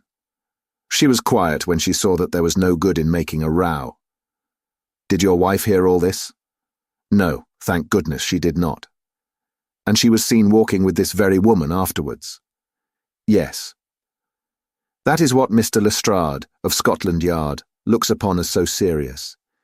It is thought that Flora decoyed my wife out and laid some terrible trap for her. Well, it is a possible supposition. You think so too? I did not say a probable one. But you do not yourself look upon this as likely. I do not think Flora would hurt a fly. Still, jealousy is a strange transformer of characters. Pray, what is your own theory as to what took place? Well, really, I came to seek a theory, not to propound one. I've given you all the facts. Since you ask me, however, I may say that it has occurred to me as possible that the excitement of this affair, the consciousness that she had made so immense a social stride, had the effect of causing some little nervous disturbance in my wife. In short, that she had become suddenly deranged. Well, really, when I consider that she has turned her back, I will not say upon me, but upon so much that many have aspired to without success, I can hardly explain it in any other fashion. Well, certainly that is also a conceivable hypothesis, said Holmes, smiling. And now, Lord Saint-Simon, I think that I have nearly all my data. May I ask whether you were seated at the breakfast table so that you could see out of the window? We could see the other side of the road and the park. Quite so. Then I do not think that I need to detain you longer. I shall communicate with you. Should you be fortunate enough to solve this problem, said our client, rising. I have solved it. Eh? What was that? I say that I have solved it. Where, then, is my wife? That is a detail which I shall speedily supply. Lord Saint-Simon shook his head. I'm afraid that it will take wiser heads than yours or mine, he remarked, and bowing in a stately, old-fashioned manner, he departed. It is very good of Lord Saint-Simon to honour my head by putting it on a level with his own, said Sherlock Holmes, laughing. I think that I shall have a whisky and soda and a cigar after all this cross-questioning. I had formed my conclusions as to the case before our client came into the room. My dear Holmes, I have notes of several similar cases, though none, as I remarked before, which were quite as prompt. My whole examination served to turn my conjecture into a certainty. Circumstantial evidence is occasionally very convincing, as when you find a trout in the milk, to quote Thoreau's example. But I have heard all that you have heard, without, however, the knowledge of pre-existing cases which serves me so well. There was a parallel instance in Aberdeen some years back, and something on very much the same lines at Munich, the year after the Franco-Prussian War. It is one of these cases. But hullo, here is Lestrade. Good afternoon, Lestrade. You will find an extra tumbler upon the sideboard, and there are cigars in the box. The official detective was attired in a pea-jacket and cravat, which gave him a decidedly nautical appearance, and he carried a black canvas bag in his hand. With a short greeting, he seated himself and lit the cigar which had been offered to him. "What's up, then?" asked Holmes with a twinkle in his eye. "You look dissatisfied." "And I feel dissatisfied. It is this infernal St. Simon marriage case. I can make neither head nor tail of the business." "Really, you surprise me. Who ever heard of such a mixed affair? Every clue seems to slip through my fingers. I've been at work upon it all day. And very wet it seems to have made you," said Holmes, laying his hand upon the arm of the pea-jacket. "Yes, I have been dragging the Serpentine." "In heaven's name, what for?" "In search of the body of Lady Saint-Simon." Sherlock Holmes leaned back in his chair and laughed heartily. "Have you dragged the basin of Trafalgar Square fountain?" he asked. "Why, what do you mean?"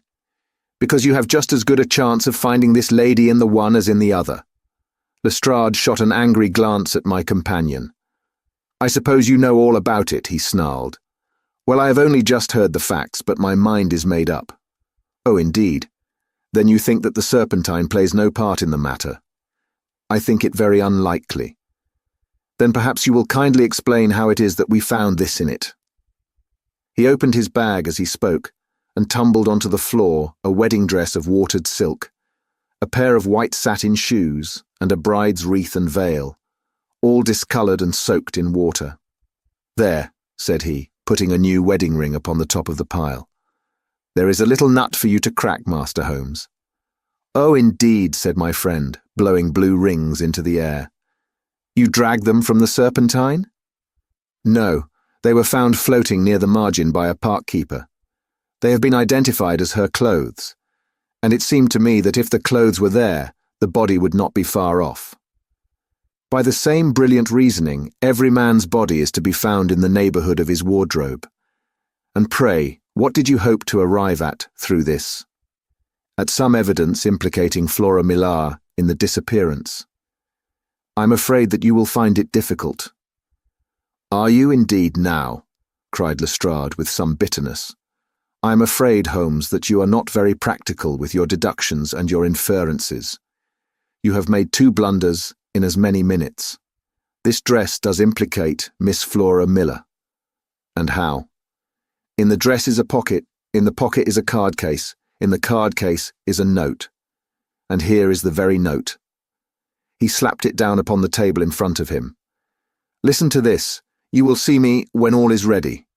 Come at once. FHM."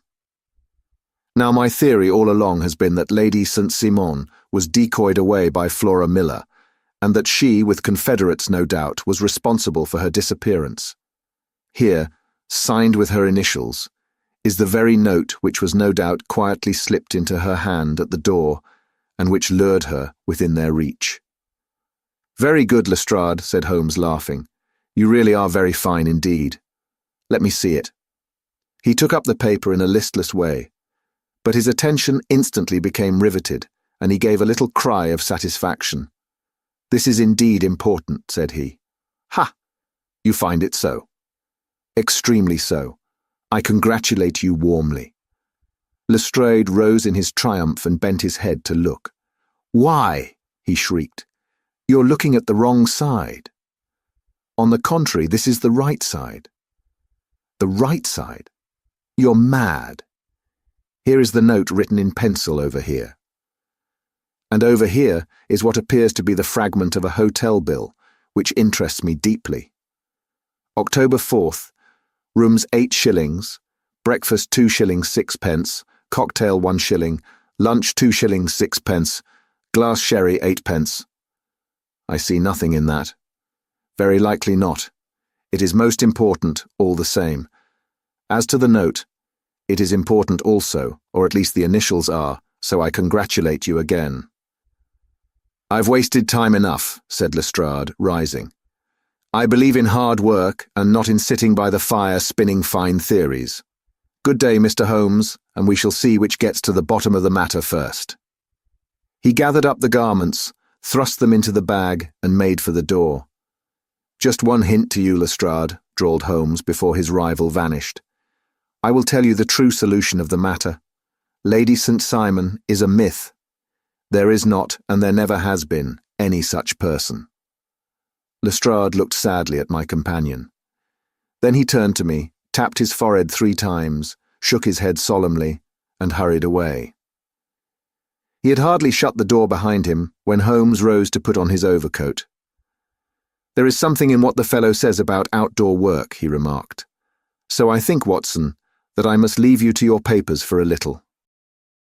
It was after 5 o'clock when Sherlock Holmes left me, but I had no time to be lonely, for within an hour there arrived a confectioner's man with a very large flat box. This he unpacked with the help of a youth, whom he had brought with him, and presently, to my very great astonishment, a quite Epicurean little cold supper began to be laid out upon our humble lodging-house mahogany. There were a couple of brace of cold woodcock, a pheasant, a pâté de foie gras pie with a group of ancient and cobwebby bottles. Having laid out all these luxuries, my 2 visitors vanished away, like the genie of the Arabian Nights, with no explanation save that the things had been paid for and were ordered to this address. Just before 9 o'clock, Sherlock Holmes stepped briskly into the room. His features were gravely set, but there was a light in his eye which made me think that he had not been disappointed in his conclusions. "They have laid the supper then," he said, rubbing his hands. You seem to expect company. They have laid for 5. Yes, I fancy we may have some company dropping in, said he. I'm surprised that Lord St. Simon has not already arrived. Ha! I fancy that I hear his step now upon the stairs. It was indeed our visitor of the afternoon who came bustling in, dangling his glasses more vigorously than ever, and with a very perturbed expression upon his aristocratic features. My messenger reached you then? Asked Holmes. Yes, and I confess that the contents startled me beyond measure. Have you good authority for what you say? The best possible. Lord St. Simon sank into a chair and passed his hand over his forehead. What will the Duke say, he murmured, when he hears that one of the family has been subjected to such humiliation? It is the purest accident. I cannot allow that there is any humiliation. Ah, you look on these things from another standpoint. I fail to see that anyone is to blame. I can hardly see how the lady could have acted otherwise, though her abrupt method of doing it was undoubtedly to be regretted. Having no mother, she had no one to advise her at such a crisis. It was a slight, sir, a public slight, said Lord St. Simon, tapping his fingers upon the table. You must make allowance for this poor girl, placed in so unprecedented a position. I will make no allowance. I'm very angry indeed, and I've been shamefully used. I think that I heard a ring, said Holmes. Yes, there are steps on the landing. If I cannot persuade you to take a lenient view of the matter, Lord St. Simon, I have brought an advocate here who may be more successful. He opened the door and ushered in a lady and gentleman. Lord St. Simon, said he, allow me to introduce you to Mr. and Mrs. Francis Hay Moulton. The lady, I think, you have already met. At the sight of these newcomers, our client had sprung from his seat and stood very erect, with his eyes cast down and his hand thrust into the breast of his frock coat, a picture of offended dignity. The lady had taken a quick step forward and had held out her hand to him, but he still refused to raise his eyes. It was as well for his resolution, perhaps, for her pleading face was one which it was hard to resist. You're angry, Robert, said she. Well, I guess you have every cause to be. Pray make no apology to me, said Lord St. Simon bitterly. Oh yes, I know that I have treated you real bad, and that I should have spoken to you before I went, but I was kind of rattled. And from the time when I saw Frank here again, I just didn't know what I was doing or saying. I only wonder I didn't fall down and do a faint right there before the altar. Perhaps, Mrs. Moulton, you would like my friend and me to leave the room while you explain this matter. If I may give an opinion, remarked the strange gentleman, we've had just a little too much secrecy over this business already. For my part, I should like all Europe and America to hear the rights of it. He was a small, wiry, sunburnt man, clean-shaven, with a sharp face and alert manner. Then I'll tell our story right away, said the lady. Frank here and I met in '84 in Macquire's camp near the Rockies, where Pa was working a claim. We were engaged to each other, Frank and I, but then one day Father struck a rich pocket and made a pile, while poor Frank here had a claim that petered out and came to nothing. The richer Pa grew, the poorer was Frank. So at last Pa wouldn't hear of our engagement lasting any longer, and he took me away to Frisco. Frank wouldn't throw up his hand, though, so he followed me there, and he saw me without Pa knowing anything about it. It would only have made him mad to know, so we just fixed it all up for ourselves. Frank said that he would go and make his pile, too, and never come back to claim me until he had as much as Pa. So then I promised to wait for him to the end of time and pledged myself not to marry anyone else while he lived. Why shouldn't we be married right away then? Said he. And then I will feel sure of you. And I won't claim to be your husband until I come back? Well, we talked it over, and he had fixed it all up so nicely, with a clergyman already in waiting, that we just did it right there. And then Frank went off to seek his fortune, and I went back to Pa. The next I heard of Frank was that he was in Montana, and then he went prospecting in Arizona, and then I heard of him from New Mexico.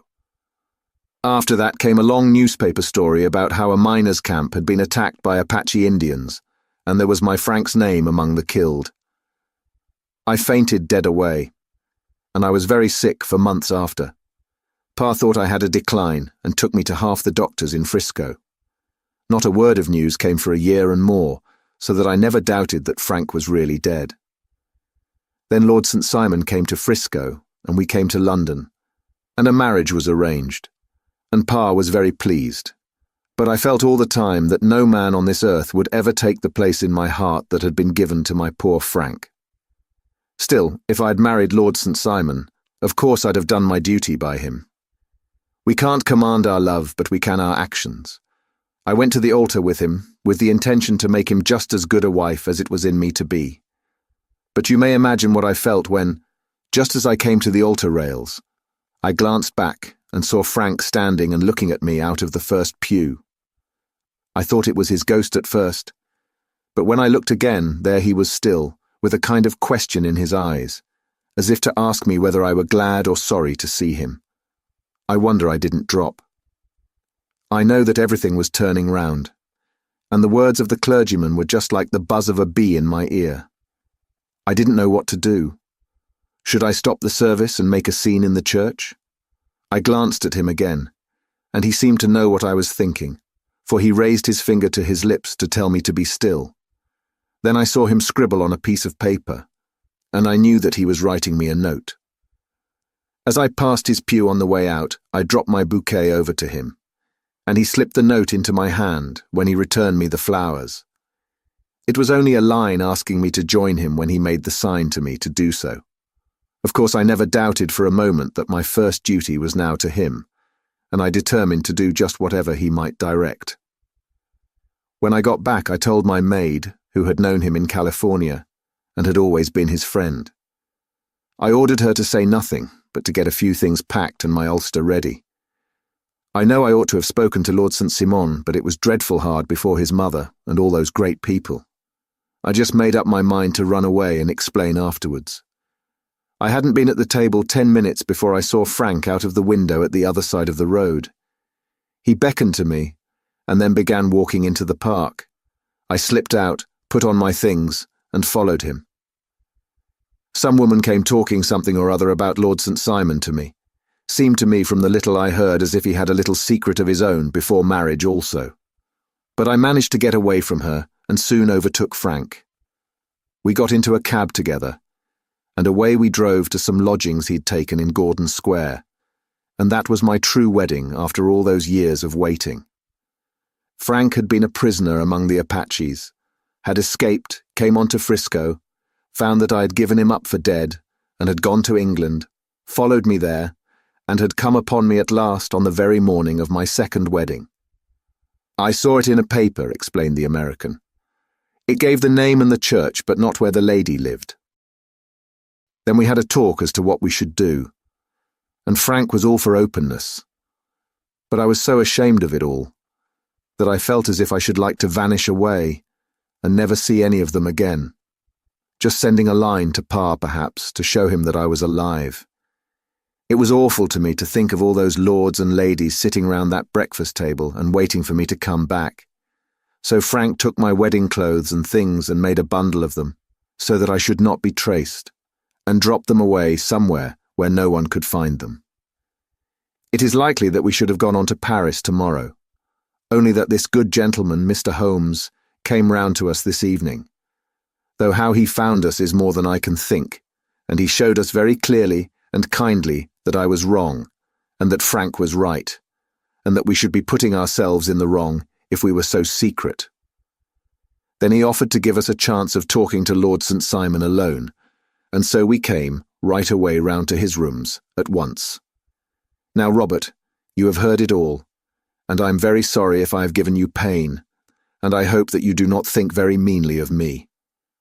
Lord St. Simon had by no means relaxed his rigid attitude, but had listened with a frowning brow and a compressed lip to this long narrative. "Excuse me," he said, "but it is not my custom to discuss my most intimate personal affairs in this public manner." "Then you won't forgive me? You won't shake hands before I go?" "Oh, certainly, if it would give you any pleasure." He put out his hand and coldly grasped that which she extended to him. "I had hoped," suggested Holmes, "that you would have joined us in a friendly supper." "I think that there you ask a little too much," responded his lordship. "I may be forced to acquiesce in these recent developments, but I can hardly be expected to make merry over them. I think that with your permission, I will now wish you all a very good night." He included us all in a sweeping bow and stalked out of the room. "Then I trust that you at least will honour me with your company," said Sherlock Holmes. "It is always a joy to meet an American, Mr. Moulton, for I am one of those who believe that the folly of a monarch and the blundering of a minister in far-gone years will not prevent our children from being someday citizens of the same worldwide country under a flag which shall be a quartering of the Union Jack with the stars and stripes." "The case has been an interesting one," remarked Holmes when our visitors had left us, "because it serves to show very clearly how simple the explanation may be of an affair which at first sight seems to be almost inexplicable. Nothing could be more natural than the sequence of events as narrated by this lady, and nothing stranger than the result when viewed, for instance, by Mr. Lestrade of Scotland Yard. You were not yourself at fault at all, then? From the first, two facts were very obvious to me.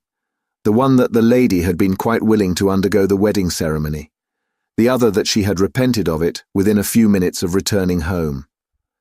Obviously something had occurred during the morning then, to cause her to change her mind. What could that something be? She could not have spoken to anyone when she was out, for she had been in the company of the bridegroom. Had she seen someone then? If she had, it must be someone from America, because she had spent so short a time in this country that she could hardly have allowed anyone to acquire so deep an influence over her that the mere sight of him would induce her to change her plans so completely. You see, we have already arrived, by a process of exclusion, at the idea that she might have seen an American. Then who could this American be, and why should he possess so much influence over her? It might be a lover, it might be a husband. Her young womanhood had, I knew, been spent in rough scenes and under strange conditions. So far, I had got before I ever heard Lord St. Simon's narrative, when he told us of a man in a pew, of the change in the bride's manner, of so transparent a device for obtaining a note as the dropping of a bouquet, of her resort to her confidential maid, and of her very significant allusion to claim-jumping, which in miners' parlance means taking possession of that which another person has a prior claim to. The whole situation became absolutely clear. She'd gone off with a man, and the man was either a lover or was a previous husband, the chances being in favour of the latter. And how in the world did you find them? It might have been difficult, but friend Lestrade held information in his hands, the value of which he did not himself know.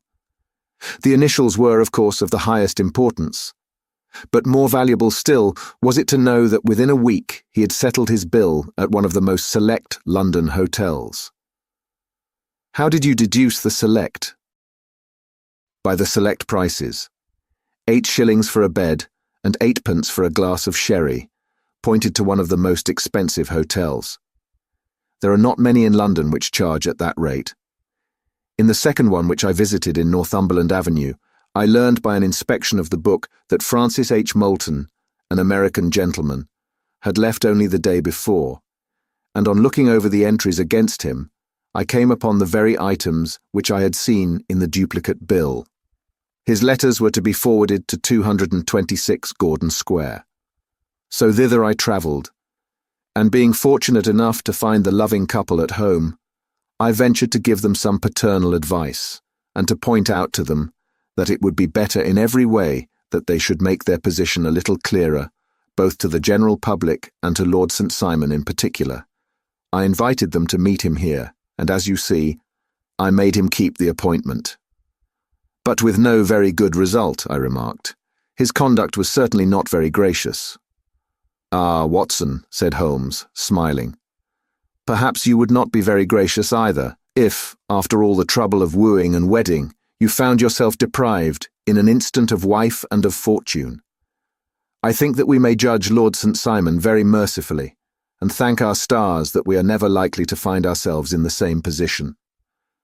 Draw your chair up and hand me my violin, for the only problem we have still to solve is how to while away these bleak autumnal evenings. The Adventure of the Beryl Coronet. "Holmes," said I as I stood one morning in our bow window looking down the street, "here is a madman coming along. It seems rather sad that his relatives should allow him to come out alone." My friend rose lazily from his armchair and stood with his hands in the pockets of his dressing gown, looking over my shoulder. It was a bright, crisp February morning, and the snow of the day before still lay deep upon the ground, shimmering brightly in the wintry sun. Down the centre of Baker Street it had been ploughed into a brown, crumbly band by the traffic, but at either side and on the heaped-up edges of the footpaths it still lay as white as when it fell. The grey pavement had been cleaned and scraped, but was still dangerously slippery, so that there were fewer passengers than usual. Indeed, from the direction of the Metropolitan Station, no one was coming save the single gentleman whose eccentric conduct had drawn my attention. He was a man of about 50, tall, portly, and imposing, with a massive, strongly marked face and a commanding figure. He was dressed in a sombre yet rich style, in black frock coat, shining hat, neat brown gaiters, and well-cut pearl-grey trousers.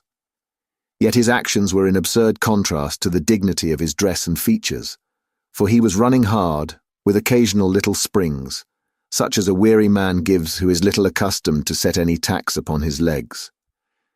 As he ran, he jerked his hands up and down, waggled his head, and writhed his face into the most extraordinary contortions.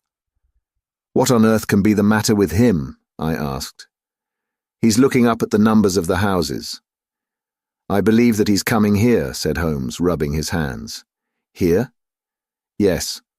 I rather think he's coming to consult me professionally. I think that I recognize the symptoms." "Ha! Did I not tell you?" As he spoke, the man, puffing and blowing, rushed at our door and pulled at our bell until the whole house resounded with the clanging. A few moments later he was in our room, still puffing, still gesticulating, but with so fixed a look of grief and despair in his eyes that our smiles were turned in an instant to horror and pity. For a while he could not get his words out, but swayed his body and plucked at his hair like one who has been driven to the extreme limits of his reason. Then, suddenly springing to his feet, he beat his head against the wall with such force that we both rushed upon him and tore him away to the centre of the room. Sherlock Holmes pushed him down into the easy chair and, sitting beside him, patted his hand and chatted with him in the easy, soothing tones which he knew so well how to employ. "You have come to me to tell your story, have you not?" said he. "You are fatigued with your haste. Pray wait until you have recovered yourself, and then I shall be most happy to look into any little problem which you may submit to me." The man sat for a minute or more with a heaving chest, fighting against his emotion. Then he passed his handkerchief over his brow, set his lips tight, and turned his face towards us. "No doubt you think me mad," said he. "I see that you have had some great trouble," responded Holmes. "God knows I have. A trouble which is enough to unseat my reason. So sudden and so terrible is it. Public disgrace I might have faced, although I am a man whose character has never yet borne a stain. Private affliction also is the lot of every man, but the two coming together, and in so frightful a form, have been enough to shake my very soul. Besides, it is not I alone. The very noblest in the land may suffer unless some way be found out of this horrible affair." "Pray compose yourself, sir," said Holmes, "and let me have a clear account of who you are and what it is that has befallen you." "My name," answered our visitor, "is probably familiar to your ears. I am Alexander Holder, of the banking firm of Holder and Stevenson, of Threadneedle Street." The name was indeed well known to us as belonging to the senior partner in the second largest private banking concern in the City of London. What could have happened then to bring one of the foremost citizens of London to this most pitiable pass? We waited, all curiosity, until with another effort he braced himself to tell his story. "I feel that time is of value," said he. "That is why I hastened here when the police inspector suggested that I should secure your cooperation. I came to Baker Street by the Underground and hurried from there on foot, for the cabs go slowly through this snow. That is why I was so out of breath, for I am a man who takes very little exercise. I feel better now, and I will put the facts before you as shortly and yet as clearly as I can. It is, of course, well known to you that in a successful banking business, as much depends upon our being able to find remunerative investments for our funds, as upon our increasing our connection and the number of our depositors. One of our most lucrative means of laying out money is in the shape of loans, where the security is unimpeachable.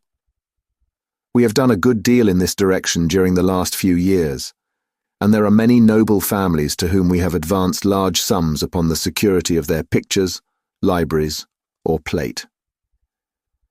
Yesterday morning I was seated in my office at the bank when a card was brought in to me by one of the clerks. I started when I saw the name, for it was that of none other than, well, perhaps even to you I had better say no more than that it was a name which is a household word all over the earth, one of the highest, noblest, most exalted names in England. I was overwhelmed by the honour and attempted, when he entered, to say so, but he plunged at once into business with the air of a man who wishes to hurry quickly through a disagreeable task. "Mr. Holder," said he, "I have been informed that you are in the habit of advancing money." "The firm does so when the security is good," I answered. "It is absolutely essential to me," said he, "that I should have £5,000 at once. I could, of course, borrow so trifling a sum 10 times over from my friends, but I much prefer to make it a matter of business, and to carry out that business myself. In my position, you can readily understand that it is unwise to place oneself under obligations." "For how long, may I ask, do you want this sum?" I asked. "Next Monday, I have a large sum due to me, and I shall then most certainly repay what you advance, with whatever interest you think it right to charge. But it is very essential to me that the money should be paid at once." "I should be happy to advance it without further parley from my own private purse," said I, "were it not that the strain would be rather more than it could bear. If, on the other hand, I am to do it in the name of the firm, then in justice to my partner, I must insist that, even in your case, every business-like precaution should be taken." "I should much prefer to have it so," said he, raising up a square black morocco case which he had laid beside his chair. "You have doubtless heard of the Beryl Coronet?" "One of the most precious public possessions of the empire," said I. "Precisely." He opened the case, and there, embedded in soft, flesh-coloured velvet, lay the magnificent piece of jewellery which he had named. "There are 39 enormous Beryls," said he, "and the price of the gold chasing is incalculable. The lowest estimate would put the worth of the coronet at double the sum which I have asked. I am prepared to leave it with you as my security." I took the precious case into my hands and looked in some perplexity from it to my illustrious client. "You doubt its value?" he asked. "Not at all. I only doubt the propriety of my leaving it. You may set your mind at rest about that. I should not dream of doing so were it not absolutely certain that I should be able in 4 days to reclaim it. It is a pure matter of form. Is the security sufficient?" "Ample." "You understand, Mr. Holder, that I am giving you a strong proof of the confidence which I have in you, founded upon all that I have heard of you. I rely upon you not only to be discreet, and to refrain from all gossip upon the matter, but, above all, to preserve this coronet, with every possible precaution, because I need not say that a great public scandal would be caused if any harm were to befall it. Any injury to it would be almost as serious as its complete loss. For there are no Beryls in the world to match these, and it would be impossible to replace them. I leave it with you, however, with every confidence, and I shall call for it in person on Monday morning." Seeing that my client was anxious to leave, I said no more, but, calling for my cashier, I ordered him to pay over £51,000 notes. When I was alone once more, however, with the precious case lying upon the table in front of me, I could not but think with some misgivings of the immense responsibility which it entailed upon me. There could be no doubt that, as it was a national possession, a horrible scandal would ensue if any misfortune should occur to it. I already regretted having ever consented to take charge of it. However, it was too late to alter the matter now, so I locked it up in my private safe and turned once more to my work. When evening came, I felt that it would be an imprudence to leave so precious a thing in the office behind me. Bankers' safes had been forced before now, and why should not mine be? If so, how terrible would be the position in which I should find myself. I determined, therefore, that for the next few days I would always carry the case backward and forward with me, so that it might never be really out of my reach. With this intention, I called a cab and drove out to my house at Streatham, carrying the jewel with me. I did not breathe freely until I'd taken it upstairs and locked it in the bureau of my dressing room. And now, a word as to my household, Mr. Holmes, for I wish you to thoroughly understand the situation. My groom and my page sleep out of the house and may be set aside altogether. I have 3 maidservants who have been with me a number of years and whose absolute reliability is quite above suspicion.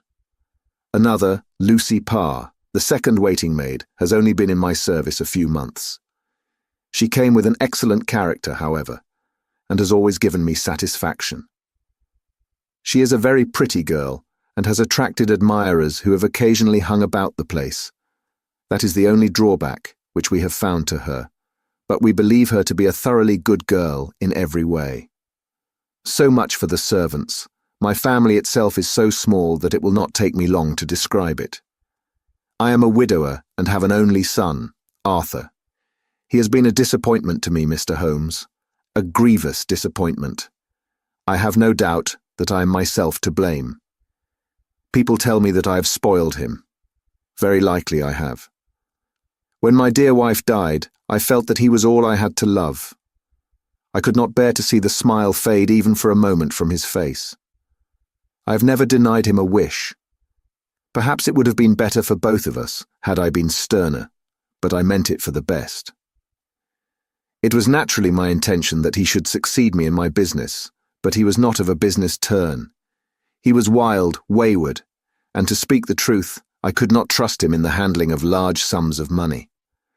When he was young, he became a member of an aristocratic club, and there, having charming manners, he was soon the intimate of a number of men with long purses and expensive habits. He learned to play heavily at cards and to squander money on the turf, until he had again and again to come to me and implore me to give him an advance upon his allowance, that he might settle his debts of honour.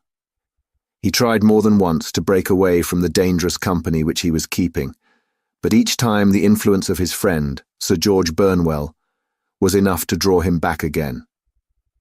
And indeed I could not wonder that such a man as Sir George Burnwell should gain an influence over him, for he has frequently brought him to my house, and I found myself that I could hardly resist the fascination of his manner. He is older than Arthur, a man of the world to his fingertips, one who had been everywhere, seen everything, a brilliant talker, and a man of great personal beauty. Yet when I think of him in cold blood, far away from the glamour of his presence, I am convinced from his cynical speech and the look which I have caught in his eyes that he is one who should be deeply distrusted. So I think, and so too, thinks my little Mary, who has a woman's quick insight into character. And now there is only she to be described. She is my niece. But when my brother died 5 years ago and left her alone in the world, I adopted her, and have looked upon her ever since as my daughter. She is a sunbeam in my house, sweet, loving, beautiful, a wonderful manager and housekeeper, yet as tender and quiet and gentle as a woman could be. She is my right hand. I do not know what I could do without her. In only one matter has she ever gone against my wishes. Twice my boy has asked her to marry him, for he loves her devotedly, but each time she has refused him. I think that if anyone could have drawn him into the right path, it would have been she, and that his marriage might have changed his whole life. But now, alas, it is too late. Forever too late. Now, Mr. Holmes, you know the people who live under my roof, and I shall continue with my miserable story. When we were taking coffee in the drawing room that night after dinner, I told Arthur and Mary my experience, and of the precious treasure which we had under our roof, suppressing only the name of my client. Lucy Parr, who had brought in the coffee, had, I am sure, left the room. But I cannot swear that the door was closed. Mary and Arthur were much interested and wished to see the famous coronet, but I thought it better not to disturb it.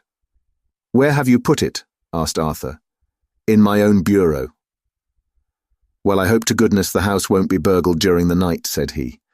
"It is locked up," I answered.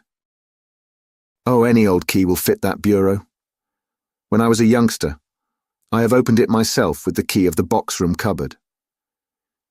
He often had a wild way of talking, so that I thought little of what he said. He followed me to my room, however, that night with a very grave face. "Look here, Dad," said he with his eyes cast down. "Can you let me have £200? "No, I cannot," I answered sharply. "I have been far too generous with you in money matters." "You have been very kind," said he, "but I must have this money, or else I can never show my face inside the club again." "And a very good thing too," I cried. "Yes, but you would not have me leave it, a dishonoured man," said he. "I could not bear the disgrace. I must raise the money in some way, and if you will not let me have it, then I must try other means." I was very angry, for this was the third demand during the month. "You shall not have a farthing from me," I cried, on which he bowed and left the room without another word.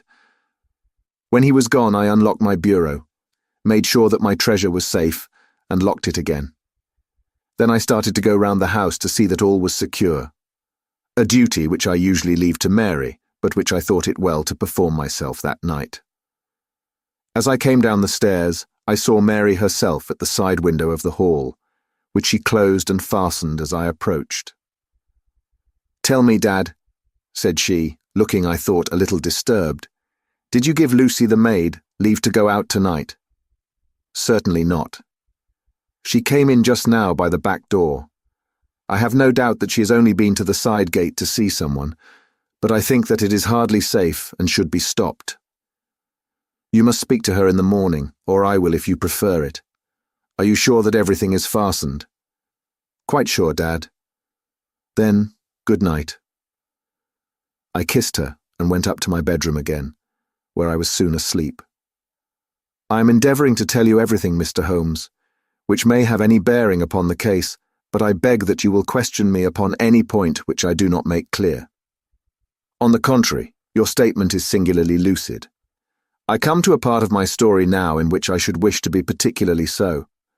I'm not a very heavy sleeper, and the anxiety in my mind tended, no doubt, to make me even less so than usual. About 2 in the morning, then, I was awakened by some sound in the house. It had ceased ere I was wide awake, but it had left an impression behind it as though a window had gently closed somewhere. I lay listening with all my ears. Suddenly, to my horror, there was a distinct sound of footsteps moving softly in the next room. I slipped out of bed, all palpitating with fear, and peeped round the corner of my dressing-room door. "Arthur!" I screamed. "You villain, you thief! How dare you touch that coronet?" The gas was half up, as I'd left it, and my unhappy boy, dressed only in his shirt and trousers, was standing beside the light, holding the coronet in his hands. He appeared to be wrenching at it, or bending it with all his strength. At my cry, he dropped it from his grasp and turned as pale as death. I snatched it up and examined it. One of the gold corners with 3 of the Beryls in it was missing. "You blackguard!" I shouted, beside myself with rage. "You have destroyed it. You have dishonoured me forever. Where are the jewels which you have stolen?" "Stolen?" he cried. "Yes, thief!" I roared, shaking him by the shoulder. "There are none missing." "There cannot be any missing," said he. "There are 3 missing, and you know where they are. Must I call you a liar as well as a thief? Did I not see you trying to tear off another piece? You have called me names enough, said he. I will not stand it any longer. I shall not say another word about this business, since you have chosen to insult me. I will leave your house in the morning and make my own way in the world. You shall leave it in the hands of the police, I cried, half mad with grief and rage. I shall have this matter probed to the bottom. You shall learn nothing from me, said he with a passion such as I should not have thought was in his nature.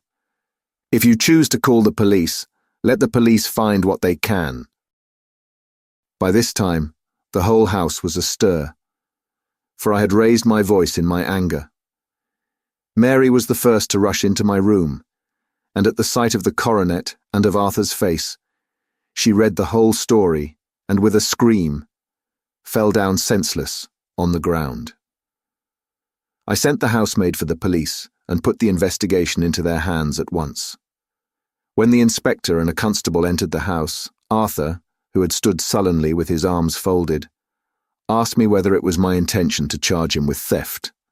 I answered that it had ceased to be a private matter, but had become a public one, since the ruined coronet was national property. I was determined that the law should have its way in everything. At least, said he, you will not have me arrested at once. It would be to your advantage as well as mine if I might leave the house for 5 minutes. That you may get away, or perhaps that you may conceal what you have stolen, said I. And then, realizing the dreadful position in which I was placed, I implored him to remember that not only my honor but that of one who was far greater than I was at stake, and that he threatened to raise a scandal which would convulse the nation. He might avert it all if he would, but tell me what he had done with the 3 missing stones. You may as well face the matter, said I. You have been caught in the act, and no confession could make your guilt more heinous. If you but make such reparation as is in your power, by telling us where the Beryls are, all shall be forgiven and forgotten. Keep your forgiveness for those who ask for it, he answered, turning away from me with a sneer. I saw that he was too hardened for any words of mine to influence him. There was but one way for it. I called in the inspector and gave him into custody. A search was made at once, not only of his person, but of his room, and of every portion of the house where he could possibly have concealed the gems, but no trace of them could be found, nor would the wretched boy open his mouth for all our persuasions and our threats. This morning he was removed to a cell, and I, after going through all the police formalities, have hurried round to you to implore you to use your skill in unravelling the matter. The police have openly confessed that they can at present make nothing of it. You may go to any expense which you think necessary. I have already offered a reward of £1,000. My God, what shall I do? I have lost my honour, my gems, and my son in one night. Oh, what shall I do? He put a hand on either side of his head and rocked himself to and fro, droning to himself like a child whose grief has got beyond words. Sherlock Holmes sat silent for some few minutes, with his brows knitted and his eyes fixed upon the fire. Do you receive much company? He asked. None save my partner with his family and an occasional friend of Arthur's. Sir George Burnwell has been several times lately. No one else, I think. Do you go out much in society? Arthur does. Mary and I stay at home. We neither of us care for it. That is unusual in a young girl. She is of a quiet nature. Besides, she is not so very young. She is 24. This matter, from what you say, seems to have been a shock to her also. Terrible. She is even more affected than I. You have neither of you any doubt as to your son's guilt. How can we have when I saw him with my own eyes, with the coronet in his hands? I hardly consider that a conclusive proof. Was the remainder of the coronet at all injured? Yes, it was twisted. Do you not think, then, that he might have been trying to straighten it? God bless you. You are doing what you can for him and for me, but it is too heavy a task. What was he doing there at all? If his purpose were innocent, why did he not say so? Precisely. And if it were guilty, why did he not invent a lie? His silence appears to me to cut both ways. There are several singular points about the case. What did the police think of the noise which awoke you from your sleep? They considered that it might be caused by Arthur's closing his bedroom door. A likely story. As if a man bent on felony would slam his door so as to wake a household. What did they say, then, of the disappearance of these gems? They are still sounding the planking and probing the furniture in the hope of finding them. Have they thought of looking outside the house? Yes, they have shown extraordinary energy. The whole garden has already been minutely examined. Now, my dear sir, said Holmes, is it not obvious to you now that this matter really strikes very much deeper than either you or the police were at first inclined to think? It appeared to you to be a simple case. To me, it seems exceedingly complex. Consider what is involved by your theory. You suppose that your son came down from his bed, went, at great risk, to your dressing room, opened your bureau, took out your coronet, broke off by main force a small portion of it, went off to some other place, concealed 3 gems out of the 39, with such skill that nobody can find them, and then returned with the other 36 into the room in which he exposed himself to the greatest danger of being discovered. I ask you now, is such a theory tenable? But what other is there? Cried the banker with a gesture of despair.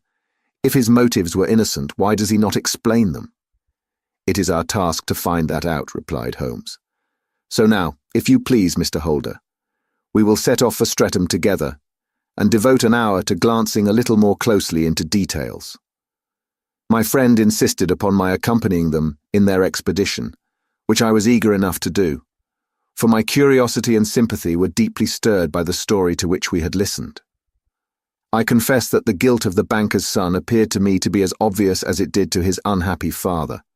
But still, I had such faith in Holmes's judgment that I felt that there must be some grounds for hope as long as he was dissatisfied with the accepted explanation. He hardly spoke a word the whole way out to the southern suburb, but sat with his chin upon his breast and his hat drawn over his eyes, sunk in the deepest thought. Our client appeared to have taken fresh heart at the little glimpse of hope which had been presented to him, and he even broke into a desultory chat with me over his business affairs. A short railway journey and a shorter walk brought us to Fairbank, the modest residence of the great financier. Fairbank was a good-sized square house of white stone, standing back a little from the road. A double carriage sweep with a snow-clad lawn stretched down in front to 2 large iron gates which closed the entrance. On the right side was a small wooden thicket, which led into a narrow path between 2 neat hedges stretching from the road to the kitchen door and forming the tradesman's entrance. On the left ran a lane which led to the stables, and was not itself within the grounds at all, being a public, though little used, thoroughfare. Holmes left us standing at the door and walked slowly all round the house, across the front, down the tradesman's path, and so round by the garden behind into the stable lane. So long was he that Mr. Holder and I went into the dining room and waited by the fire until he should return. We were sitting there in silence when the door opened and a young lady came in. She was rather above the middle height, slim, with dark hair and eyes, which seemed the darker against the absolute pallor of her skin. I do not think that I have ever seen such deadly paleness in a woman's face. Her lips, too, were bloodless, but her eyes were flushed with crying. As she swept silently into the room, she impressed me with a greater sense of grief than the banker had done in the morning, and it was the more striking in her as she was evidently a woman of strong character, with immense capacity for self-restraint. Disregarding my presence, she went straight to her uncle and passed her hand over his head with a sweet, womanly caress. "You have given orders that Arthur should be liberated, have you not, Dad?" she asked. "No, no, my girl. The matter must be probed to the bottom. But I am so sure that he is innocent. You know what woman's instincts are. I know that he has done no harm, and that you will be sorry for having acted so harshly. Why is he silent, then, if he's innocent? Who knows? Perhaps because he was so angry that you should suspect him. How could I help suspecting him, when I actually saw him with the coronet in his hand? Oh, but he had only picked it up to look at it. Oh, do take my word for it that he is innocent. Let the matter drop and say no more. It is so dreadful to think of our dear Arthur in prison. I shall never let it drop until the gems are found. Never, Mary. Your affection for Arthur blinds you as to the awful consequences to me. Far from hushing the thing up, I've brought a gentleman down from London to inquire more deeply into it. This gentleman? She asked, facing round to me. No, his friend. He wished us to leave him alone. He is round in the stable lane now. The stable lane? She raised her dark eyebrows. What can he hope to find there? Ah, this, I suppose, is he. I trust, sir, that you will succeed in proving what I feel sure is the truth, that my cousin Arthur is innocent of this crime. I fully share your opinion, and I trust with you that we may prove it, returned Holmes, going back to the mat to knock the snow from his shoes. I believe I have the honour of addressing Miss Mary Holder. Might I ask you a question or two? Pray do, sir, if it may help to clear this horrible affair up. You heard nothing yourself last night. Nothing, until my uncle here began to speak loudly. I heard that, and I came down. You shut up the windows and doors the night before. Did you fasten all the windows? Yes. Were they all fastened this morning? Yes. You have a maid who has a sweetheart. I think that you remarked to your uncle last night that she'd been out to see him. Yes, and she was the girl who waited in the drawing room, and who may have heard uncle's remarks about the coronet. I see. You infer that she may have gone out to tell her sweetheart, and that the two may have planned the robbery. But what is the good of all these vague theories? Cried the banker impatiently, when I have told you that I saw Arthur with the coronet in his hands. Wait a little, Mr. Holder, we must come back to that. About this girl, Miss Holder. You saw her return by the kitchen door, I presume? Yes. When I went to see if the door was fastened for the night, I met her slipping in. I saw the man, too, in the gloom. Do you know him? Oh, yes. He is the greengrocer who brings our vegetables round. His name is Francis Prosper. He stood, said Holmes, to the left of the door, that is to say, farther up the path than is necessary to reach the door. Yes, he did. And he is a man with a wooden leg. Something like fear sprang up in the young lady's expressive black eyes. Why, you are like a magician, said she. How do you know that? She smiled, but there was no answering smile in Holmes's thin, eager face. I should be very glad now to go upstairs, said he.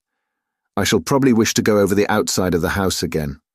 Perhaps I'd better take a look at the lower windows before I go up. He walked swiftly round from one to the other, pausing only at the large one which looked from the hall onto the stable lane. This he opened, and made a very careful examination of the sill with his powerful magnifying lens. Now we shall go upstairs, said he at last. The banker's dressing room was a plainly furnished little chamber, with a grey carpet, a large bureau, and a long mirror. Holmes went to the bureau first and looked hard at the lock. Which key was used to open it, he asked. That which my son himself indicated, that of the cupboard of the lumber room. Have you it here? That is it on the dressing table. Sherlock Holmes took it up and opened the bureau. It is a noiseless lock, said he. It is no wonder that it did not wake you. This case, I presume, contains the coronet. We must have a look at it. He opened the case, and taking out the diadem, he laid it upon the table.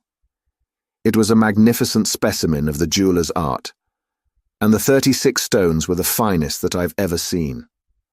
At one side of the coronet was a cracked edge, where a corner holding 3 gems had been torn away. Now, Mr. Holder, said Holmes, here is the corner which corresponds to that which has been so unfortunately lost. Might I beg that you will break it off? The banker recoiled in horror. I should not dream of trying, said he. Then I will." Holmes suddenly bent his strength upon it, but without result. "I feel it give a little," said he. "But though I am exceptionally strong in the fingers, it would take me all my time to break it. An ordinary man could not do it. Now, what do you think would happen if I did break it, Mr. Holder? There would be a noise like a pistol shot. Do you tell me that all this happened within a few yards of your bed, and that you heard nothing of it? I do not know what to think. It is all dark to me. But perhaps it may grow lighter as we go. What do you think, Miss Holder?" I confess that I still share my uncle's perplexity. "Your son had no shoes or slippers on when you saw him?" "He had nothing on, save only his trousers and shirt." "Thank you. We have certainly been favoured with extraordinary luck during this inquiry, and it will be entirely our own fault if we do not succeed in clearing the matter up. With your permission, Mr. Holder, I shall now continue my investigations outside." He went alone, at his own request, for he explained that any unnecessary footmarks might make his task more difficult. For an hour or more he was at work, returning at last with his feet heavy with snow, and his features as inscrutable as ever. "I think that I have seen now all that there is to see, Mr. Holder," said he. "I can serve you best by returning to my rooms." "But the gems, Mr. Holmes, where are they?" "I cannot tell." The banker wrung his hands. "I shall never see them again," he cried. "And my son? You give me hopes?" "My opinion is in no way altered." "Then for God's sake, what was this dark business which was acted in my house last night? If you can call upon me at my Baker Street rooms tomorrow morning between 9 and 10, I shall be happy to do what I can to make it clearer. I understand that you give me carte blanche to act for you, provided only that I get back the gems, and that you place no limit on the sum I may draw. I would give my fortune to have them back. Very good. I shall look into the matter between this and then. Goodbye. It is just possible that I may have to come over here again before evening." It was obvious to me that my companion's mind was now made up about the case, although what his conclusions were was more than I could even dimly imagine. Several times during our homeward journey I endeavoured to sound him upon the point, but he always glided away to some other topic, until at last I gave it over in despair. It was not yet 3 when we found ourselves in our rooms once more. He hurried to his chamber and was down again in a few minutes, dressed as a common loafer. With his collar turned up, his shiny, seedy coat, his red cravat, and his worn boots, he was a perfect sample of the class. "I think that this should do," said he, glancing into the glass above the fireplace. "I only wish that you could come with me, Watson, but I fear that it won't do. I may be on the trail in this matter, or I may be following a will-o'-the-wisp, but I shall soon know which it is. I hope that I may be back in a few hours." He cut a slice of beef from the joint upon the sideboard, sandwiched it between 2 rounds of bread, and thrusting this rude meal into his pocket, he started off upon his expedition. I had just finished my tea when he returned, evidently in excellent spirits, swinging an old elastic-sided boot in his hand. He chucked it down into a corner and helped himself to a cup of tea. "I only looked in as I passed," said he. "I'm going right on." "Where to?" "Oh, to the other side of the West End. It may be some time before I get back. Don't wait up for me in case I should be late." "How are you getting on?" "Oh, so-so. Nothing to complain of. I have been out to Streatham since I saw you last, but I did not call at the house. It is a very sweet little problem, and I would not have missed it for a good deal. However, I must not sit gossiping here, but must get these disreputable clothes off and return to my highly respectable self." I could see by his manner that he had stronger reasons for satisfaction than his words alone would imply. His eyes twinkled, and there was even a touch of colour upon his sallow cheeks. He hastened upstairs, and a few minutes later I heard the slam of the hall door, which told me that he was off once more upon his congenial hunt. I waited until midnight, but there was no sign of his return, so I retired to my room. It was no uncommon thing for him to be away for days and nights on end when he was hot upon a scent, so that his lateness caused me no surprise. I do not know at what hour he came in, but when I came down to breakfast in the morning, there he was with a cup of coffee in one hand and the paper in the other, as fresh and trim as possible. "You will excuse my beginning without you, Watson," said he, "but you remember that our client has rather an early appointment this morning." "Why, it is after 9 now," I answered. I should not be surprised if that were he. I thought I heard a ring. It was indeed our friend the financier. I was shocked by the change which had come over him, for his face, which was naturally of a broad and massive mould, was now pinched and fallen in, while his hair seemed to me at least a shade whiter. He entered with a weariness and lethargy which was even more painful than his violence of the morning before, and he dropped heavily into the armchair which I pushed forward for him. "I do not know what I have done to be so severely tried," said he. "Only 2 days ago I was a happy and prosperous man, without a care in the world. Now I am left to a lonely and dishonoured age. One sorrow comes close upon the heels of another. My niece, Mary, has deserted me." "Deserted you?" "Yes. Her bed this morning had not been slept in, her room was empty, and a note for me lay upon the hall table. I had said to her last night, in sorrow and not in anger, that if she had married my boy, all might have been well with him. Perhaps it was thoughtless of me to say so. It is to that remark that she refers in this note. My dearest uncle, I feel that I have brought trouble upon you, and that if I had acted differently, this terrible misfortune might never have occurred. I cannot, with this thought in my mind, ever again be happy under your roof, and I feel that I must leave you forever. Do not worry about my future, for that is provided for, and above all, do not search for me, for it will be fruitless labour and an ill service to me. In life or in death, I am ever your loving, Mary." What could she mean by that note, Mr. Holmes? Do you think it points to suicide? No, nothing of the kind. It is perhaps the best possible solution. I trust, Mr. Holder, that you are nearing the end of your troubles. Ha! You say so. You have heard something, Mr. Holmes. You have learned something. Where are the gems? You would not think £1,000 apiece an excessive sum for them. I would pay 10. That would be unnecessary. 3,000 will cover the matter, and there is a little reward, I fancy. Have you your cheque-book? Here is a pen. Better make it out for £4,000. With a dazed face, the banker made out the required cheque. Holmes walked over to his desk, took out a little triangular piece of gold with 3 gems in it, and threw it down upon the table. With a shriek of joy, our client clutched it up.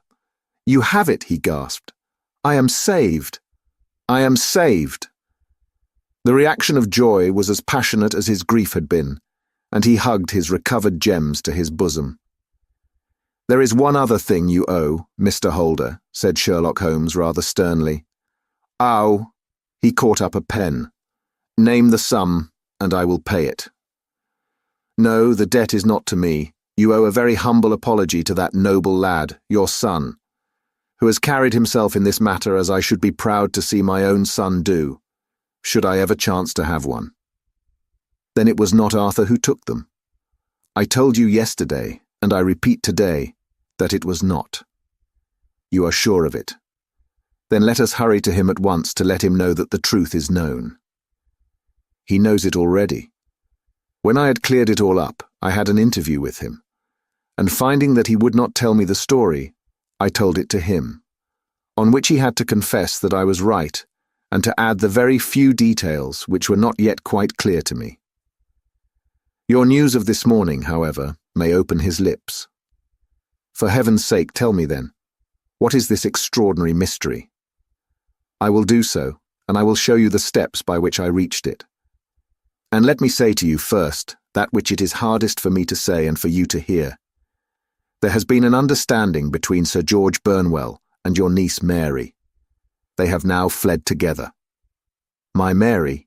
Impossible. It is unfortunately more than possible.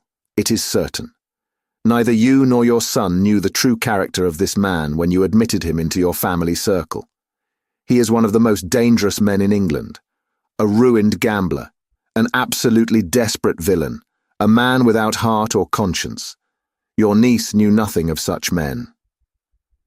When he breathed his vows to her, as he had done to 100 before her, she flattered herself that she alone had touched his heart. The devil knows best what he said, but at least she became his tool, and was in the habit of seeing him nearly every evening. "I cannot and I will not believe it," cried the banker with an ashen face. "I will tell you then what occurred in your house last night. Your niece, when you had, as she thought, gone to your room, slipped down and talked to her lover through the window which leads into the stable lane. His footmarks had pressed right through the snow, so long had he stood there. She told him of the coronet. His wicked lust for gold kindled at the news, and he bent her to his will. I have no doubt that she loved you, but there are women in whom the love of a lover extinguishes all other loves, and I think that she must have been one.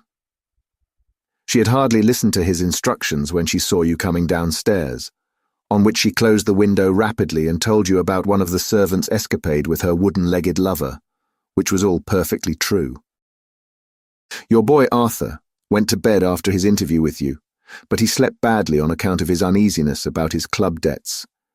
In the middle of the night he heard a soft tread pass his door, so he rose and, looking out, was surprised to see his cousin walking very stealthily along the passage until she disappeared into your dressing room. Petrified with astonishment, the lad slipped on some clothes and waited there in the dark to see what would come of this strange affair. Presently she emerged from the room again, and in the light of the passage lamp your son saw that she carried the precious coronet in her hands. She passed down the stairs, and he, thrilling with horror, ran along and slipped behind the curtain near your door, whence he could see what passed in the hall beneath. He saw her stealthily open the window, hand out the coronet to someone in the gloom, and then closing it once more, hurry back to her room, passing quite close to where he stood, hid behind the curtain. As long as she was on the scene, he could not take any action without a horrible exposure of the woman whom he loved. But the instant that she was gone, he realized how crushing a misfortune this would be for you, and how all-important it was to set it right. He rushed down, just as he was, in his bare feet, opened the window, sprang out into the snow, and ran down the lane, where he could see a dark figure in the moonlight. Sir George Burnwell tried to get away, but Arthur caught him, and there was a struggle between them, your lad tugging at one side of the coronet, and his opponent at the other. In the scuffle your son struck Sir George and cut him over the eye. Then something suddenly snapped, and your son, finding that he had the coronet in his hands, rushed back, closed the window, ascended to your room, and had just observed that the coronet had been twisted in the struggle and was endeavouring to straighten it when you appeared upon the scene. "Is it possible?" gasped the banker. You then roused his anger by calling him names at a moment when he felt that he had deserved your warmest thanks. He could not explain the true state of affairs without betraying one who certainly deserved little enough consideration at his hands. He took the more chivalrous view, however, and preserved her secret. "And that was why she shrieked and fainted when she saw the coronet," cried Mr. Holder. "Oh my God, what a blind fool I've been! And he's asking to be allowed to go out for 5 minutes. The dear fellow wanted to see if the missing piece were at the scene of the struggle. How cruelly I have misjudged him. When I arrived at the house," continued Holmes, "I at once went very carefully round it to observe if there were any traces in the snow which might help me. I knew that none had fallen since the evening before, and also that there had been a strong frost to preserve impressions. I passed along the tradesman's path, but found it all trampled down and indistinguishable. Just beyond it, however, at the far side of the kitchen door, a woman had stood and talked with a man, whose round impressions on one side showed that he had a wooden leg. I could even tell that they had been disturbed, for the woman had run back swiftly to the door, as was shown by the deep toe and light heel marks, while Wooden Leg had waited a little and then had gone away. I thought at the time that this might be the maid and her sweetheart, of whom you had already spoken to me, and inquiry showed it was so. I passed round the garden without seeing anything more than random tracks, which I took to be the police. But when I got into the stable lane, a very long and complex story was written in the snow in front of me. There was a double line of tracks of a booted man, and a second double line, which I saw with delight belonged to a man with naked feet. I was at once convinced from what you had told me that the latter was your son. The first had walked both ways, but the other had run swiftly, and as his tread was marked in places over the depression of the boot, it was obvious that he had passed after the other. I followed them up and found they led to the hall window, where Boots had worn all the snow away while waiting. Then I walked to the other end, which was 100 yards or more down the lane. I saw where Boots had faced round, where the snow was cut up as though there had been a struggle, and finally, where a few drops of blood had fallen, to show me that I was not mistaken. Boots had then run down the lane, and another little smudge of blood showed that it was he who had been hurt. When he came to the high road at the other end, I found that the pavement had been cleared, so there was an end to that clue. On entering the house, however, I examined, as you remember, the sill and framework of the hall window with my lens, and I could at once see that someone had passed out. I could distinguish the outline of an instep where the wet foot had been placed in coming in. I was then beginning to be able to form an opinion as to what had occurred. A man had waited outside the window. Someone had brought the gems. The deed had been overseen by your son. He had pursued the thief, had struggled with him. They had each tugged at the coronet, their united strength causing injuries which neither alone could have effected. He had returned with the prize, but had left a fragment in the grasp of his opponent. So far, I was clear. The question now was, who was the man, and who was it brought him the coronet? It is an old maxim of mine that when you have excluded the impossible, whatever remains, however improbable, must be the truth. Now I knew that it was not you who had brought it down, so there only remained your niece and the maids. But if it were the maids, why should your son allow himself to be accused in their place? There could be no possible reason. As he loved his cousin, however, there was an excellent explanation why he should retain her secret, the more so as the secret was a disgraceful one. When I remembered that you had seen her at that window, and how she had fainted on seeing the coronet again, my conjecture became a certainty. And who could it be who was her confederate? A lover, evidently. For who else could outweigh the love and gratitude which she must feel to you? I knew that you went out little, and that your circle of friends was a very limited one. But among them was Sir George Burnwell. I'd heard of him before as being a man of evil reputation among women. It must have been he who wore those boots and retained the missing gems. Even though he knew that Arthur had discovered him, he might still flatter himself that he was safe, for the lad could not say a word without compromising his own family. Well, your own good sense will suggest what measures I took next. I went in the shape of a loafer to Sir George's house, managed to pick up an acquaintance with his valet, learned that his master had cut his head the night before, and finally, at the expense of 6 shillings, made all sure by buying a pair of his cast-off shoes. With these I journeyed down to Streatham, and saw that they exactly fitted the tracks. "I saw an ill-dressed vagabond in the lane yesterday evening," said Mr. Holder. "Precisely." "It was I. I found that I had my man, so I came home and changed my clothes. It was a delicate part which I had to play then, for I saw that a prosecution must be avoided to avert scandal, and I knew that so astute a villain would see that our hands were tied in the matter. I went and saw him. At first, of course, he denied everything, but when I gave him every particular that had occurred, he tried to bluster and took down a life-preserver from the wall.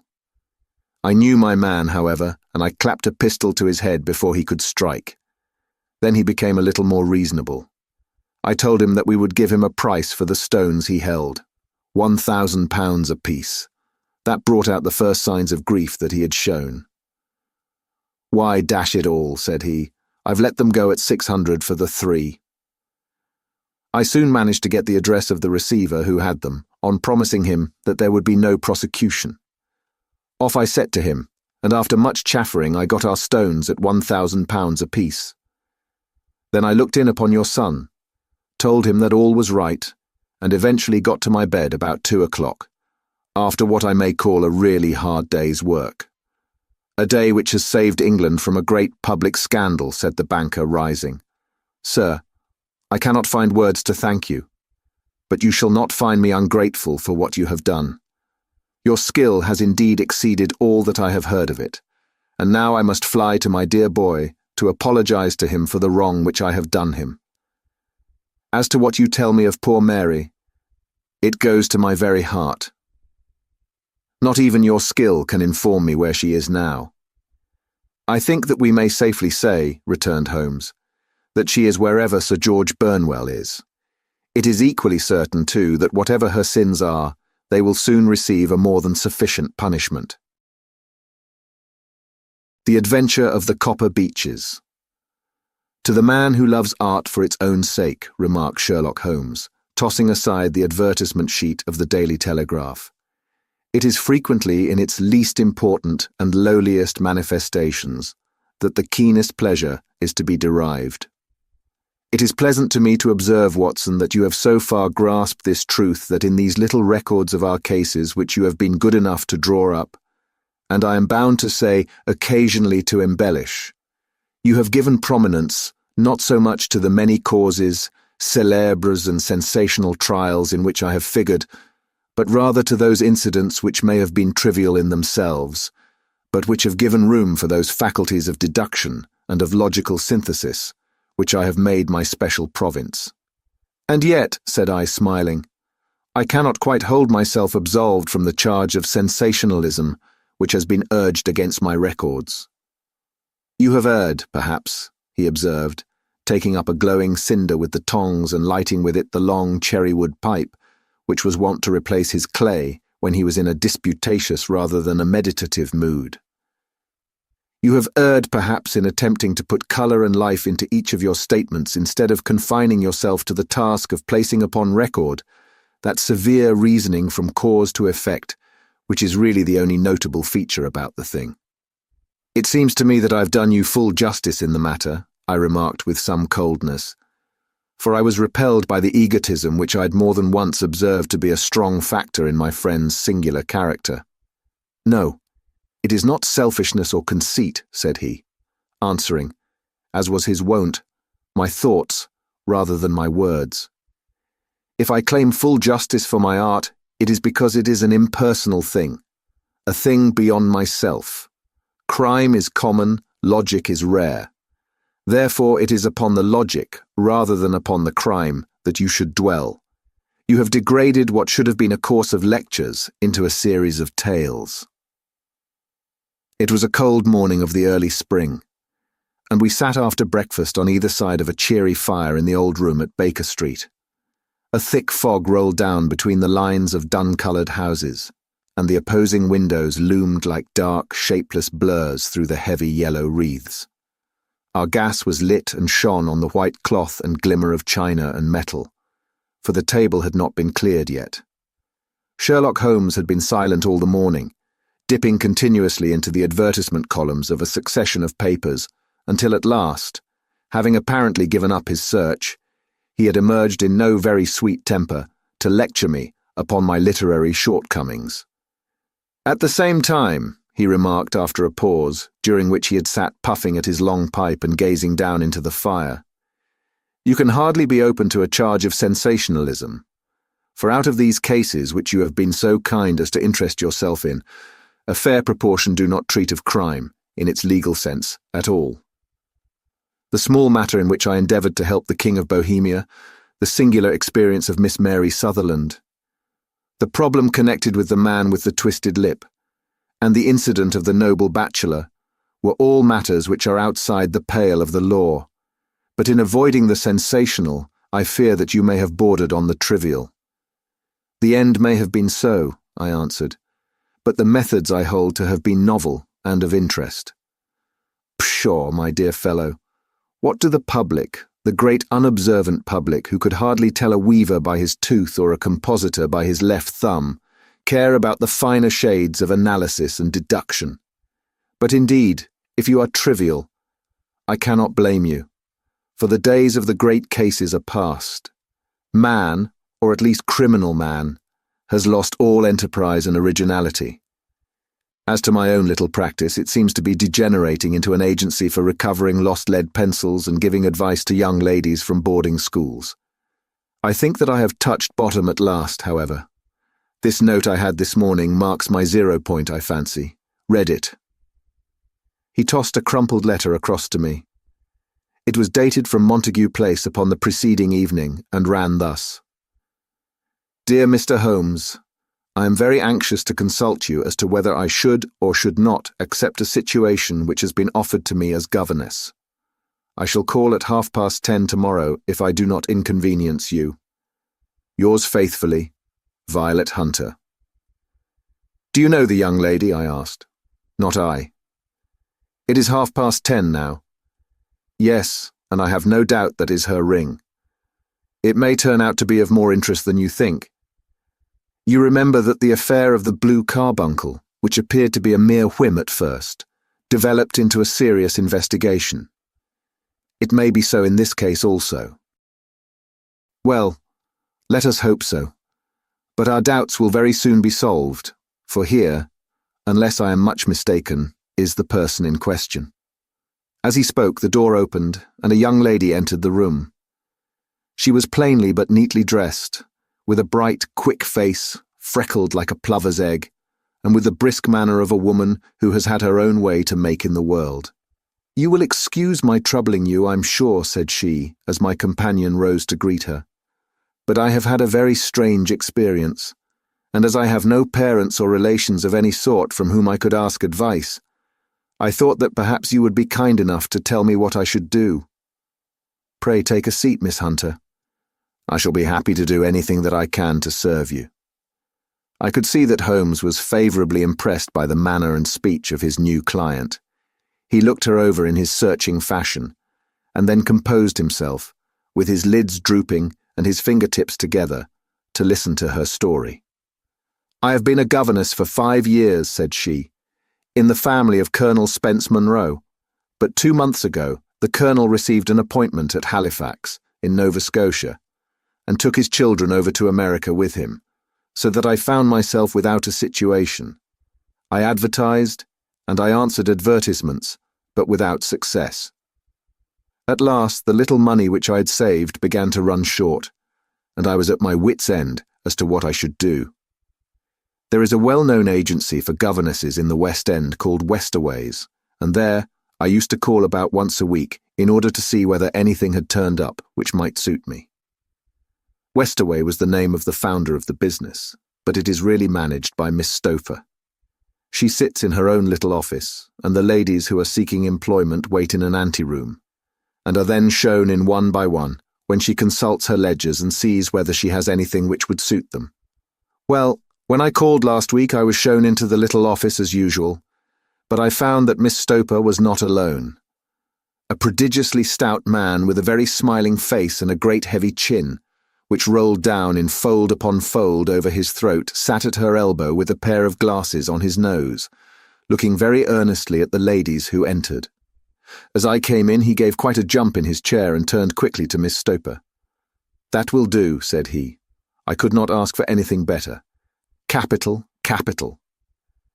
He seemed quite enthusiastic and rubbed his hands together in the most genial fashion. He was such a comfortable-looking man that it was quite a pleasure to look at him. You are looking for a situation, miss? He asked. Yes, sir. As governess? Yes, sir. And what salary do you ask? I had £4 a month in my last place with Colonel Spence Munro. Oh, tut, sweating, rank sweating, he cried, throwing his fat hands out into the air like a man who's in a boiling passion. How could anyone offer so pitiful a sum to a lady with such attractions and accomplishments? My accomplishments, sir, maybe less than you imagine, said I. A little French, a little German, music and drawing. Tut, tut, he cried. This is all quite beside the question. The point is, have you, or have you not, the bearing and deportment of a lady? There it is in a nutshell. If you have not, you are not fitted for the rearing of a child who may some day play a considerable part in the history of the country. But if you have, why then, how could any gentleman ask you to condescend to accept anything under the 3 figures? Your salary with me, madam, would commence at £100 a year. You may imagine, Mr. Holmes, that to me, destitute as I was, such an offer seemed almost too good to be true. The gentleman, however, seeing perhaps the look of incredulity upon my face, opened a pocketbook and took out a note. "It is also my custom," said he, smiling in the most pleasant fashion until his eyes were just 2 little shining slits amid the white creases of his face, "to advance to my young ladies half their salary beforehand, so that they may meet any little expenses of their journey and their wardrobe." It seemed to me that I had never met so fascinating and so thoughtful a man. As I was already in debt to my tradesman, the advance was a great convenience, and yet there was something unnatural about the whole transaction which made me wish to know a little more before I quite committed myself. "May I ask where you live, sir?" said I. "Hampshire. Charming rural place. The Copper Beeches, 5 miles on the far side of Winchester. It is the most lovely country, my dear young lady, and the dearest old country house." "And my duties, sir?" "I should be glad to know what they would be." "One child, one dear little romper, just 6 years old. Oh, if you could see him killing cockroaches with a slipper, smack, smack, smack, 3 gone before you could wink." He leaned back in his chair and laughed his eyes into his head again. I was a little startled at the nature of the child's amusement, but the father's laughter made me think that perhaps he was joking. "My sole duties, then," I asked, "are to take charge of a single child?" "No, no, not the sole, my dear young lady," he cried. "Your duty would be, as I'm sure your good sense would suggest, to obey any little commands my wife might give, provided always that they were such commands as a lady might with propriety obey. You see no difficulty, eh? I should be happy to make myself useful." "Quite so. In dress now, for example. We are faddy people, you know, faddy but kind-hearted. If you were asked to wear any dress which we might give you, you would not object to our little whim." "Eh?" "No," said I, considerably astonished at his words. "Or to sit here or sit there, that would not be offensive to you." "Oh, no. Or to cut your hair quite short before you come to us?" I could hardly believe my ears. As you may observe, Mr. Holmes, my hair is somewhat luxuriant and of a rather peculiar tint of chestnut. It has been considered artistic. I could not dream of sacrificing it in this off-hand fashion. "I'm afraid that is quite impossible," said I. He had been watching me eagerly out of his small eyes, and I could see a shadow pass over his face as I spoke. "I'm afraid that it is quite essential," said he. "It is a little fancy of my wife's, and ladies' fancies, you know, madam. Ladies' fancies must be consulted. And so you won't cut your hair?" "No, sir, I really could not," I answered firmly. "Ah, very well. Then that quite settles the matter. It is a pity, because in other respects you would really have done very nicely. In that case, Miss Stopper, I had best inspect a few more of your young ladies." The manageress had sat all this while busy with her papers without a word to either of us. But she glanced at me now with so much annoyance upon her face that I could not help suspecting that she had lost a handsome commission through my refusal. "Do you desire your name to be kept upon the books?" she asked. "If you please, Miss Stopper." "Well, really, it seems rather useless, since you refuse the most excellent offers in this fashion," said she sharply. "You can hardly expect us to exert ourselves to find another such opening for you. Good day to you, Miss Hunter." She struck a gong upon the table, and I was shown out by the page. Well, Mr. Holmes, when I got back to my lodgings and found little enough in the cupboard, and 2 or 3 bills upon the table, I began to ask myself whether I had not done a very foolish thing. After all, if these people had strange fads and expected obedience on the most extraordinary matters, they were at least ready to pay for their eccentricity. Very few governesses in England are getting £100 a year. Besides, what use was my hair to me? Many people are improved by wearing it short, and perhaps I should be among the number. Next day, I was inclined to think that I had made a mistake, and by the day after, I was sure of it. I had almost overcome my pride so far as to go back to the agency and inquire whether the place was still open when I received this letter from the gentleman himself. I have it here and I will read it to you. The Copper Beeches, near Winchester. Dear Miss Hunter, Miss Stoper has very kindly given me your address, and I write from here to ask you whether you have reconsidered your decision. My wife is very anxious that you should come, for she has been much attracted by my description of you. We are willing to give £30 a quarter, or £120 a year, so as to recompense you for any little inconvenience which our fads may cause you. They're not very exacting after all. My wife is fond of a particular shade of electric blue and would like you to wear such a dress indoors in the morning. You need not, however, go to the expense of purchasing one, as we have one belonging to my dear daughter Alice, now in Philadelphia, which would, I should think, fit you very well. Then, as to sitting here or there, or amusing yourself in any manner indicated, that need cause you no inconvenience. As regards your hair, it is no doubt a pity, especially as I could not help remarking its beauty during our short interview. But I'm afraid that I must remain firm upon this point, and I only hope that the increased salary may recompense you for the loss. Your duties, as far as the child is concerned, are very light. Now do try to come, and I shall meet you with the dog-cart at Winchester. Let me know your train. Yours faithfully, Jeffro Rucastle. That is the letter which I have just received, Mr. Holmes, and my mind is made up that I will accept it. I thought, however, that before taking the final step I should like to submit the whole matter to your consideration. Well, Miss Hunter, if your mind is made up, that settles the question, said Holmes, smiling. But you would not advise me to refuse? I confess that it is not the situation which I should like to see a sister of mine apply for. What is the meaning of it all, Mr. Holmes? Ah, I have no data. I cannot tell. Perhaps you have yourself formed some opinion? Well, there seems to me to be only one possible solution. Mr. Rucastle seemed to be a very kind, good-natured man. Is it not possible that his wife is a lunatic, that he desires to keep the matter quiet for fear she should be taken to an asylum, and that he humours her fancies in every way in order to prevent an outbreak? That is a possible solution. In fact, as matters stand, it is the most probable one. But in any case, it does not seem to be a nice household for a young lady. But the money, Mr. Holmes, the money. Well, yes, of course the pay is good, too good. That is what makes me uneasy.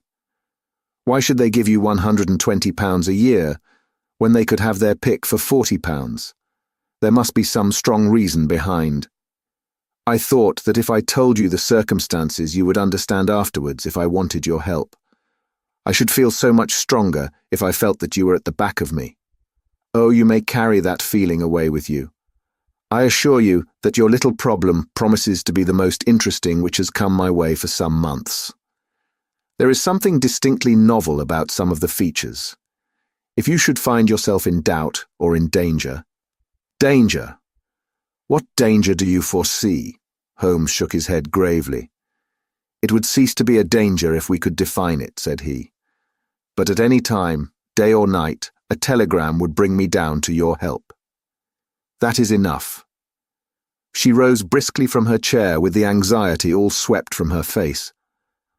I shall go down to Hampshire quite easy in my mind now. I shall write to Mr. Rucastle at once, sacrifice my poor hair tonight, and start for Winchester tomorrow. With a few grateful words to Holmes, she bade us both good night and bustled off upon her way. At least, said I, as we heard her quick, firm steps descending the stairs, She seems to be a young lady who is very well able to take care of herself." "And she would need to be," said Holmes gravely. "I am much mistaken if we do not hear from her before many days are past." It was not very long before my friend's prediction was fulfilled. A fortnight went by, during which I frequently found my thoughts turning in her direction, and wondering what strange side alley of human experience this lonely woman had strayed into. The unusual salary, the curious conditions, the light duties, all pointed to something abnormal, though whether a fad or a plot, or whether the man were a philanthropist or a villain, it was quite beyond my powers to determine. As to Holmes, I observed that he sat frequently for half an hour on end, with knitted brows and an abstracted air, but he swept the matter away with a wave of his hand when I mentioned it. "Data, data, data," he cried impatiently. "I can't make bricks without clay." And yet he would always wind up by muttering that no sister of his should ever have accepted such a situation.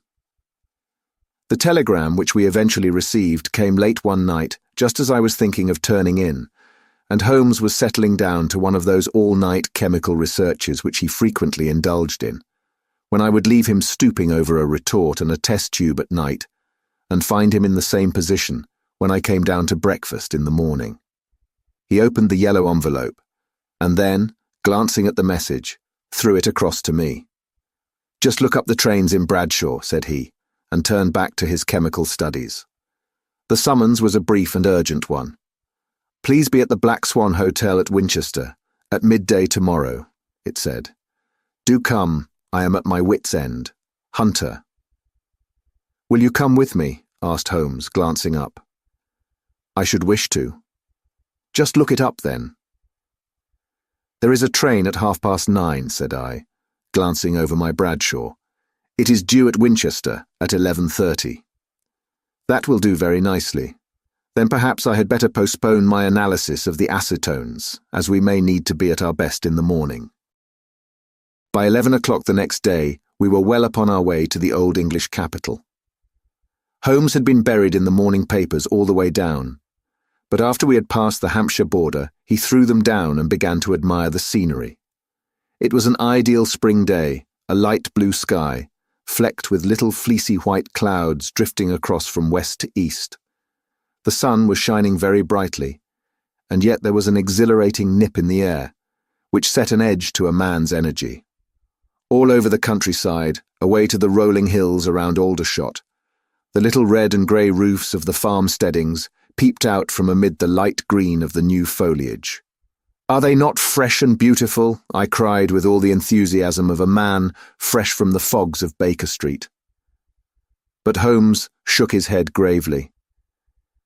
"Do you know, Watson," said he, "that it is one of the curses of a mind with a turn like mine that I must look at everything with reference to my own special subject. You look at these scattered houses, and you are impressed by their beauty. I look at them, and the only thought which comes to me is a feeling of their isolation, and of the impunity with which crime may be committed there." "Good heavens," I cried. "Who would associate crime with these dear old homesteads? They always fill me with a certain horror.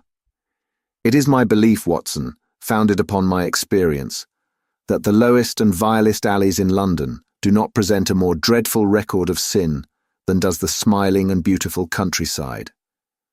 You horrify me, but the reason is very obvious. The pressure of public opinion can do in the town what the law cannot accomplish. There is no lane so vile that the scream of a tortured child, or the thud of a drunkard's blow, does not beget sympathy and indignation among the neighbours, and then the whole machinery of justice is ever so close that a word of complaint can set it going, and there is but a step between the crime and the dock. But look at these lonely houses, each in its own fields, filled for the most part with poor ignorant folk who know little of the law. Think of the deeds of hellish cruelty, the hidden wickedness which may go on, year in, year out in such places, and none the wiser. Had this lady, who appeals to us for help, gone to live in Winchester, I should never have had a fear for her. It is the 5 miles of country which makes the danger.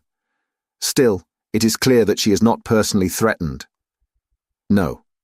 If she can come to Winchester to meet us, she can get away. Quite so. She has her freedom. What can be the matter, then? Can you suggest no explanation? I have devised 7 separate explanations, each of which would cover the facts as far as we know them. But which of these is correct can only be determined by the fresh information, which we shall no doubt find waiting for us. Well, there is the tower of the cathedral, and we shall soon learn all that Miss Hunter has to tell. The Black Swan is an inn of repute in the High Street, at no distance from the station, and there we found the young lady waiting for us. She had engaged a sitting room, and our lunch awaited us upon the table. "I am so delighted that you have come," she said, earnestly. "It is so very kind of you both, but indeed I do not know what I should do. Your advice will be altogether invaluable to me. Pray tell us what has happened to you." "I will do so, and I must be quick, for I have promised Mr. Rucastle to be back before 3. I got his leave to come into town this morning, though he little knew for what purpose. Let us have everything in its due order." Holmes thrust his long, thin legs out towards the fire and composed himself to listen. "In the first place, I may say that I've met, on the whole, with no actual ill treatment from Mr. and Mrs. Rucastle. It is only fair to them to say that. But I cannot understand them, and I'm not easy in my mind about them." "What can you not understand?" "Their reasons for their conduct. But you shall have it all just as it occurred. When I came down, Mr. Rucastle met me here and drove me in his dog-cart to the Copper Beeches. It is, as he said, beautifully situated, but it is not beautiful in itself, for it is a large square block of a house, whitewashed but all stained and streaked with damp and bad weather. There are grounds round it, woods on 3 sides, and on the 4th a field which slopes down to the Southampton High Road, which curves past about 100 yards from the front door. This ground in front belongs to the house, but the woods all round are part of Lord Southerton's preserves. A clump of copper beeches immediately in front of the hall door has given its name to the place. I was driven over by my employer, who was as amiable as ever, and was introduced by him that evening to his wife and the child. There was no truth, Mr. Holmes, in the conjecture which seemed to us to be probable in your rooms at Baker Street. Mrs. Rucastle is not mad. I found her to be a silent, pale-faced woman, much younger than her husband, not more than 30, I should think, while he can hardly be less than 45. From their conversation I have gathered that they have been married about 7 years, that he was a widower, and that his only child, by the first wife, was the daughter who has gone to Philadelphia. Mr. Rucastle told me in private that the reason why she had left them was that she had an unreasoning aversion to her stepmother. As the daughter could not have been less than 20, I can quite imagine that her position must have been uncomfortable with her father's young wife. Mrs. Rucastle seemed to me to be colourless in mind as well as in feature. She impressed me neither favourably nor the reverse. She was a nonentity. It was easy to see that she was passionately devoted both to her husband and to her little son. Her light grey eyes wandered continually from one to the other, noting every little want and forestalling it if possible. He was kind to her also in his bluff, boisterous fashion, and on the whole they seemed to be a happy couple. And yet she had some secret sorrow, this woman. She would often be lost in deep thought, with the saddest look upon her face. More than once I have surprised her in tears. I have thought sometimes that it was the disposition of her child which weighed upon her mind, for I have never met so utterly spoiled and so ill-natured a little creature. He is small for his age, with a head which is quite disproportionately large. His whole life appears to be spent in an alternation between savage fits of passion and gloomy intervals of sulking. Giving pain to any creature weaker than himself seems to be his one idea of amusement, and he shows quite remarkable talent in planning the capture of mice, little birds, and insects. But I would rather not talk about the creature, Mr. Holmes, and indeed, he has little to do with my story. I am glad of all details, remarked my friend, whether they seem to you to be relevant or not. I shall try not to miss anything of importance. The one unpleasant thing about the house, which struck me at once, was the appearance and conduct of the servants. There are only two, a man and his wife. Toller, for that is his name, is a rough, uncouth man with grizzled hair and whiskers, and a perpetual smell of drink. Twice since I've been with them, he has been quite drunk, and yet Mr. Ruckesel seemed to take no notice of it. His wife is a very tall and strong woman, with a sour face, as silent as Mrs. Ruckesel, and much less amiable. They are a most unpleasant couple, but fortunately I spend most of my time in the nursery and my own room, which are next to each other in one corner of the building. For 2 days after my arrival at the Copper Beeches, my life was very quiet. On the third, Mrs. Ruckesel came down just after breakfast and whispered something to her husband. "Oh yes," said he, turning to me.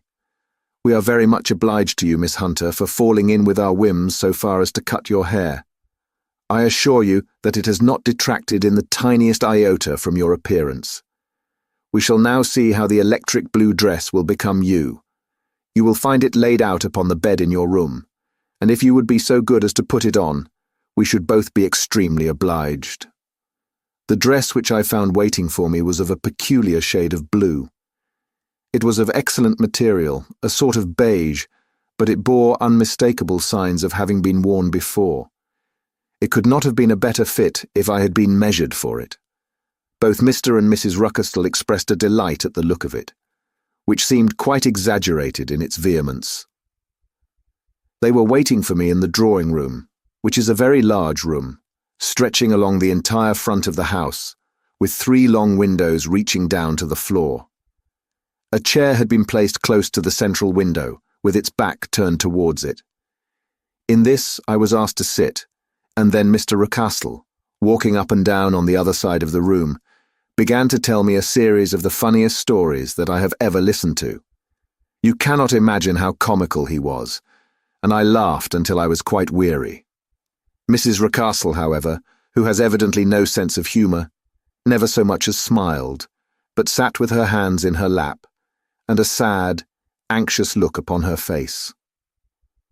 After an hour or so, Mr. Ruckesel suddenly remarked that it was time to commence the duties of the day, and that I might change my dress and go to little Edward in the nursery. 2 days later, this same performance was gone through under exactly similar circumstances. Again I changed my dress, again I sat in the window, and again I laughed very heartily at the funny stories of which my employer had an immense repertoire, and which he told inimitably. Then he handed me a yellow-backed novel, and moving my chair a little sideways, that my own shadow might not fall upon the page, he begged me to read aloud to him. I read for about 10 minutes, beginning in the heart of a chapter, and then suddenly, in the middle of a sentence, he ordered me to cease and to change my dress. You can easily imagine, Mr. Holmes, how curious I became as to what the meaning of this extraordinary performance could possibly be. They were always very careful, I observed, to turn my face away from the window, so that I became consumed with the desire to see what was going on behind my back. At first it seemed to be impossible, but I soon devised a means. My hand mirror had been broken, so a happy thought seized me, and I concealed a piece of the glass in my handkerchief. On the next occasion, in the midst of my laughter, I put my handkerchief up to my eyes, and was able with a little management to see all that there was behind me. I confess that I was disappointed. There was nothing. At least that was my first impression. At the second glance, however, I perceived that there was a man standing in the Southampton Road. A small, bearded man in a grey suit, who seemed to be looking in my direction. The road is an important highway, and there are usually people there. This man, however, was leaning against the railings which bordered our field and was looking earnestly up. I lowered my handkerchief and glanced at Mrs. Ruckesel to find her eyes fixed upon me with a most searching gaze. She said nothing, but I am convinced that she had divined that I had a mirror in my hand and had seen what was behind me. She rose at once. "Jeffro," said she, "there is an impertinent fellow upon the road there who stares up at Miss Hunter." "No friend of yours, Miss Hunter?" he asked. "No, I know no one in these parts." "Dear me, how very impertinent. Kindly turn round and motion to him to go away." "Surely it would be better to take no notice." No, we should have him loitering here always. Kindly turn round and wave him away like that." I did as I was told, and at the same instant Mrs. Rucastle drew down the blind. That was a week ago, and from that time I have not sat again in the window, nor have I worn the blue dress, nor seen the man in the road. "Pray continue," said Holmes. "Your narrative promises to be a most interesting one. You will find it rather disconnected, I fear, and there may prove to be little relation between the different incidents of which I speak. On the very first day that I was at the Copper Beeches, Mr. Rucastle took me to a small outhouse which stands near the kitchen door. As we approached it, I heard the sharp rattling of a chain, and the sound as of a large animal moving about. "Look in here," said Mr. Rucastle, showing me a slit between two planks. "Is he not a beauty?" I looked through and was conscious of two glowing eyes and of a vague figure huddled up in the darkness. "Don't be frightened," said my employer, laughing at the start which I had given. "It's only Carlo, my mastiff.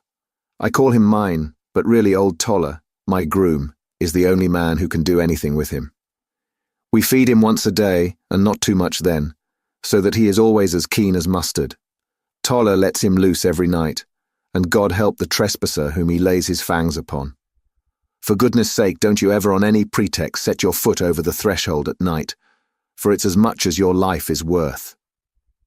The warning was no idle one, for 2 nights later I happened to look out of my bedroom window about 2 o'clock in the morning. It was a beautiful moonlight night, and the lawn in front of the house was silvered over and almost as bright as day.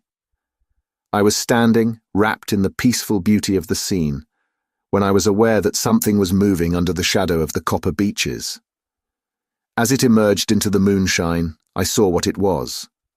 It was a giant dog, as large as a calf, tawny-tinted, with hanging jowl, black muzzle, and huge projecting bones.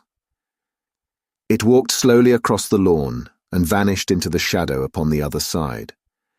That dreadful sentinel sent a chill to my heart which I do not think that any burglar could have done. And now I have a very strange experience to tell you. I had, as you know, cut off my hair in London, and I had placed it in a great coil at the bottom of my trunk. One evening, after the child was in bed, I began to amuse myself by examining the furniture of my room, and by rearranging my own little things. There was an old chest of drawers in the room, the 2 upper ones empty and open, the lower one locked. I'd filled the first 2 with my linen, and as I had still much to pack away, I was naturally annoyed at not having the use of the 3rd drawer. It struck me that it might have been fastened by a mere oversight, so I took out my bunch of keys and tried to open it. The very first key fitted to perfection, and I drew the drawer open. There was only one thing in it, but I'm sure that you would never guess what it was. It was my coil of hair. I took it up and examined it. It was of the same peculiar tint and the same thickness. But then, the impossibility of the thing obtruded itself upon me. How could my hair have been locked in the drawer? With trembling hands I undid my trunk, turned out the contents, and drew from the bottom my own hair. I laid the 2 tresses together, and I assure you that they were identical. Was it not extraordinary? Puzzle as I would, I could make nothing at all of what it meant. I returned the strange hair to the drawer, and I said nothing of the matter to the Rucastles, as I felt that I had put myself in the wrong by opening a drawer which they had locked. I am naturally observant, as you may have remarked, Mr. Holmes, and I soon had a pretty good plan of the whole house in my head. There was one wing, however, which appeared not to be inhabited at all. A door which faced that which led into the quarters of the Tollers opened into this suite, but it was invariably locked. One day, however, as I ascended the stair, I met Mr. Rucastle coming out through this door, his keys in his hand, and a look on his face which made him a very different person to the round, jovial man to whom I was accustomed. His cheeks were red, his brow was all crinkled with anger, and the veins stood out at his temples with passion. He locked the door and hurried past me without a word or a look. This aroused my curiosity, so when I went out for a walk in the grounds with my charge, I strolled round to the side from which I could see the windows of this part of the house. There were 4 of them in a row, 3 of which were simply dirty, while the 4th was shuttered up. They were evidently all deserted. As I strolled up and down, glancing at them occasionally, Mr. Rucastle came out to me, looking as merry and jovial as ever. "Ah," said he, "you must not think me rude if I passed you without a word, my dear young lady. I was preoccupied with business matters." I assured him that I was not offended.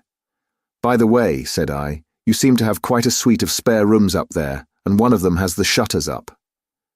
He looked surprised and, as it seemed to me, a little startled at my remark. "Photography is one of my hobbies," said he. "I've made my dark room up there, but dear me, what an observant young lady we have come upon. Who would have believed it? Who would have ever believed it?" He spoke in a jesting tone, but there was no jest in his eyes as he looked at me. I read suspicion there and annoyance, but no jest. "Well, Mr. Holmes, from the moment that I understood that there was something about that suite of rooms which I was not to know, I was all on fire to go over them. It was not mere curiosity, though I have my share of that. It was more a feeling of duty, a feeling that some good might come from my penetrating to this place. They talk of woman's instinct. Perhaps it was woman's instinct which gave me that feeling. At any rate, it was there, and I was keenly on the lookout for any chance to pass the forbidden door. It was only yesterday that the chance came. I may tell you that besides Mr. Rucastle, both Toller and his wife find something to do in these deserted rooms, and I once saw him carrying a large black linen bag with him through the door. Recently, he has been drinking hard, and yesterday evening he was very drunk, and when I came upstairs there was the key in the door. I have no doubt at all that he had left it there. Mr. and Mrs. Rucastle were both downstairs, and the child was with them, so that I had an admirable opportunity. I turned the key gently in the lock, opened the door, and slipped through. There was a little passage in front of me, unpapered and uncarpeted, which turned at a right angle at the farther end. Round this corner were 3 doors in a line, the first and third of which were open. They each led into an empty room, dusty and cheerless, with 2 windows in the one and one in the other, so thick with dirt that the evening light glimmered dimly through them. The centre door was closed, and across the outside of it had been fastened one of the broad bars of an iron bed, padlocked at one end to a ring in the wall, and fastened at the other with stout cord. The door itself was locked as well, and the key was not there. This barricaded door corresponded clearly with the shuttered window outside, and yet I could see by the glimmer from beneath it that the room was not in darkness. Evidently there was a skylight which let in light from above.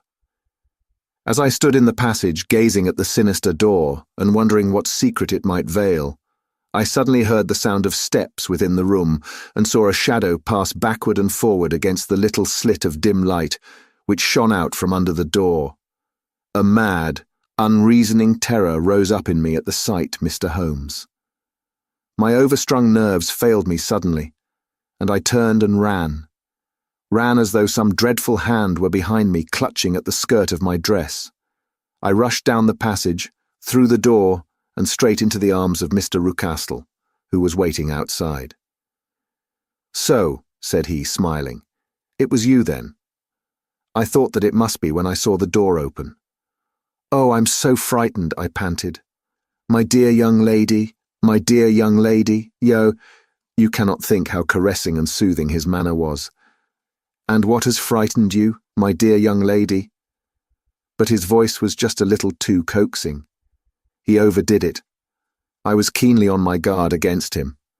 "I was foolish enough to go into the empty wing," I answered. But it is so lonely and eerie in this dim light that I was frightened and ran out again. Oh, it is so dreadfully still in there. Only that, said he, looking at me keenly. Why, what did you think? I asked. Why do you think that I lock this door? I am sure that I do not know. It is to keep people out who have no business there. Do you see? He was still smiling in the most amiable manner. I am sure if I had known. Well then, you know now, and if you ever put your foot over that threshold again, here in an instant the smile hardened into a grin of rage, and he glared down at me with the face of a demon. I'll throw you to the mastiff. I was so terrified that I do not know what I did. I suppose that I must have rushed past him into my room. I remember nothing until I found myself lying on my bed, trembling all over. Then I thought of you, Mr. Holmes. I could not live there longer without some advice. I was frightened of the house, of the man, of the woman, of the servants, even of the child. They were all horrible to me. If I could only bring you down, all would be well. Of course I might have fled from the house, but my curiosity was almost as strong as my fears. My mind was soon made up. I would send you a wire.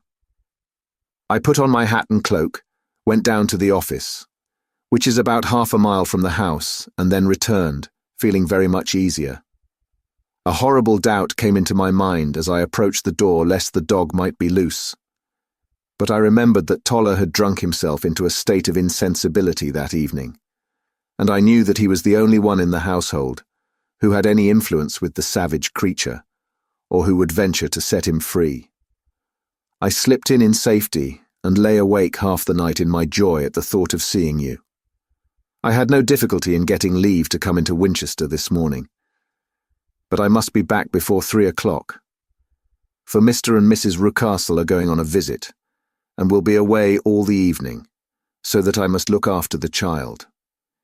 Now I have told you all my adventures, Mr. Holmes, and I should be very glad if you could tell me what it all means, and above all, what I should do. Holmes and I had listened spellbound to this extraordinary story. My friend rose now and paced up and down the room, his hands in his pockets, and an expression of the most profound gravity upon his face. Is Toller still drunk? He asked. Yes. I heard his wife tell Mrs. Rucastle that she could do nothing with him. That is well. And the Rucastles go out tonight? Yes. Is there a cellar with a good strong lock? Yes, the wine cellar. You seem to me to have acted all through this matter like a very brave and sensible girl, Miss Hunter. Do you think that you could perform one more feat? I should not ask it of you if I did not think you a quite exceptional woman. I will try. What is it? We shall be at the Copper Beeches by 7 o'clock, my friend and I. The Rucastles will be gone by that time, and Toller will, we hope, be incapable. There only remains Mrs. Toller, who might give the alarm. If you could send her into the cellar on some errand, and then turn the key upon her, you would facilitate matters immensely. I will do it. Excellent. We shall then look thoroughly into the affair. Of course, there is only one feasible explanation. You have been brought there to personate someone, and the real person is imprisoned in this chamber. That is obvious. As to who this prisoner is, I have no doubt that it is the daughter, Miss Alice Rucastle, if I remember right, who was said to have gone to America. You were chosen, doubtless, as resembling her in height, figure, and the colour of your hair. Hers had been cut off, very possibly in some illness through which she has passed, and so, of course, yours had to be sacrificed also. By a curious chance you came upon her tresses. The man in the road was undoubtedly some friend of hers, possibly her fiancé, and no doubt, as you wore the girl's dress and were so like her, he was convinced from your laughter, whenever he saw you, and afterwards from your gesture, that Miss Rucastle was perfectly happy, and that she no longer desired his attentions. The dog is let loose at night to prevent him from endeavouring to communicate with her. So much is fairly clear. The most serious point in the case is the disposition of the child. "What on earth has that to do with it?" I ejaculated. "My dear Watson, you as a medical man are continually gaining light as to the tendencies of a child by the study of the parents. Don't you see that the converse is equally valid? I have frequently gained my first real insight into the character of parents by studying their children.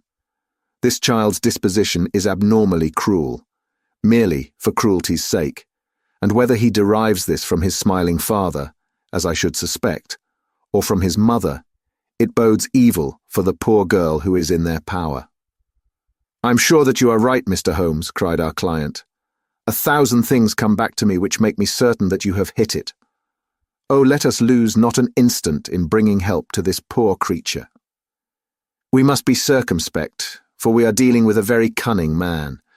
We can do nothing until 7 o'clock. At that hour we shall be with you, and it will not be long before we solve the mystery." We were as good as our word, for it was just 7 when we reached the copper Beeches, having put up our trap at a wayside public house. The group of trees, with their dark leaves shining like burnished metal in the light of the setting sun, were sufficient to mark the house even had Miss Hunter not been standing smiling on the doorstep. "Have you managed it?" asked Holmes. A loud thudding noise came from somewhere downstairs. "That is Mrs. Toller in the cellar," said she. "Her husband lies snoring on the kitchen rug. Here are his keys, which are the duplicates of Mr. Rucastle's." "You have done well indeed," cried Holmes with enthusiasm. "Now lead the way, and we shall soon see the end of this black business." We passed up the stair, unlocked the door, followed on down a passage, and found ourselves in front of the barricade which Miss Hunter had described.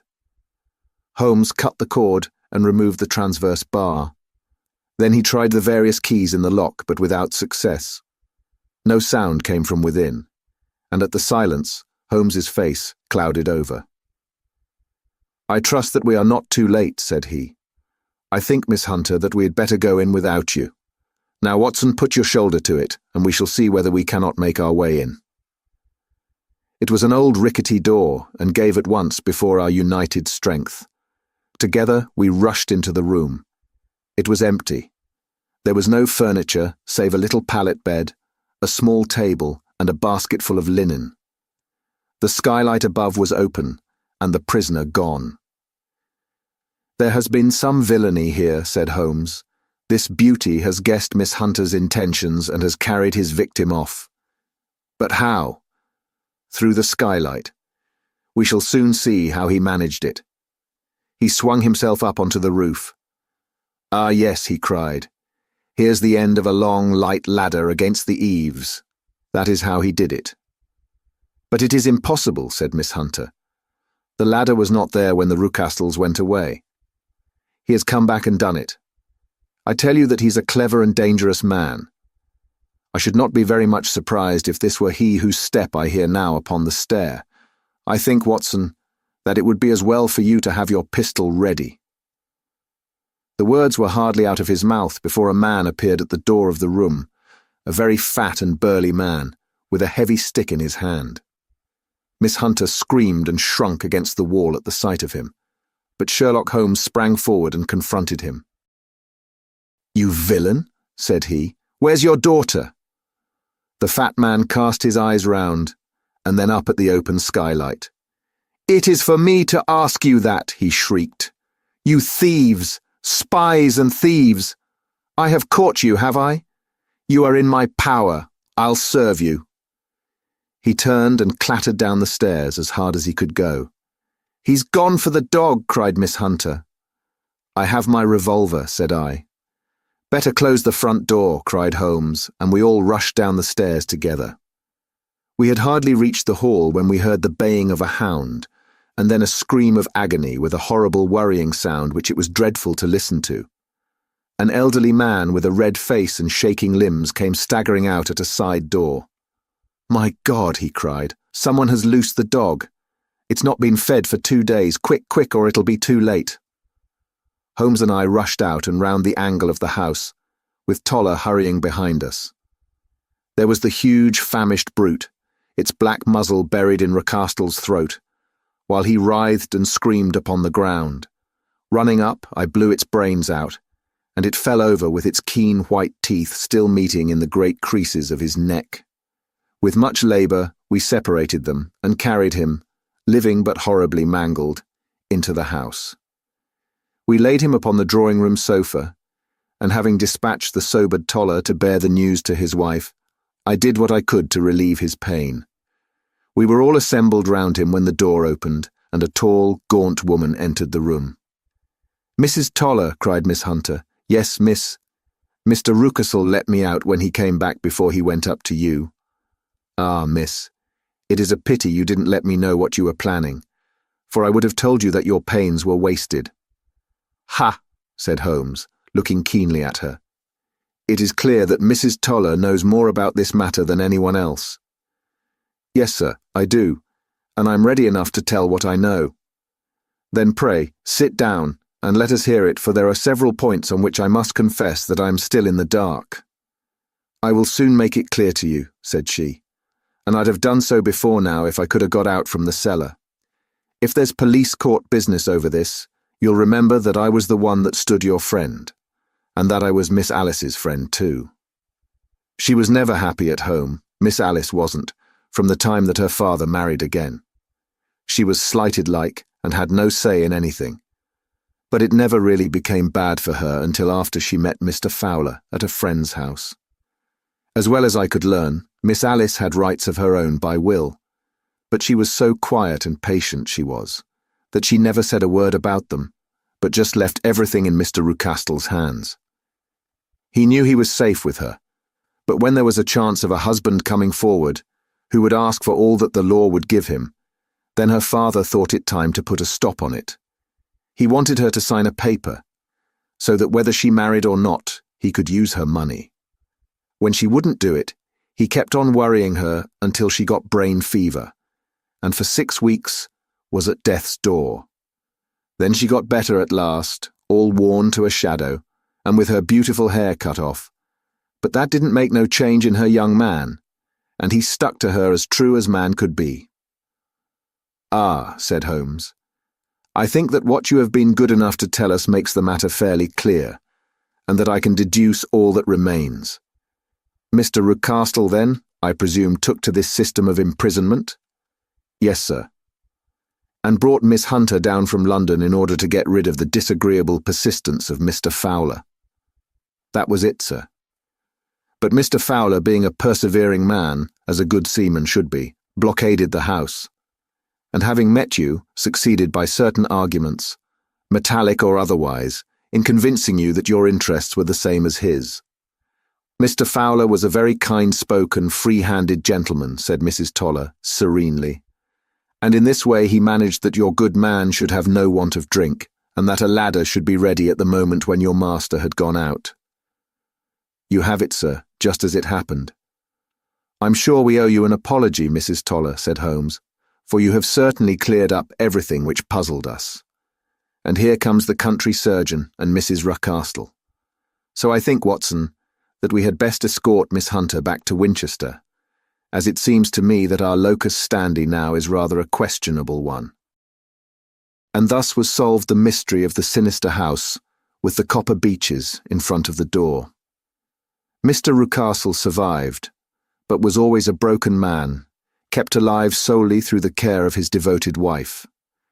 They still live with their old servants, who probably know so much of Rucastle's past life that he finds it difficult to part from them. Mr. Fowler and Miss Rucastle were married, by special license, in Southampton the day after their flight, and he is now the holder of a government appointment in the island of Mauritius. As to Miss Violet Hunter, my friend Holmes, rather to my disappointment, manifested no further interest in her when once she had ceased to be the centre of one of his problems, and she is now the head of a private school at Walsall, where I believe that she has met with considerable success. Thank you for listening. If you like our recordings, consider liking this video and subscribing to our channel so you don't miss any more audiobooks.